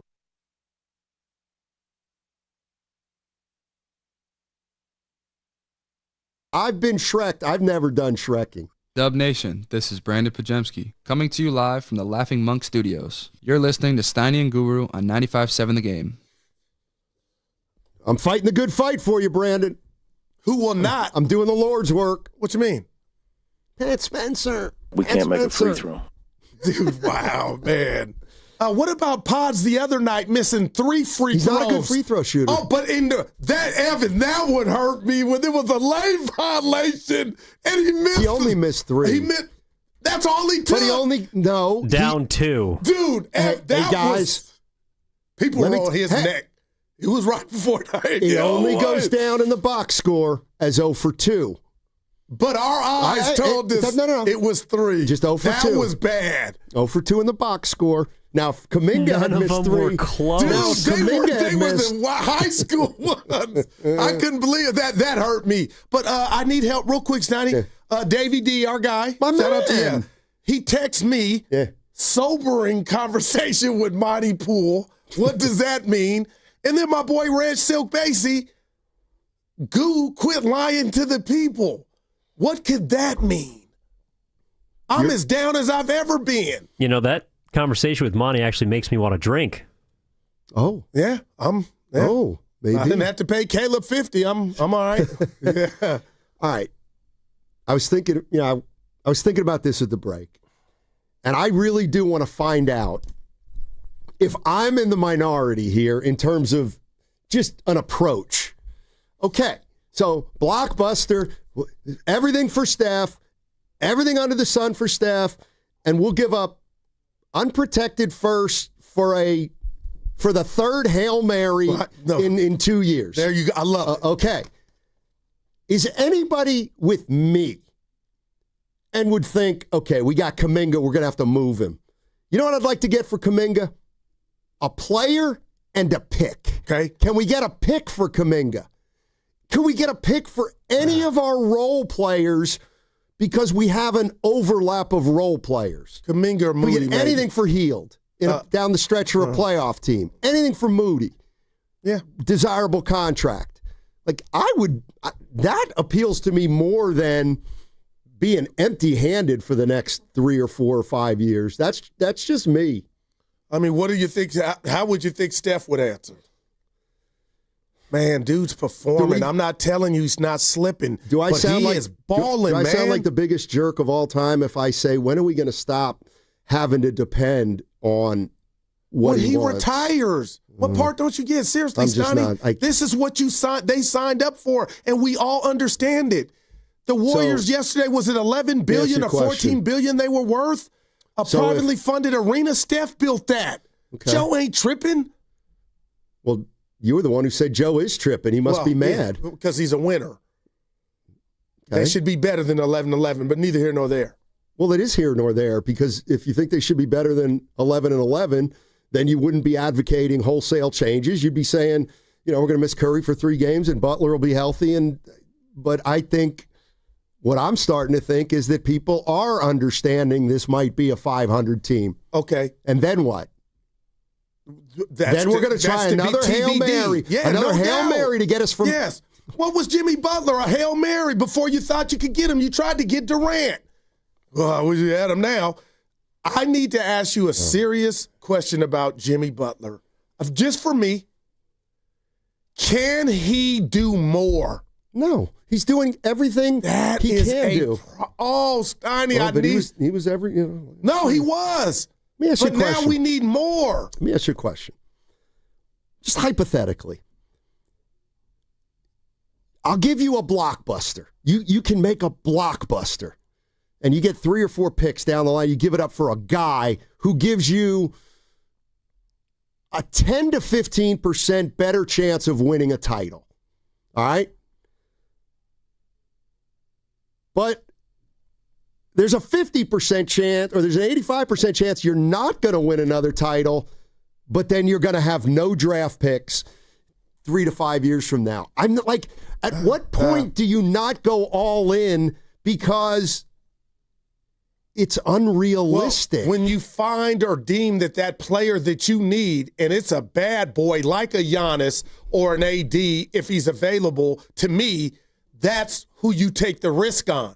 But what you don't do is what you can't control if players like that aren't available. You got lucky that Jimmy in Miami, it got funky.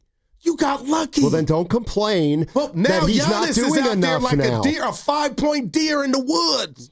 Yeah, and too bad. You went and got Jimmy Butler, and nobody wants him. But can you use Oh, wow. Why are you so sure of that? You just name me a team. You want to go through the list? Why would Milwaukee want him? Wow. A team that might want Butler is a team that wants him to come off their books so that they can get a free agent. Nobody's going to Milwaukee. So tell me what you do then. I just told you what I would do. Ride this out? I don't think there's like this monster fix of a great move that's mythical. It's not out there to me. All right, so what can you get for Kuminga? That's like there's no. Kuminga should be. What if I like Daniel Gafford? I can't stand him. Why would you? What don't you like about him? No, seriously, he's a jackass. Actually, I'm kidding. Oh, I think he's what we need him. Oh God. I actually am not a huge Gafford. I'd much rather have Lively. Steiny, you could throw him the lob. He'll block your shot. He'll rebound. He stays in his lane. Oh, man. Actually, I think he tries to do too much, quite frankly. I think he thinks he's better than he is. I'm not saying he's useless. Pick him up, man. You like Gafford? Why not? How about this? He'd give you more than Kuminga is right we now. don't have any Gaffords. How about that? We don't have one. Well, no, you do. He just has sciatica. Let's go to a call. Hold on. Oh. No, those days for our boy, those days have sailed. That ship has sailed. By the way, do you want to know the Warriors injury report for Thursday? Give it to us. I thought we did it all. Is there new? Curry out. Okay. Jimmy questionable. Horford out. Post questionable with an ankle. Kuminga questionable with an ankle. Oh my God. Melton's available. Kuminga. I like. Oh, now Horford's been upgraded to questionable. How was that move? 21 games in, guys. I don't know. You Nothing know what? personal against Tito. He had no business with his birth certificate coming here. I thought I had a How has that Yeah, I worked got a out? better question for you, Mount. Yeah. I got a better question Answer for my you. question first. What? Okay, go ahead. Horford, how's that worked out? Not That's bad. an F. Not bad. That's an F. What you mean not bad? Not he ain't bad. playing back-to-backs and he ain't Well, playing. you knew that when you got him. But he ain't playing either. Guru. They knew he wasn't playing F. back-to-backs, and they're okay with it because it's their strategy. Like, it's who they are, Goo. What's Wake the up. strategy? The What's strategy, the payoff with Horford at the end? The strategy is let's surround Steph with veterans as opposed to younger guys because we think we can do something that most observers don't think. It's been that signing has been a mess. It's been harmless. Like, seriously, Al Horford. Jeez. Sciatica, and you ain't even playing. God, I had something. And it was Yeah, gonna you be said good. Mouth asked you something about another player. I said Horford, and then you were going somewhere. Kind of happy you forgot. God, I liked it too. As my dad would say, it couldn't have been that important. Oh, there it is. Look at it. Thank you. Somebody did it. You ready? Here we go. Okay, this one's going to be a doozy. The Savior, DeAnthony Melton, the Savior. Okay, Melton coming back tomorrow. Sweet. He's missed the first 22 games. He's been injury prone his entire career. How many games? So if he plays a few games and gets hurt, oh God, what just bum luck. Bum luck with him. Oh gosh, we just keep getting hit by this stuff that we can't foresee. It's like the old caddies I had, the Seville, 78 Seville. Once the check engine goes loud, it's not everything follows. It's so almost I'm like, not going to be hurt because I'm not doing jumping jacks that he's back. We need him, but the likelihood of him getting re-injured. You will complain about Melton at some point this year. Did you expect to get anything from Seth Curry last night? Just speaking of which, wow. No, Evan, I'm just saying, he helped them. Evan, remember, I've been saying, and it's okay to say this.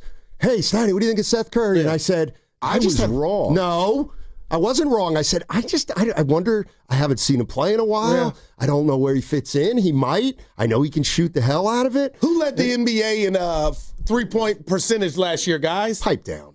I'm doing what Evan tried to do to us yesterday. Well, Fitz said it 17 times probably last night, right? Yeah, Hey, gosh. I actually do have a question. Can somebody help me?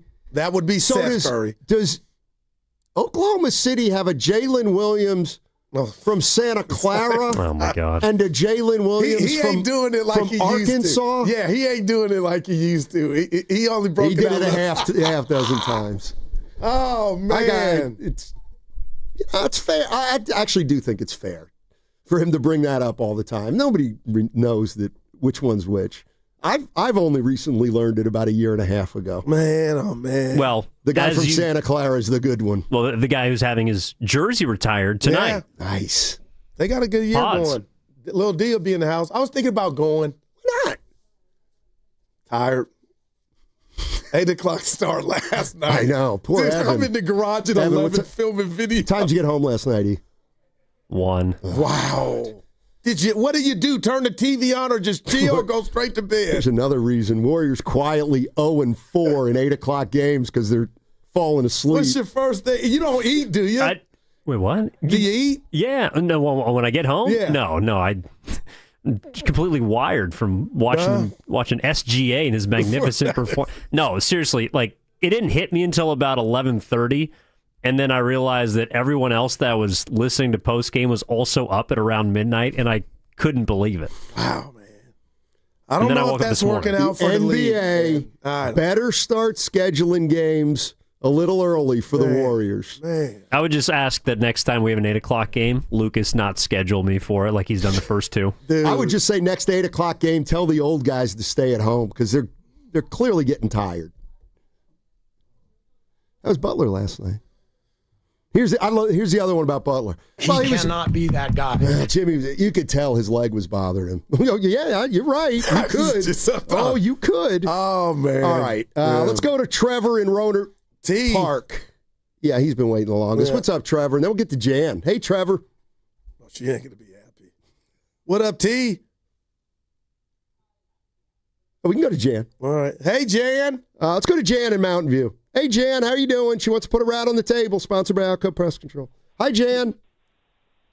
Yes, I do want to put that rat on the table by Atco Pest Control. Listen, what Monty said is true, and I hate to say it, but until Kerr is gone and the rest of the veterans are gone, I'm sorry, but they're not going to win another title. They're too old, they're too slow, and I'm sorry, but you can try to bring Giannis here, but I'm sorry, I don't think he'd want to come here, and I mean, he might want to come here if it was 5 years ago or something, but we're trading all our assets away, and we're not getting anything in return for the veterans that we are trying to trade. And, going on, it's not getting any better. And hearing Kerr last night, he's bringing in, he's complimenting Pat Spencer, but because he's on a two-way contract and they can't, maximize him or something. Why don't you give him a contract then? You gave Quentin Post a contract, give him one. Thank you. Thank you, Jan. I'll never forget. What no matter if the word we hear stole you, his Jan, moment. Nobody's going to remember this game in 2 weeks. I will. No chance. The Linsanity thing hit me and will stick with me. Steiny, the world knows. That's why you're saying, why is everybody hot? It ain't about the loss. Because that's all they have. We were watching something, and you just went like Norm did. We used to DJ in the garage and make too much noise. He would come in and rip the thing out the socket, and that meant everybody. That's what Kerr did. Pat Spencer is the last thing you grab a hold of if you're a delusional fan actually thinking that these minute decisions are going to change the fortune of a season. Why can't it just be about said game last night?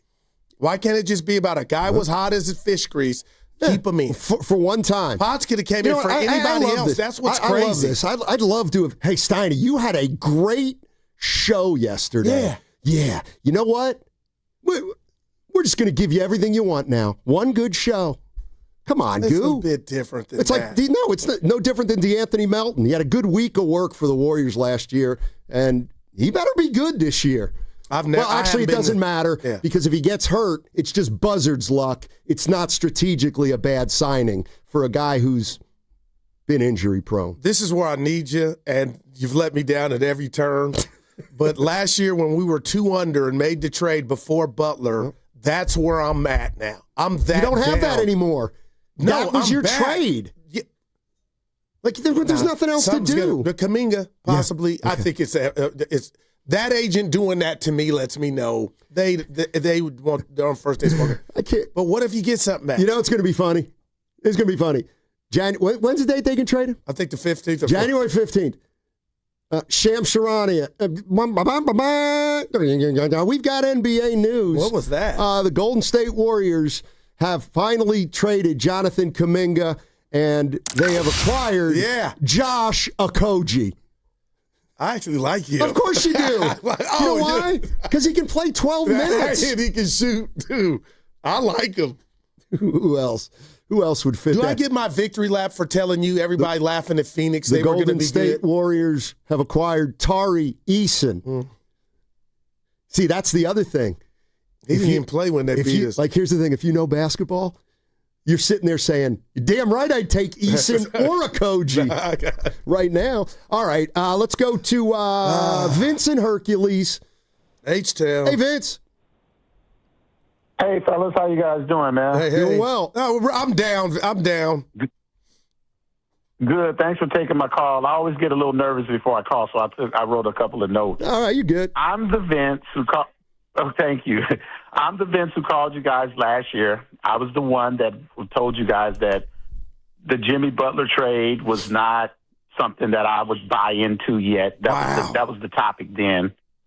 And I remember I was the only one that said it. I was like, nah, we played a bunch of crummy teams, so you can't really judge where we were by beating a bunch of crummy teams that we probably would have beat anyway without Jimmy Butler. So that's where I stood on that. But secondly, on my notes, I put, we have to wait and see what it looks like when we have Seth and Melton. I think, that's, if we're not looking good then that will determine that whether or not if we're a good team or not. That we're not a good team if we're not looking good then. Other note I wrote is that we can't serve two gods on the two timeline thing I heard you guys talking about, meaning that, you can't say, well, we're going to have 1 foot in and 1 foot out where we're waiting on this timeline with Steph Curry, but at the same time, we're trying to bring in young. It doesn't work that way. It's got to be either you're going with the old guys with Steph Curry or you're going with the youth movement. That being said, I'm a segue into this real quick.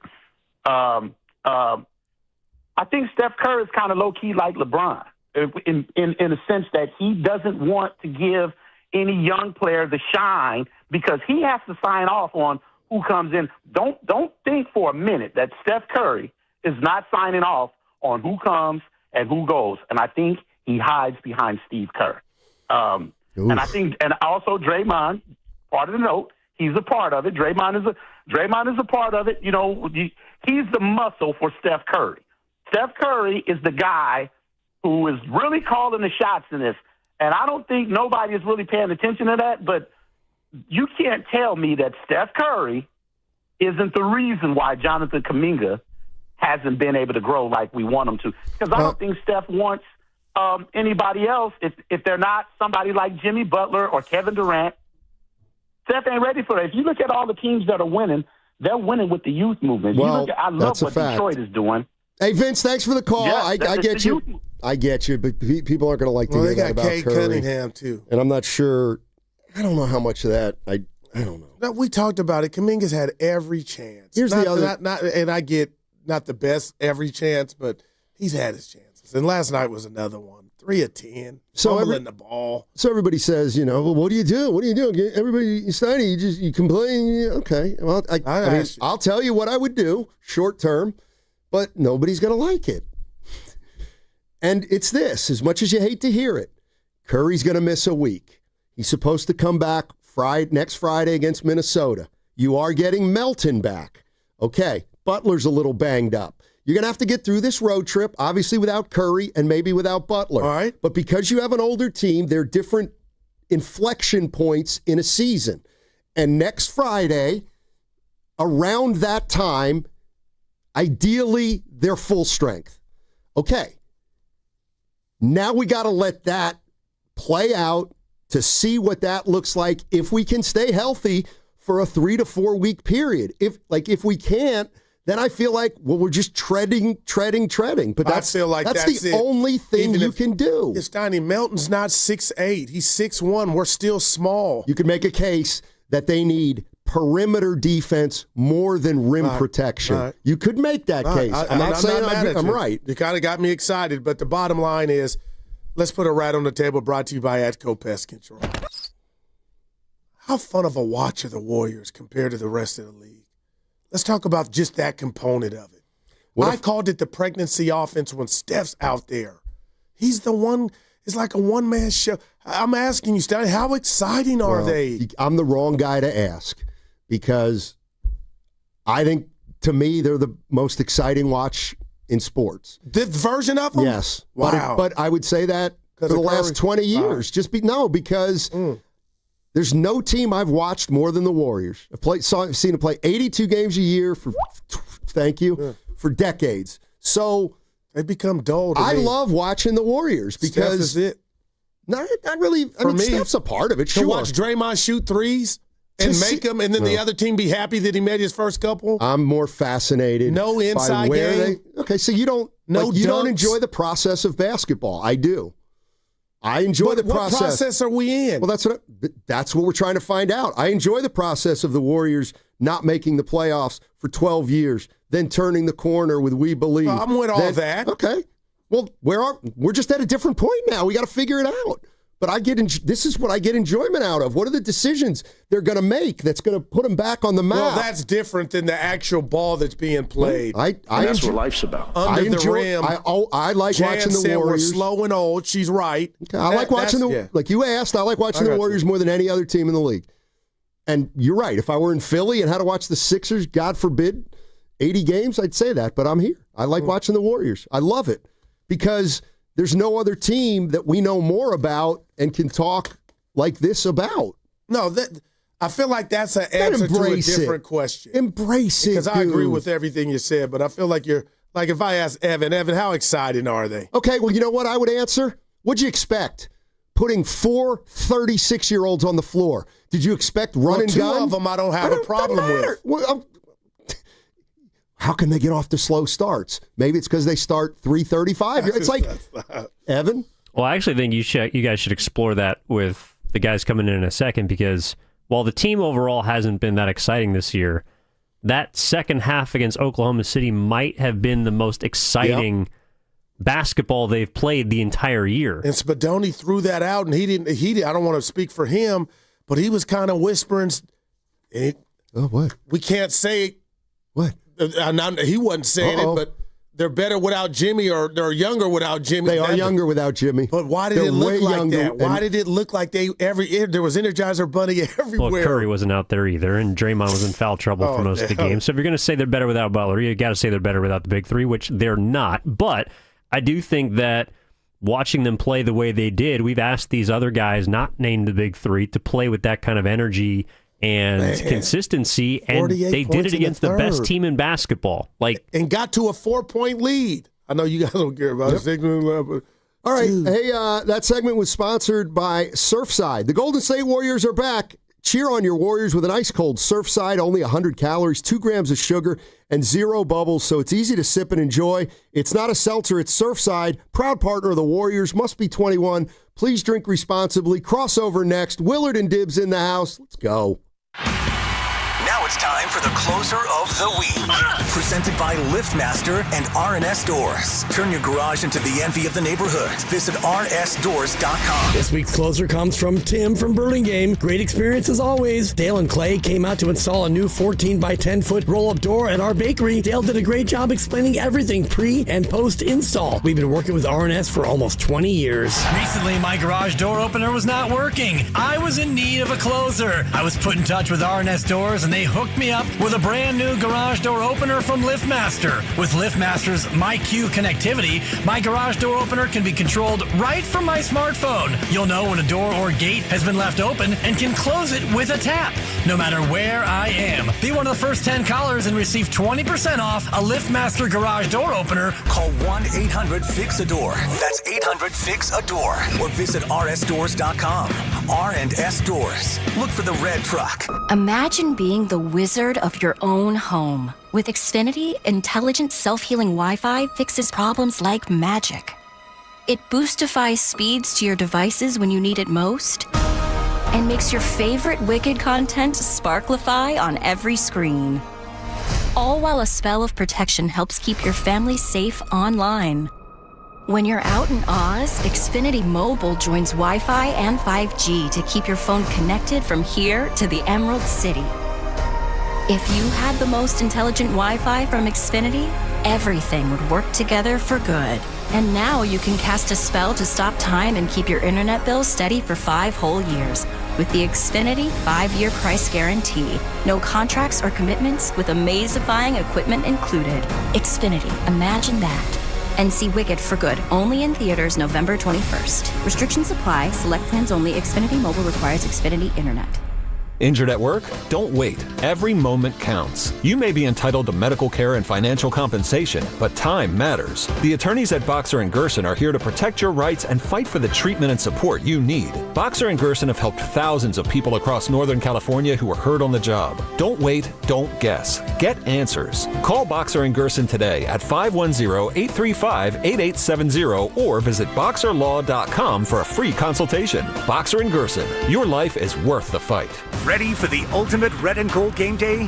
Laughing Monk Brewing is the place to park, party, and ride. Skip the traffic. Forget the expensive parking. Park for free and dive into an epic tailgate with mouth-watering food, ice-cold Laughing Monk beer, and every game on TV. Catch 95.7 The Game's pregame show with Lorenzo Neal and Evan Giddings. Then hop on the free shuttle minutes away from the stadium. Shuttles are first come, first serve. So head to 957thegame.com to sign up and join the party.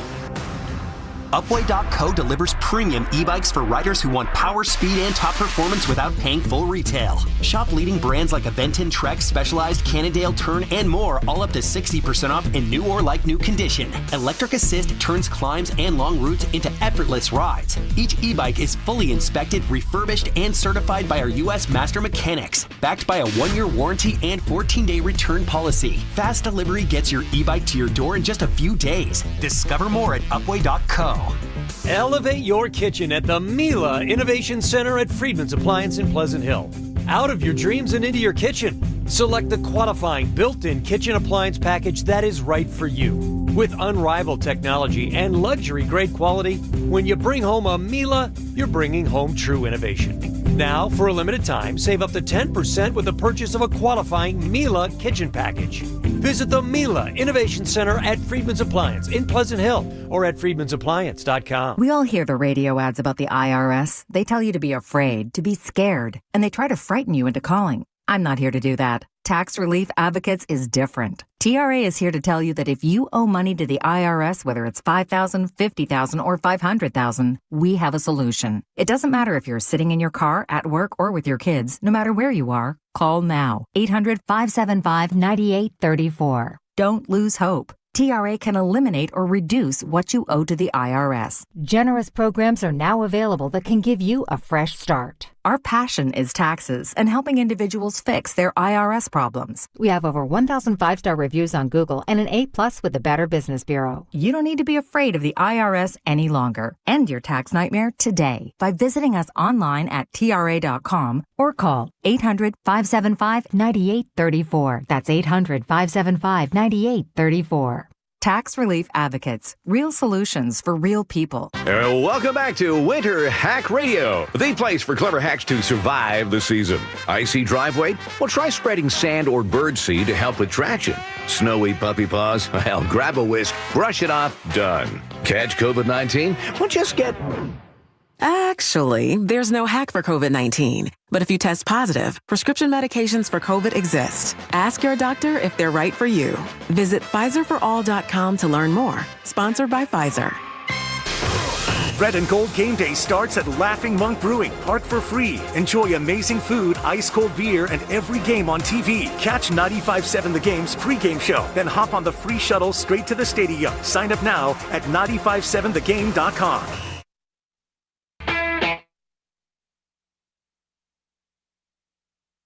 Yes, I do want to put that rat on the table by Atco Pest Control. This is Tim Roy, and you're listening to Steiny and Guru on 95.7 The Game. All right, crossover time. Let's welcome in Willard and Dibbs. And the fellas. The first question I have is to Willard. Are you worried about the goo? Always. No, that hurt. No. Understand what that means. That's not like you did something wrong.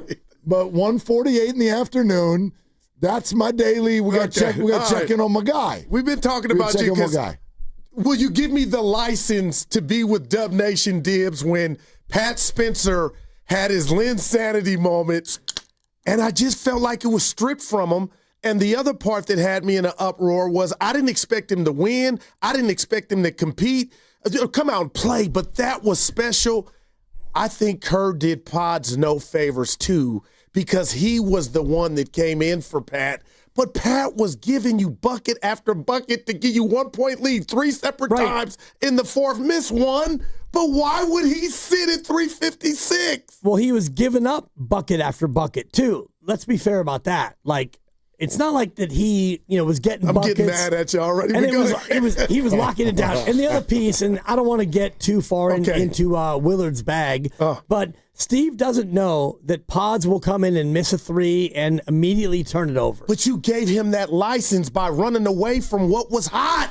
Pat was cooking with fish grease. He was cooking. Okay, give me that. But I'm also going to borrow from Steiny, and I hate that I'm siding with these two because I'm always Team Goo. Yeah. But Pods in that game, he was good. No, he was. So why couldn't somebody else come out? It wasn't about Pods. It's not. Why couldn't Seth or Buddy Hield come out? I mean, sure, but already. So now you're looking at let's just go with 5 guys who are all 6'2". And, 4 6'2" guys in Draymond Green. And good luck against Holmgren, who was running with his hand up the entire third and fourth quarter. Can somebody please throw it up? Yeah, but pretty good. But Pods doesn't change that. And Matt Willard, I was going there. Pat doesn't either. Nobody does. No, but the point is, here's how I would look at it. You can chase certain wins, and then I think sometimes you just fold your arms and put the right hand under your chin and just smile and be like, I wonder what the hell is going to happen here. Because that's kind of what the vibe in the crowd was last night. You were there. I was there. And there's not one piece. This is when sports gets kind of beautiful and fun in a way. There's no expectation. The whole crowd is just having unbridled joy because you're playing the Thunder with no Jimmy, no Steph, and you spot them a 19-point lead. That was the second half. Got up to 22. Right, but 19 at half, and then you come back out, no Jimmy, no Steph. And I think everybody, I'll just freely tell everybody what the conversation with my lovely Christy was. If they don't chunk a huge piece in this, we're out of here. It's Tuesday. It was headed that direction. It's Tuesday. The game started at 8:15. I'm not sitting here and watching the Thunder win by 40. So I said, if they do something special, we'll stay. And she looked at me and went, maybe if they even do something special, we should go. Because she was tired. 44 in the third. But then she looked at me at the end of the third and went, she's like, I know we're staying. Yeah, I know. How loud did it get, though? Because it sounded like Roracle. It was beautiful. It was. And I guess like a Valkyries game. My point to Steve would be, hey, just let this crazy thing happen. And that's all it. Stoddy thinks I'm mad, you know man. What I mean? Yeah. It was a moment that just see write it out. Let's see what happens. He'll never have that. I don't want to rob the kid. It's not about Spencer. It's about the Warriors. Warriors. But I understand. But Dibbs, he'll never have that moment. Most likely, if I were to bet, he was in a zone, and it got just, hey, come here. Yeah, I mean, he was in a zone, but they didn't go up 11, and it wasn't like he had 18 points in 4 minutes. I mean, he was good, and they were good, and Draymond hit a three, and I do want to talk, later in the show about JK in the third quarter, because in the third quarter, he was good. Oh, yeah. He hit some buckets, and as much as he was, whatever. He was good-ish. He was part of the run in the third. His defensive play to end the third is why he didn't play in the fourth. Sure. And it was the worst defensive play of the night. And tell me who guarded Shea very well. Nobody, but it's not. And that's okay. It's not about guarding him well. It's about putting your arms out and arm barring him with 3 seconds left to go. It's a terrible sophomoric defensive play. It just is. It's loosey-goosey. And it's why. You think that's why he didn't see the court 100%. 100%. It's also, again, this is always the stuff with JK. It's the headiness. That's what you did that with 3 seconds left. It'd be one thing if you did that with 5 minutes to go in the third. You bailed out the best foul seeker in the game with 3 seconds to go. Totally. Now, they got the momentum back because Pods threw up a prayer. He was good. And it went in, and so everyone forgot it. But a coach doesn't forget that stuff. JK is all about decision-making. That's it. For me, it's not about whether you thought taking Spencer out was a mistake or not. It very well may have been. But I thought last night, I didn't even say this, but I thought last night, and I said this to Evan, And I thought I saw it early in the game. It's like Kerr was agitated. He went in on Moody in the first. Right. So he goes in on Moody and he goes in on Will Richard. Then the second half comes, and I'm watching him coach, and he was kind of getting on the refs. And I said to myself, he wants to win this game once they started coming back. Oh, my God. He wants to win this game, and he thinks they can. And so that's the moment where I thought, well, he's just going to play. Then it just comes down to who he thinks Pods gave him a better chance than Spencer. Because I'm convinced that he would have done whatever he needed to do last night to win that game. That's why he played Pods instead of Spencer. And it didn't work out last night. But, I think last night was a true indication of what he really thinks, because I do think he would have loved to have gotten that game under the circumstances of no Steph and Butler out the second half. I mean, I agree, but if you look at the fourth quarter, when Spencer comes in for Pods, they are down by 2, and then, Peyton hits a 3, Spencer gets on a little bit of a heater, Draymond hits a 3, and by the time he takes Spencer out, the Warriors are down by 4.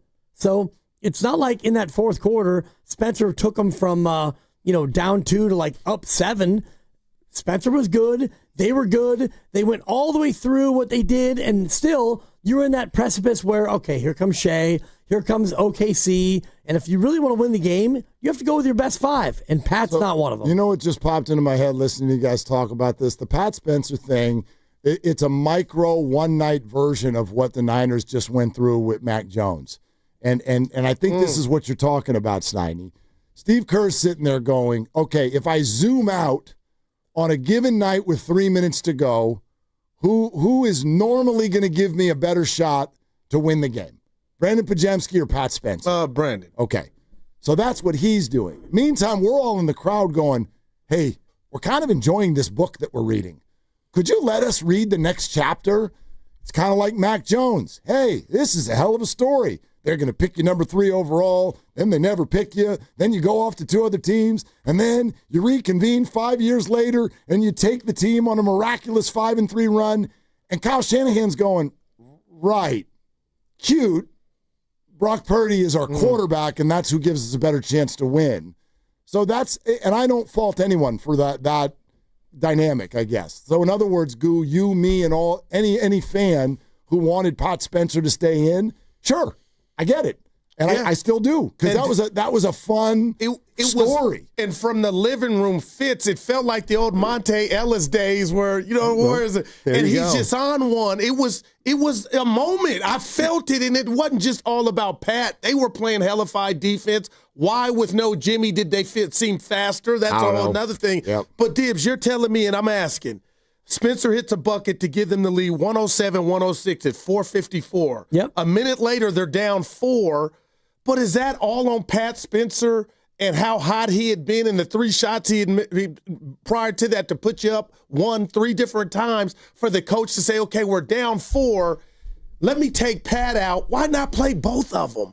I mean, you could, but if you play Pat and Pods, so now that's 2 guys who aren't really good at defending. And so, when you look at the sub that you made, you went Curry for Richard, you went Pods for Spencer, and then eventually you went Moody for Peyton the second. And so you wanted to find some defense. But for me, the fourth quarter was about OKC looking at Golden State I got you. Do you have a little brother? Yes. No, I know that Steiny doesn't. I don't. But I know what you're saying. And I think about my son Quest and his brother Keon. And Keon could never come for Quest. And so there were times where Keon would have a nice little run, and then Quest would Pat. It's time to go. Little 3 pats on the head. It's oh, cute. You're cute, Keon. But if you really want to come for me, it's not going to happen. So for me, OKC, great run, Pat and Draymond. So you were blown away at the house when he got subbed out. I was blown away. I'm sitting in bed, and my wife is reading a book with her book light, and book. And I'm watching the game, and there were 6 or 7 different times in the fourth quarter where I'm just laughing. And the first one was the Seth Curry step back. Am I Steph or am I Seth? I'm a Warrior, so I'm a Curry, so I'm going to go ahead and I'm just I'm just laughing. I'm laughing oh my God, I can't believe that this game is actually a game. And I never thought like, oh boy, they're going to win this thing. But then I think they went up 5? Four. Yeah, they went up The Draymond 3. I was like, they're going to win. Draymond hits the 3, and I'm thinking, oh my God. Fitz going crazy. Yeah, Fitz, Kalena, me, and my wife is still in her book, and maybe she knew more than I did because I was like super, shout out Josh, I was giddy. Look at him. You're listening to 95. Nice one. You're listening to 95. I had to pause. You're listening to 95.7 The Game, KGMZ FM and HD1 San Francisco and Odyssey Sports Station. Always live on the free Odyssey app and now broadcasting from the Laughing Monk Studios. All right, Goop, and you guys. Goop, do you think I'm lying when I'm going to relay a little story? I'm watching the game last night, and Spencer's out there, and he's making shots. I believe you so far. Okay. And then he got the ball in the post, and he had this little 7-9 foot fadeaway, and he missed it short. Yeah, I remember. Okay. And I said to myself, I bet he's getting tired. I just, that's what I said to myself. I'll bet he's getting tired. Those kind of guys don't, okay. Then he came out of the game, and they went to pods, and I was like, okay, I get it. I can picture the 3 right now the from pods. The thing that really killed that was the problem, is pods took a quick 3 and then turned it over. Back-to-back possessions. Do you think he was overzealous for sitting and watching? No. Get shot down because you're overzealous. Wow. Like that, to me, I was mad, not at Kerr taking Spencer out. I was mad because pods early in the shot just clock felt the need to interject himself as soon as he got into the game. It's like, throw a pass and run around. Okay. You've been on the bench for 5 minutes. So this is the whole dynamic. Because, by the way, I would have bet, you guys think it's crazy that we bet that the Chiefs wouldn't make the playoffs. I would have bet every single dollar I have. Where are you going? That we never would have had a conversation on 95.7 The Game getting mad because Pat Spencer got taken out of a game. I would have bet every We would have lost everything, yeah. Now, here's the other thing, though. What you all just pointed out, this is a bigger issue, and maybe today's not even the full day for it. But I feel like I know where you're tomorrow, going. maybe it's January. This fan base does not like Brandon Pajamski. They just don't. And the Warriors have totally fallen into this weird dynamic. It's a love triangle or a hate triangle. Jonathan is 1 point, Brandon is 1 point, and the team is the 3rd point. Steve Kerr. I guess it's Steve Kerr. Yep. And there's sides and there is agendas and there's all of these things. Because as you just pointed out, Steiny, like if you take a long view of Pods was good last night. You're not in the game without him. He was good last night. He had a really nice night. But then he gets put in at the end of the game. We immediately go, he hadn't even done anything yet. And we're already like, you're kind of robbing us of our story. Our story is about Seth Curry and Pat Spencer. That's our story tonight. I want to keep reading this book. There's a movie with a bad ending. And that ticks everyone off. Wow. And then he represents that after a really good game. Right. He comes in, he misses one shot, which big deal. Everybody misses threes. And then he turns the ball over and scene. And we hate Brandon Pajamski. It was 1 minute of 48, and I'm going to walk you through it because Pat Spencer misses. See if I can do it too with you. Warriors down 1, and Pat Spencer's been the dude. Yeah. And now we're running the offense through Pat Spencer. I got it. So we go to Pat Spencer, and Curry comes in for Will Richard, 4.5 to go, and on that possession, we go to Pat. 8-foot turnaround. Just short. Just short, and maybe he's tired, whatever it was. Pat, you've been awesome. Connor Joe or whoever Joe. I think Holmgren got 2 free throws. Whatever, Joe. No, Joe hits the 3. Okay. Now OKC's up 4, and then Shea commits a foul on it was kind of a makeup call, like Seth Curry's trying to cut, and he was encumbered, which they hadn't called Casey Schmidt on OKC, so it was a makeup. Stoppage, Pods in, Spencer out. 4 seconds later, Pods, 26-footer, miss, Shea, 3, and step back, turnover. Boom, now you're down 7, and then Pods, bad pass, turnover, and Thunder timeout. But you went from down 1 with your guy, Pat Spencer, with a chance to give you the lead again. He's been so hot. Miss, foul, sub 3, miss, turnover 3, you're down 7, and it was night within a minute. And that I think, Mark, is what you're talking about. Mm-hmm. Which, I mean, Pods was great. And in that 60-second segment, I got you. Missed 3, forced, bad turnover, awful. Look, you can all. We hate him. For whatever. And when we say we, I don't think everybody does. No, but to your point. Fight for the him fan and I get base, like crucified. you notice I noticed little things being in the building in a game like that. First of all, first quarter, Jonathan Kuminga, when he just enters the game, the Warriors are probably down by 4, whatever, first quarter, no big deal. Here comes Jonathan Kuminga. Yeah, like there's a big ovation. Oh, this in the Not arena? ovation, yeah. All right. There's like extra cheers, okay? And then 2 ovations upon the exit last night, which were fourth quarter, Seth Curry and Pat Spencer. And then when they announced who was replacing Pat Spencer. Oh, tell me, Will. It was crickets. And I'm just sitting here going, I get it. I get it. We all talk about this every day. I just like to sometimes, let's talk about it. If this let's were a put it out dartboard, there. I'm going first, and I'm trying to throw it right between Steiny's eyes. And I'm not saying this is wrong. Aggressive. But this is the way I see it. They feel like Dub Nation can't let go of how Kuminga and Moody were treated with the Jerome and Lamb situation, and they feel like Pods, who I've said time and time again and catch flack, I feel like he earned his spot. He was smart enough to keep it. They feel like he's getting a scholarship or the teacher's pet. There's no doubt. With the apple. There's no doubt. But the league don't work that way. But then I'm like, is there a race dynamic because the black and white? Well, there's not a race dynamic from not a race dynamic from the Warriors. Oh, no That's doubt, ridiculous. no doubt. But from the fan of base, course the there is. streets. Of course there is. Just say it. And the biggest issue, and like everyone's thought on this, your perspective, I think there's room for a bunch of different ones. The number one reason that he plays more than those guys is just his position. That's it. That's it. It's just where he plays.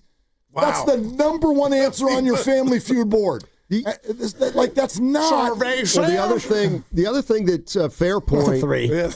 Fair point. You said Pajemski. Go ahead. And I think he's turned into a really tricky player, and it's Buddy Hield. And you have Buddy Hield on your team, and it's like you have to every game give him a shot to go 5 for 9 from 3. You have give him to. 15 shots or last whatever. Night, I'm for a okay minute, with that, it looked like last night was a night. Exactly. He hit 2 early ones. But that's not a bad thing. Well, then he stayed in the game. Like, he was in down the stretch, Buddy. Well, he didn't do anything that I can remember down the stretch. Now, he was guarding Shea. He's trying on defense. Yeah, no doubt, man. And I actually think he's been better defensively while he's been here than I thought he was. But still, he's overmatched against Shea. But, if he's not making – and, he's the perfect example. Well, you should have gotten Buddy out.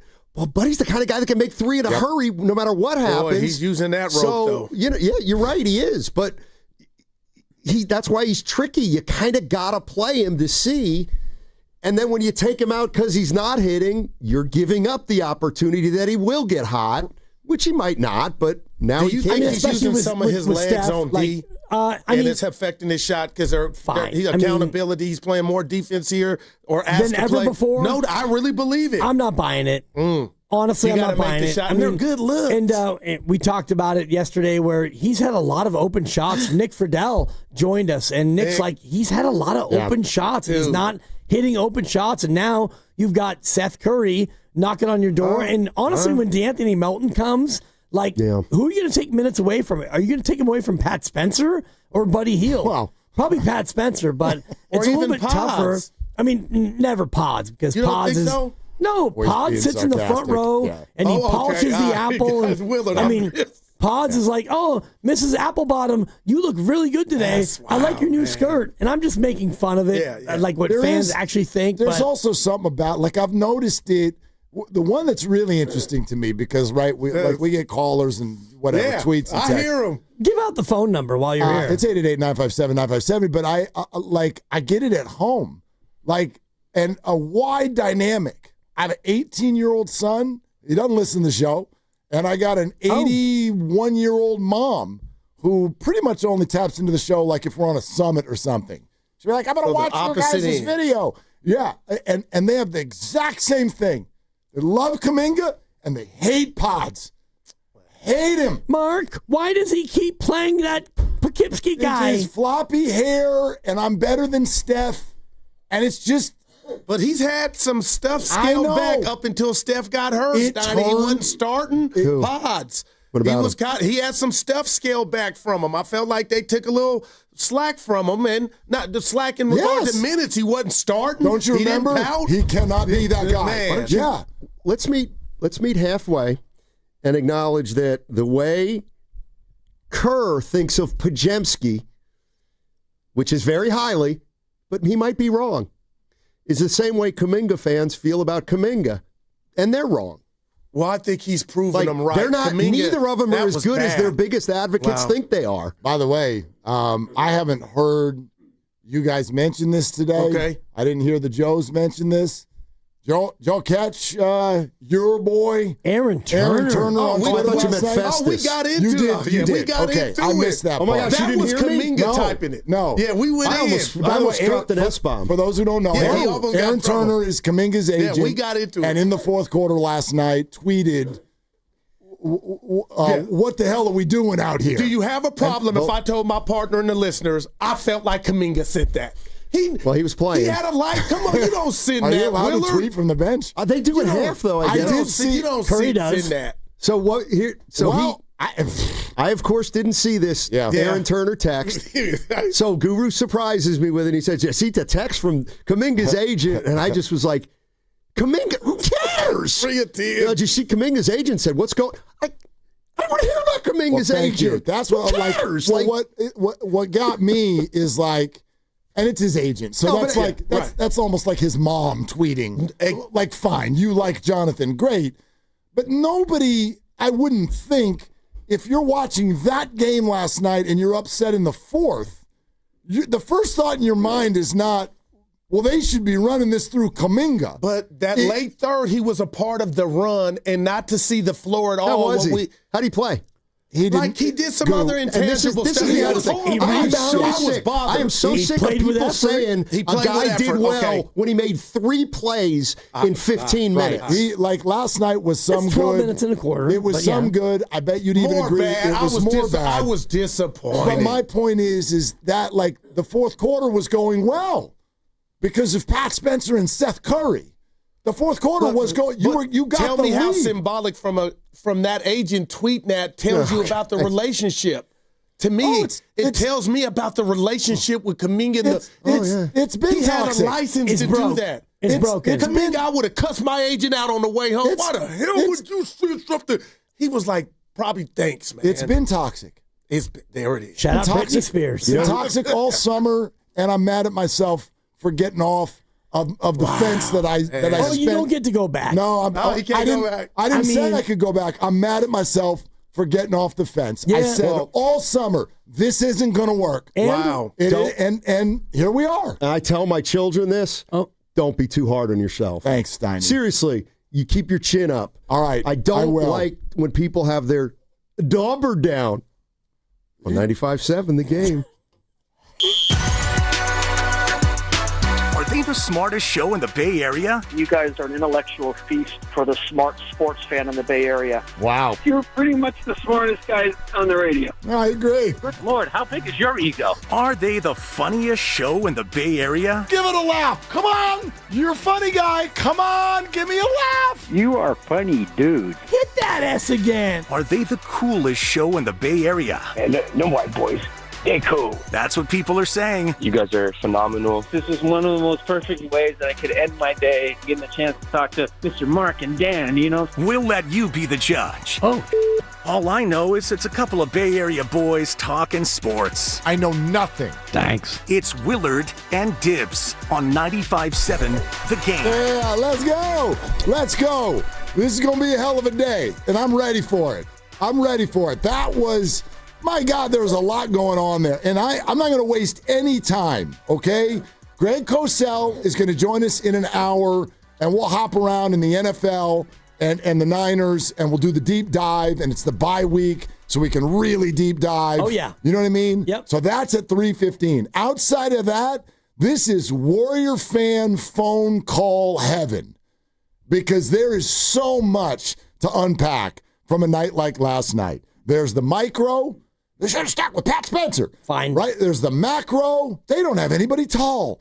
And then there's the other, which is like Kuminga's agent is in the stands with a phone. Part of the macro, too, is, and I'm going to borrow from Priest. Yeah. They're too old. Yeah, well, like Jimmy Butler had a tailbone, and now he has a knee, and Steph Curry is out for an additional week because his thigh contusion. So I do think if you want to look at the macro, part of the macro is your old guys, Al Horford. I got sciatica. Steph Curry's got a quad that's not a week, it's two. And Jimmy Butler has a new injury. So, yes, I'm with you. Micro, macro, last night. And for me, last night was like, okay, you're not going to win. Oh, my God, you're going to win. Okay, you're not going to win. So it was kind of like a three different tiered emotion. So for me, it's hard to like look at it and say, I'm disappointed. But there was that moment. Draymond hits the three. 7 minutes to go, you're up 4, and I'm sitting there lying in bed watching it, and I'm laughing, and I'm like, oh my God, they're going to beat OKC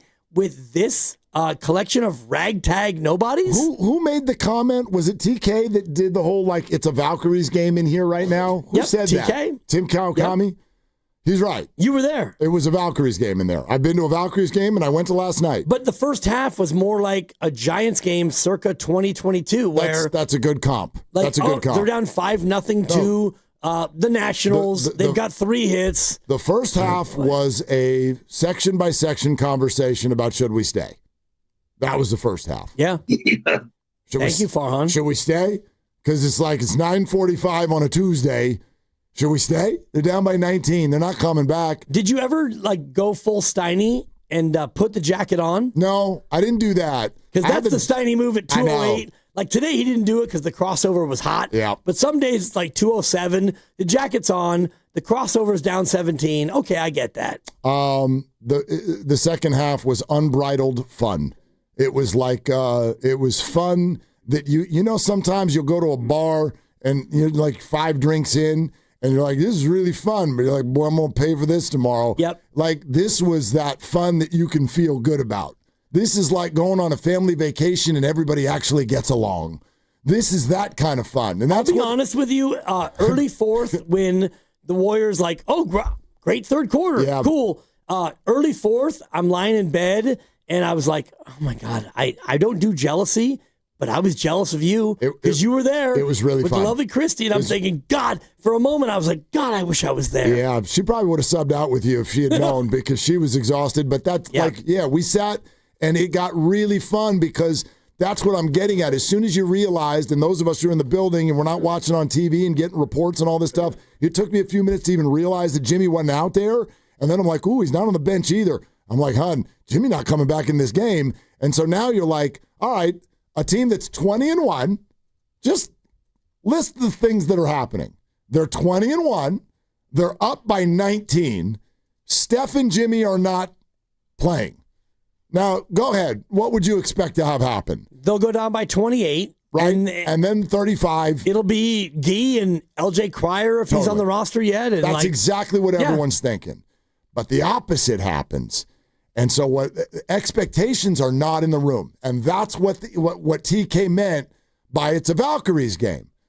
The Valkyries, if any of you went to a Valkyries game this year, when they lose, they get a standing ovation. Right. There's no expectation in the building.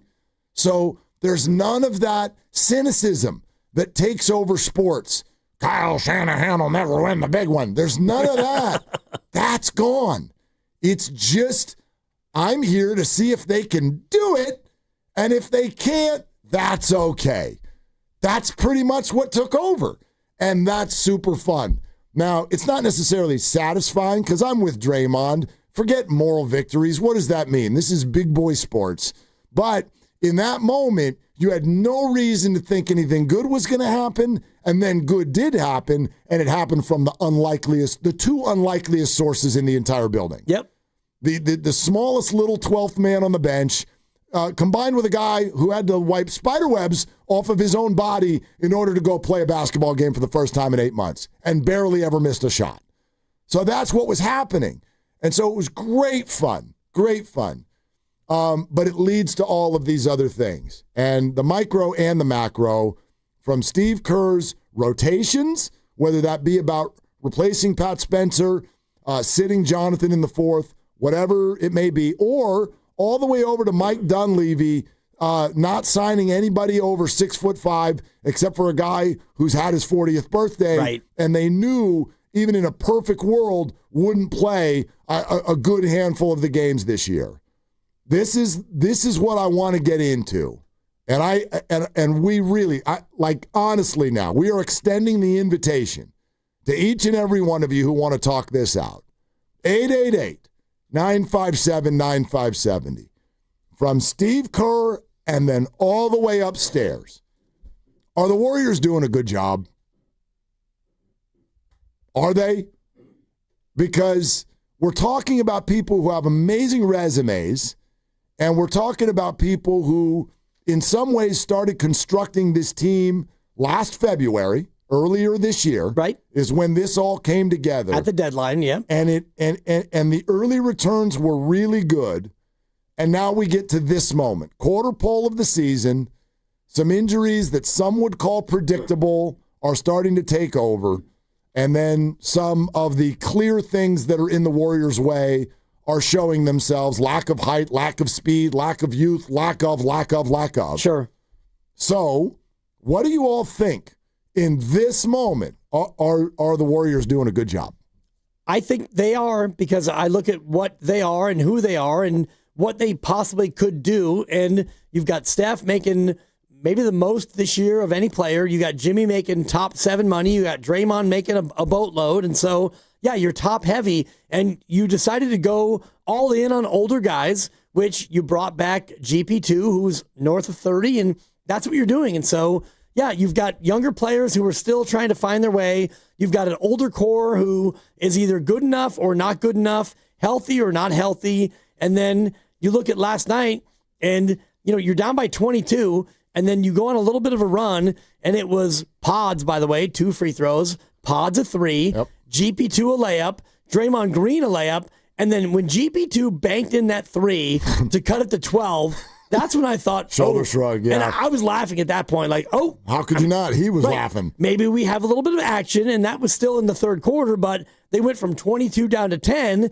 and you thought, okay, OKC's better. Yeah. They're the best team in basketball. They're going to right the ship, but they didn't right the ship, and then that's when Pat Spencer kind of did his thing, back-to-back buckets, Buddy Hield with a step back, and so you had no Jimmy, you had no Steph, and yet by the time you got to the end of that third quarter, you were only down by 3. So you went from 22, I know it was 19 at the half, but you got down by as many as 22, and now it's cut to 3, and you're thinking, wow, okay, maybe if. And so forget the micro of last night, and we could do the micro. Yeah, there'll be plenty of micro. Should they have stuck with Pat? I would have. Is Pods overrated? Yeah. Should you have played JK? Like all the rest of the minutia of it. I look at the macro of it, and 22 games in, you haven't had Steph more than 15 of the 22, and Jimmy's been a little bit in and out, and Al Horford has not been able to play that much. I think the macro still looks pretty good. I don't think they're a 50-win team. They might be 44, but that's going to be enough. Can you be healthy in April? That, to me, is going to be my headline all year long. Yep. Can you be healthy in April? If you're healthy in April, I do think you have the pieces to be able to, win a series and maybe win another series and then go from there. To me, there needs to be moves. They might not. And there will be. Yeah, they might not need to be huge moves. I do think the micro of last night is... Trades are hard. Yeah. Right. I mean, trades may not be that hard with Jonathan Kuminga because I'm looking at my fourth quarter box score and he played no minutes. Yeah, but actually I think it will be hard because... and the real reason is not, everybody does that. You love JK, you hate JK. The problem with trading JK is that we're 5 years in and the league still doesn't know who he is. That's the problem. The problem is they don't know who he is. The Warriors don't know who he is. He doesn't know who he is. Other teams don't know who he is. You can be intrigued by the things that he has. The ha-ha? Well, there's multiple kinds of ha-has, and he does them all. But like you don't have a clear definition of who and what he is in this league. And I think everybody should be able to agree on that. There is not a clear definition of who he is, and therefore that makes it hard to trade him. The hard part is we don't know who he is. The easy part is his contract is very tradable because it can be an expiring contract this year if you want it to be, or it can be another full year after this year of team control, and it's got a good salary to it, but not a huge salary to it. So I find that to be a very tradable contract, but the player is still a polarizing head scratcher for a lot of people. And so you can like or not like or have concerns or things that you do like, but there's no way for any team to be like, he will come here and do this, and we know this for sure. And the comp, I think, is Andrew Wiggins. Hi, this is Andrew Wiggins. Yeah. When the Warriors traded Andrew Wiggins, and you know what he is. He is about 15 a night. He's about 11 shots a night. He'll get you 5 rebounds a night. He'll defend at a slightly better than average level. Andrew Wiggins is maybe the most bankable player in basketball. And the antithesis is this, where Kuminga could be 25 a night for a bad team. He could be 13 a night for a good team. You don't know. So from Steve Kerr to Mike Dunleavy and beyond, are they doing a good job? The issue I have with them is not about really last night.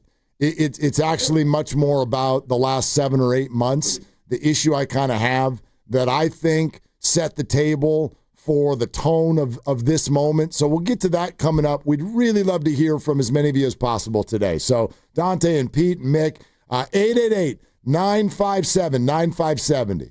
From Steve Kerr on up, are the Warriors doing a good job right now? We'd love to hear your answers to that. It's a Warrior Wednesday, and it's brought to you by Freedman's Appliance.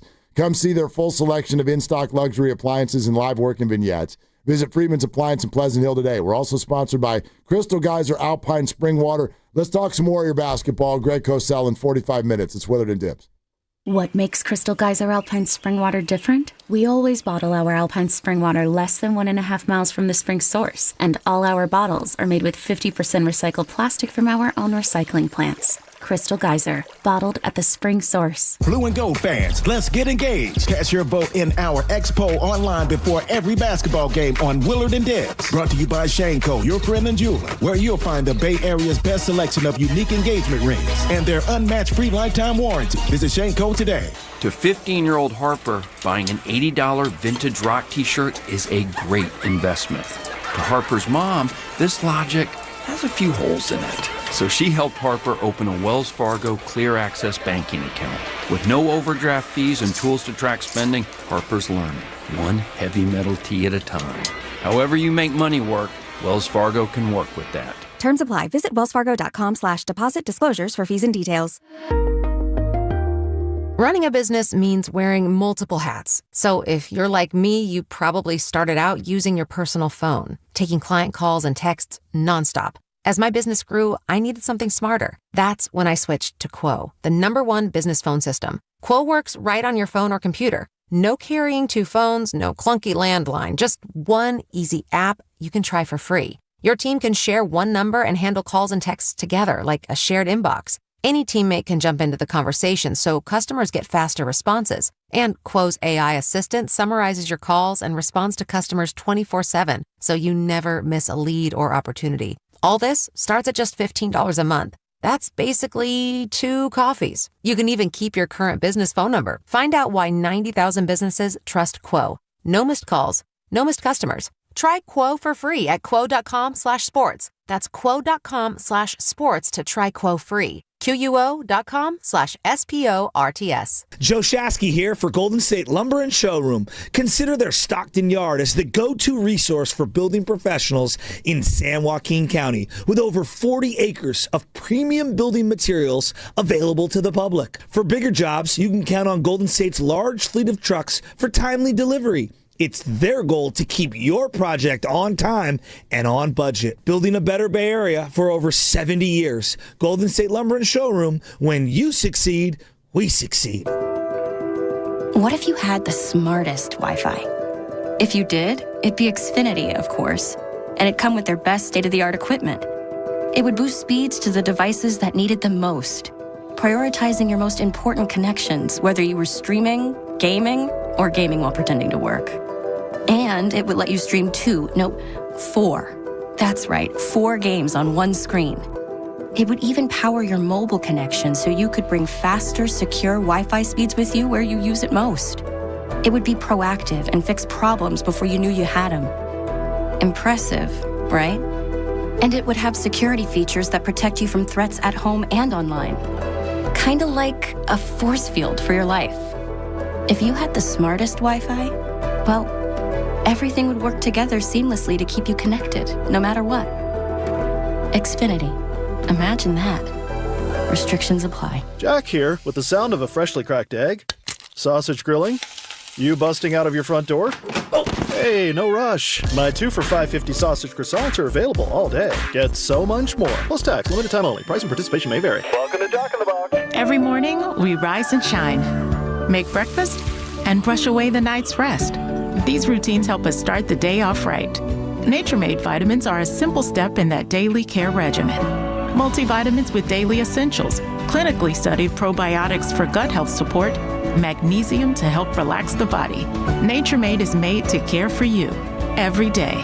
These statements have not been evaluated by the Food and Drug Administration. These products are not intended to diagnose, treat, cure, or prevent any disease. Wesley Financial Group is not a law firm, and Chuck McDowell, definitely not an attorney. This is Chuck. Do you feel stupid for buying a timeshare? Don't. It's not your fault. You were most likely told you could rent it, and it was a great financial investment. And the deal was available today only. If this happened to you, contact your resort or Wesley Financial Group for help today. Call Wesley now for your free exit information kit. 800-242-3131. 800-242-3131. I can't believe how spotless my floors look after using the Swiffer Power Mop. No more dragging around a heavy mop and messy bucket. Now I get the same deep clean without all the work. Thanks to the powerful solution and scrubbing pad of the Swiffer Power Mop, dirt and grime don't stand a chance, and I don't break a sweat. Mic drop. Mop drop. Swiffer Power Mop. Swiffer Power Mop. A smarter way to mop. Try it or your money back.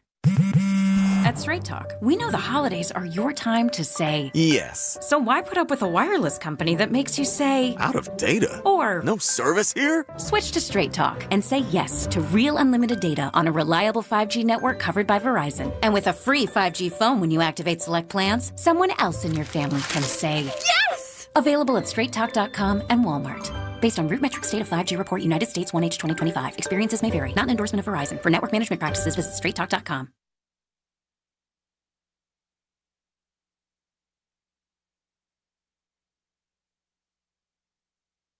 Kaminga off pick and roll, no advantage, brings it back outside and hands the ball off to Spencer. Spencer takes a 14-footer off of one leg, no good. Post has the rebound, out to Buddy Hield. Hield penetrates to Spencer, left corner, 3 on the way, got it! 9-point quarter, 11-point game for Spencer. Bay Area, it's Pat Spencer. You're listening to Willard and Dibbs on 95.7 The Game. And hey, Dibbs, your picks sometimes stink, but sometimes. Not this year. Not this year. Nope. Thanks, Pat. It was fun last night. I would have left him in, and I say that only because, and this is always my rule. Did you think it at the time? I don't like the hindsight 2020. Brandon came in, turned the ball over. Steve Kerr, you dummy, you should have stuck with Pat. The second he took him out, and we were sitting on that side of the arena, I was like, oh, you're taking him out? But, yeah, that's micro. And, again, I'd have given you every dollar I have that we never would have had a show where people were lined up going, you should have stayed with Pat Spencer. I'd have bet everything. I'd have bet it all. But here we are. But what really gets me about this moment, because I'm still, and I think you are too, like we're only 22 games in. There have been injuries to main guys. The schedule's going to lighten up. This might feel different in another 6 weeks. It really might. I think it probably will. We'll see. And so I'm here for all of that. What still gets me is the offseason. It still gets me. And that is this organization decided to conduct itself in such a way where everybody was allowed to head on a 4-month-long standoff and a fight with one of their, let's be real, one of their not best players. Right. And allowed that. He's rotational, but yeah. Right, yeah. Like, he's not one of their top 2 or 3 players. I'm not saying he's a bad player. He's an intriguing player. He's a player that, I think you want on your team. We're still trying to figure that out. But you conducted yourself in such a way where you went on a 3-month, 4-month standoff with a player, and that disallowed you from getting engaged into anything else that you might have been able to do. And you clearly, you probably needed to get something else in the big, in-the-paint presence market. You decided to go get someone who's 40 years old, can't play a lot of the games, and even he had to wait until training camp was already open to finalize the deal. This isn't about JK. It could have been any player, any one of those rotational players. If I'm the Warriors in that moment, I would have created deadlines, fake ones. I'd have been like, here, this is the offer, or these are the offers that we will do, and you can take them, and we will give you 3 weeks to decide. But in 3 weeks, we're going to start signing other players, and those offers are going to start going down. Well, they probably did that, but he also had the idea of the qualifying offer that he could just sit there and accept. Then do it. Well, and he probably would have, and that also would have limited you from what you wanted to do and what you actually could have done. I don't think he would have done it. Well, I would have called that bluff from the beginning. Well, I think they called the bluff, and then he said, okay, and that's where they waited, and they waited, and they waited, and you got to the very end, and they decided, well, the best thing now for us is to give him a contract that we can then trade, and J.K. Day is now coming up in 43 days, 6 weeks from tomorrow. Yeah. So I do think it's a little Ayukian in that they probably called him on that, and he said, okay, well, I'll just play on the QO for 7.9. Then do it. Then move. They didn't want that. They wanted to have that $24 million to be able to trade. I get it. And so I get it, but he called their bluff. They said, all right, then do it. And he said, okay, I will. And you got to the very end, and then Aaron Turner came on, Steiny and Guru, and did an hour interview from a gym with Kuminga doing a cameo, and now Aaron Turner's on Twitter. I do think that the whole thing is a little bit wackadoodle, to use your word, and it's a little wackadoodle, but here we are where Kuminga plays in the third quarter, and he wasn't great in terms of like good decisions, but he was active. He rebounded. He kept things alive. He committed a very, very loose and sloppy foul at the end of the third. It's one of those things that you just cannot do. He hit a three. He had a putback dunk. He did finally get a foul call. He made 1 of 2 from the line. He did some things. Yes. The quarter to me was a microcosm of the Kuminga experience, where you saw the flashes of like, Kuminga, you can score, you can do this. He had a couple of mid-ranges that were like, and Fitz even was like, the mid-range. You don't want the mid-range. Like, don't do it. You were at the game, and Fitz is like, you either want a layup or a 3. You don't want the mid-range with 12 on the shot clock. I don't know why he can't stop doing that. And you can almost see him, right? This is what I really hate. When he gets the ball right now, you can see him thinking. Like, you can see the smoke coming out of his ears. And that's not good. And that's not all his fault. Well, especially without Jimmy and Steph. No, yeah. I do think that makes him change a little bit, like, okay, now it's my time to shine. Right. He's overthinking. He's lost. He doesn't know exactly what is the right thing, and he doesn't want, like, if he does the wrong thing, I'm going to get pulled out of the game. Take it from somebody who was largely a bench player in high school. It's really hard. You feel like you go in and you make one bad decision. That's not a boop. And you can turn around. Yeah, if I had been a starter, maybe you could have booped it. But anyway, I get it. Half boop. So anyway, it's hard. It's hard when you think the coach is on your shoulder when you're trying to play basketball. I get that. But the bottom line is the bottom line. He looks lost. He's not aggressive. And he keeps going, all right, I'll go into the lane. Oh, it's not there. Okay, turn around, fall away from 12 with a hand in my face. No. We're shot in basketball. Don't do that. And he keeps doing that. And that's, okay, you got to work through some things. But then when your agent is in the third row with his phone, geez, this is awful. This is awful for everybody. And that part's got to stop. And part of that blame is clearly on the organization because they let this happen all summer long. That's part of my point. I know you want to play the negotiating part of it, and I get that. But when you let this go all the way into training camp, you're setting the table. You're setting the table for a fight. And to think that a few good games was to make that fight go away, you were wrong. And that's my answer right now for are they doing a good job? They are paying now for what happened over the summer. It set a tone around this entire thing, and it probably, in some way, shape, or form, prevented them from having some 7-footers who could guard Chet Holmgren, for crying out loud, so that he's not dropping the ball over the rim as if he's playing Nerf hoop with his kid. That's what it looked like last night. But they were not available, those 7-footers. I don't know who and was you've available. got a 7-footer, but he doesn't really play like that. I mean, Ayton was available. I didn't want him, but you could have kept Kevon Looney. Who's not 7 feet, but he's at least a guy who is, somebody who can defend on the interior better than what you have. And so, yesterday, small sample. You had no answer for a lot of things, including, Chet Holmgren at the rim and Gilgeous-Alexander. Certainly he's, the best player in the league. He's the MVP and all the rest of it. But the JK part of it, he goes in the third quarter and it's a little bit up, it's a little bit down. I thought he showed energy and effort, and then the fourth quarter he doesn't play. And then the agent is tweeting out, like, what are we doing here? Yeah. And so that just adds to the mix. All right, let's hear from y'all. So that's the question. Are the Warriors doing a good job? This is from Steve Kerr on up. Let's start with Pete in the city. Hi, Pete. Thanks for the call. What's up? Hey, Pete, you there? Hello? Yeah, let's do it, buddy. What's up? Yeah. Hey, Willard and Deb, man, thanks for taking my call. What's up, Pete? Hey, man, first and foremost, before I get to my point, just to piggyback off what y'all was just talking about with Kuminga, he doesn't look lost or unaggressive out there. He looks like a guy that knows he's on his way out the door.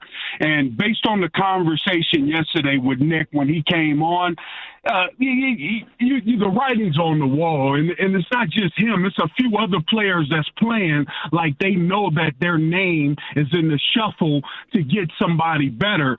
And I think Steve Kerr kind of – He basically said it in the beginning of the year that most of these games, the first 20 games, what he's going to do is going to view the landscape and see how the other teams are and decide what he needs going forward. And if these players that hasn't developed and that's been on the Warriors for years don't take that next step, then they're out of the door. And I'm okay with that. They can hit the road, you know what I mean? Because it's just they don't know how to play with these vets, and they haven't developed fully to where we can count on them. Now, what I'm really mad about today is these fans calling in, these shaky fans, man. They so finicky.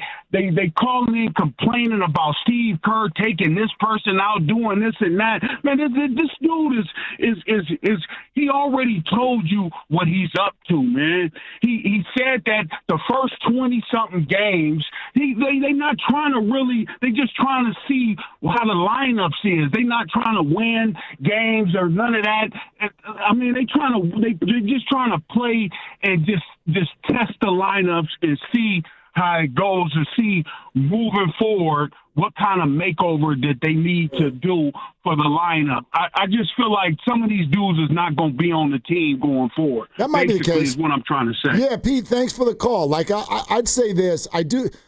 Pete's got a point, but I think the way, Pete, that you're sort of pitching how Steve Kerr feels about this, I think you're underselling it a little bit. Like, if you watch Steve on the sideline last night and many other recent nights, dude, he's barking at people. He's getting up into people. He's frustrated. So I don't think he's just kicking back in a smoking jacket like, we're just checking lineups. It's the first 22 games. It's kind of like whatever. No, and how much can you really check when your key people aren't even out there? And the whole organization is based on how you play with those players. And those players aren't out there. So, like, how much information are you really getting out of a night like last night? Not a ton. I mean, you're getting information, I think, about Seth Curry. And, yeah, I mean, he fits and he can shoot it and he's great. And Pat Spencer, when you go to Pat Spencer, he plays and he plays hard, and he's not always that good, but he's a guy who you could keep as your 12th or 13th guy without a problem. But I do think about like the future when DeAnthony Melton comes back and Steph comes back and Al Horford, in theory, gets healthy, and you start to like look at your real 10-man rotation, you start to look at who's going to be on the outside looking in, and you've got guys like Guy Santos, fine, he's going to be on the outside. Quentin Post, I don't know how much he'll play. TJD, he's now in that third team, but you start to look at the trade deadline, and I look at Buddy Hield as a guy where if Seth Curry continues to shoot better than Buddy, like why would you have Buddy and Seth on the team? So I think about the deadline, and we're 43 days away from when they can trade Jonathan Kuminga. And if you really want to make a trade with Kuminga, you want to add somebody to it. And Buddy Hield makes about $7 or $8 million, and that's a real added piece to where you can get somebody who is a $35 or $40 million a year veteran who can come in and actually help you. Maybe, yeah. And remember, like in the breaking news just came earlier today, DeAnthony Melton will debut tomorrow night in Philadelphia. And so you keep adding guards to the mix, and I think it furthers your point. Like Seth Curry, that was a really encouraging start to his Warriors career. And now there's going to be DeAnthony Melton, who we know, if he's healthy, they want him to be a key piece in this whole thing. All right, so who gets moved down the bench or off of the bench? Because these two guys, at least I think they're going to stay. I think they're going to get minutes. So, Buddy Hield, Pods, Kuminga, Moody, all of the wings. I don't know. And Pat Spencer's on a two-way deal, and he only gets 55 games anyway, so you're going to use him when you need him. And if he gets close to that limit, you can go ahead and send him back to Santa Cruz, and that's fine because that's what you have as an option for Pat Spencer. But for me, it's more about Buddy, and I guess to a lesser extent, it's about Moses Moody. I do think you still want Moody because he is a good defender. And like Buddy, if he's not making threes, what does Buddy do for you? Yeah, and he's not as bad defensively as I think people often brand him. Yep. But he's not as good as Moses Moody. I agree, although Moody's having a little bit of a tough stretch. All right, so we're asking, from Steve Kerr on up, are the Warriors doing a good job? What do you think right now? 888-957-9570. Mick in San Bruno is next up. Hi, Mick. Thank you for the call. Hey, how's it going, guys? What's up? So listen. You hear me? We got you. Yep. Okay, so listen. It starts with Dunleavy on up. Let's talk about Dunleavy. We spent a whole off season without making a significant move. We got Horford, but Horford, was 40 years old, and he was going to continuously have injuries. If you had got Horford when he was with Atlanta and he went to Boston, that was the year that I was really in favor of Horford coming to the Warriors when he was a free agent, but they didn't get him. Okay, next you look at Kerr, and Kerr he can only coach with what he has. They are a slow, small team. When they were champions years ago, they could get by with a smaller team, and they really didn't have a small team because every once in a while they would have a big man to fill up the middle. They don't have it all now, and so therefore, you just are not going to compete against a team. Then look at Steph. Steph is a great player. Don't get me wrong. I love Steph Curry. Steph Curry's my guy. But he also is a turnover freak. And he turns the ball over 5, 7, 8 times a game himself. If you equate those turnovers into points, let's say hypothetically, those turnovers turn into points, he has given up 16 points a game. You take that away from his overall score, he's just a regular player. Draymond. Should have got rid of Draymond 2 years ago. Draymond certainly defensively is the guy and all those good things, but throwing up those bricks for three-pointers consistently, he doesn't even have a shot. Okay, Buddy Hield should have never came back. I don't know why they re-signed Buddy Hield. Buddy Hield was the clubhouse favorite. He got along with everybody, made everybody laugh. Mick, let me jump in on that. They didn't ever re-sign Buddy Hield. Buddy Hield was this was the and thank you, Mick, very much. This was the contract that they acquired, and it was all part of that Klay Thompson massive 413 team deal or whatever that the whole thing was. So there was no re-signing of that, and that's actually a pretty affordable deal. I don't know how controversial the whole Buddy Hield thing is. We do hear a lot. I hear a lot of people, boy, they should have traded Draymond 2 years ago. I just think it's not that you can't have that opinion, but I hope you know you're screaming into the wind. Like the Golden State Warriors, come hell or high water, have felt for years. I remember when Monty Poole came on our show 2.5 years ago, and we talked about moving Draymond Green. And you remember damn well what he said. Yep. He goes, the first thing the Warriors would try to do if they move off of Draymond Green is go find another Draymond Green. Yep. And so I know he's a very non-traditional basketball player, but good teams value a lot of the things he does. Is he a headache sometimes? Sure he is. Is he awkward on offense? You damn well better bet. Does he make Steph Curry better, and is he brilliant on defense? Check and check. And the organization's going to pay for that every time until Steph retires. That's right. Period. And you're going to keep chasing it with veterans, and you're not going to trade Draymond or trade Jimmy. I don't believe in all the talk about package Jimmy and whoever for Giannis. I don't think that's going to happen now. Even if Giannis wanted to be a Warrior toward the end of the Steph run, I don't think that's going to happen. So yeah, and this is where I wonder about people who criticize the offseason. I don't know what they could have done. You're not going to trade Steph, and you're not going to trade Jimmy.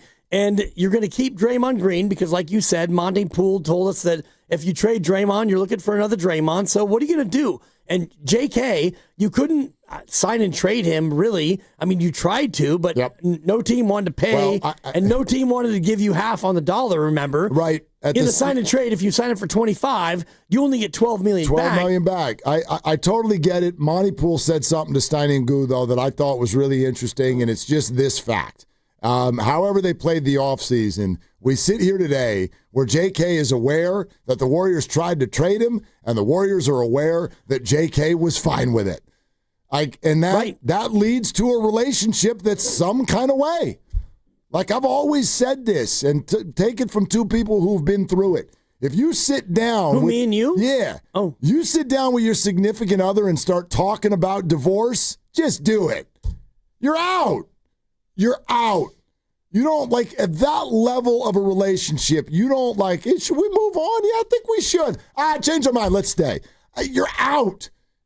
Both of these parties have 1.5 feet out the door. But it's funny you say that because even when you have that conversation, you might have 2 weeks where it's this was fun. This is great. We're back. Which is what happened. Exactly. Yeah. So it's 2 or 3 weeks of this is just like the old days. And then, 3 weeks go by and then she does something or you do something or you both do something. And, JK takes a couple of mid-range shots and now he doesn't play in the fourth quarter and his agent tweets and it's call my divorce lawyer again.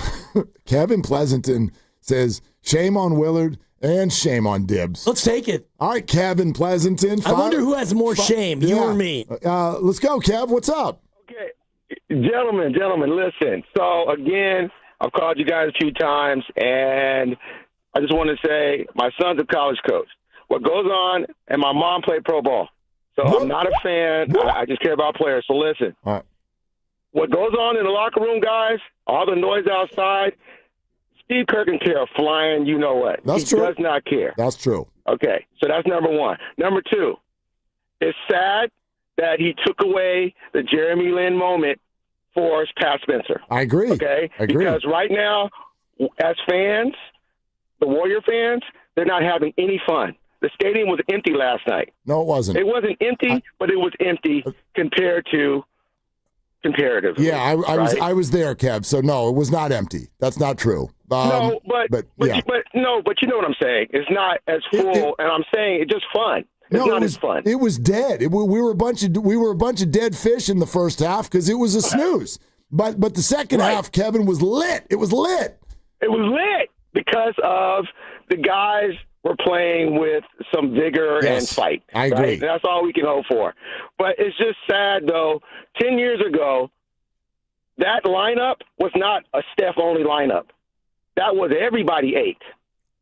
Now the lineup is Steph eats. And unfortunately, it was constructed, and you guys were heading towards that, direction, what you were saying. It was just headed that way with how it's constructed. And so until Kerr either leaves or we stop selling Steph jerseys, which ain't going to happen, we're stuck with this. It's just unfair that we're blaming players because it's the system. Because quite frankly, guys, if you guys were on Kerr as you are on Kyle Shanahan when he messes up, it would be a different story. It really would. So, Kev, first of all, I failed to hear the shame on Willard, shame on Dibbs part, number one. But number two, I think that some of what we're talking about here when we do this whole it's too much about Steph and all of that stuff. What did you want them to do? What did you all? That part is where I'll push back. What you want the Warriors to do? Cut Steph? Not re-sign him? Trade him for pick? What did you want them to do? Part of this is just the natural evolution of a dynasty and a great player. It's natural. Yep, and having the highest paid player in basketball. Yeah. That's how it's going to go. All right, we're not done with this, and we're not done with you. Ooh, the coach has got beef. EJ, Fred, stay right where you are. We're coming, and Greg Cosell's in 20 minutes. Brought to you by Fremont Bank. Here for you, here for good, Willard and Dibbs. And it's Dan Dibley here to talk more about Fremont Bank, a family-owned bank with the family-owned feel. And you know by now that it is my bank, and it has been for 7 years. I got rid of my big box bank, and I've never been happier being part of a local bank because you get that local feel. You get the local touches of a teller and of a bank manager, people who know you and care about your goals as a customer. They've been doing it now for 61 years. Since 1964, they built this with one branch down in Fremont Boulevard and Capitol Avenue, and they started it as a local ecosystem that is built on relationships that benefit all of us here in the Bay Area and all of the communities that they now serve. They've got 21 branches throughout the Bay Area, and not only do they help their customers with great banking services, but they also support the community. They support local nonprofits, and they're a top local corporate philanthropist. And when you deposit your money with Fremont Bank, it goes right back into the community. Home ownership, business, philanthropy, loans, everything that makes the Bay Area tick and makes the Bay Area so strong. I encourage you to get rid of your big box bank, and you know the names. I don't need to call them out. Get to be a part of a local bank. It's Fremont Bank. They're here for you, and they're here for good. Makita's built for the pros who show up early, who don't do shortcuts, only precise cuts. With tools built to last, job after job, year after year. Performance that pays off, because when the job calls for the best, you answer. And when you need the best, you call on Makita. Built to be the best. Available at the Home Depot. Career changers, including veterans and active duty service members. Your transition starts here. Go from GI to IT in a matter of months. Become a certified cyber warrior with training at My Computer Career. Cybersecurity specialists are in high demand, offering IT pros great opportunities and a rewarding lifestyle while protecting our people, liberty, and treasured institutions from cyber threats. Deploy your career in IT today at mycomputercareer.edu/CWP, an elite CompTIA certification partner. VA education benefits are available to those who qualify. Neuropathy is a debilitating condition that is sometimes misdiagnosed. Symptoms can include pain, numbness, and tingling in your hands, legs, and feet. Neuropathy is a progressive condition that only worsens unless you get effective treatment. SF Bay Wellness is a leader in neuropathy reversal and uses FDA-cleared, non-invasive electric cell therapy to restore nerve function with no injections, no drugs, and no surgery. The treatments have a 95% success rate. If distance is a factor, ask about our virtual consultation option. Call SF Bay Wellness at 844-94-NERVE for the $99 neuropathy evaluation and receive a personal treatment plan that is tailored to your needs. Don't wait another day. Call 844-94-NERVE. That's 844-94-NERVE. Why keep suffering with the painful symptoms of neuropathy? You deserve to live a pain-free life. Start getting the treatment you need for your neuropathy symptoms. Call today. Tune in for the Ghost Report on Fridays during the Morning Roast with Spadoni and Jasky. Brought to you by Ghostwood Kitchen, your neighborhood brew pub on Main Street in Redwood City, where we are talking about who's scaring the competition this week. 250 years ago, a promise was made to connect families and friends near and far. And during the holidays, that promise is more important than ever. That's why USPS is building a better network to meet your needs with timely deliveries, easy and affordable ways to ship, and everything you need to make your season full of holiday cheer. Our purpose is delivering your peace of mind, knowing your love will arrive, bringing joy to all. The United States Postal Service. Learn more at USPS.com/holidays. 95.7 The Game and Great Clips have teamed up for the new basketball season. We want our listeners to look fresh with a great haircut from Great Clips. Each week, we'll pick a lucky winner to score a gift card. For a chance to win, courtesy of Great Clips, enter online at 957thegame.com. If you've been diagnosed with moderate to severe plaque psoriasis, this is what it sounds like to be a million miles away. Imagine being a million miles away.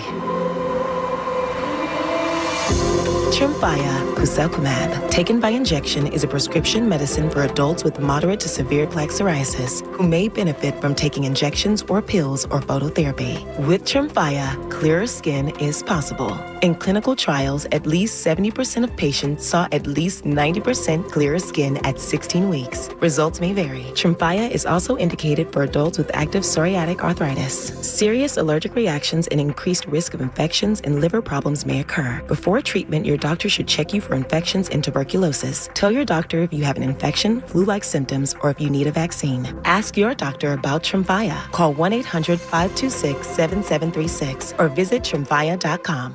Mama Bear, I hear our old Fast Track tag won't be saving us money on bridge tolls anymore. That's because bridge carpool rules are changing on January 1st. But don't worry, Papa Bear. I got a new Fast Track Flex tag. Huh? See? Mama, what are the numbers for? Well, Baby Bear, that tells the system how many people are in the car, so we can get a discount when there are 3 or more of us. We are 3 bears, and we're setting our tag to 3+. So it's just right. So now we'll keep saving money on tolls? Mm-hmm. You bet your cushy driver's seat, Papa. That'll make up for this cold takeout porridge. Yeah. My breakfast burrito is just right. Starting January 1st, 3 or more people are required for carpool discounts on all bridges. A Fast Track Flex toll tag set to 3+ is required for discounts on all bridges except the Bay Bridge and the Golden Gate. Visit getfasttrack.org for details. You're listening to 95.7 The Game, KGMZ-FM and HD1 San Francisco on Odyssey Sports Station and the home of the Golden State Warriors and Valkyries. Always live on the free Odyssey app and now coming to you live from the Laughing Monk Studios.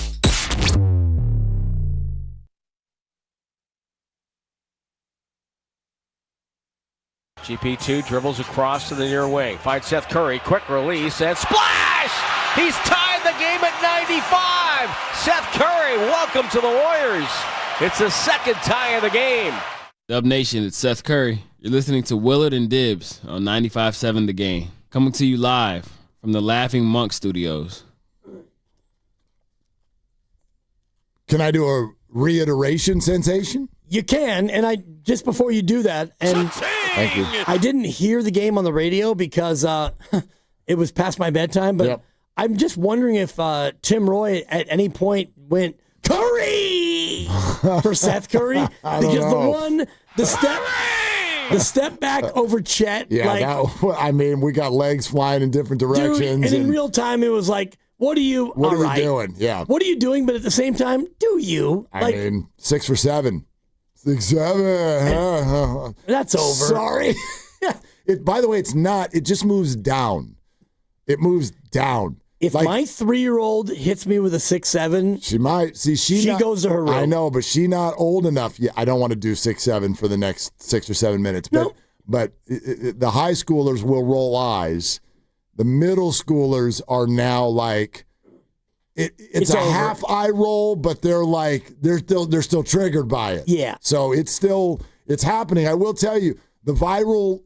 Remember the viral thing at In-N-Out where the whole crew knows that he's about to do order number 67, and everyone's ready to go crazy as soon as he's like, and the order ready is 6-7, and everyone goes, everyone goes crazy. So drive back from Thanksgiving Saturday, I-5. We come out the Grapevine, horrid traffic. Yeah. And then we get off there at the Tejon Outlets, which what a bleep show that was. But we're going to go to In-N-Out because that's what the little people want, and it was the easiest to get in and out of, no pun intended. And we go in there, order number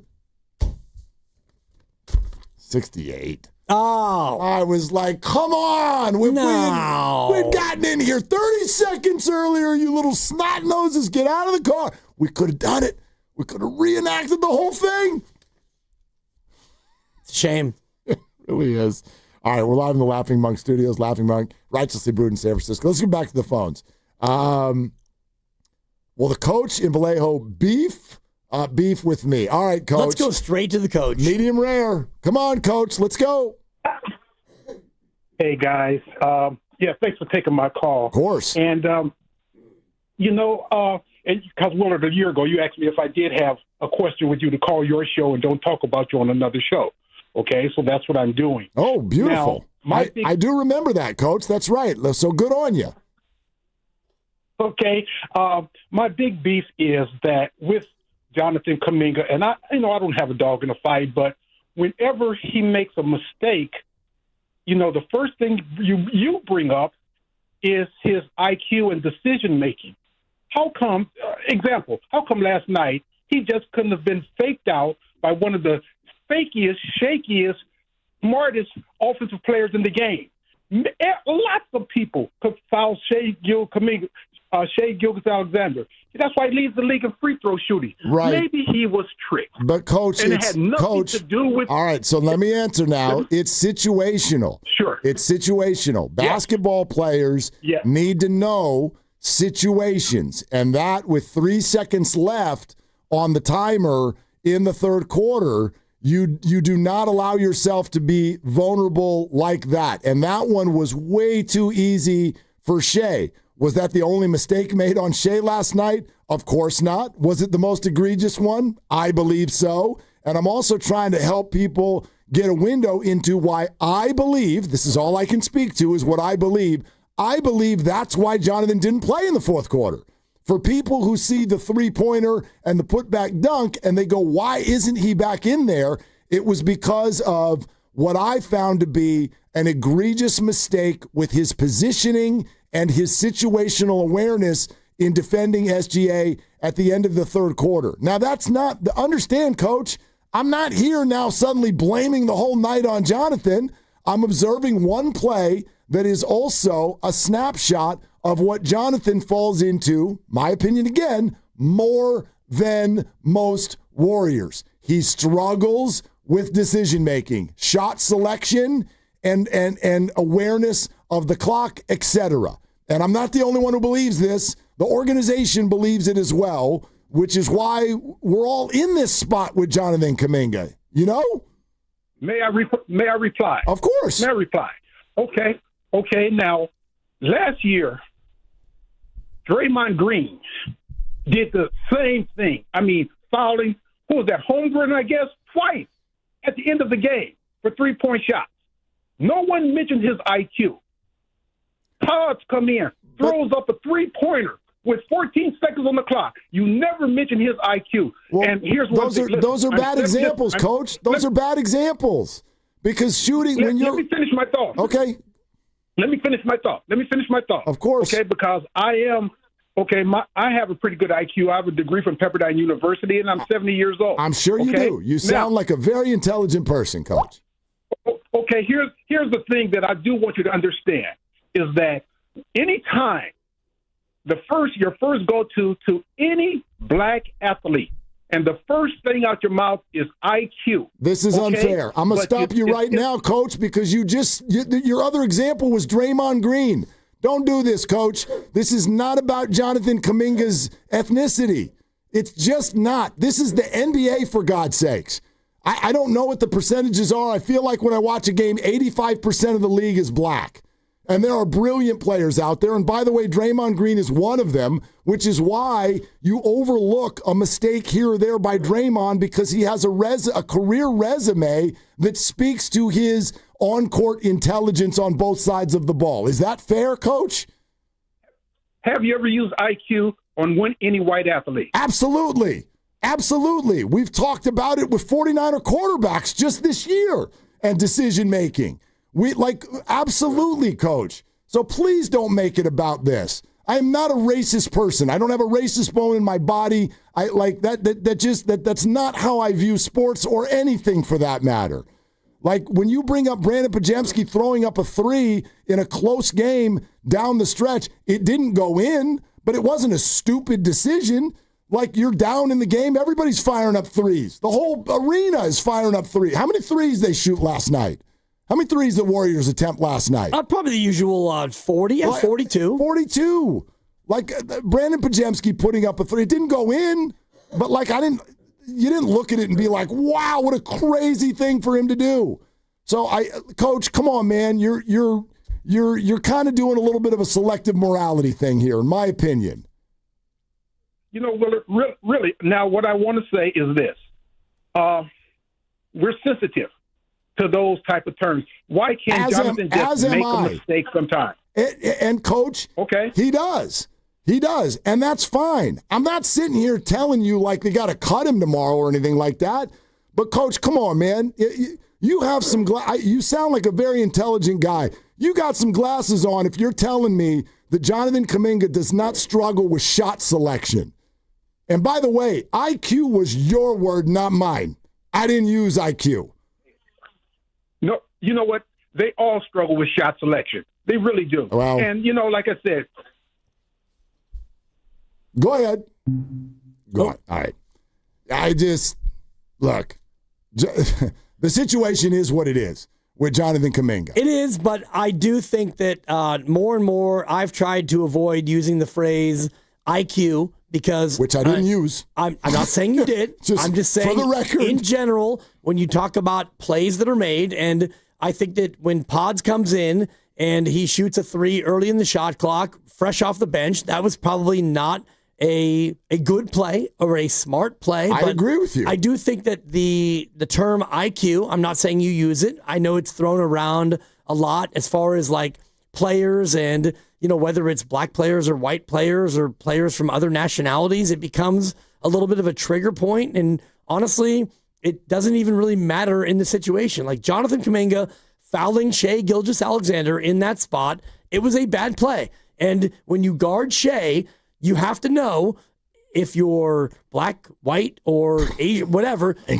You have to know that. And I remember Klay Thompson guarding James Harden. He would guard him with his hands behind his back. Exactly. Because you know that James is going to go and look for you. It doesn't mean that Klay is now smarter for learning that, but when you guard certain players, you have to play a certain way that has nothing to do with IQ or education or race. It has to do with the awareness of what that player is trying to do.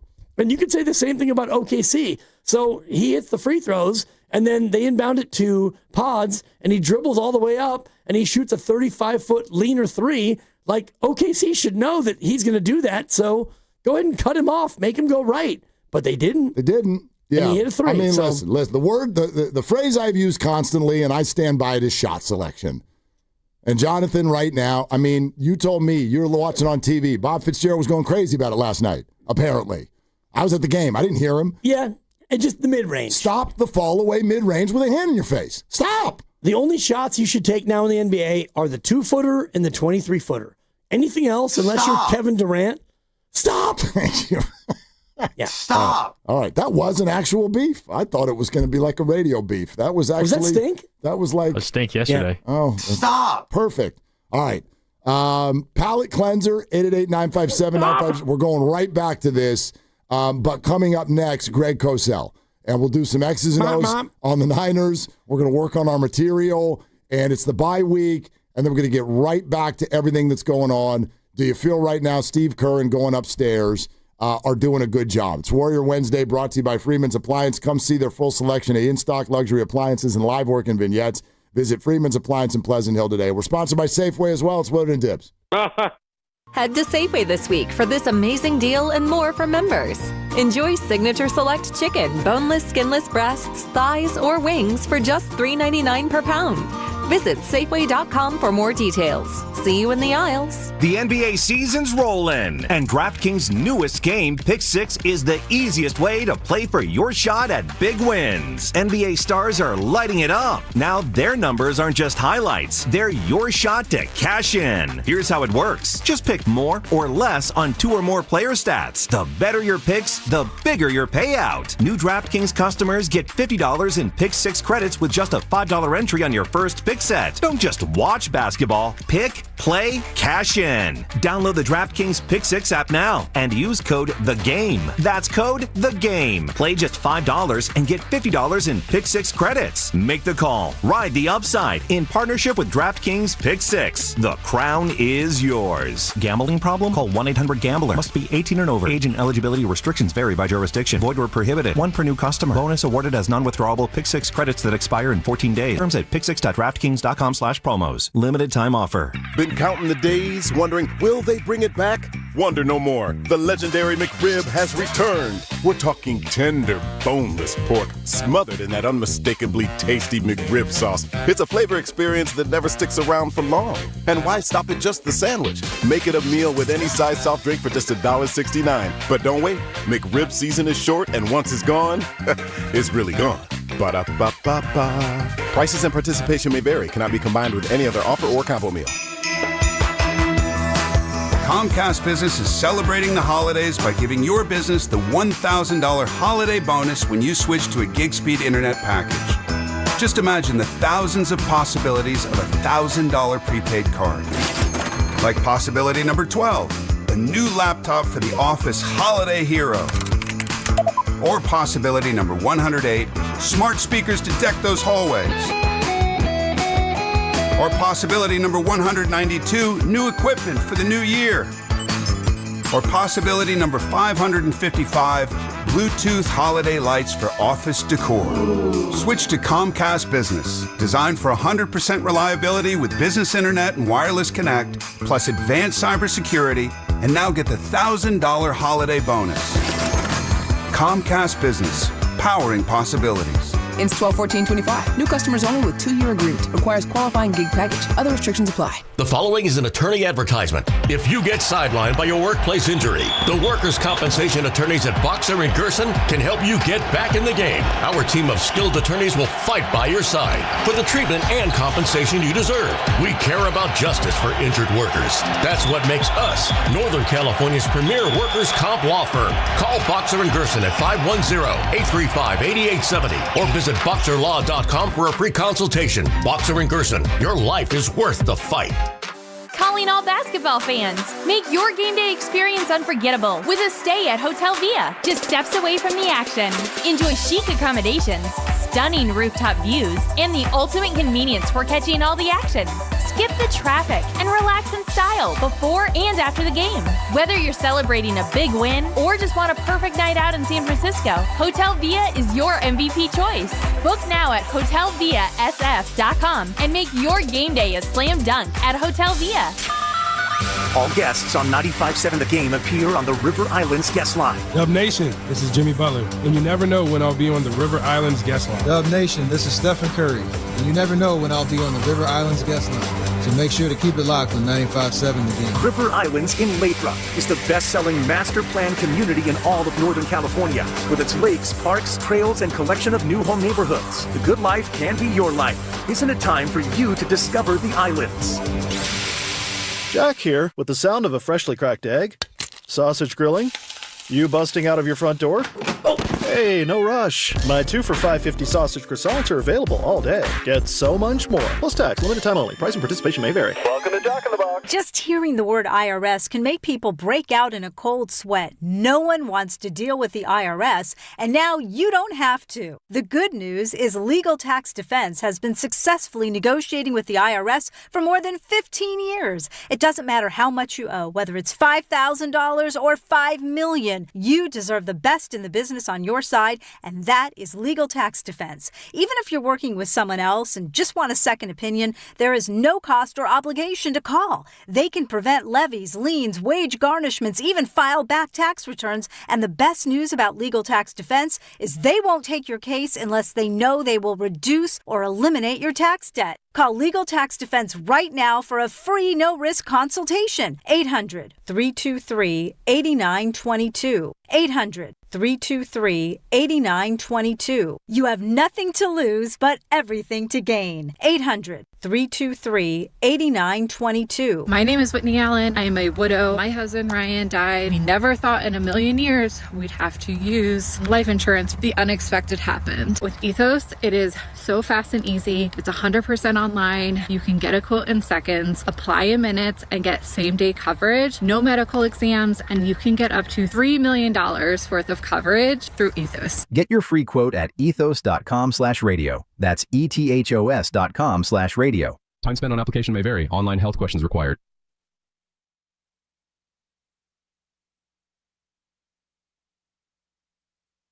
Now, back to Willard and Dibs. Yeah, that's a great question because I think that, it's a great question and a hard question to answer. On 95.7 The Game.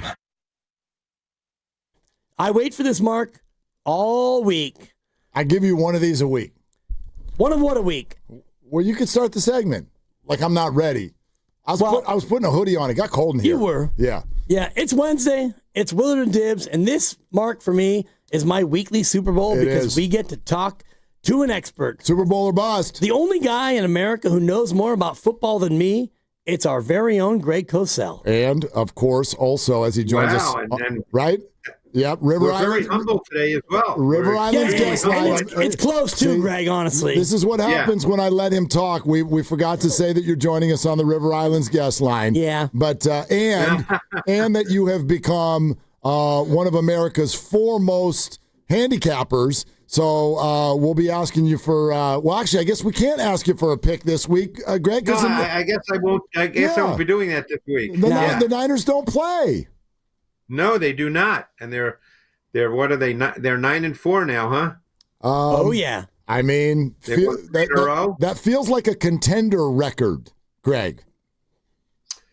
It is a contender record. They've got. I didn't look at their schedule for the remaining games, but obviously they'll have some division games, so it's going to be a fun time down the stretch, guys. With five? Let's see, 9-4. That would be 13. I can do math. Play. Yeah. They have four games left. Four to play. They have 4 games left. One of them is a division game. They will host Seattle, the final game of the year. And who are the other 3? So they will host Tennessee, and then they will go on the road to Indy, and then they will host the Chicago Bears. Oh, so you'd have to assume. And then we'll really talk real stuff. Now we're just, speculating, which is, the fun part, I guess. Yeah, exactly. So you have to assume they're going to beat Tennessee. So then they've got 3 pretty tough games. Right. Yeah, and so can't wait to dive in because each one of those have their own sort of idiosyncrasies, especially the Bears. Yeah. They're sitting at the 1 seed, but a lot of people don't think they're the best team and whatnot. But before we get so ahead of ourselves, let's go back to Cleveland.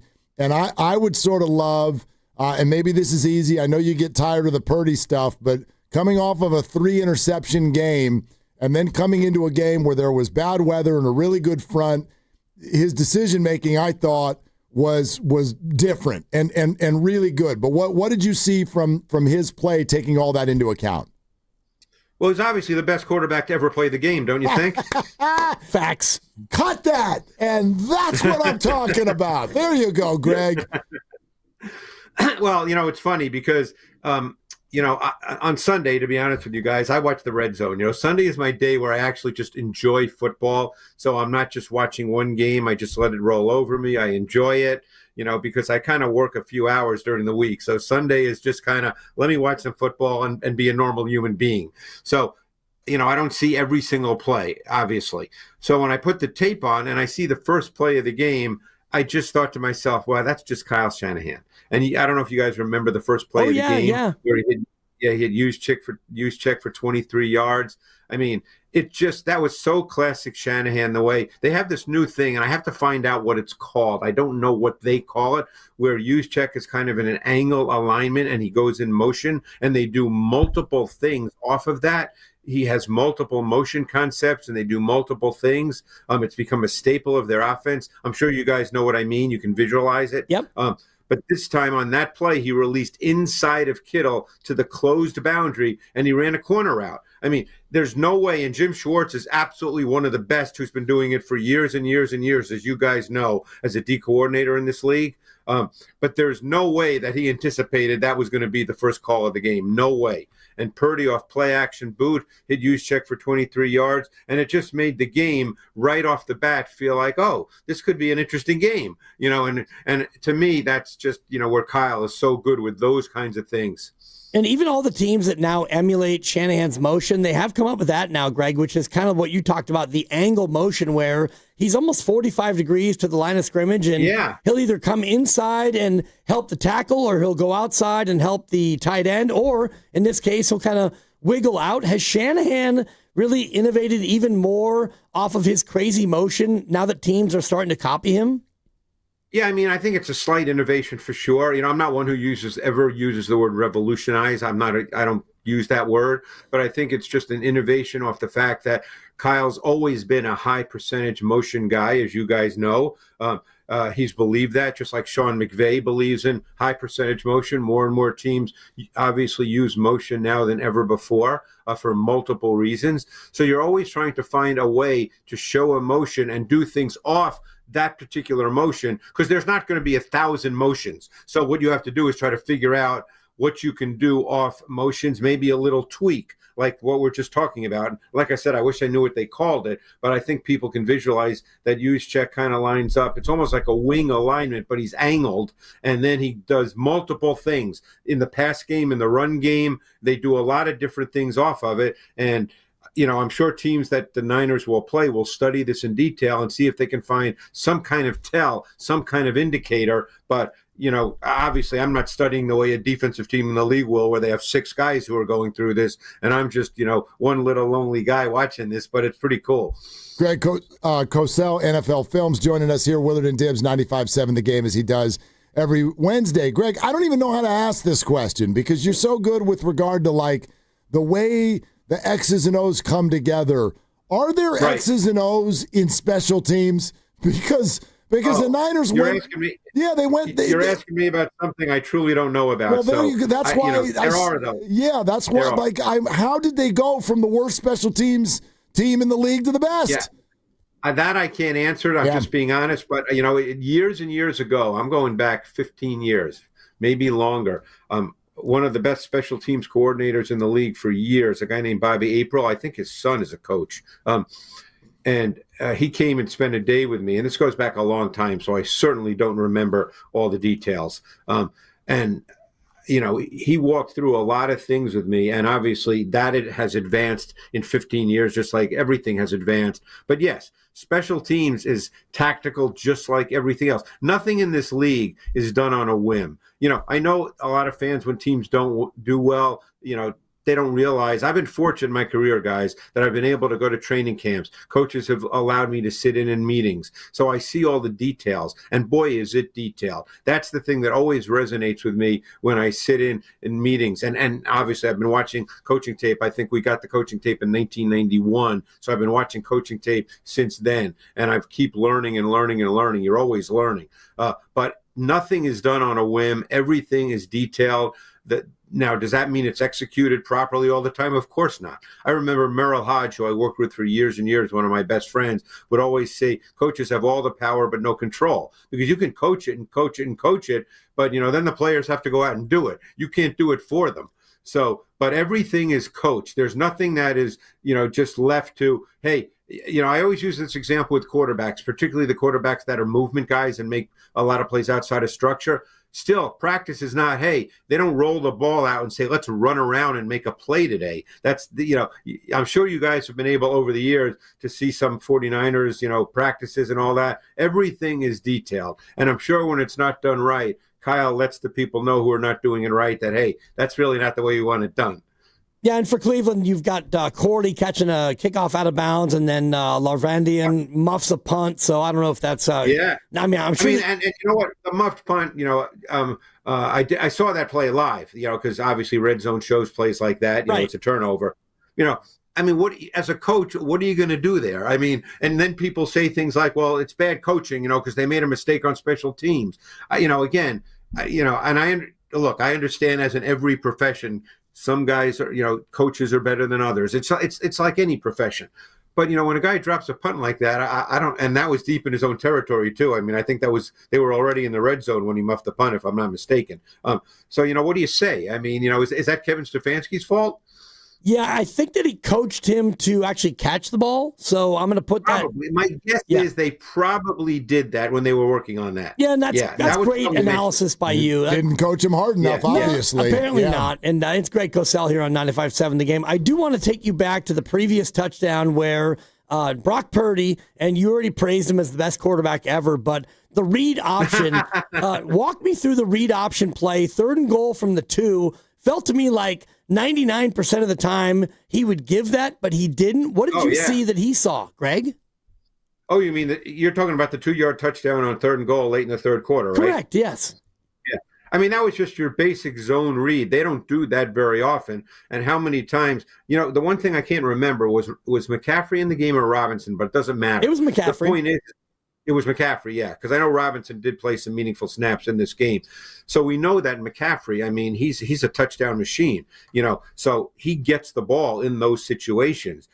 So it was a great call because the first 2 plays, I believe, they didn't go anywhere. And then we saw that the linebacker, Diabate, I believe it was, he crashed inside off the edge really hard. He's looking to tackle McCaffrey and make a hero play, and Purdy just kept it. And you know what? You could have walked into the end zone on that one. It was so good. So it was just another really good call. And by the way, I thought the Jennings 7-yard touchdown too was a great example of just using motion, and that was also a 3rd down play, by the way, and that's so critical. I'm not saying anything profound to say that you've got to score touchdowns in the red zone, but there's ways to do that. And I've never been a believer, and they don't have those kinds of receivers. I've never been a believer, in the fade ball, throwing it up. So you've got to scheme it. And I thought that obviously the Purdy 2-yard touchdown and the Jennings 7-yard TD were just beautifully schemed plays. Greg, I'm curious, after 2 weeks as a starter, what is your review of Shedeur Sanders? Yeah, he was not very good in this game. And it's funny because the way he wasn't very good, guys, because obviously if you look at his numbers, you go, oh, they're not terrible. But he just really didn't turn it loose in this game on throws that were there. And again, I don't know if I can't be in his head, but he struggled at times in this game processing from the pocket, with the result being that he left throws on the field that were there. Jerry Jeudy, if he threw the ball the way he should have, would have had 150 yards receiving. He missed Jeudy a number of times, and not the obvious one where he overthrew him, where everybody just sees that. Times where he didn't throw it to him when the play design was clean, and he's got to make those throws. And one issue he had in college, which he showed again, he's been showing in the 2 games in which he played. This you can coach, by the way. He must learn to keep both hands on the ball when he moves in and out of the pocket. He has a very strong tendency to just hold the ball with one hand, and you cannot do that in this league. You just can't.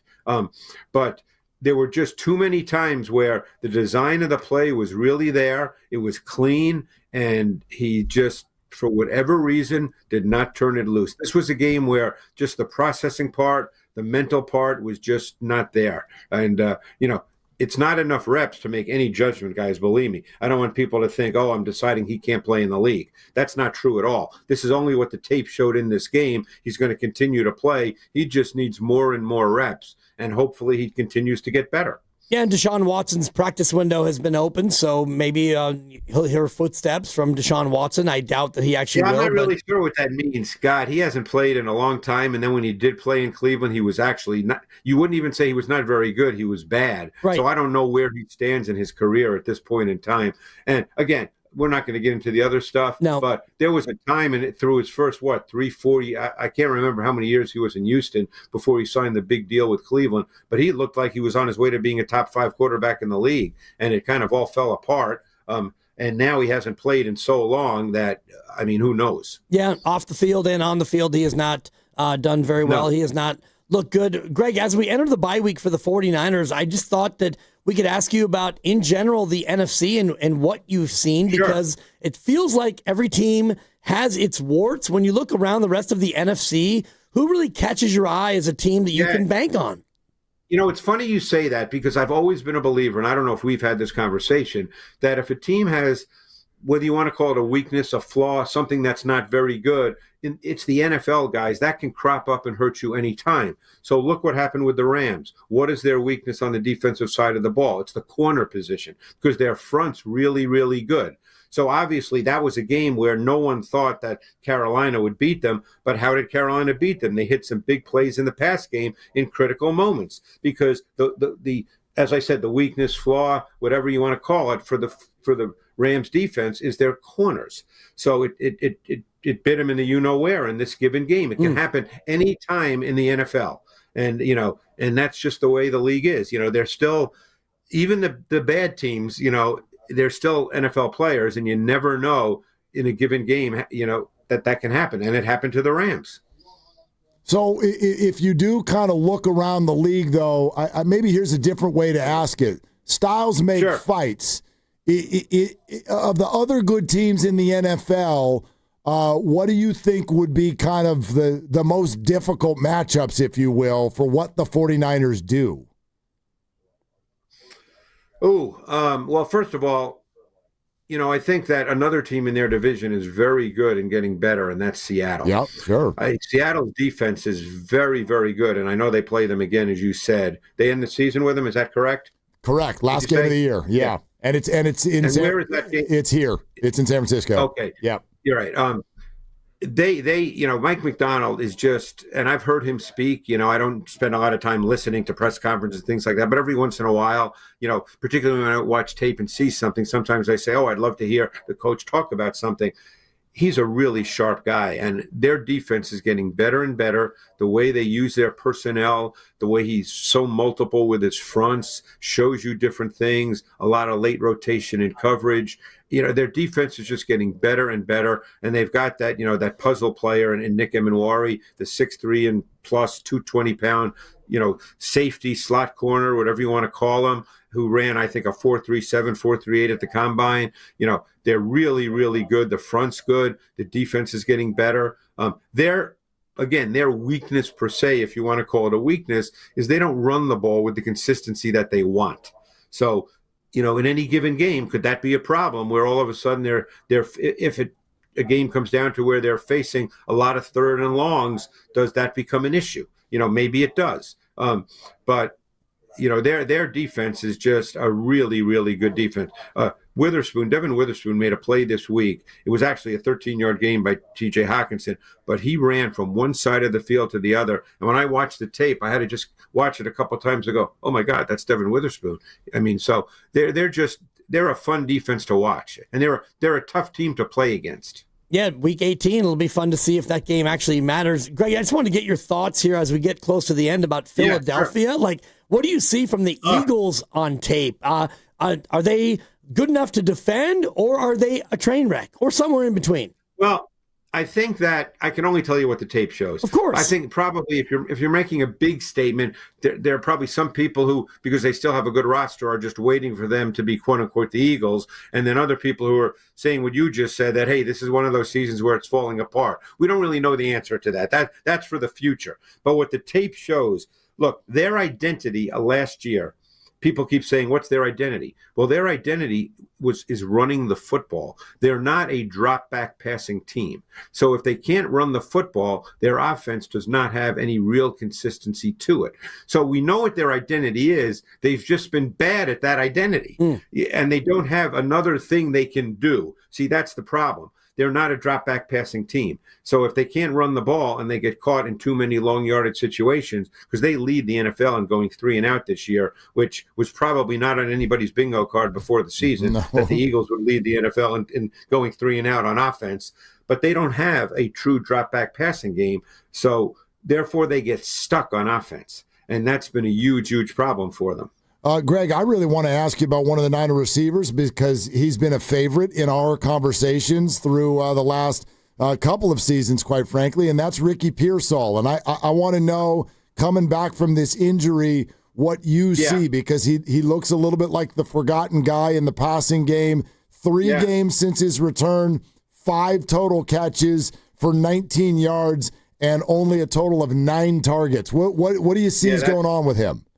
I mean, to me, watching, I don't see anything going on with him personally. We've talked about the fact that, they're kind of a passing game that doesn't focus on a player, but obviously 9 targets in 3 games is a very small amount for a starting wide receiver. The only way I would answer that is let's see how the season keeps progressing. He came back from an injury. He missed more time than I think a lot of people thought he would when we first found out about the injury. It seemed like every week, Ricky might be back this week. And then all of a sudden a month goes by and he hadn't played. So, again, I don't, missing that time is a big deal. So let's just see how it goes. I doubt he's lost his ability. That doesn't really happen. He's a young player. So let's just see how it plays out. We've talked about the fact that there are some games in which Kittle doesn't have a lot of targets. Obviously, in this game, he had the 33-yarder, which was a great catch. And then he had a really big play where the Browns played zone that got him down into the low red zone. It was a 14-yarder. Let's see how it goes. But it is a little strange. I certainly don't have an answer to that, because I'm not there. But, 9 targets in 3 games is you'd expect a lot more. Yeah, very, very low, obviously. All right, so as we said, no Niner game this week. So we'll give you the entire league, Greg. What's Greg Cosell's lock of the week for week 14? Oh, God, I'm trying to look at what we're doing in my matchup show this week. There's some big games. There are some very big games. Yeah, I tell you, I'm fascinated by the Bengals and the Bills, and obviously that's the AFC, so, maybe fans in San Francisco are not necessarily focused on that one. But Burrow is back. He's just a different cat. You watch him play. I had a coach describe him to me and tell me he's a computer chip. He just sees the game. It's intuitive. There are times Purdy's like that too, just the way he sees it. But Burrow just makes the Bengals a team that you never know. And by the way, their defense has somewhat improved the last couple of weeks. And the Bills are a very, very odd team to me. Because they've got a quarterback who, to me is the most physically gifted quarterback in the league. And I believe that for years. And yet they don't really throw the ball a lot if the game doesn't call for it. And I'm pretty sure it's because they don't feel good about their wide receiver core. But they are a running football team. Who would have thought that James Cook would have 232 carries at this point in the season? And he's not a big man, so you wonder, if he's going to hold up. But they're a fascinating team to me because they have this quarterback that really is not being asked to do very much. And then the game that is truly fascinating is also an AFC game, is the Texans and the Chiefs. Because the Chiefs, it appears, are going to be playing with 2 backup tackles. That's what it looks like as of now. Now, we're talking on a Wednesday. Who knows, tomorrow's there's practice, Friday's there's practice, but they're 2 starting tackles. One of them's on IR. The other didn't practice today. So if they're playing with backup tackles against Will Anderson and Danielle Hunter, and by the way, the interior of their D-line is pretty good too. And they've got stars everywhere on their defense. That's a fascinating game to me. A fascinating game. Boy, Texans and Bengals parlay. Thank you, Greg. Yeah, boy, it would be such a shame if the Chiefs missed the playoffs, Greg. Such a shame. I know you guys would be unhappy about that. I wouldn't want that. Well, it's funny. I remember a couple years ago, and I'm sure you guys remembered extremely well, and it just shows you how fans are. Walking out of the stadium in Las Vegas, and fortunately I was staying in Mandalay Bay, which was the league hotel, so I could walk.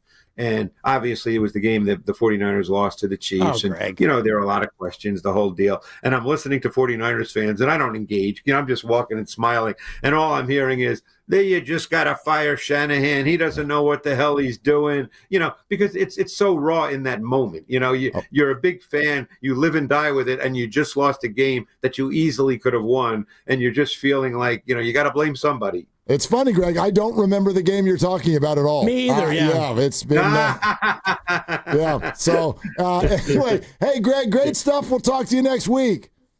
Hey, guys, I love being with you every week. Thanks so much. Us too. All right, Greg Cosell, NFL Films, brought to you by Fremont Bank. Here for you, here for good. Back to your Warrior phone calls coming up next. From Steve Kerr on upstairs. Right now, are the Warriors doing a good job?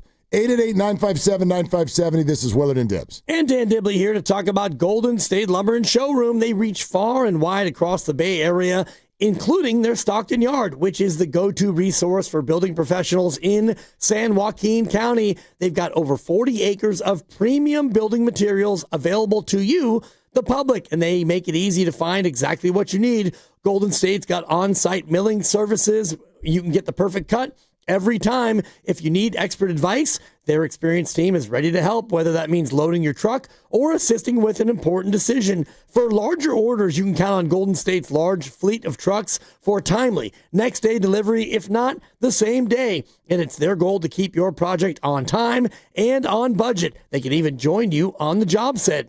The Golden State app provides resources, guides, important codes, and so much more. They're building a better Bay Area, and they've been doing it for over 70 years. Golden State Lumber and Showroom. When you succeed, we succeed.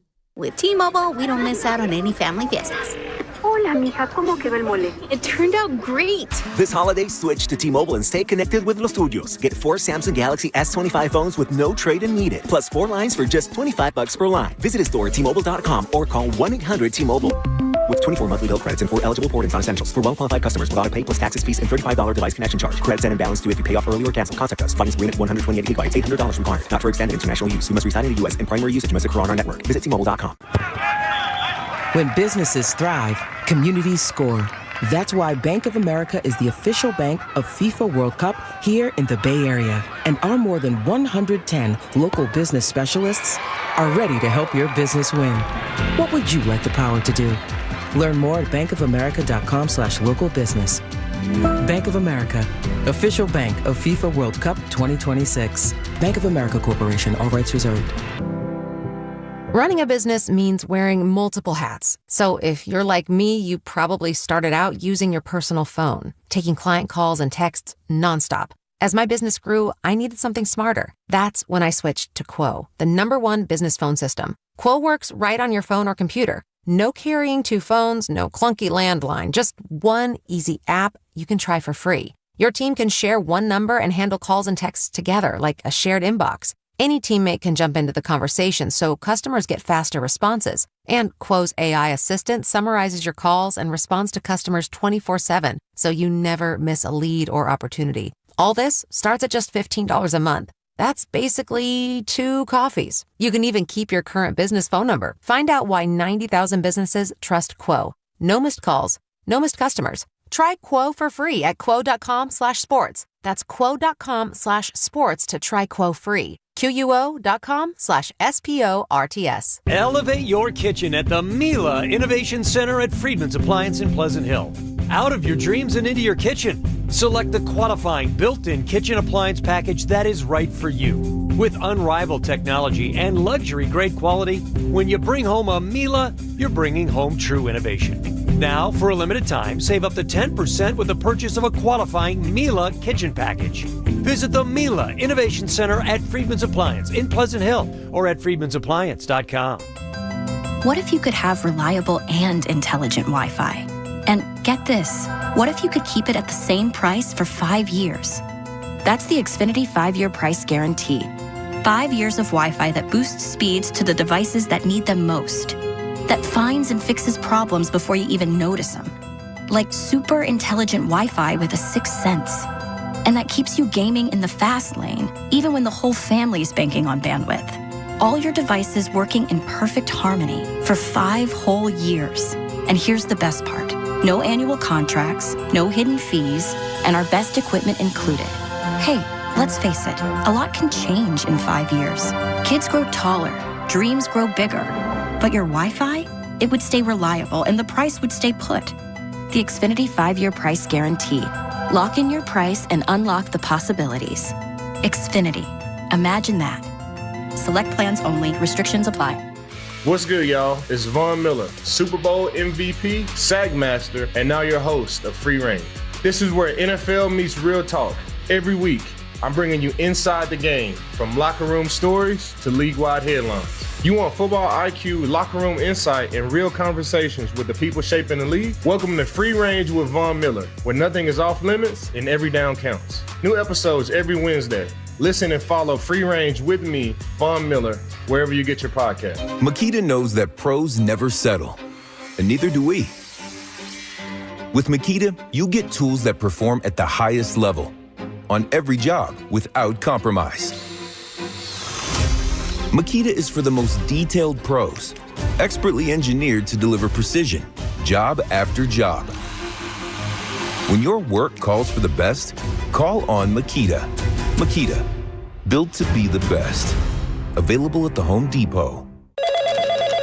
Spreadsheets, clunky software, 100 different logins just to run your business? Ah. There's a better way. Odoo. One simple, connected platform that handles sales, inventory, accounting, and more, so you can focus on growing, not juggling. Make the switch today at odoo.com. That's ODOO.com.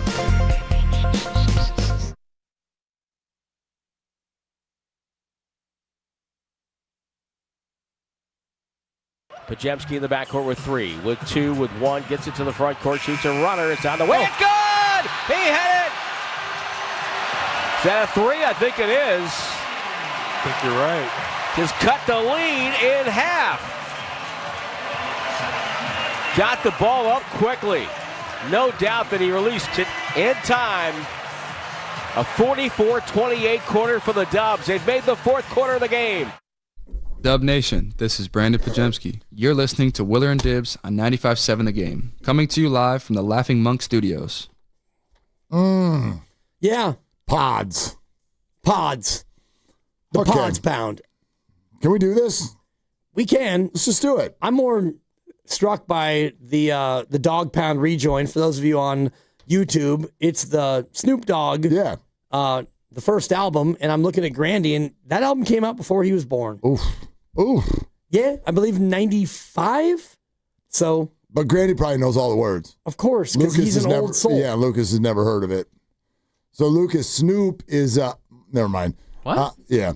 Never heard of Snoop Dogg? Yeah, that's my guess. Snoop Huntley? Yeah, exactly. Snoop Dogg was involved in one of my my greatest moments in live entertainment history. Do tell. I was doing an on-field announcing of the Wounded Warriors flag football game. Okay. Down at the College of San Mateo, and Snoop shows up. And yeah.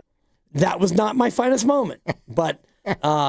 Snoop goes out there, and I'm on the field, and I'm doing on-field play-by-play, and there's a throw to Snoop, and it hits him right in the hands, and he drops it. Dropped it. And I hit him with a Snoop droppy drop.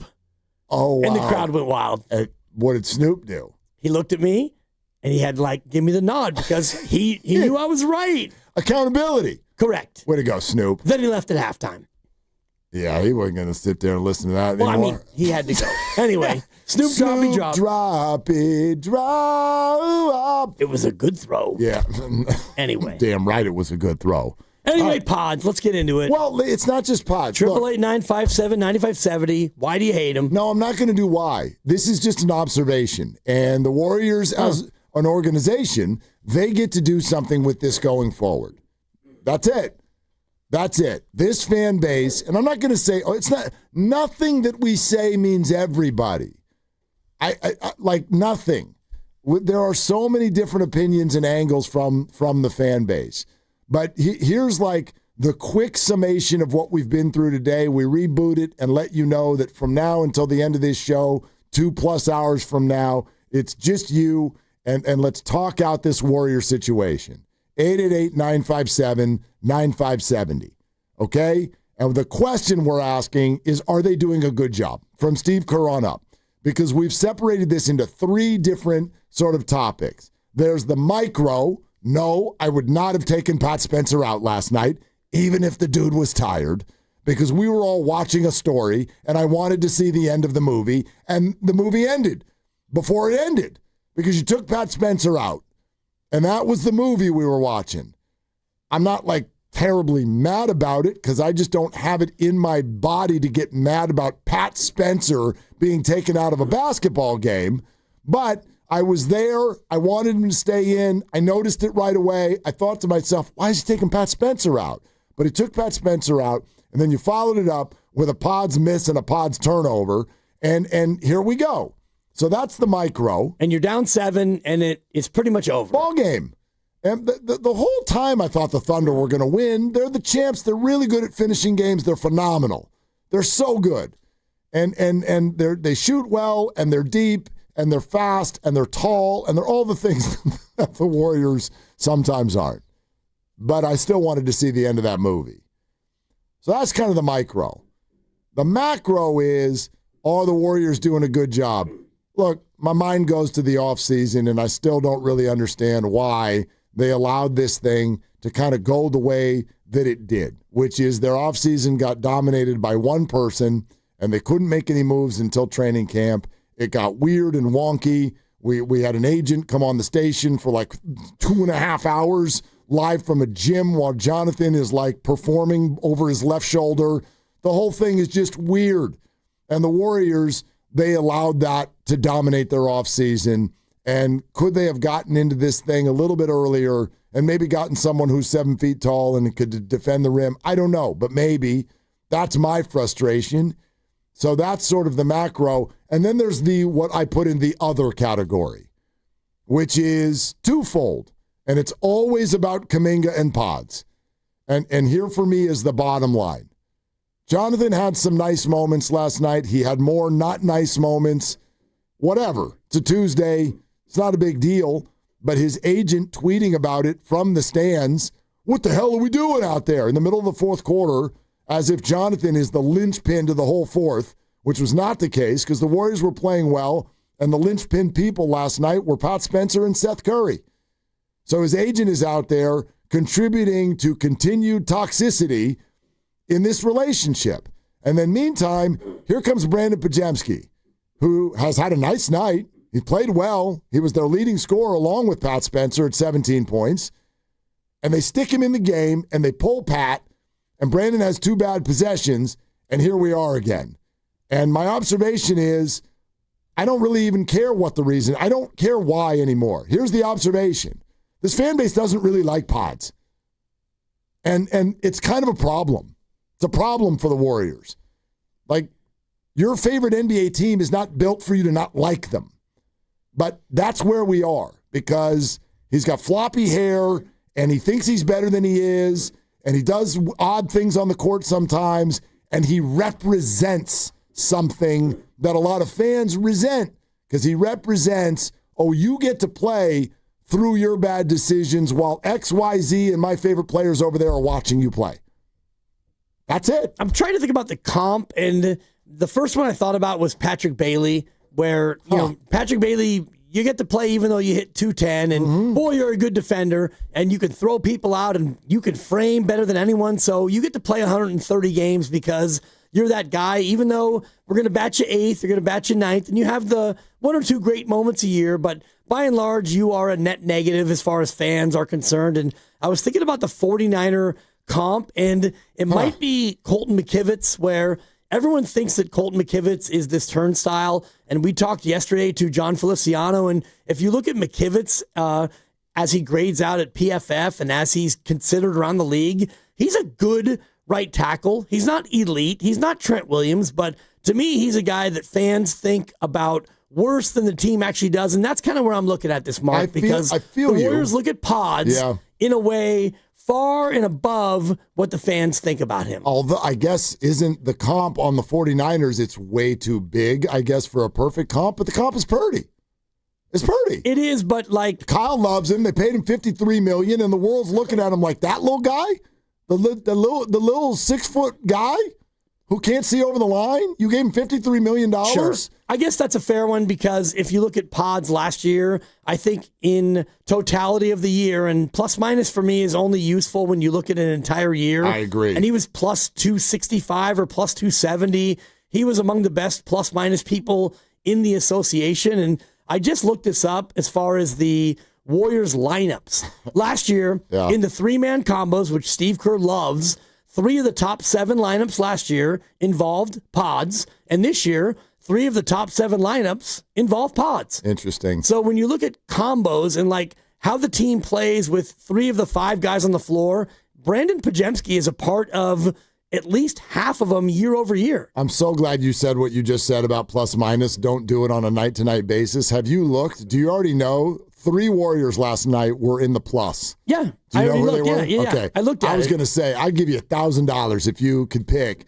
Just those of you who watched the game, who are the 3 names that would come to mind? They were in the plus last night. Well, Pat Spencer. Nope. Seth Curry. Nope. And probably Draymond Green because he. Nope. Actually, he was the worst. He had the worst plus minus of the whole team. Right. I mean, you would think Pat Spencer because, boy, Pat cooked. And as I woke up this morning, I listened to the roast and I listened to Steiny and Goo.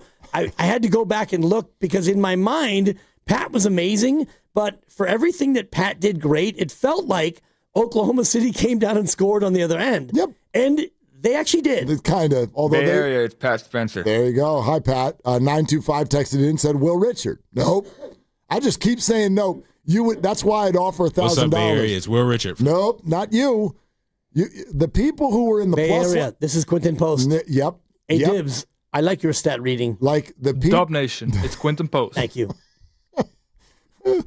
The people who got positive plus minus last night also got pulled and yelled at on the bench. Bay Area is Jonathan Kuminga. Hello, Jonathan. Yep, you were one of them. Quentin Post, you were another one. And lastly, the pride of Arkansas. Do you have Bay it? Area is Moses Moody. There he is. Hey, Moses, get over here and sit down. Yeah, he was in the plus. Yep. So don't do it on a night-to-night basis because it tells you nothing. The one thing about plus minus that I have kind of hung my hat on is plus minus relative to what the team did. I think that has power. For example, if you lose by 12 and you are better than a minus 12, then you were a net positive on that night. So like Pat Spencer was a minus 5. The team was a minus 12. So for me, you were slightly better than what the overall team was. I don't even do that. Like if you, by that definition, there were only 2 bad Warriors all night, and they were Draymond and Jimmy. Right. And if you, that's it. It's interesting you say that because Jimmy went to the locker room and didn't come back. Right. And Draymond got his 5th foul early in the 3rd quarter, and he sat. And while he sat, and Jimmy was in the locker room, and Steph was in the suite. That's when the Warriors went on the run. Yeah, but I mean, Draymond was 5 of 11. He hit 3 3-pointers, 13 points, 9 boards, 4 assists. He did have a few turnovers, as he always does. He had a block. But yeah, he was the worst on the whole team.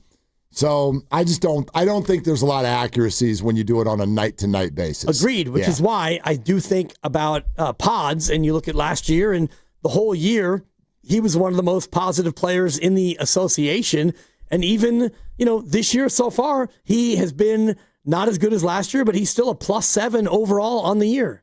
You're listening to 95.7 The Game, KGMZ FM and HD1 San Francisco and Odyssey Sports Station, the home of the Golden State Warriors and Valkyries. Always live on the free Odyssey app. And we're coming to you live from the Laughing Monk Studios. This is Warrior Wednesday, which is brought to you by Freedman's Appliance. Come see their full selection of in-stock luxury appliances in live working vignettes. Visit Freedman's Appliance in Pleasant Hill today. Okay, on we go and back to the phones. And Fred in Richmond has been patient. Fred, thank you for calling. Thank you for waiting. What's up?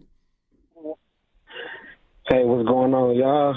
Thanks for taking my call. Yes, sir. Man, I'm just a Warrior fan, man. At this point, man, I'm just trying to enjoy the last of this Don breed with Steph and Dre. I wish it could have been Clay also, but at the end of the day, Steve Kerr must have thought Pajemski was a little better than Klay Thompson. Man, all your calls prior to my call, man, them dudes are ridiculous. They talking about Steph Curry turnovers. Do y'all know Steph Curry was turning the ball over with 4 championships. Yep. The same seasons, he won multiple MVPs. He was still turning the ball over. They got to remember, Steph is almost 40 years old. He's about to be 38 in March of next year. Come on, y'all. Let's just enjoy it. With the Kuminga situation, he got to go because that agent of his, he's a loser. You don't do things like that during the game. Like, be professional. Like, he's trying to get money like the Wagner brother out there in Orlando. You're not him. We don't know what you are. Just play basketball at this point because he's going to understand when he does go to another team, wherever that is. I hope it's Utah, but wherever it is, he's going to understand that he had a real great thing in the Bay Area, and he's going to regret it. Thanks for having me on, y'all. Appreciate y'all. Fred, thank you. It's a good call. I don't know if Jonathan will regret it. Maybe he'll love it. I don't want him to not enjoy his career, and if he wants that to be somewhere else, that's fine. I think the point about the agent, though, is a good one, and I want to remind everybody that when we came out of the summer with all of the screaming and yelling about Jonathan Kuminga, the face of the forever Golden State Warriors franchise, said one thing and one thing only. He said, I don't have any problem with whatever Jonathan's doing to negotiate his new deal. These things can be hard. I did not like what his agent did. And I told Jonathan that, and I said, don't let him go out there and speak for you. So that's what Steph Curry said. So I'm going to accept that as gospel. I agree with what Fred said. Aaron Turner obviously has come on this station. He came on for a really, really long time. Yep. I don't think that this is helping Jonathan's situation to have Aaron in the stands basically picking fights with Steve Kerr. Whether you agree with him or not is not even my point. Yeah, the tweet was launched at 10:36, so I think the game was already over, just in all fairness. It was a few minutes after the game ended. Yeah. So, I mean, whatever. But, that's... Yeah, just a point of, accuracy. Yeah. No, he is reacting directly to the fact that Jonathan did not play in the fourth quarter. That's what the tweet was. I mean, we're assuming. No, because the tweet is, what are we doing out here, facepalm? Right, and read the thing that he retweeted moments later. Yep, from Cyrus Satsas. Whoever the hell that is. I used to work with him at another station here in town. All right. About, maybe 20 years ago now. Okay. And he... I don't know Cyrus, but what did Cyrus say that Aaron Turner decided was retweet worthy? I'd have to look. JK was a huge part of that comeback. Kerr rewards him with a 4Q benching. Warriors trail by 4 with 3:56 to go. Facepalm. Retweet. This is not a good thing. 34 other people retweeted it. I don't care who. In fairness, he cannot be that guy. I don't care what you support here. That's not good for Warrior basketball. We don't need the agents of the players immediately after a game criticizing the organization on behalf of their player. The retweet actually happened with 4 minutes to go, and then 17 minutes later, the agent put out his own tweet. So they both ended with facepalm. Well, Cyrus's initial tweet came out earlier. Correct. With 4 minutes Aaron Turner left. retweeted it after he put his initial tweet exactly. out. Oh, I love it. We got the tweet timeline. I have Kuminga's agent's tweet notifications turned on. Yeah, I got you covered. How do you feel about that? I want to turn them off. On January 16th, you can. I wouldn't have even known. Like Grandy, he texted this to us. I was in the car on the way home from the game, and I'm like, oh, great. Yeah. I woke up to about 18 texts from the three of you, and I was like, oh, boy. I mean, because that game ended, and it was boop. I was tired. You're like, did Aaron Judge sign with the Giants again? Right. What happened? Did John Heyman spell Aaron Judge wrong again? Arson Turner? The Giants did sign they signed a reliever today. Sam Hentges. I like the player. Yeah, he was good. But he did miss last year with an injury. Of course. Yeah. It's the not stove, totally. Yeah. All right. Nick in Berkeley. Hi, Nick. What are you doing? I'm just wondering why we have so many guards on our team and we got a team that small. I mean, what is it, a 6 foot and under league at Mosswood back in the day? What's going on, man? Dunleavy, what are you doing? Like, we need taller players, bro. We need some athleticism. Like, we got so many guards out there, man. It's ridiculous. Like, I understand, like, we run and gun, but, like, there are some big guys that can run and gun, too. And we need to get some, like, if we are getting some guards, we need some, like, old school Michael Cooper type guards. We need some guys that are long and lean and that can shoot and actually, cover some ground playing defense, man. We're a little light inside. We got to get, at least we can get in there and, hack hard and knock a couple guys to the floor here and there and get hard fouls instead of getting ran over all the time like we getting ran over, man. It's like, come on, Dunleavy. Like, man, how many guards do you want on the team, bro?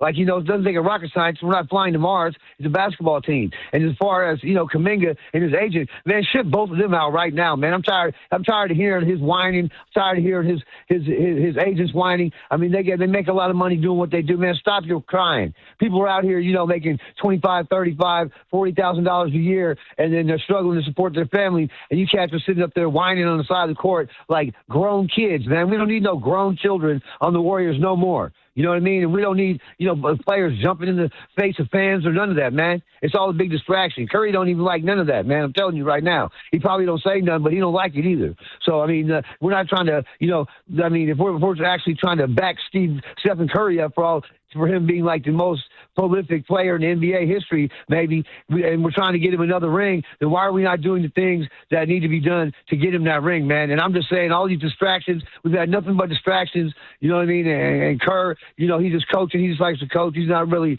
it's not really his job. The owner and the GM got to, put their foot down and be like, man, if you don't like it here, raise your hand and we'll ship you out. And that's how it should be. Some of these players be acting like, we're so privileged to have you on our team.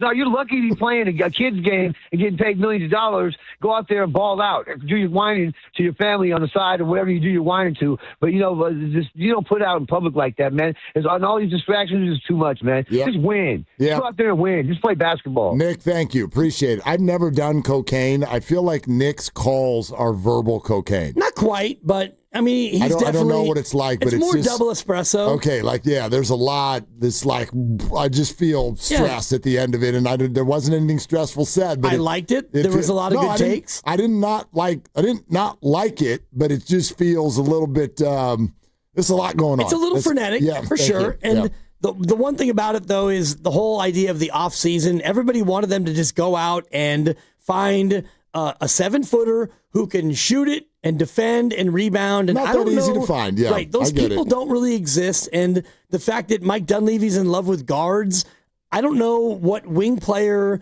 is out there. And you've got wing players, and you hope that Moody can be good, and you hope that Kuminga can be a good wing player. But this team is always going to be built around Steph Curry. Yeah. And so when you look for players who can work with Steph Curry, that is a certain archetype of basketball player, and there aren't that many people who can actually come in and do that. It's not, it's not, especially with your financial constraints, because you have two players making over $50 million a year.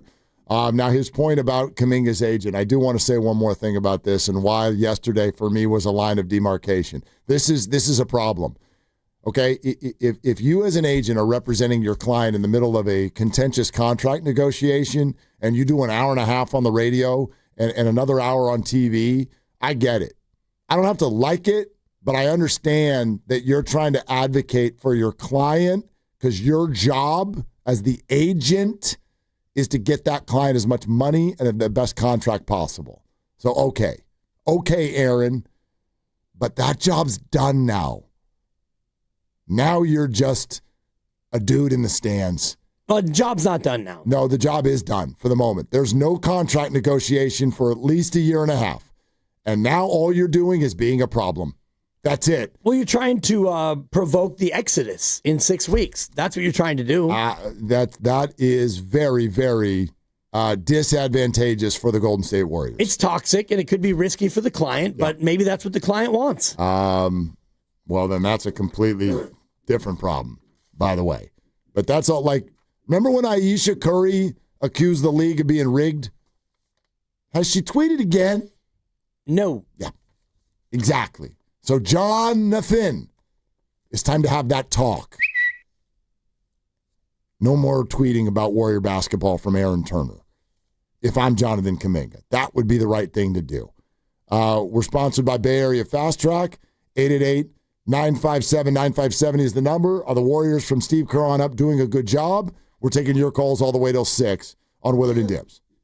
Starting January 1st, carpools must have 3 or more people and a Fast Track Flex toll tag set to 3+ to get the 50% carpool discount on all bridges except the Bay Bridge and the Golden Gate. Visit getfasttrack.org for details. Hey, it's Willard, and right now, hunger is really hitting our community hard, especially during the holidays. This breaks your heart. Families are trying to hold things together. Veterans are quietly struggling, even the teachers who care for our kids. So as the school holidays begin, thousands of children will lose the one meal they can count on. We can't have this, so we ask you to join the Habas Law team in the fight against hunger with Loaves and Fishes. Loaves and Fishes is a lifeline, serving hot, dignified meals. No judgment, no barriers. Join Omar, Tariq, and the entire Habas Law team. Visit loavesfishes.org. Habas Law, fighting to end hunger, fighting to make it right. Comcast Business is celebrating the holidays by giving your business the $1,000 holiday bonus when you switch to a gig speed internet package. Just imagine the thousands of possibilities of a $1,000 prepaid card. Like possibility number 12.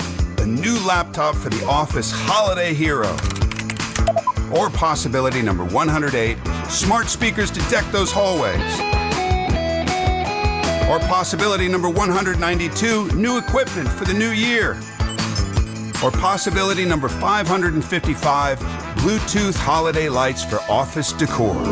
Switch to Comcast Business, designed for 100% reliability with business internet and wireless connect, plus advanced cybersecurity, and now get the $1,000 holiday bonus.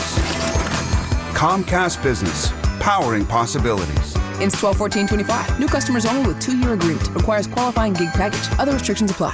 Been counting the days, wondering, will they bring it back? Wonder no more. The legendary McRib has returned. We're talking tender, boneless pork, smothered in that unmistakably tasty McRib sauce. It's a flavor experience that never sticks around for long.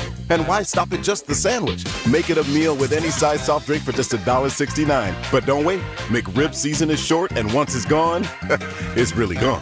Ba-da-ba-ba-ba. Prices and participation may vary. Cannot be combined with any other offer or combo meal. The NBA season's rollin', and DraftKings' newest game, Pick 6, is the easiest way to play for your shot at big wins. NBA stars are lighting it up. Now their numbers aren't just highlights. They're your shot to cash in. Here's how it works. Just pick more or less on 2 or more player stats. The better your picks, the bigger your payout. New DraftKings customers get $50 in Pick 6 credits with just a $5 entry on your first pick set. Don't just watch basketball. Pick, play, cash in. Download the DraftKings Pick 6 app now and use code THEGAME. That's code THEGAME. Play just $5 and get $50 in Pick 6 credits. Make the call. Ride the upside in partnership with DraftKings Pick 6. The crown is yours. Gambling problem? Call 1-800-GAMBLER. Must be 18 and over. Age and eligibility restrictions vary by jurisdiction. Void where prohibited. 1 per new customer. Bonus awarded as non-withdrawable Pick 6 credits that expire in 14 days. Terms at pick6.draftkings.com/promos. Limited time offer. The Golden State Warriors are back, and there's nothing more refreshing than an ice-cold Surfside to enjoy while you cheer on your Warriors. Surfside is only 100 calories, 2 grams of sugar, and 0 bubbles. That's right, no carbonation, so it's easy to sip and enjoy. It's not a seltzer, it's Surfside, proud partner of the Golden State Warriors. Sold in arena and at bars, restaurants, and stores near you. Must be 21. Please drink responsibly. Hurry, it's your last chance to donate your car to Cars for Kids for 2025. Any car running or not can be picked up as soon as tomorrow. Act now for your maximum 2025 tax deduction and vacation voucher. Call 877-CARS-FOR-KIDS to donate. That's Cars with a K.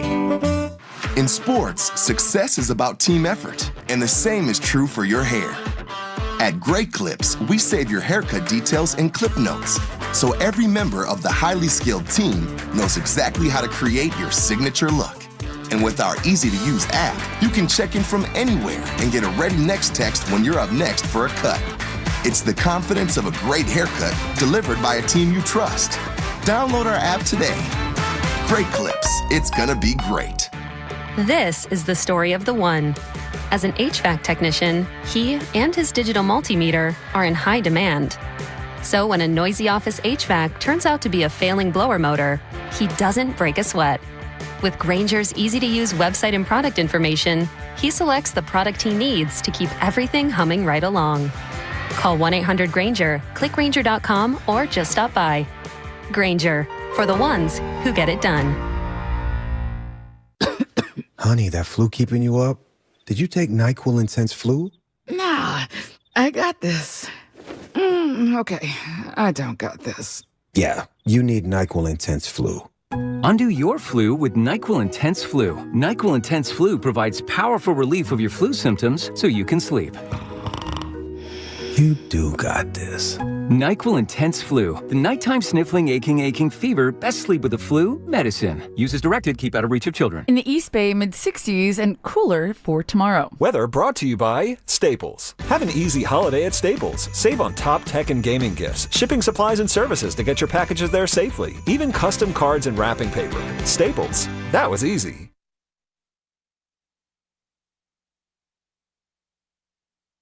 Shea Gilgeous-Alexander goes to work, backs up, 17-footer, back rim miss, ball tipped out. Seth Curry has it, maintains his balance, gets the ball to Spencer, comes across top of the key, right wing to Seth Curry, it's a three ball, up and no good. Kuminga got the rebound, dunk for Kuminga inside, a two-hand slam, a little elevation sensation for number one, and the Thunder call timeout. Game out here at Chase Center. Bay Area, this is Jonathan Kuminga. You're listening to Wheeler and Dibs on 95.7 The Game.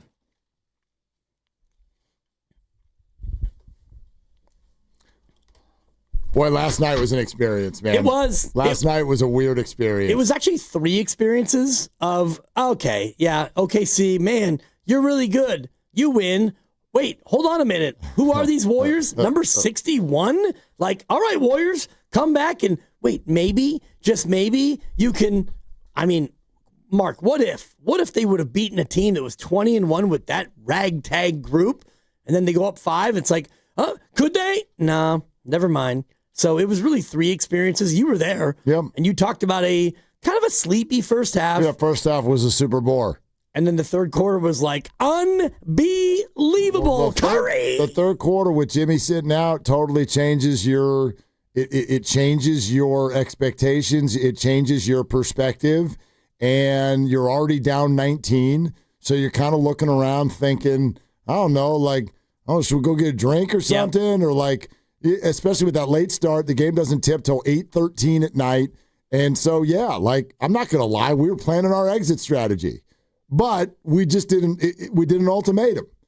I'm like, either you make a cool run here or we're out. And then here they come. And it was a different kind of a rooting because you're still not expecting them to win, but you're just sort of like tickled by what they're doing and who's doing it.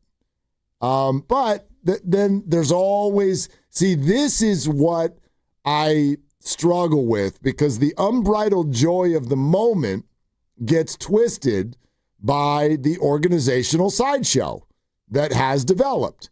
And maybe through the fault of no one, but here we are.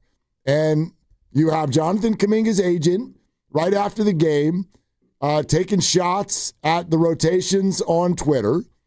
You also have Pat Spencer getting pulled out of the game. Brandon Podziemski, who had played very well up to that point, getting inserted into the game. And a very strong portion of the fan base is triggered by pods. And I understand the dynamic very well. But the problem that sits here is it doesn't matter how we got here. It matters that we're here. And a lot of the fan base doesn't like pods.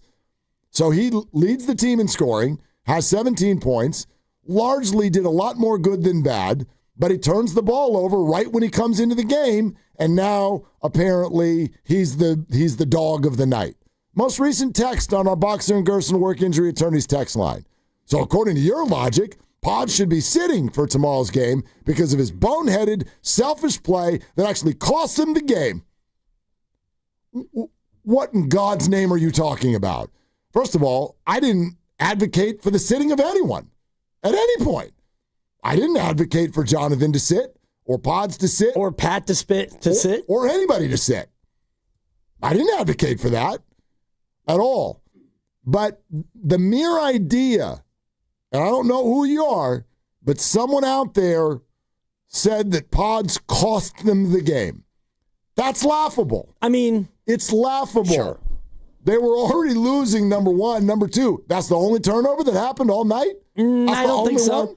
Well, and if he cost him the game, then you got to give him credit for being a part of the 15-3 run in the third quarter that you talked about, where they're down 22, and you're already thinking about, like, how soon do we leave and how quick can we get home and text the kids and this and that. And they go on a 15-3 run, including a banked 3 by GP2. And now it's a 10-point game. And so you have to go to your lovely wife, Christy, and say, well, hold your horses. I mean, it's 10. It might go back to 18.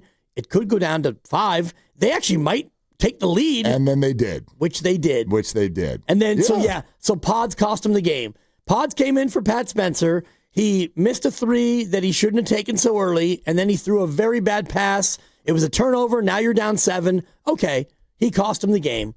If you want to look at it that way, you do. You can. Yeah, and 925 is the next text to come in and goes, no, you got it wrong. We don't like JK. And see, this is my point. Right. This is the sideshow that has developed outside of Warrior basketball, which is that, like, the game will happen. We can analyze it. We can enjoy it. We can not like it. We can look at the big. We can look at the small. I didn't want Pat Spencer to get pulled out of the game. And then, the big, let's trade for Giannis. Okay, let's have all these conversations. Sure. And then there's the sideshow. I don't like Pods, and I don't like JK. Or I do. I love this guy. I don't love that guy. This is the toxicity all summer long that I was very, very worried about. And I'm sorry to say that it is here. And for 5 games at the beginning of the year, it looked like they were flirting with, it's not going to be here. But it is. It is. Even Anthony Slater doing 23 paragraphs with Jimmy Butler, where every other paragraph is Jimmy talking about how he has become a psychiatrist for Jonathan. It's like, that's wonderful, but no, it's not.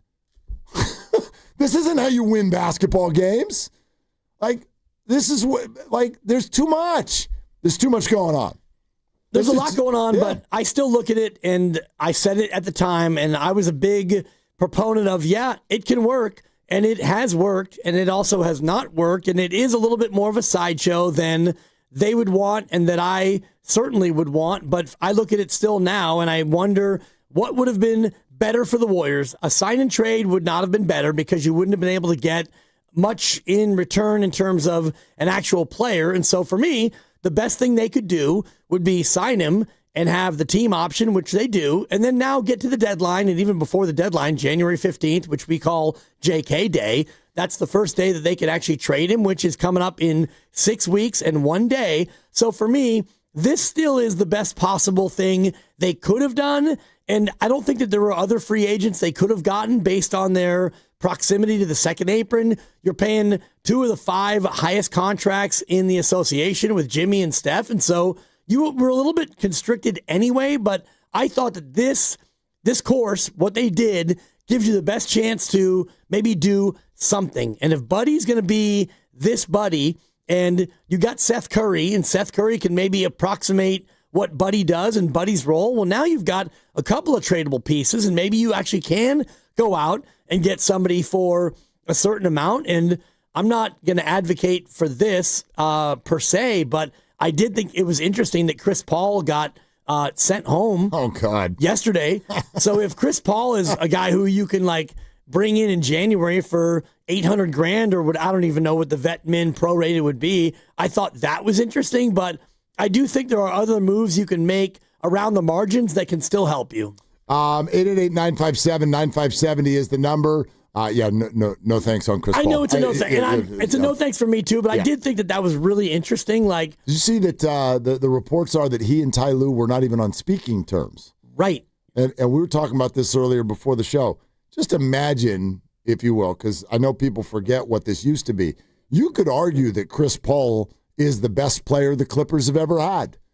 He was the most important. Historically, sure. I mean, he was the most important player to their best moments.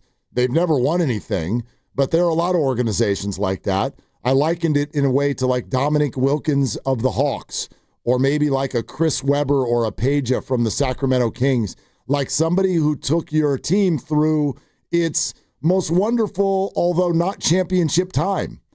And imagine that organization bringing you in at midnight on a Tuesday, halfway across the country and being like, please go home.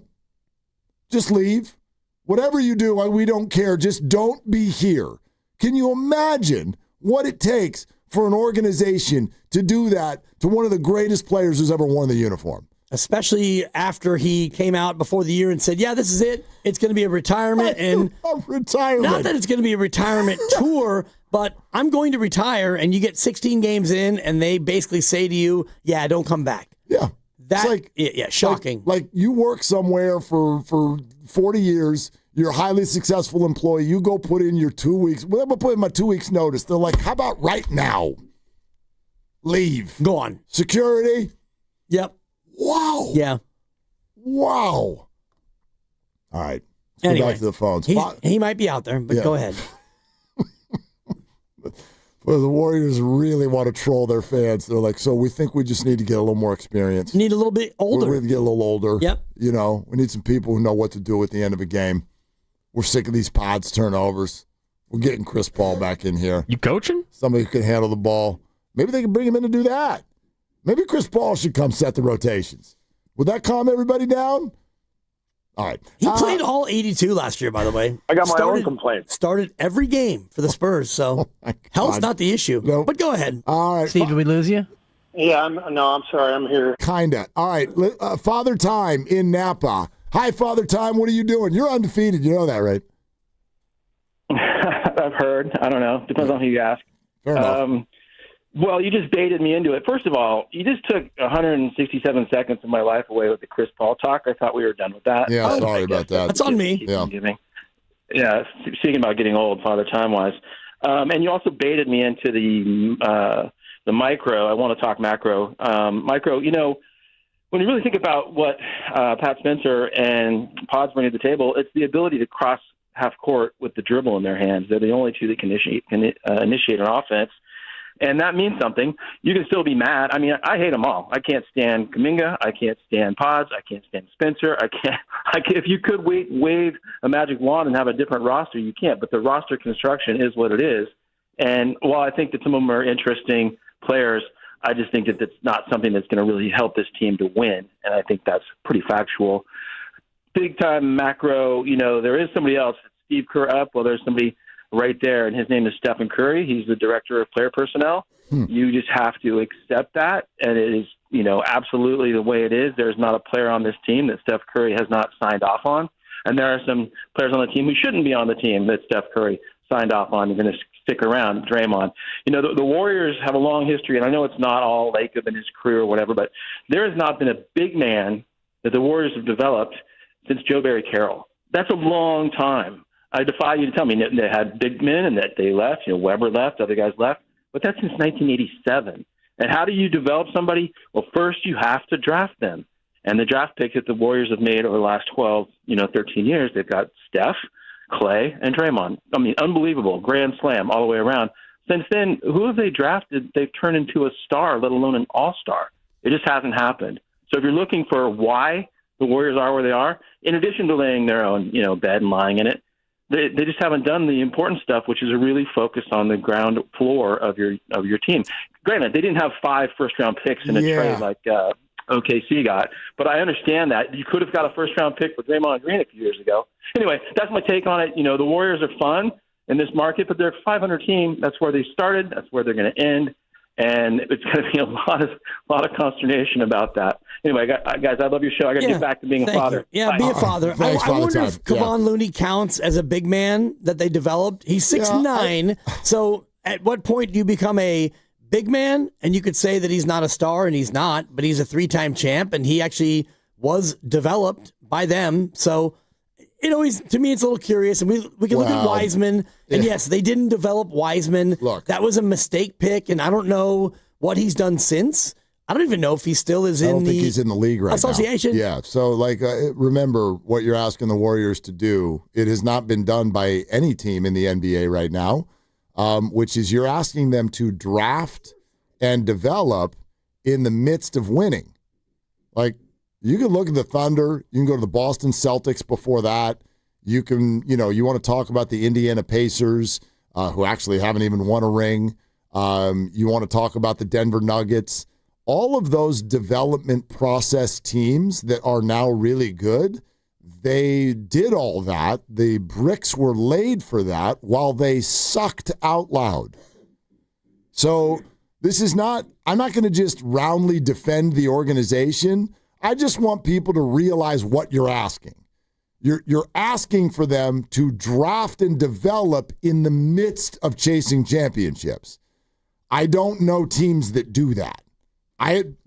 If somebody wants to give me that example so that I can see it and feel it and go, oh, they should have done that, then I would love to hear the example. The Spurs with Kawhi Leonard. Right, but and that's a little bit of an anomaly because when they won the title, he went from nice role player to, oh my God, you're the MVP. Right, and you're also going back like 15 to 20 years to come up with this kind of an example. So right, but that's the only one you could think of. Right, but I mean, in today's NBA, you're right. Like, yes, you can do things through the draft. I don't know anybody who's doing that while also housing multiple $50 to $60 million players on their team and competing at a high level for championships. So much of your Warriors' frustration can be wrapped up in a simple concept of this is just the evolution of Steph Curry, and you do have to kind of be okay with some struggles. That's how I feel.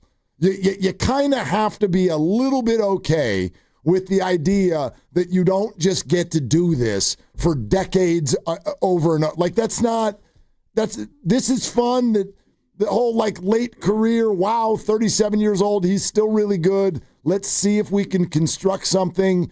But you're not going to have oodles of draft picks in the lottery and then develop them and have them become stars. They've had about, 2-3 shots at it? And granted, in the lottery, yeah. And granted, it hasn't gone great. Wiseman, Kuminga, and Moody are your three. And two of them are still on the team. Sure. And one will be for another 43 days. Only one was a top 5 pick, and it was a complete and total miss. I get it. But this is not like something that they've screwed up over and over and over again. They're in the midst of winning. Right. Well, they were in the midst of winning. Yeah, they were. And they're still a playoff team. Perhaps. I mean, they might be. I mean, in the last couple of years, yes. Right. And if you look at, this year, should they be a playoff team? Yes. Next year, sure.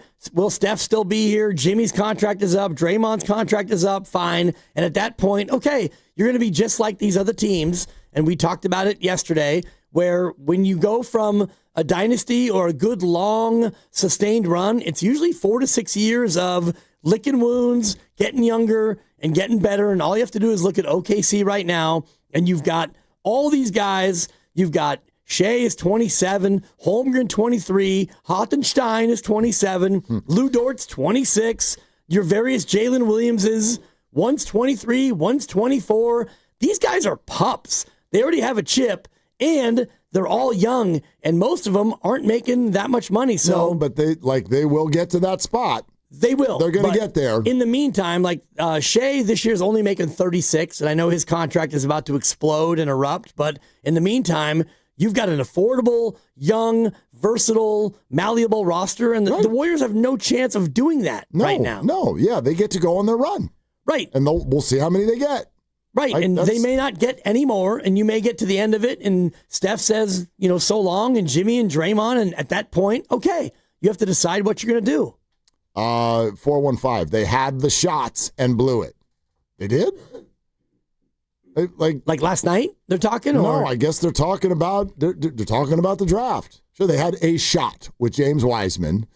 Right. I don't. When was Moses picked? 14th? Yep. End of the lottery. I don't consider that. Oh boy, that was your shot to really switch this league up. The 14th pick in the draft, and Jonathan was 7th, and we still got half the fan base fighting for him to be a future 1 or 2 in the league. So, and Franz Wagner went 8. Sure. And Şengün, the Goon, went 16. Probably should have picked him. Where'd Trey Murphy go? Trey Murphy went 17. By the way, let me mention something about all three of those players. There is zero. They are all better. They're all better than Jonathan. There is zero proof at any point that any of those three players are the central figures to championship contention. We have not arrived at that time yet. Would you rather have Şengün or Kuminga? Of course. Is the thing. Of course. And Franz Wagner, and yeah. Yeah. In hindsight, is 50-50. Well, Kuminga's not being asked to be the central part of a championship team. Not right now. But like this entire conversation about the future is that there are people who believe that he can be an all-star, right? Is that not the conversation that everyone's been having for the last 2 years? The Kuminga fans, yes, absolutely. So, yeah, I'm not saying that they made the right pick. I'm simply, my larger point is that the Warriors have been in the midst of winning. That's not when you then also nail the draft and build your next dynasty.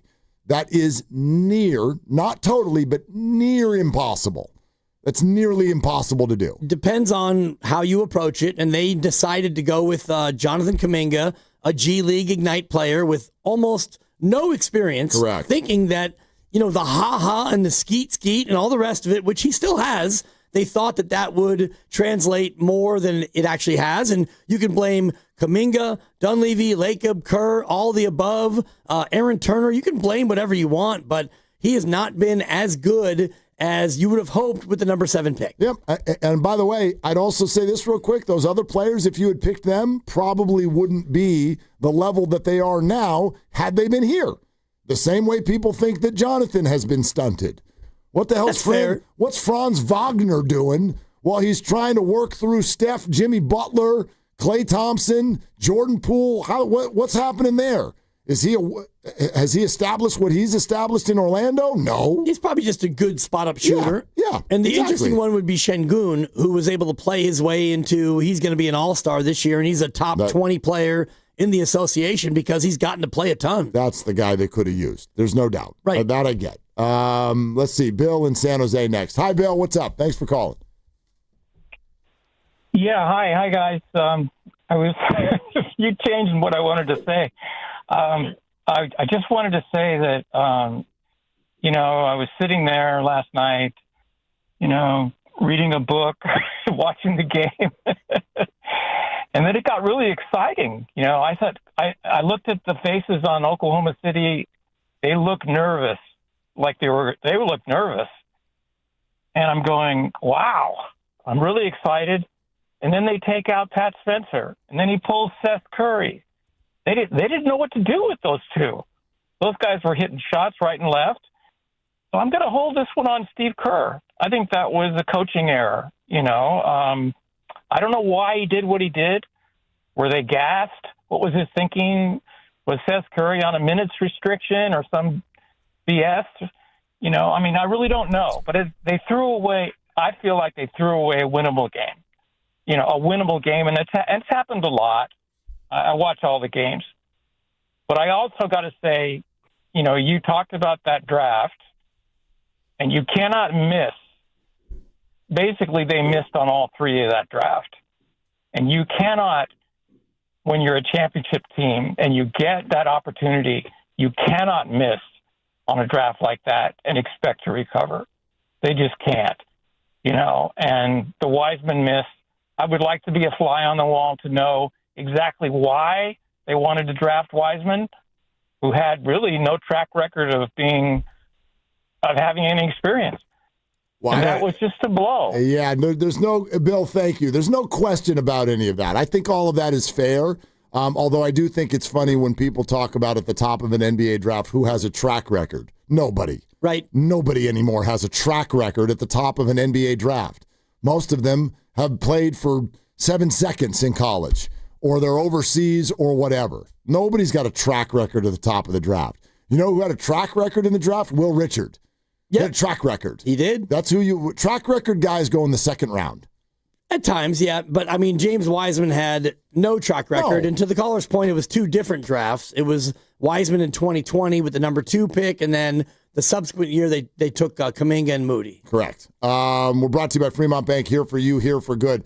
By the way, he wanted an explanation for what Steve Kerr did at the end of the game last night. Steve answered those questions. We'll let you hear what he had to say. Coming up next, keep taking your calls. 888-957-9570. From Kerr on up, you feel like the Warriors are doing a good job right now? We're taking your calls on Willard and Dibs. Hey, it's Willard and Dibs. Willard here in spirit, Dibs here in voice, and we want you to enjoy these amazing deals for Safeway members. And as always, save up to 20% weekly on hundreds of exclusive offers with the For You on the Safeway app. Signature Select chicken, boneless, skinless breast, thighs, and or wings, just $3.99 per pound. Hass avocados or mangoes, just 99 cents each. What a bargain. Oral Wheat variety bread, 24-ounce selected varieties, buy one, get one free of equal or lesser value when you buy two. And why wouldn't you buy two? You got to have two. You put one in the freezer and it's good to go. These and other great digital deals are available in the For You section on the Safeway app. Just download the weekly deals to your account and they automatically deduct when you use your phone at checkout. The app is simple to use and makes it easy to save money. Go to Safeway.com for more details, and we will see you in the aisle. With T-Mobile, we don't miss out on any family fiestas. Hola, mija, ¿cómo quedó el mole? It turned out great. This holiday, switch to T-Mobile and stay connected with los tuyos. Get 4 Samsung Galaxy S25 phones with no trade-in needed, plus 4 lines for just $25 per line. Visit a store at T-Mobile.com or call 1-800-T-Mobile. With 24 monthly bill credits and 4 eligible port-ins on essentials. For well-qualified customers with auto-pay plus taxes, fees, and $35 device connection charge. Credits and imbalance due if you pay off early or cancel. Contact us. Finance agreement 128 gigabytes, $800 required. Not for extended international use. You must reside in the U.S. and primary usage must occur on our network. Visit T-Mobile.com. When businesses thrive, communities score. That's why Bank of America is the official bank of FIFA World Cup here in the Bay Area. And our more than 110 local business specialists are ready to help your business win. What would you like the power to do? Learn more at bankofamerica.com/local business. Bank of America, official bank of FIFA World Cup 2026. Bank of America Corporation, all rights reserved. This is the story of the one. As an HVAC technician, he and his digital multimeter are in high demand. So when a noisy office HVAC turns out to be a failing blower motor, he doesn't break a sweat. With Grainger's easy-to-use website and product information, he selects the product he needs to keep everything humming right along. Call 1-800-GRAINGER, click Grainger.com, or just stop by. Grainger, for the ones who get it done. Been counting the days, wondering, will they bring it back? Wonder no more. The legendary McRib has returned. We're talking tender, boneless pork, smothered in that unmistakably tasty McRib sauce. It's a flavor experience that never sticks around for long. And why stop at just the sandwich? Make it a meal with any size soft drink for just $1.69. But don't wait. McRib season is short, and once it's gone, it's really gone. Ba-da-ba-ba-ba. Prices and participation may vary. Cannot be combined with any other offer or combo meal. Running a business means wearing multiple hats. So if you're like me, you probably started out using your personal phone, taking client calls and texts nonstop. As my business grew, I needed something smarter. That's when I switched to Quo, the #1 business phone system. Quo works right on your phone or computer. No carrying 2 phones, no clunky landline, just one easy app you can try for free. Your team can share one number and handle calls and texts together like a shared inbox. Any teammate can jump into the conversation so customers get faster responses. And Quo's AI assistant summarizes your calls and responds to customers 24/7, so you never miss a lead or opportunity. All this starts at just $15 a month. That's basically 2 coffees. You can even keep your current business phone number. Find out why 90,000 businesses trust Quo. No missed calls, no missed customers. Try Quo for free at quo.com/sports. That's quo.com/sports to try Quo free. QUO.com/SPORTS. This is Ari Azim, founder at Tax Hardship Center. Do you owe the IRS more than $25,000 and wonder where you stand with them? Are they poised to levy your bank account or garnish your next paycheck? Are you aware you can find out where you stand with the IRS without talking to them? Everything is in the IRS transcripts. The transcripts can let you know if you're at risk of or safe from collection actions like a bank levy or paycheck garnishment. It even tells you the exact date when your tax debt expires. But don't call them, as it can trigger their collection process. At Tax Hardship Center, we provide the tax resolution report that shows all of this information. So for the listeners out there, call now, 800-313-5922. Let our team of experts at Tax Hardship Center help you see things clearly without poking the bear. We have live professionals ready for your call, 800-313-5922. 800-313-5922. That's 800-313-5922. Hey, I'm Mike Slater. My dad passed away at the age of 63. It's out of nowhere. Had a stroke. Super hard, obviously, for the whole family, but my dad had life insurance. This is why I have life insurance for my family, for my wife and 4 kids. And the best place to get life insurance is ethos.com, because you can do it in 10 minutes. And there's no medical exam and no blood test, just a few health questions. Get life insurance in 10 minutes so your family is protected. Ethos, E-T-H-O-S, ethos.com/life. Wesley Financial Group is not a law firm, and Chuck McDowell, definitely not an attorney. This is Chuck. Do you feel stupid for buying a timeshare? Don't. It's not your fault. You were most likely told you could rent it, and it was a great financial investment. And the deal was available today only. If this happened to you, contact your resort or Wesley Financial Group for help today. Call Wesley now for your free exit information kit. 800-242-3131. 800-242-3131.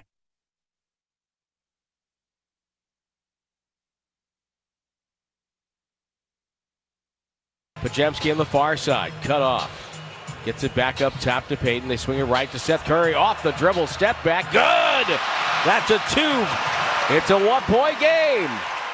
Bay Area, it's Seth Curry. You're listening to Willard and Dibbs on 95.7 The Game. And you can see us live on YouTube and Twitch right now. Just search 95.7 The Game and make sure to subscribe. Been holding that one, huh? Yeah. Okay. A little bit. Now it's here. Hi, this is LJ Cryer. I hope there's an LJ Cryer. You got to get that now. He's coming. And you got a DeAnthony Melton, right? From last year? From last time? From last year. Not this year? Okay. Hey, you want to hear one? He thinks you're I'm afraid of it. Yeah, I'm sure he Dub does. Nation, it's DeAnthony Melton. No. You're listening to Willard and Dibbs on 95.7 The Game. Hey, Dibbs, your pick stink. Yeah, let's go, Melt. He's back. He's back. Read it like you mean it, Melton. Hey, Dibbs, your pick stinks. Yeah. Next read, please. Hi, it's DeAnthony Melton. I mean, doesn't need to belabor the point. Your picks stink. Let's move on with our day. What's for dinner? Yeah, I mean, you could say that, but I believe still 12 above 500, 36 and 25, maybe 11 above. Don't hang that around Melt's head. He said that last year when it was true. They did stink last year, yeah. Okay. So, all right. And the pick is in for tomorrow. Which, can't wait. This is a hell of a game. Boy. Cowboys and Lions. Hell of a weekend. 1,000 You're right. points in this game. It is Slippers and Afghan Sunday. Oh, dude, there are 7 matchups. hours. Yeah, boy. With no Niner game to stress you out. It's Uncle Scott. This is a don't get dressed weekend. No. Almost wish it was raining. Hey, Mark, it's Uncle Scott. From Sundays. From Sundays. Your team doesn't play. 7 hours of games you don't care about except for your fantasy teams that are all not making the playoffs. God, I hope for all of you that you're not going against people who are in that game tomorrow night. Tomorrow night feels like 51-49. So if you're going against Jameer, you are. I know, but not in a game that matters. If you're going against CD or George or Javante, I don't know if Amon-Ra's playing, so there's probably going to be like little white receivers you've never heard of who are going to score points for the Lions. Jamison Williams, look out for J-Mo. Oh, this is a fantasy. Ferguson. This is a fantasy buffet. Yep. Tomorrow night. And Dak Prescott playing for the MVP award, apparently. Apparently. I mean, the odds makers think so. Get out of here. I mean, the odds say that he's top 5 in the odds. Get it. Yeah, because somebody's got to be. But this is between Drake May and Josh Allen. And you scrunch your nose when you said that because I don't really think it's Josh Allen anymore. Matt Stafford. Yeah. But that's probably who's winning the award. Yeah. If ever you're going to give it to somebody who does something extraordinary, like outside of, you're a quarterback and your team was good, this would be the year. Jackson Smith and Jigba. Jackson Smith and Jigba. And honestly, Christian McCaffrey. He's going to be the second guy to ever go 1,000. I know. Just hear me out. If they end up going 13-4 and he winds up 1,200 and 1,150 and he winds up with, 17 touchdowns and they have the 1 seed in the NFC, that there is a path in my mind to where that could happen. Hang on, I got to do some math. The Seahawks have already had their bye, right? So everyone has except for the 4 teams this weekend. Okay, so let's see. 600, I want you to remember this number. 664. Okay. All right, 664. Yep. Too short of the devil. Divided by 5. Yep. If Jackson Smith and Jigba can average 132.8 yards per game the rest of the way, he's going to go for 2K. Good. First one ever. And his team is 9-3 at the moment. That's worth a look. That's what I'm saying. That's worth a look. I agree with you. Yeah. I agree with you. All right. We're going to go back to the phones. 888-957-9570. Steve Kerr last night with regard to the closing lineup, the Pat Spencer poll, all of that stuff. Here's Kerr on how he chose the closing lineup. You're just going with the guys who have, really played the best and you feel good about. And, we stayed with Gary because he's our best on-ball defender. Buddy is also better defensively than given credit for. And, we wanted him on the ball and we wanted his floor spacing. He got a good look late. He was mad at himself for not knocking it down, that corner shot. But, Buddy is a great shooter. And so we were just going with the guys that we felt gave us the best chance. Okay. So, he talks about defense first, which is kind of the point you've made today about Pat Spencer. We always focus on offense. Okay, he was doing really well. I would have left him in the game, but that's because I'm looking at it from a different perspective than Steve Kerr. Right. Steve's diving into X's and O's. I'm more like, dude, we're on chapter 15 of this book. This is fun. I want to read another chapter. And so I wanted them to stick with it. And they killed off the main character with 3 chapters to go. Totally. And when they used to do that on shows that I used to like, that was it for me, dog. Yep. I was out. Kill that person. I don't want to watch anymore. Yeah. So, it's a plot twist as long as you come back with something and, you wind up winning the game. But if you come back with a turnover. And a missed 3. Yeah. So, the follow-up was, okay, you said you wanted to stick with the people who were playing the best. Steve, what about that Pat guy? Because he looked like he was playing the best. It was a consideration, but we wanted to get Brandon back in the game because he was also playing at a high level, and Pat had been out there for a while and just felt like a good time to sub. We have played them together a little bit. That was discussed in the huddle, but we decided to go with the group that we went with. I'm stuck on his he had been out there a while. I can only guess that Steve thought maybe he was tired, but I still I don't know, man.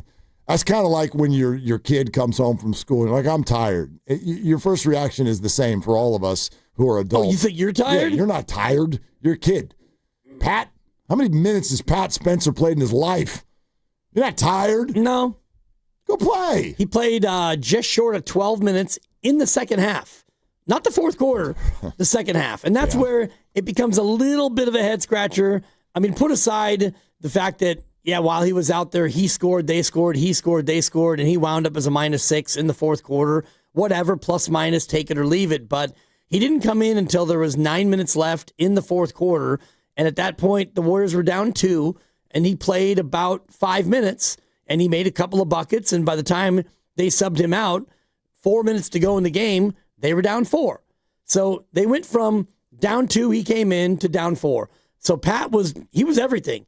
And I know you were in the crowd, and the crowd was going bananas, and I'm at home watching it from my bed, and I'm just laughing out loud because, are you kidding me? It's not only that he's hitting shots, but they were coming down the floor, and they were running the offense through Pat Spencer.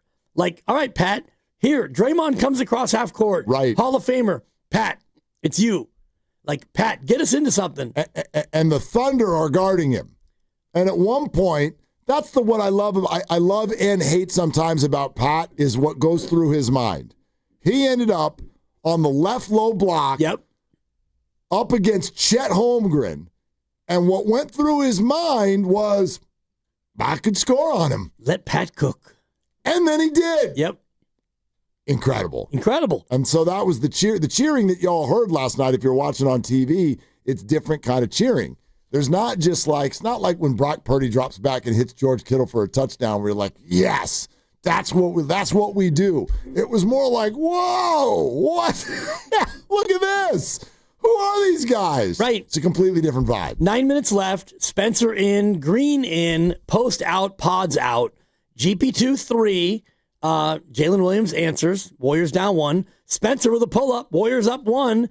Draymond Green hits a 3. Now you're up 4, and you're thinking... That was the moment. Yes. That was the moment where you're like, maybe. From the left wing, he just stepped right into it, pow. And then a couple of Holmgren free throws, cut it to 2. And then Holmgren hits a 3. Okay, here come the Thunder. Spencer with a little floating banker. Warriors back in front.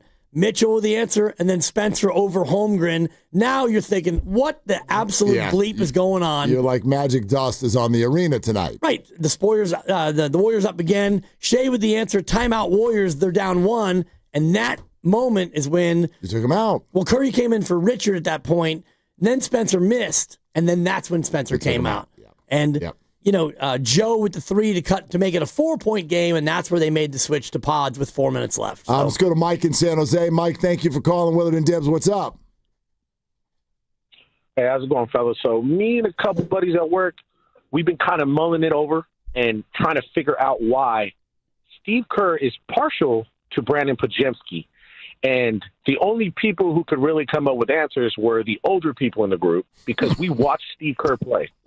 And what we've came to is he seems to be more partial to Brandon Pajemski because he's getting 100% of his ability out of his body, meaning we're seeing the effort out there with Pajemski. Part of his game is the chip on his shoulder because he's not very big. He's not the most athletic jump out of the gym guy. Now, I believe, and we believe, a couple of the older people at work, we feel like Steve Kerr is a little jealous that Jonathan Kuminga can roll out of bed and have all that athletic ability, but not have the effort side. So what it is Stephen Kerr being the player he was and being a really hard-nosed guy, working really hard, getting the max out of his game, he feels like he is like a Pajemski. He's more partial to that. Now, he got in a fight with Michael Jordan. And definitely know about that. Everybody knows Kerr butted heads. He was a little pissed off that Michael Jordan was more athletic than him. So I'm pretty sure this stems back from Steve Kerr feeling some type of way about his abilities and him not being able to have the athletic ability that one Jonathan Kuminga has. And he doesn't get the max out of his game. Because let's be honest, if Kuminga got the max out of his 100% athletic ability, we wouldn't be talking about this. We'd be talking about Kuminga being an all-star. So am I right or wrong with this? I need your guys' true opinion on this. Okay, Mike. We're talking about this situation. Yeah, so, okay. Look, I'll give you this, Mike. It's an interesting take. Yeah. I've not heard this before. I would answer it, I guess, 2 ways. And the first one is to say every single human being on the planet has their own set of biases. That's not escapable as a human being. And we all make judgments constantly over everything. And so certain things trigger us. And they are usually the things that are kind of like what he's talking about right there, which is the things that are sort of opposite to what makes us us. Like whatever you really value in life, if there's someone around you that's doing the opposite, that can trigger you. So on some level, I'll agree to the possibility that through Steve's eyes, Jonathan is, quote, not his kind of player. I could see that. Where I'm going to stop, though, is when you use the word jealousy.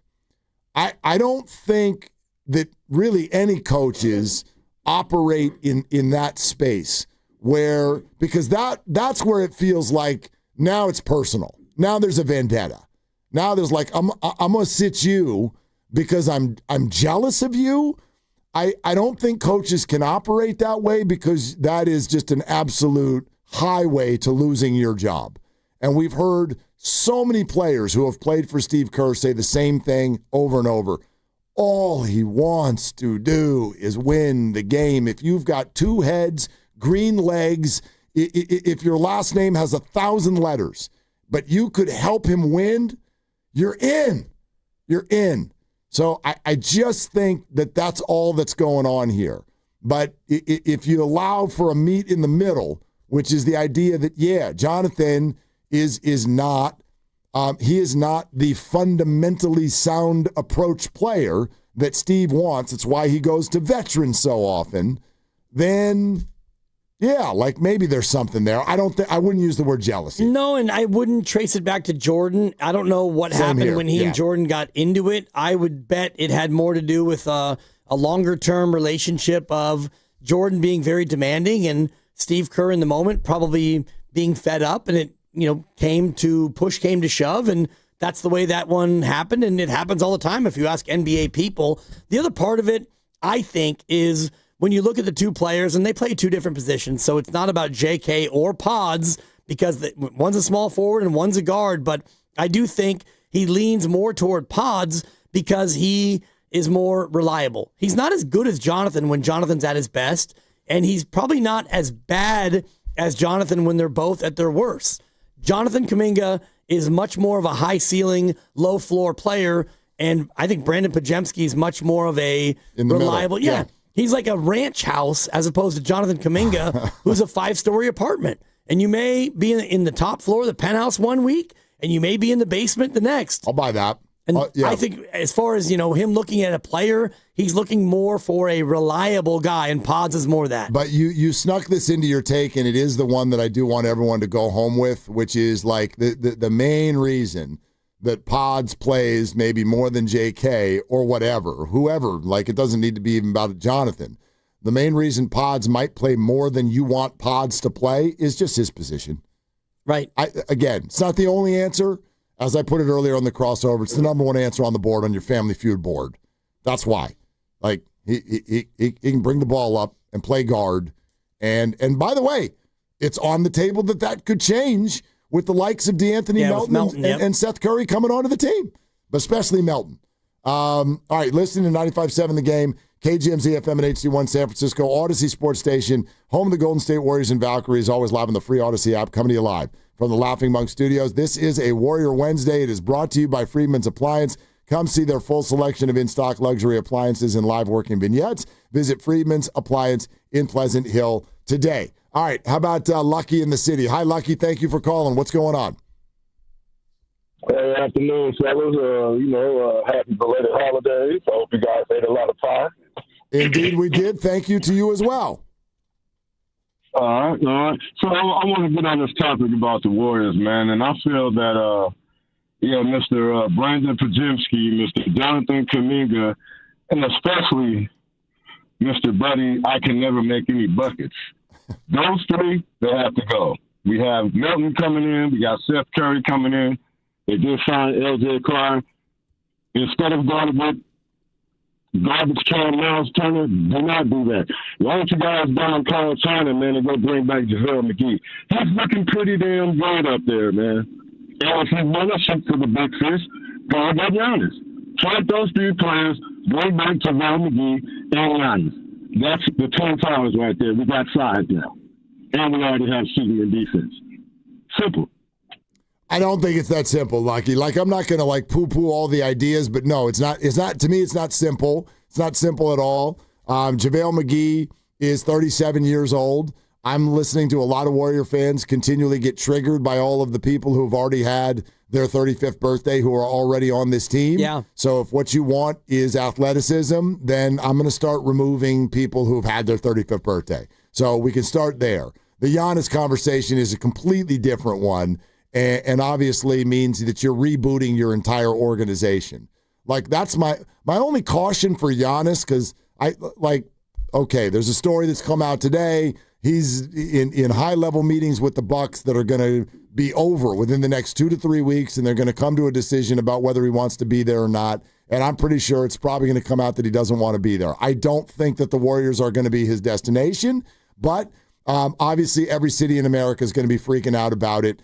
And I'm not saying that I would be against it. I do want everyone to understand, though, that if the Warriors' mantra is let's do what we can with the end of Steph's career, it becomes very difficult to now reboot everything in the middle of that. You're talking about a whole new roster with whole new rotations, starting over. You're going to have to strip a bunch of players off of this team. You're going to be doing vet mins all around these two, and this is an even higher paid player.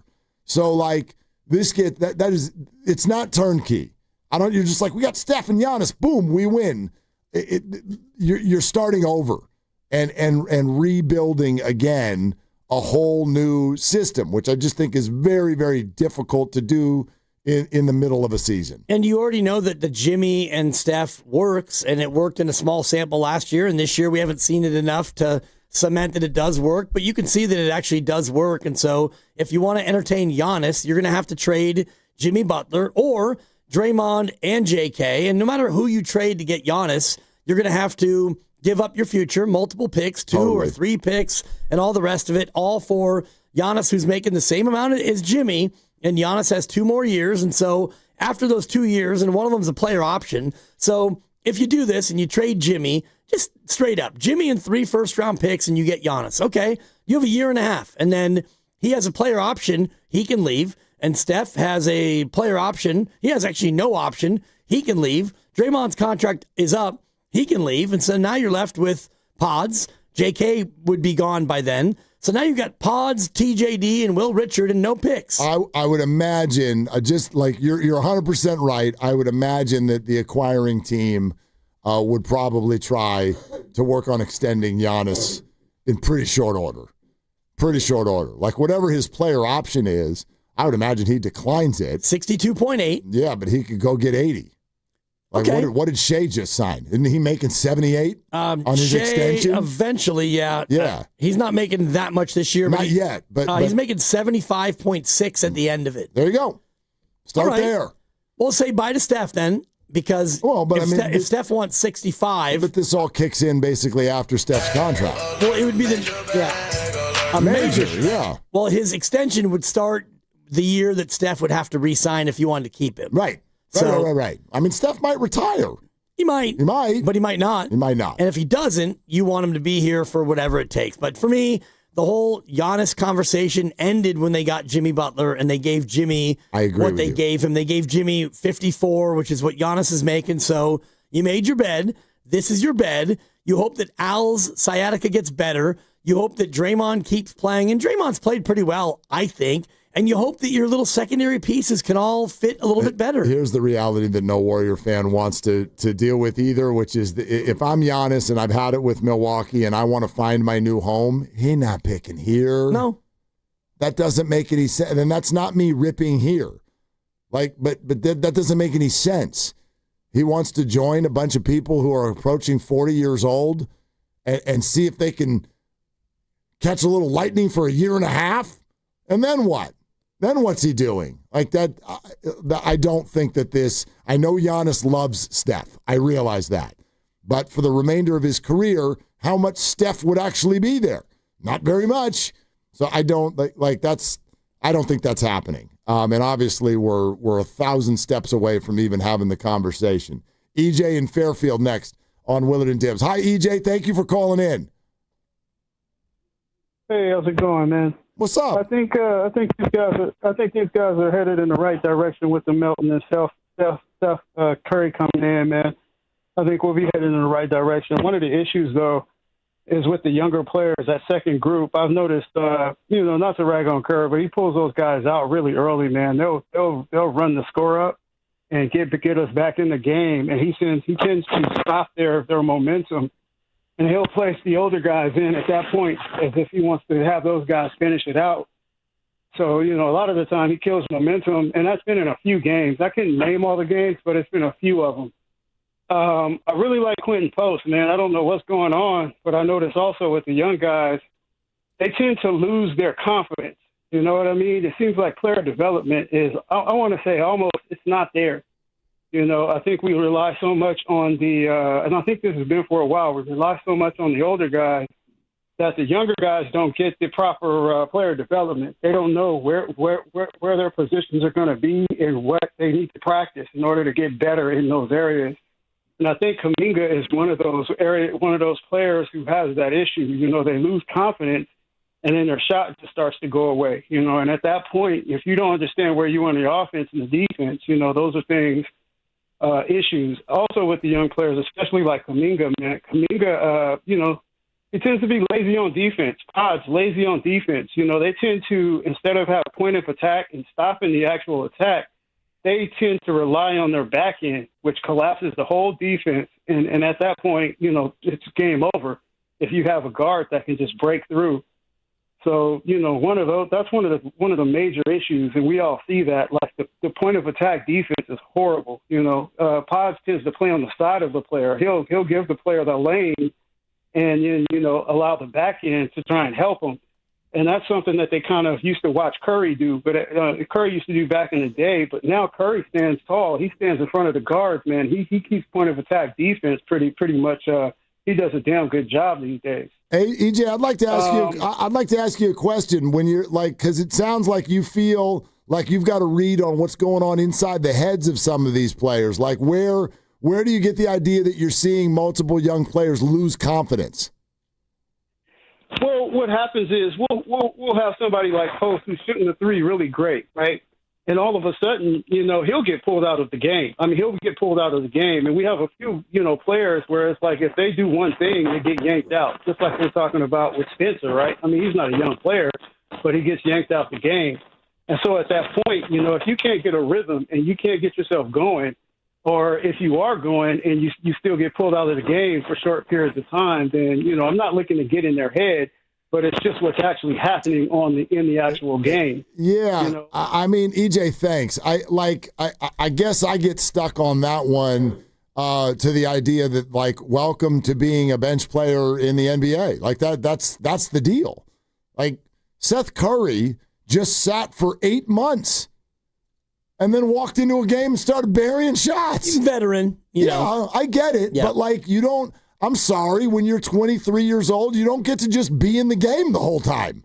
Like, well, it depends on how you play. Will Richard, as a rookie, he played 25 minutes again. Right. Because even when he's not scoring, he's making the plays that need to be made, and he's playing solid defense and all the rest of it. But he's still getting, quote-unquote, yanked also. Like, I think we're overusing that term. Like, if we're going to say rotations, then it's a rotation.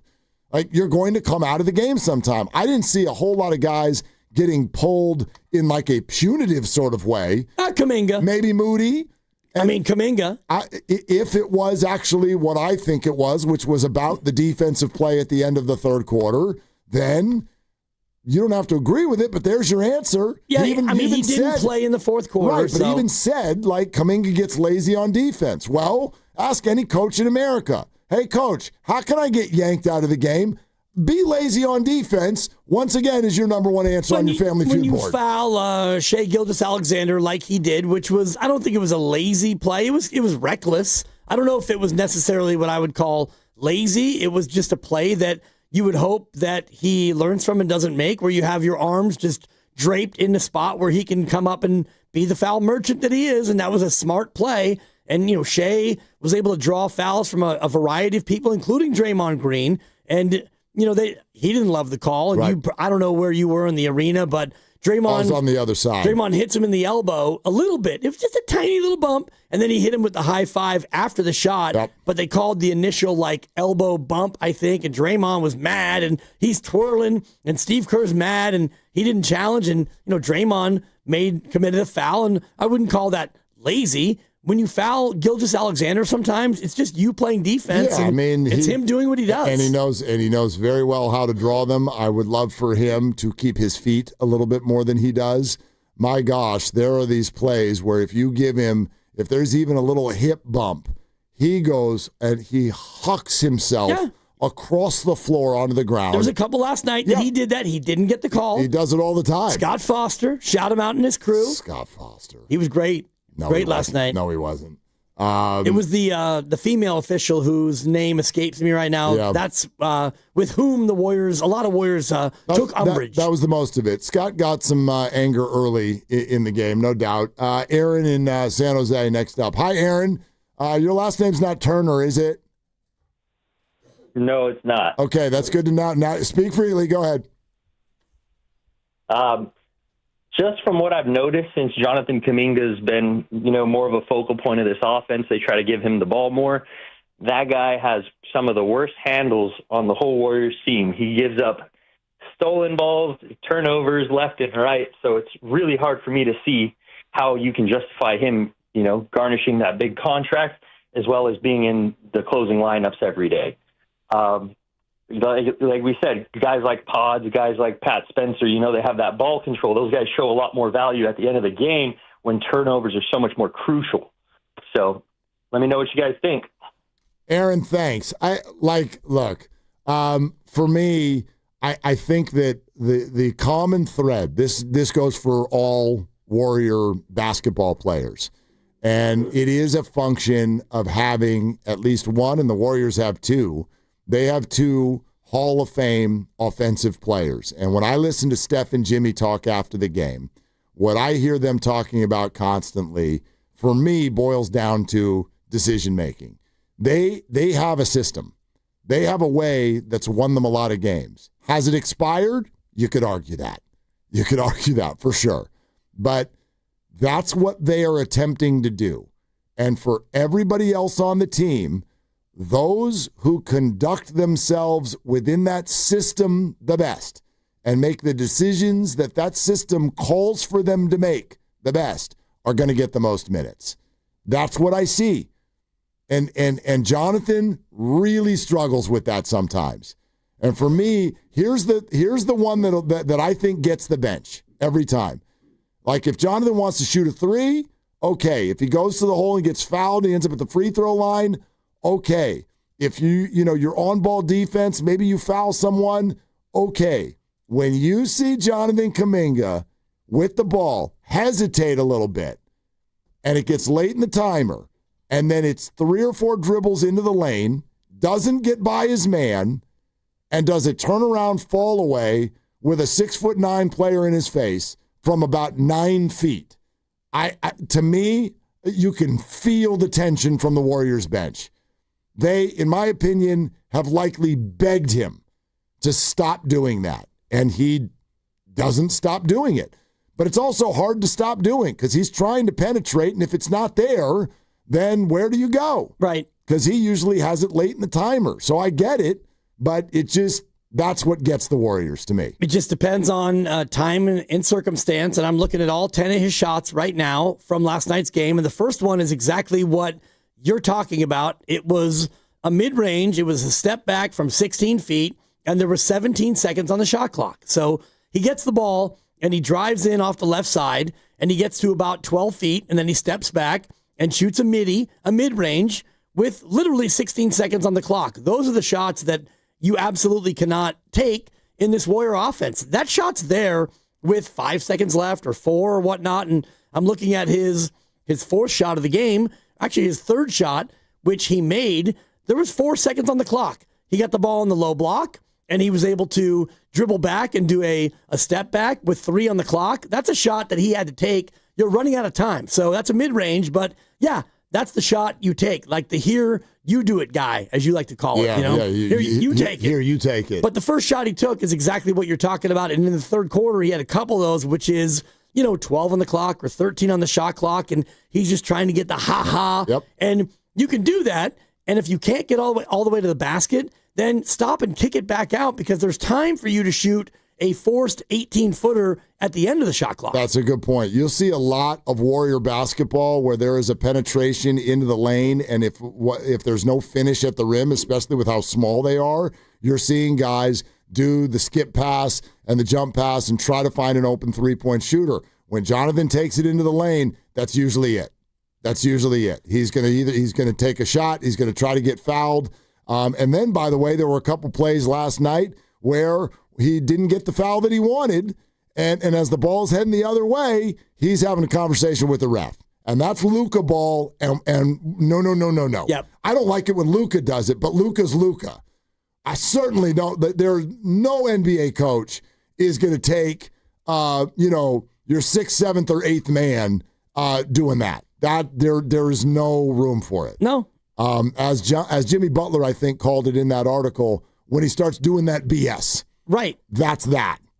Yeah, and you see it from a lot of players, and it's one thing if Steph does it because, Steph, you talk about falling down, he'll go to the hoop and, try to draw contact and get contact, and he'll sprawl to the baseline, and he'll look up like, hey, and then, by the time he gets up and he runs back down, he's probably behind the play, but he's 6'3", and he's not going to be a guy who's going to protect the rim like J.K. might. Ray in El Sobrante is next. Hey, Ray, thanks for the call. What's up? Hey, guys, how's it going? Just want to talk about last night's game. Incredibly entertaining game. Disappointing outcome, but not completely unexpected. My comment is on all the knives out for Brandon Podziemski and also Steve Kerr. Absolutely ridiculous. In hindsight, yeah, do you leave Spencer in? I don't know, but to that point, fourth quarter, Brandon Podziemski was having a great game, plus 12 in the third quarter. They had an incredible third quarter comeback. Of course, he earned the right to close that game. Now, do you put Podziemski and Spencer in at the same time? Maybe you do that in hindsight, but it's pretty foolish to say that Podziemski didn't earn the right to close that game with the game he had. Now, you put him in there with the last few minutes. Cauldron against the 20-1 Oklahoma City Thunder without Steph Curry, without Jimmy Butler. He didn't play well. He made a few mistakes. The Warriors lost, but I'm just not seeing this. The knives out, and also with Steve Kerr, his rotations. Like, no rotation is going to change the game when you're out, when you have Steph and Butler out. And whatever happened to letting the young guys make mistakes? Brandon Podziemski is 22 years old, youngest guy in the roster. I think overall it was a good game, a good learning experience for everyone on the team. And, root for the guys in the blue and the gold, Ray, So, yeah. all right. Yeah, thanks for the call, Ray. Appreciate it. All right, this is, it's an interesting call because we can explain it, and I bet a lot of you can explain it. This is when you know that sort of like the axis is off on something, and that is if you come out of last night's game. I was there.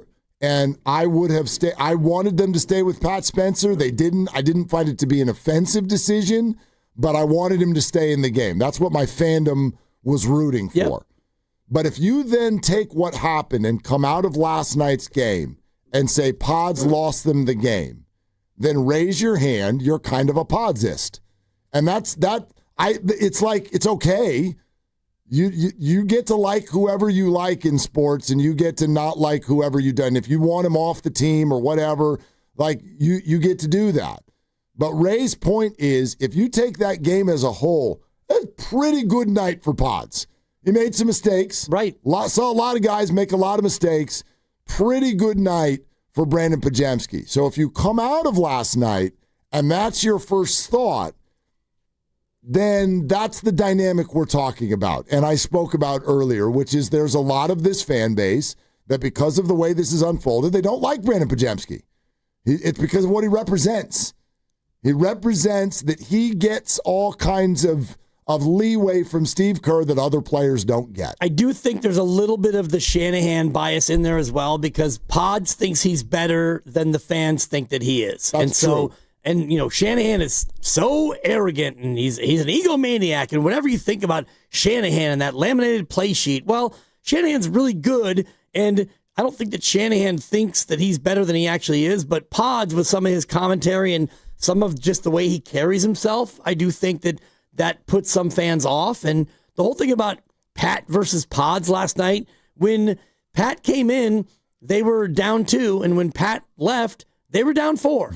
So Pat was great, right? But without Pat, they might have been down 14. Exactly. Like you could easily argue that. I think very And then accurately. Pods comes in, and it's a missed 3, an ill-taken 3, and then a turnover. Right. So I do think that as a fan, and you were there, and I'm watching at home, and I would have liked to see them just play it out with what they had. I was kind of with you, but I'm with you. When they brought Pods in, I was like, okay, Pods is having a good game. It didn't really bother me until it bothered me. Okay, but here's an interesting exercise. You mentioned that Pods thinks he's better than he is, and that bothers people. All right, let's keep going. Does Pat Spencer think he's better than he is? We don't know. I mean, we don't really know. We don't? We haven't heard him. I would argue there are many. Now, last night the shots went in, but there are moments where Pat will try to drive the lane against somebody who's a foot taller than him, and I'm like, Pat, what are we doing? But what's the difference between confidence and arrogance? It's a very fine line. Results. It's results. And if you're Pat Spencer, the expectation is so low that obviously Pat thinks he's better than the majority of people do because he's wearing number 61 and he's a lacrosse player. Correct. And yet he carries himself out there like, I can get a bucket at any time. All right, let's do it again. Does Jonathan Kuminga think he's better than he is? Probably. Yeah. His agent certainly does. So why does it only bother you when Brandon Pajemski does it? Because he said it. And what That's he fair. said about him being, I want to be better than Steph Curry. Like, okay. Well, that's absurd. It's absurd, but I do think that when that gets said, it's like if I came on here and said, you know what, I want to be better than Joe Buck. I'm going to have a better career than Joe Buck. Okay, Dibs, go to your room. I get, first of all, it's lame and annoying, but it's so absurd that I found it very easy to laugh off. Like, that's absurd. Did LeVar Ball make y'all lose your minds? Oh, it was annoying. Right. It's annoying. And yeah, for some people, okay, sure. Yeah. Like LeVar Ball made us lose our minds. At a certain point, though, didn't he become so sideshow, carnival ridiculous that you were just like, okay, LeVar. Cartoonish, a little bit like Charles Barkley. Right. And maybe you don't want that role for one of the starting five on your favorite NBA basketball team, but it's just like, I don't know, man, whatever. You think you're better than Steph? Good for you. But he hasn't, and again, this is just me thinking about it from the terms of the comments, and I like Pods. We've had him on the show a bunch of times, and I do think he's more humble than those comments were, but Draymond Green, when he talks about being the best defensive player in the history of the game, I don't agree with that, but he's got the plaudits, and he's got the resume where you can at least look at it and go, he's got somewhat of a case. He can guard 1 through 5, and he's been, all defense like 9 times, and so that becomes less offensive because he has the plaudits. Klay Thompson think he's better than he is? Not anymore. No? I don't know what he thinks now. I know he named his boat after his girlfriend. Sure. The SS Stallion. Great. So I think he's in a little bit of a different space. He might be. How about when he left? I think that when he was asking for that contract and the team said, hang on, we'll get back to you. I do think that he thought that he was worth more than they did. How about when they took him out of the starting lineup? For sure. Yeah. But again, he had the plaudits and the resume to where it becomes less offensive. No doubt. But at that point in his career, he wasn't that guy anymore. I guess I sort of feel like I could do this with the majority of the NBA. They think they're better than they are? Do they think that they're better than who we think they are? Let's go to Jordan Poole as a great example. No question. Jordan Poole thought that he was more integral and he thought that he was better and more indisposable to this team than they did. Right. And like it's a pretty familiar story, I guess, is what I'm getting at. It is. And that's part of professional sports. Like, you have to be completely myopic and maniacal. Yeah, well, about pick any wide receiver, right? Right, about your abilities. Juwan Jennings, I want $22 million a year. Good for you. Good for you. Here's 9. Right. Or whatever. Here's the playbook. Go play. Like, this is, I don't know. It doesn't offend me, but I do think that's part of the, as you called it, podsism, which may be one of your new isms. You're the king of the ism, draftism and podsism. Well, I called people a podsist, but yes. Yeah, podsism. Yeah, you can't be a podsist without practicing podsism. It's very fair. Right. So, and there's Kuminga-ism. It doesn't flow as well, but yeah, there's all of it. There's all of it. Well, I do think that the biggest trigger point of the podsists is Kerr's affinity and his unrequited love for pods that the fans don't share. Or does Steve just not have any other options? Or does Steve see a guy who is reliable in what he does for the most part? For the most part. And a guy who does the little things that Steve Kerr likes in a player. I mean, Pods has made Steve bang on the table as well. Yep. He gets yelled at as well. He's Kyle Juszczyk. I mean, like Juice, great catch in the first play from scrimmage, but other than that, all right, Juice, we're not going to hand it to you. We're going to throw it to you a few times. Just go block. I got something for you. Talk to me. Boxer and Gerson work injury attorneys text line. Oh, boy. 925. I'd rather listen to Dibs than JB anyway. Does anyone actually like JB? JB would be Joe Buck. Oh, You're better than Joe Buck. I was thinking Jim Barnett, and that would be offensive. There's a lot of great JBs out there. Yep. A lot of great JBs. Well, that's not where my mind went. Former program director. I went to James Brown. Yep. Who, JB Bickerstaff. NFL, yeah, there's a lot of them. We can So do many this for a while. JBs. But thank you. And I feel like Joe Buck sometimes with the economy of words on this show. Really quick, can I add something here? It's unrelated to this conversation you guys are having. Sure. But you guys know the news related to Giannis that has come out today, that he and his agent are beginning to look for maybe ways out of Milwaukee. He's playing in today's game, or at least he began playing in today's game. He went down grabbing at his calf, and the Bucks have said he has a right calf strain. Oh, God. Yeah. Real or fake? It looked pretty real based on the replay that I'm looking at, or the highlight. It happened 3 minutes into the first quarter. There you tonight. have it. You don't want Giannis damaged goods. And we know what we say about players who can't stay healthy. Yeah. Steph Curry, Jimmy Butler, they're dusts. I guess Giannis is too. Giannis, calf, floor, injured. Out. That's my Joe Buck. Has Nice, Giannis played his last game for the Milwaukee Bucks? Bum, bum, bum. Calves are tricky. Yeah. I'm going to go out on a limb and say yes. Wow, that is a limb. Yep. Well, there's no consequences if I'm wrong. We're just sitting here. Has Brandon Ayuk played his last game as a Niner? Yes. Absolutely. So Giannis is more likely to play as a Bucks than Ayuk is as a Niners? Absolutely. That's fair. Yeah. I mean, you could hear it. They talked about it this week. They're like, yeah, like the door's open for him to play. They're like, is he going to? Probably not. We're just kind of hoping. Yeah. But Deshaun Watson as a Browns or Ayuk as a Niners? neither. Yeah. Durf in the city. What's up, Durf? How you doing? What's going on there, gentlemen? How you doing? Great. Thank you. Great. I'm glad you brought me on here because, boy, you guys are all off beat on what's going on here. Uh-oh. You know, I'm a diehard Warrior fan like everybody out there listening. And the fact of the matter is there is a number of problems with the entire organization right now. And if they don't open up their eyes, they're not going to make any changes. For instance, our Hall of Fame coach, love him to death, will ride or die with him, but he's completely off beat right now. He's trying to use a formula that won all the championships with a team that doesn't have the makeup or the skill set to accomplish it. He doesn't have the ability to make changes. He will not change. He's stuck with the way he does things, and he can't see clear of the forest right now because of the trees. He's played all the championships we had the right type of makeup of a team that was able to play the kind of ball he wanted to play, which was successful ball. He does not have it. You can't play four guards that are under 6'5" and think you're going to win in the NBA. Okay, you but Durf, put them guys out there. Yeah. Hold on, let me finish, Willie, because you'll be a little bit biased on this one this week. You're normally pretty even kill, but you're a little biased. Well, and by the way, Dibs, you're a Hall of Famer in my book, man. Oh, thank I don't you, care Durf. what nobody else says. Nobody wants no Let this guy talk a Joe little Buck bit. taking on the because I have a question. No, let Durf eat.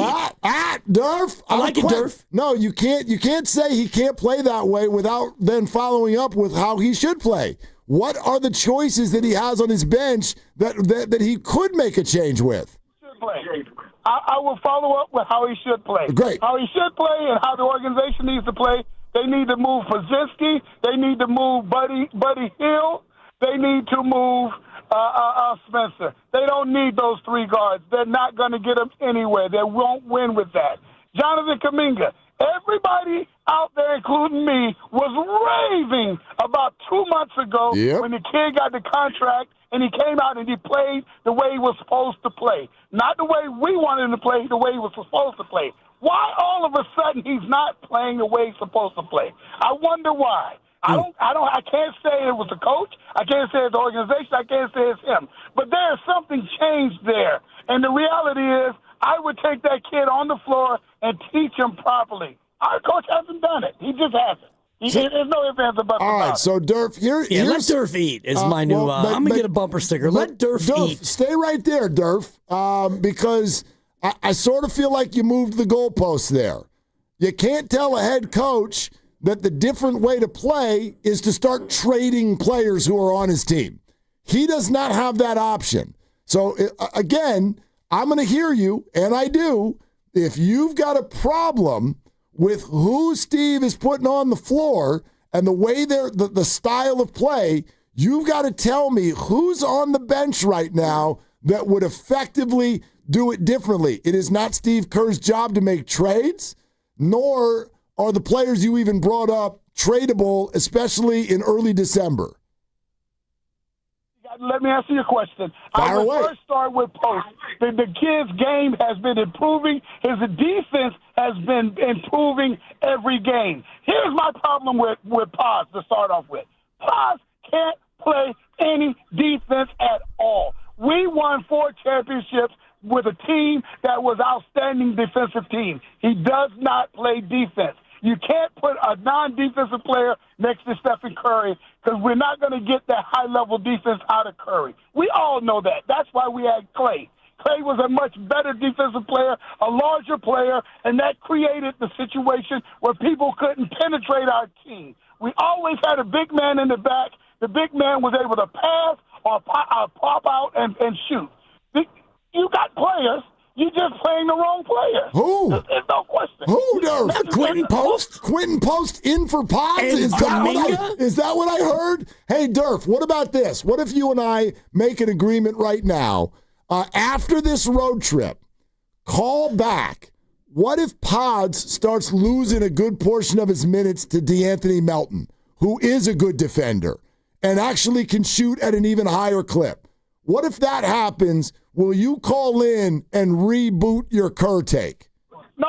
What I'll be happy with if they put Buddy Hield on the bench where he deserves to be because he hasn't done anything. Okay. I would put Barnes on the bench because he can't play defense. Okay. The kid is not a starter. Durf. I don't care how much you like him. He is not. You can't sit up there and pump him up like he's going to be the next Stephen Curry when he can't hit a shot consistently. He doesn't play defense. The only thing he has in his game is he's a hustler. That's great, but that's not NBA quality. Okay, Durf, you cooked. Yeah. Thank you. Yeah, Durf. And Dibs is better than Joe Buck. Yep. I still didn't hear who's supposed to go in for him. Well, that's what I keep asking. If you want to talk about defense, it's more GP2, who's been awesome the last couple of games. He has. The problem with this team is your best defenders are not great on offense. Exactly, which is why DeAnthony Melton might really change the calculus. Yep. But the reason I keep asking that question is not because I want to defend Brandon. It's because I want people to understand what the real crux of the issue is with how many minutes Brandon gets. Who are you putting in for him? Without Steph Curry on the floor. Don't say Quentin Post. Who are you putting in for Brandon Pajemski, who does those things and plays that position? Well, you got Will Richard. Will's playing a lot. Okay. You got Buddy Hield, who is not a great defender. And beyond that, you start looking at wings like Moses Moody, and he plays a lot, and he's having a little bit of a quiet year on both sides of the floor. And so, yeah, you don't have a lot of other options. That'll be interesting, and I'm glad you put it that way to Durf. And thank you for the kind words, Durf. When everybody's back and healthy, then we're going to see who actually gets to earn the minutes. Then we'll see. All guests on 95.7 The Game, including Durf, appear on the River Islands guest line. He was on for like 5 minutes, so that counts as a guest spot. Yep. Who was on today? Greg Cosell and Durf. Go to YouTube and the Odyssey app if you want to hear it. Isn't it time for you to discover the islands, River Islands, and Lathrop? It's Willard and Dibs. And Dan Dibley here. And you know what I love about heading to Chase Center? The energy, the excitement, and doing it all without sitting in traffic. And that's why so many fans hop on Caltrain. It's the easy, stress-free way to get to the action. Instead of fighting for parking or staring at brake lights, you can relax, scroll your phone, grab a snack, play a card game, or just kick back and enjoy the ride. And Caltrain drops you right in San Francisco, steps away from great food, entertainment, and of course, the big event at Chase Center. Skip the traffic, Skip the parking, take Caltrain, your ride to what matters. Imagine being the wizard of your own home. With Xfinity, intelligent self-healing Wi-Fi fixes problems like magic.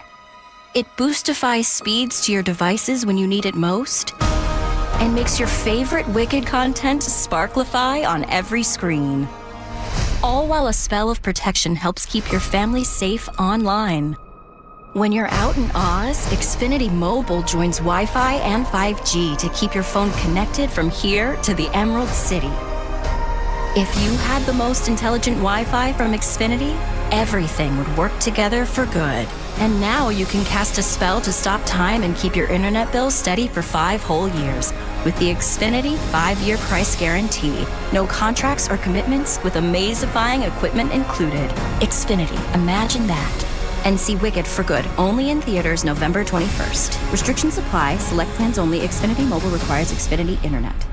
The NBA season's rollin', and DraftKings' newest game, Pick 6, is the easiest way to play for your shot at big wins. NBA stars are lighting it up. Now their numbers aren't just highlights, they're your shot to cash in. Here's how it works. Just pick more or less on 2 or more player stats. The better your picks, the bigger your payout. New DraftKings customers get $50 in Pick 6 credits with just a $5 entry on your first pick set. Don't just watch basketball. Pick, play, cash in. Download the DraftKings Pick 6 app now and use code THEGAME. That's code THEGAME. Play just $5 and get $50 in Pick 6 credits. Make the call. Ride the upside in partnership with DraftKings Pick 6. The crown is yours. Gambling problem? Call 1-800-GAMBLER. Must be 18 and over. Age and eligibility restrictions vary by jurisdiction. Void where prohibited. 1 per new customer. Bonus awarded as non-withdrawable Pick 6 credits that expire in 14 days. Terms at pick6.draftkings.com/promos. Limited time offer. Been counting the days, wondering, will they bring it back? Wonder no more. The legendary McRib has returned. We're talking tender, boneless pork, smothered in that unmistakably tasty McRib sauce. It's a flavor experience that never sticks around for long. And why stop at just the sandwich? Make it a meal with any size soft drink for just $1.69. But don't wait. McRib season is short, and once it's gone, it's really gone. Ba-da-ba-ba-ba. Prices and participation may vary. Cannot be combined with any other offer or combo meal. Running a business means wearing multiple hats. So if you're like me, you probably started out using your personal phone, taking client calls and texts nonstop. As my business grew, I needed something smarter. That's when I switched to Quo, the #1 business phone system. Quo works right on your phone or computer. No carrying 2 phones, no clunky landline, just one easy app you can try for free. Your team can share one number and handle calls and texts together like a shared inbox. Any teammate can jump into the conversation so customers get faster responses. And Quo's AI assistant summarizes your calls and responds to customers 24/7, so you never miss a lead or opportunity. All this starts at just $15 a month. That's basically 2 coffees. You can even keep your current business phone number. Find out why 90,000 businesses trust Quo. No missed calls, no missed customers. Try Quo for free at quo.com/sports. That's quo.com/sports to try Quo free. QUO.com/SPORTS. Want to interact with the hosts but can't call? Text the Boxer and Gerson Work Injury Attorneys text line at 888-957-9570. Boxer and Gerson, Northern California's premier workers' compensation law firm, helping injured workers get their lives back for over 40 years.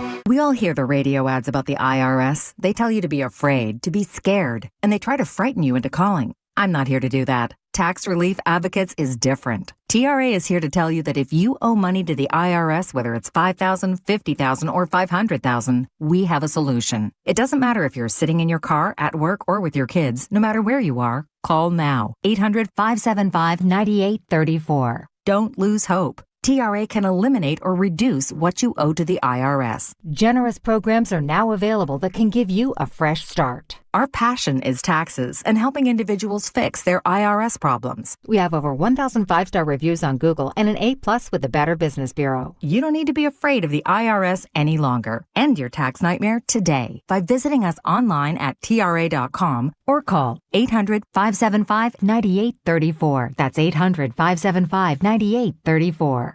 Tax Relief Advocates. Real solutions for real people. Makita's built for the pros who show up early, who don't do shortcuts, only precise cuts. With tools built to last, Job after job, year after year. Performance that pays off. Because when the job calls for the best, you answer. And when you need the best, you call on Makita. Built to be the best. Available at the Home Depot.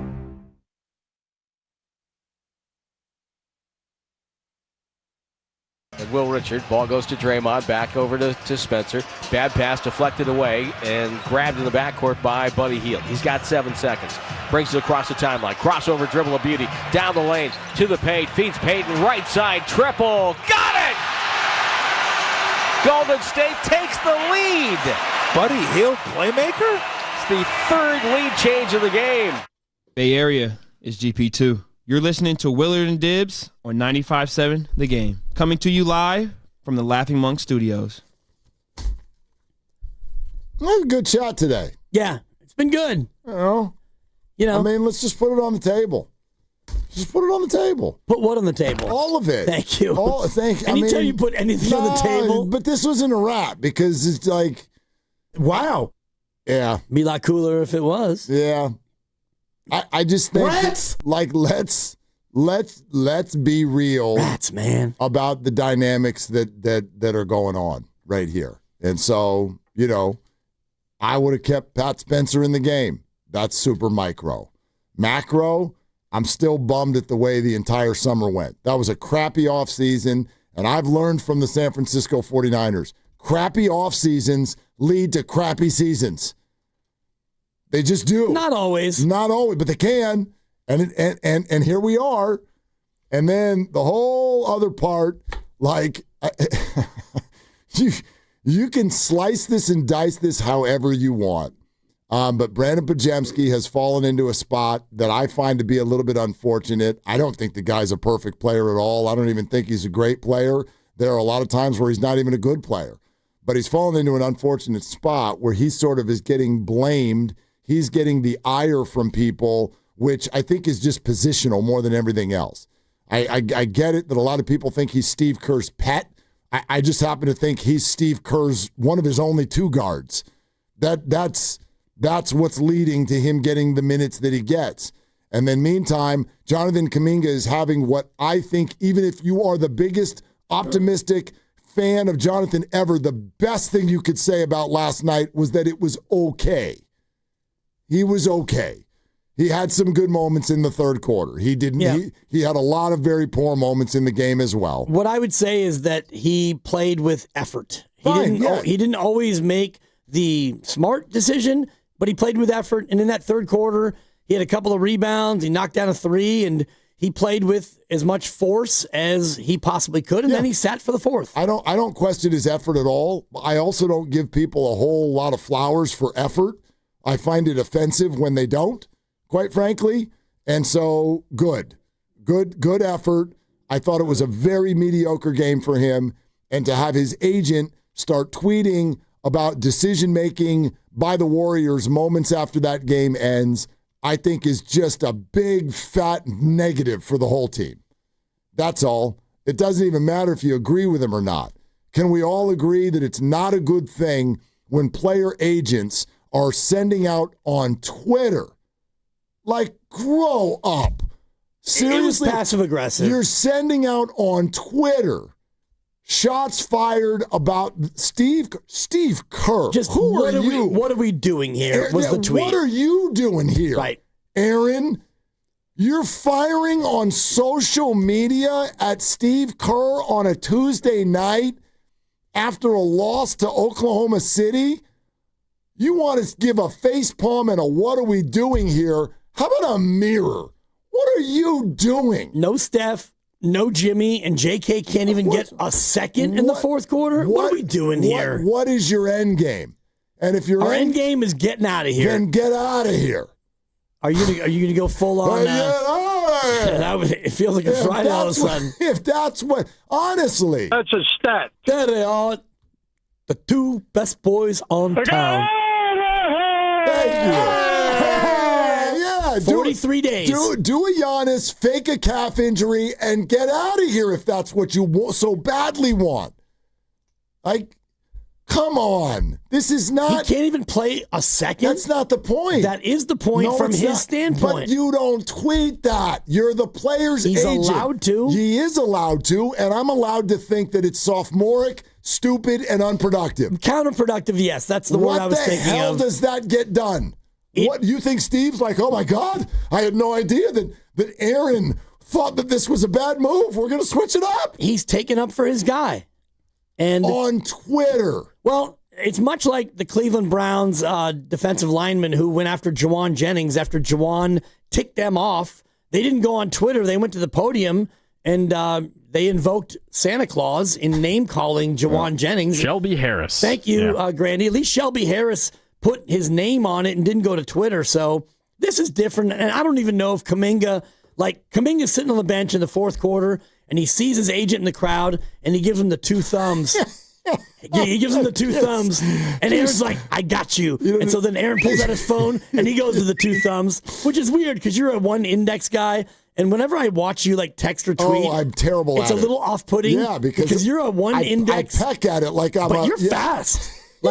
It's just off-putting because it's not normal. Yeah, I know. But you get it done. No, I know. It's very abnormal. So I think Kuminga probably went two thumbs, wiggle, and Aaron Turner gave him the, you got it. I don't even think he needs to give him the two thumbs. You think Kuminga just finds him in the audience and just give him the nod. That's it. Or gives him the pucker and gives him the tweet whistle. That's it. Look. Yep. Do your thing. Yep. Aaron. I mean, come on. Did you order the code red? Is this what we're doing? This is what we're doing. This is what we're doing. This is how a professional NBA agent, this is what we're doing. What would be worse if Kuminga told him to do that or if he just did it on his own accord without his client having told him to do it? That's an interesting question. I mean, where my mind goes when you ask that is, by extension, Kuminga did tell him to do it either way because he works for Kuminga. And this is not the first time he's done it. And so if Kuminga hasn't told him to stop, then he's complicit. That's the way I look at it. Yeah. And I mean, if their end game is to Kurt and Hayward Hills get out of here, then, yeah, this is all part of it. And the reason why Kuminga didn't play in the fourth, I'm looking at the final sequence here. Warriors cut it to 2. Kuminga, with 16 on the shot clock, shoots a one-handed turnaround fadeaway from 10, no good. And then moments later, they get the ball again, and he comes down and shoots it's called a driving hook shot. And, they're down 1 at this point with a minute and a half to go, and he drives in 18 on the shot clock, and it's a hook shot, and that's the one where he thought he got fouled, and so he's standing there as the Thunder, they go the other way. And then the next possession, late in the clock, he shoots again. 3 shots late in the third, and that was going to do it. It's time for triples for autism. I love it. Yeah, because the Warriors do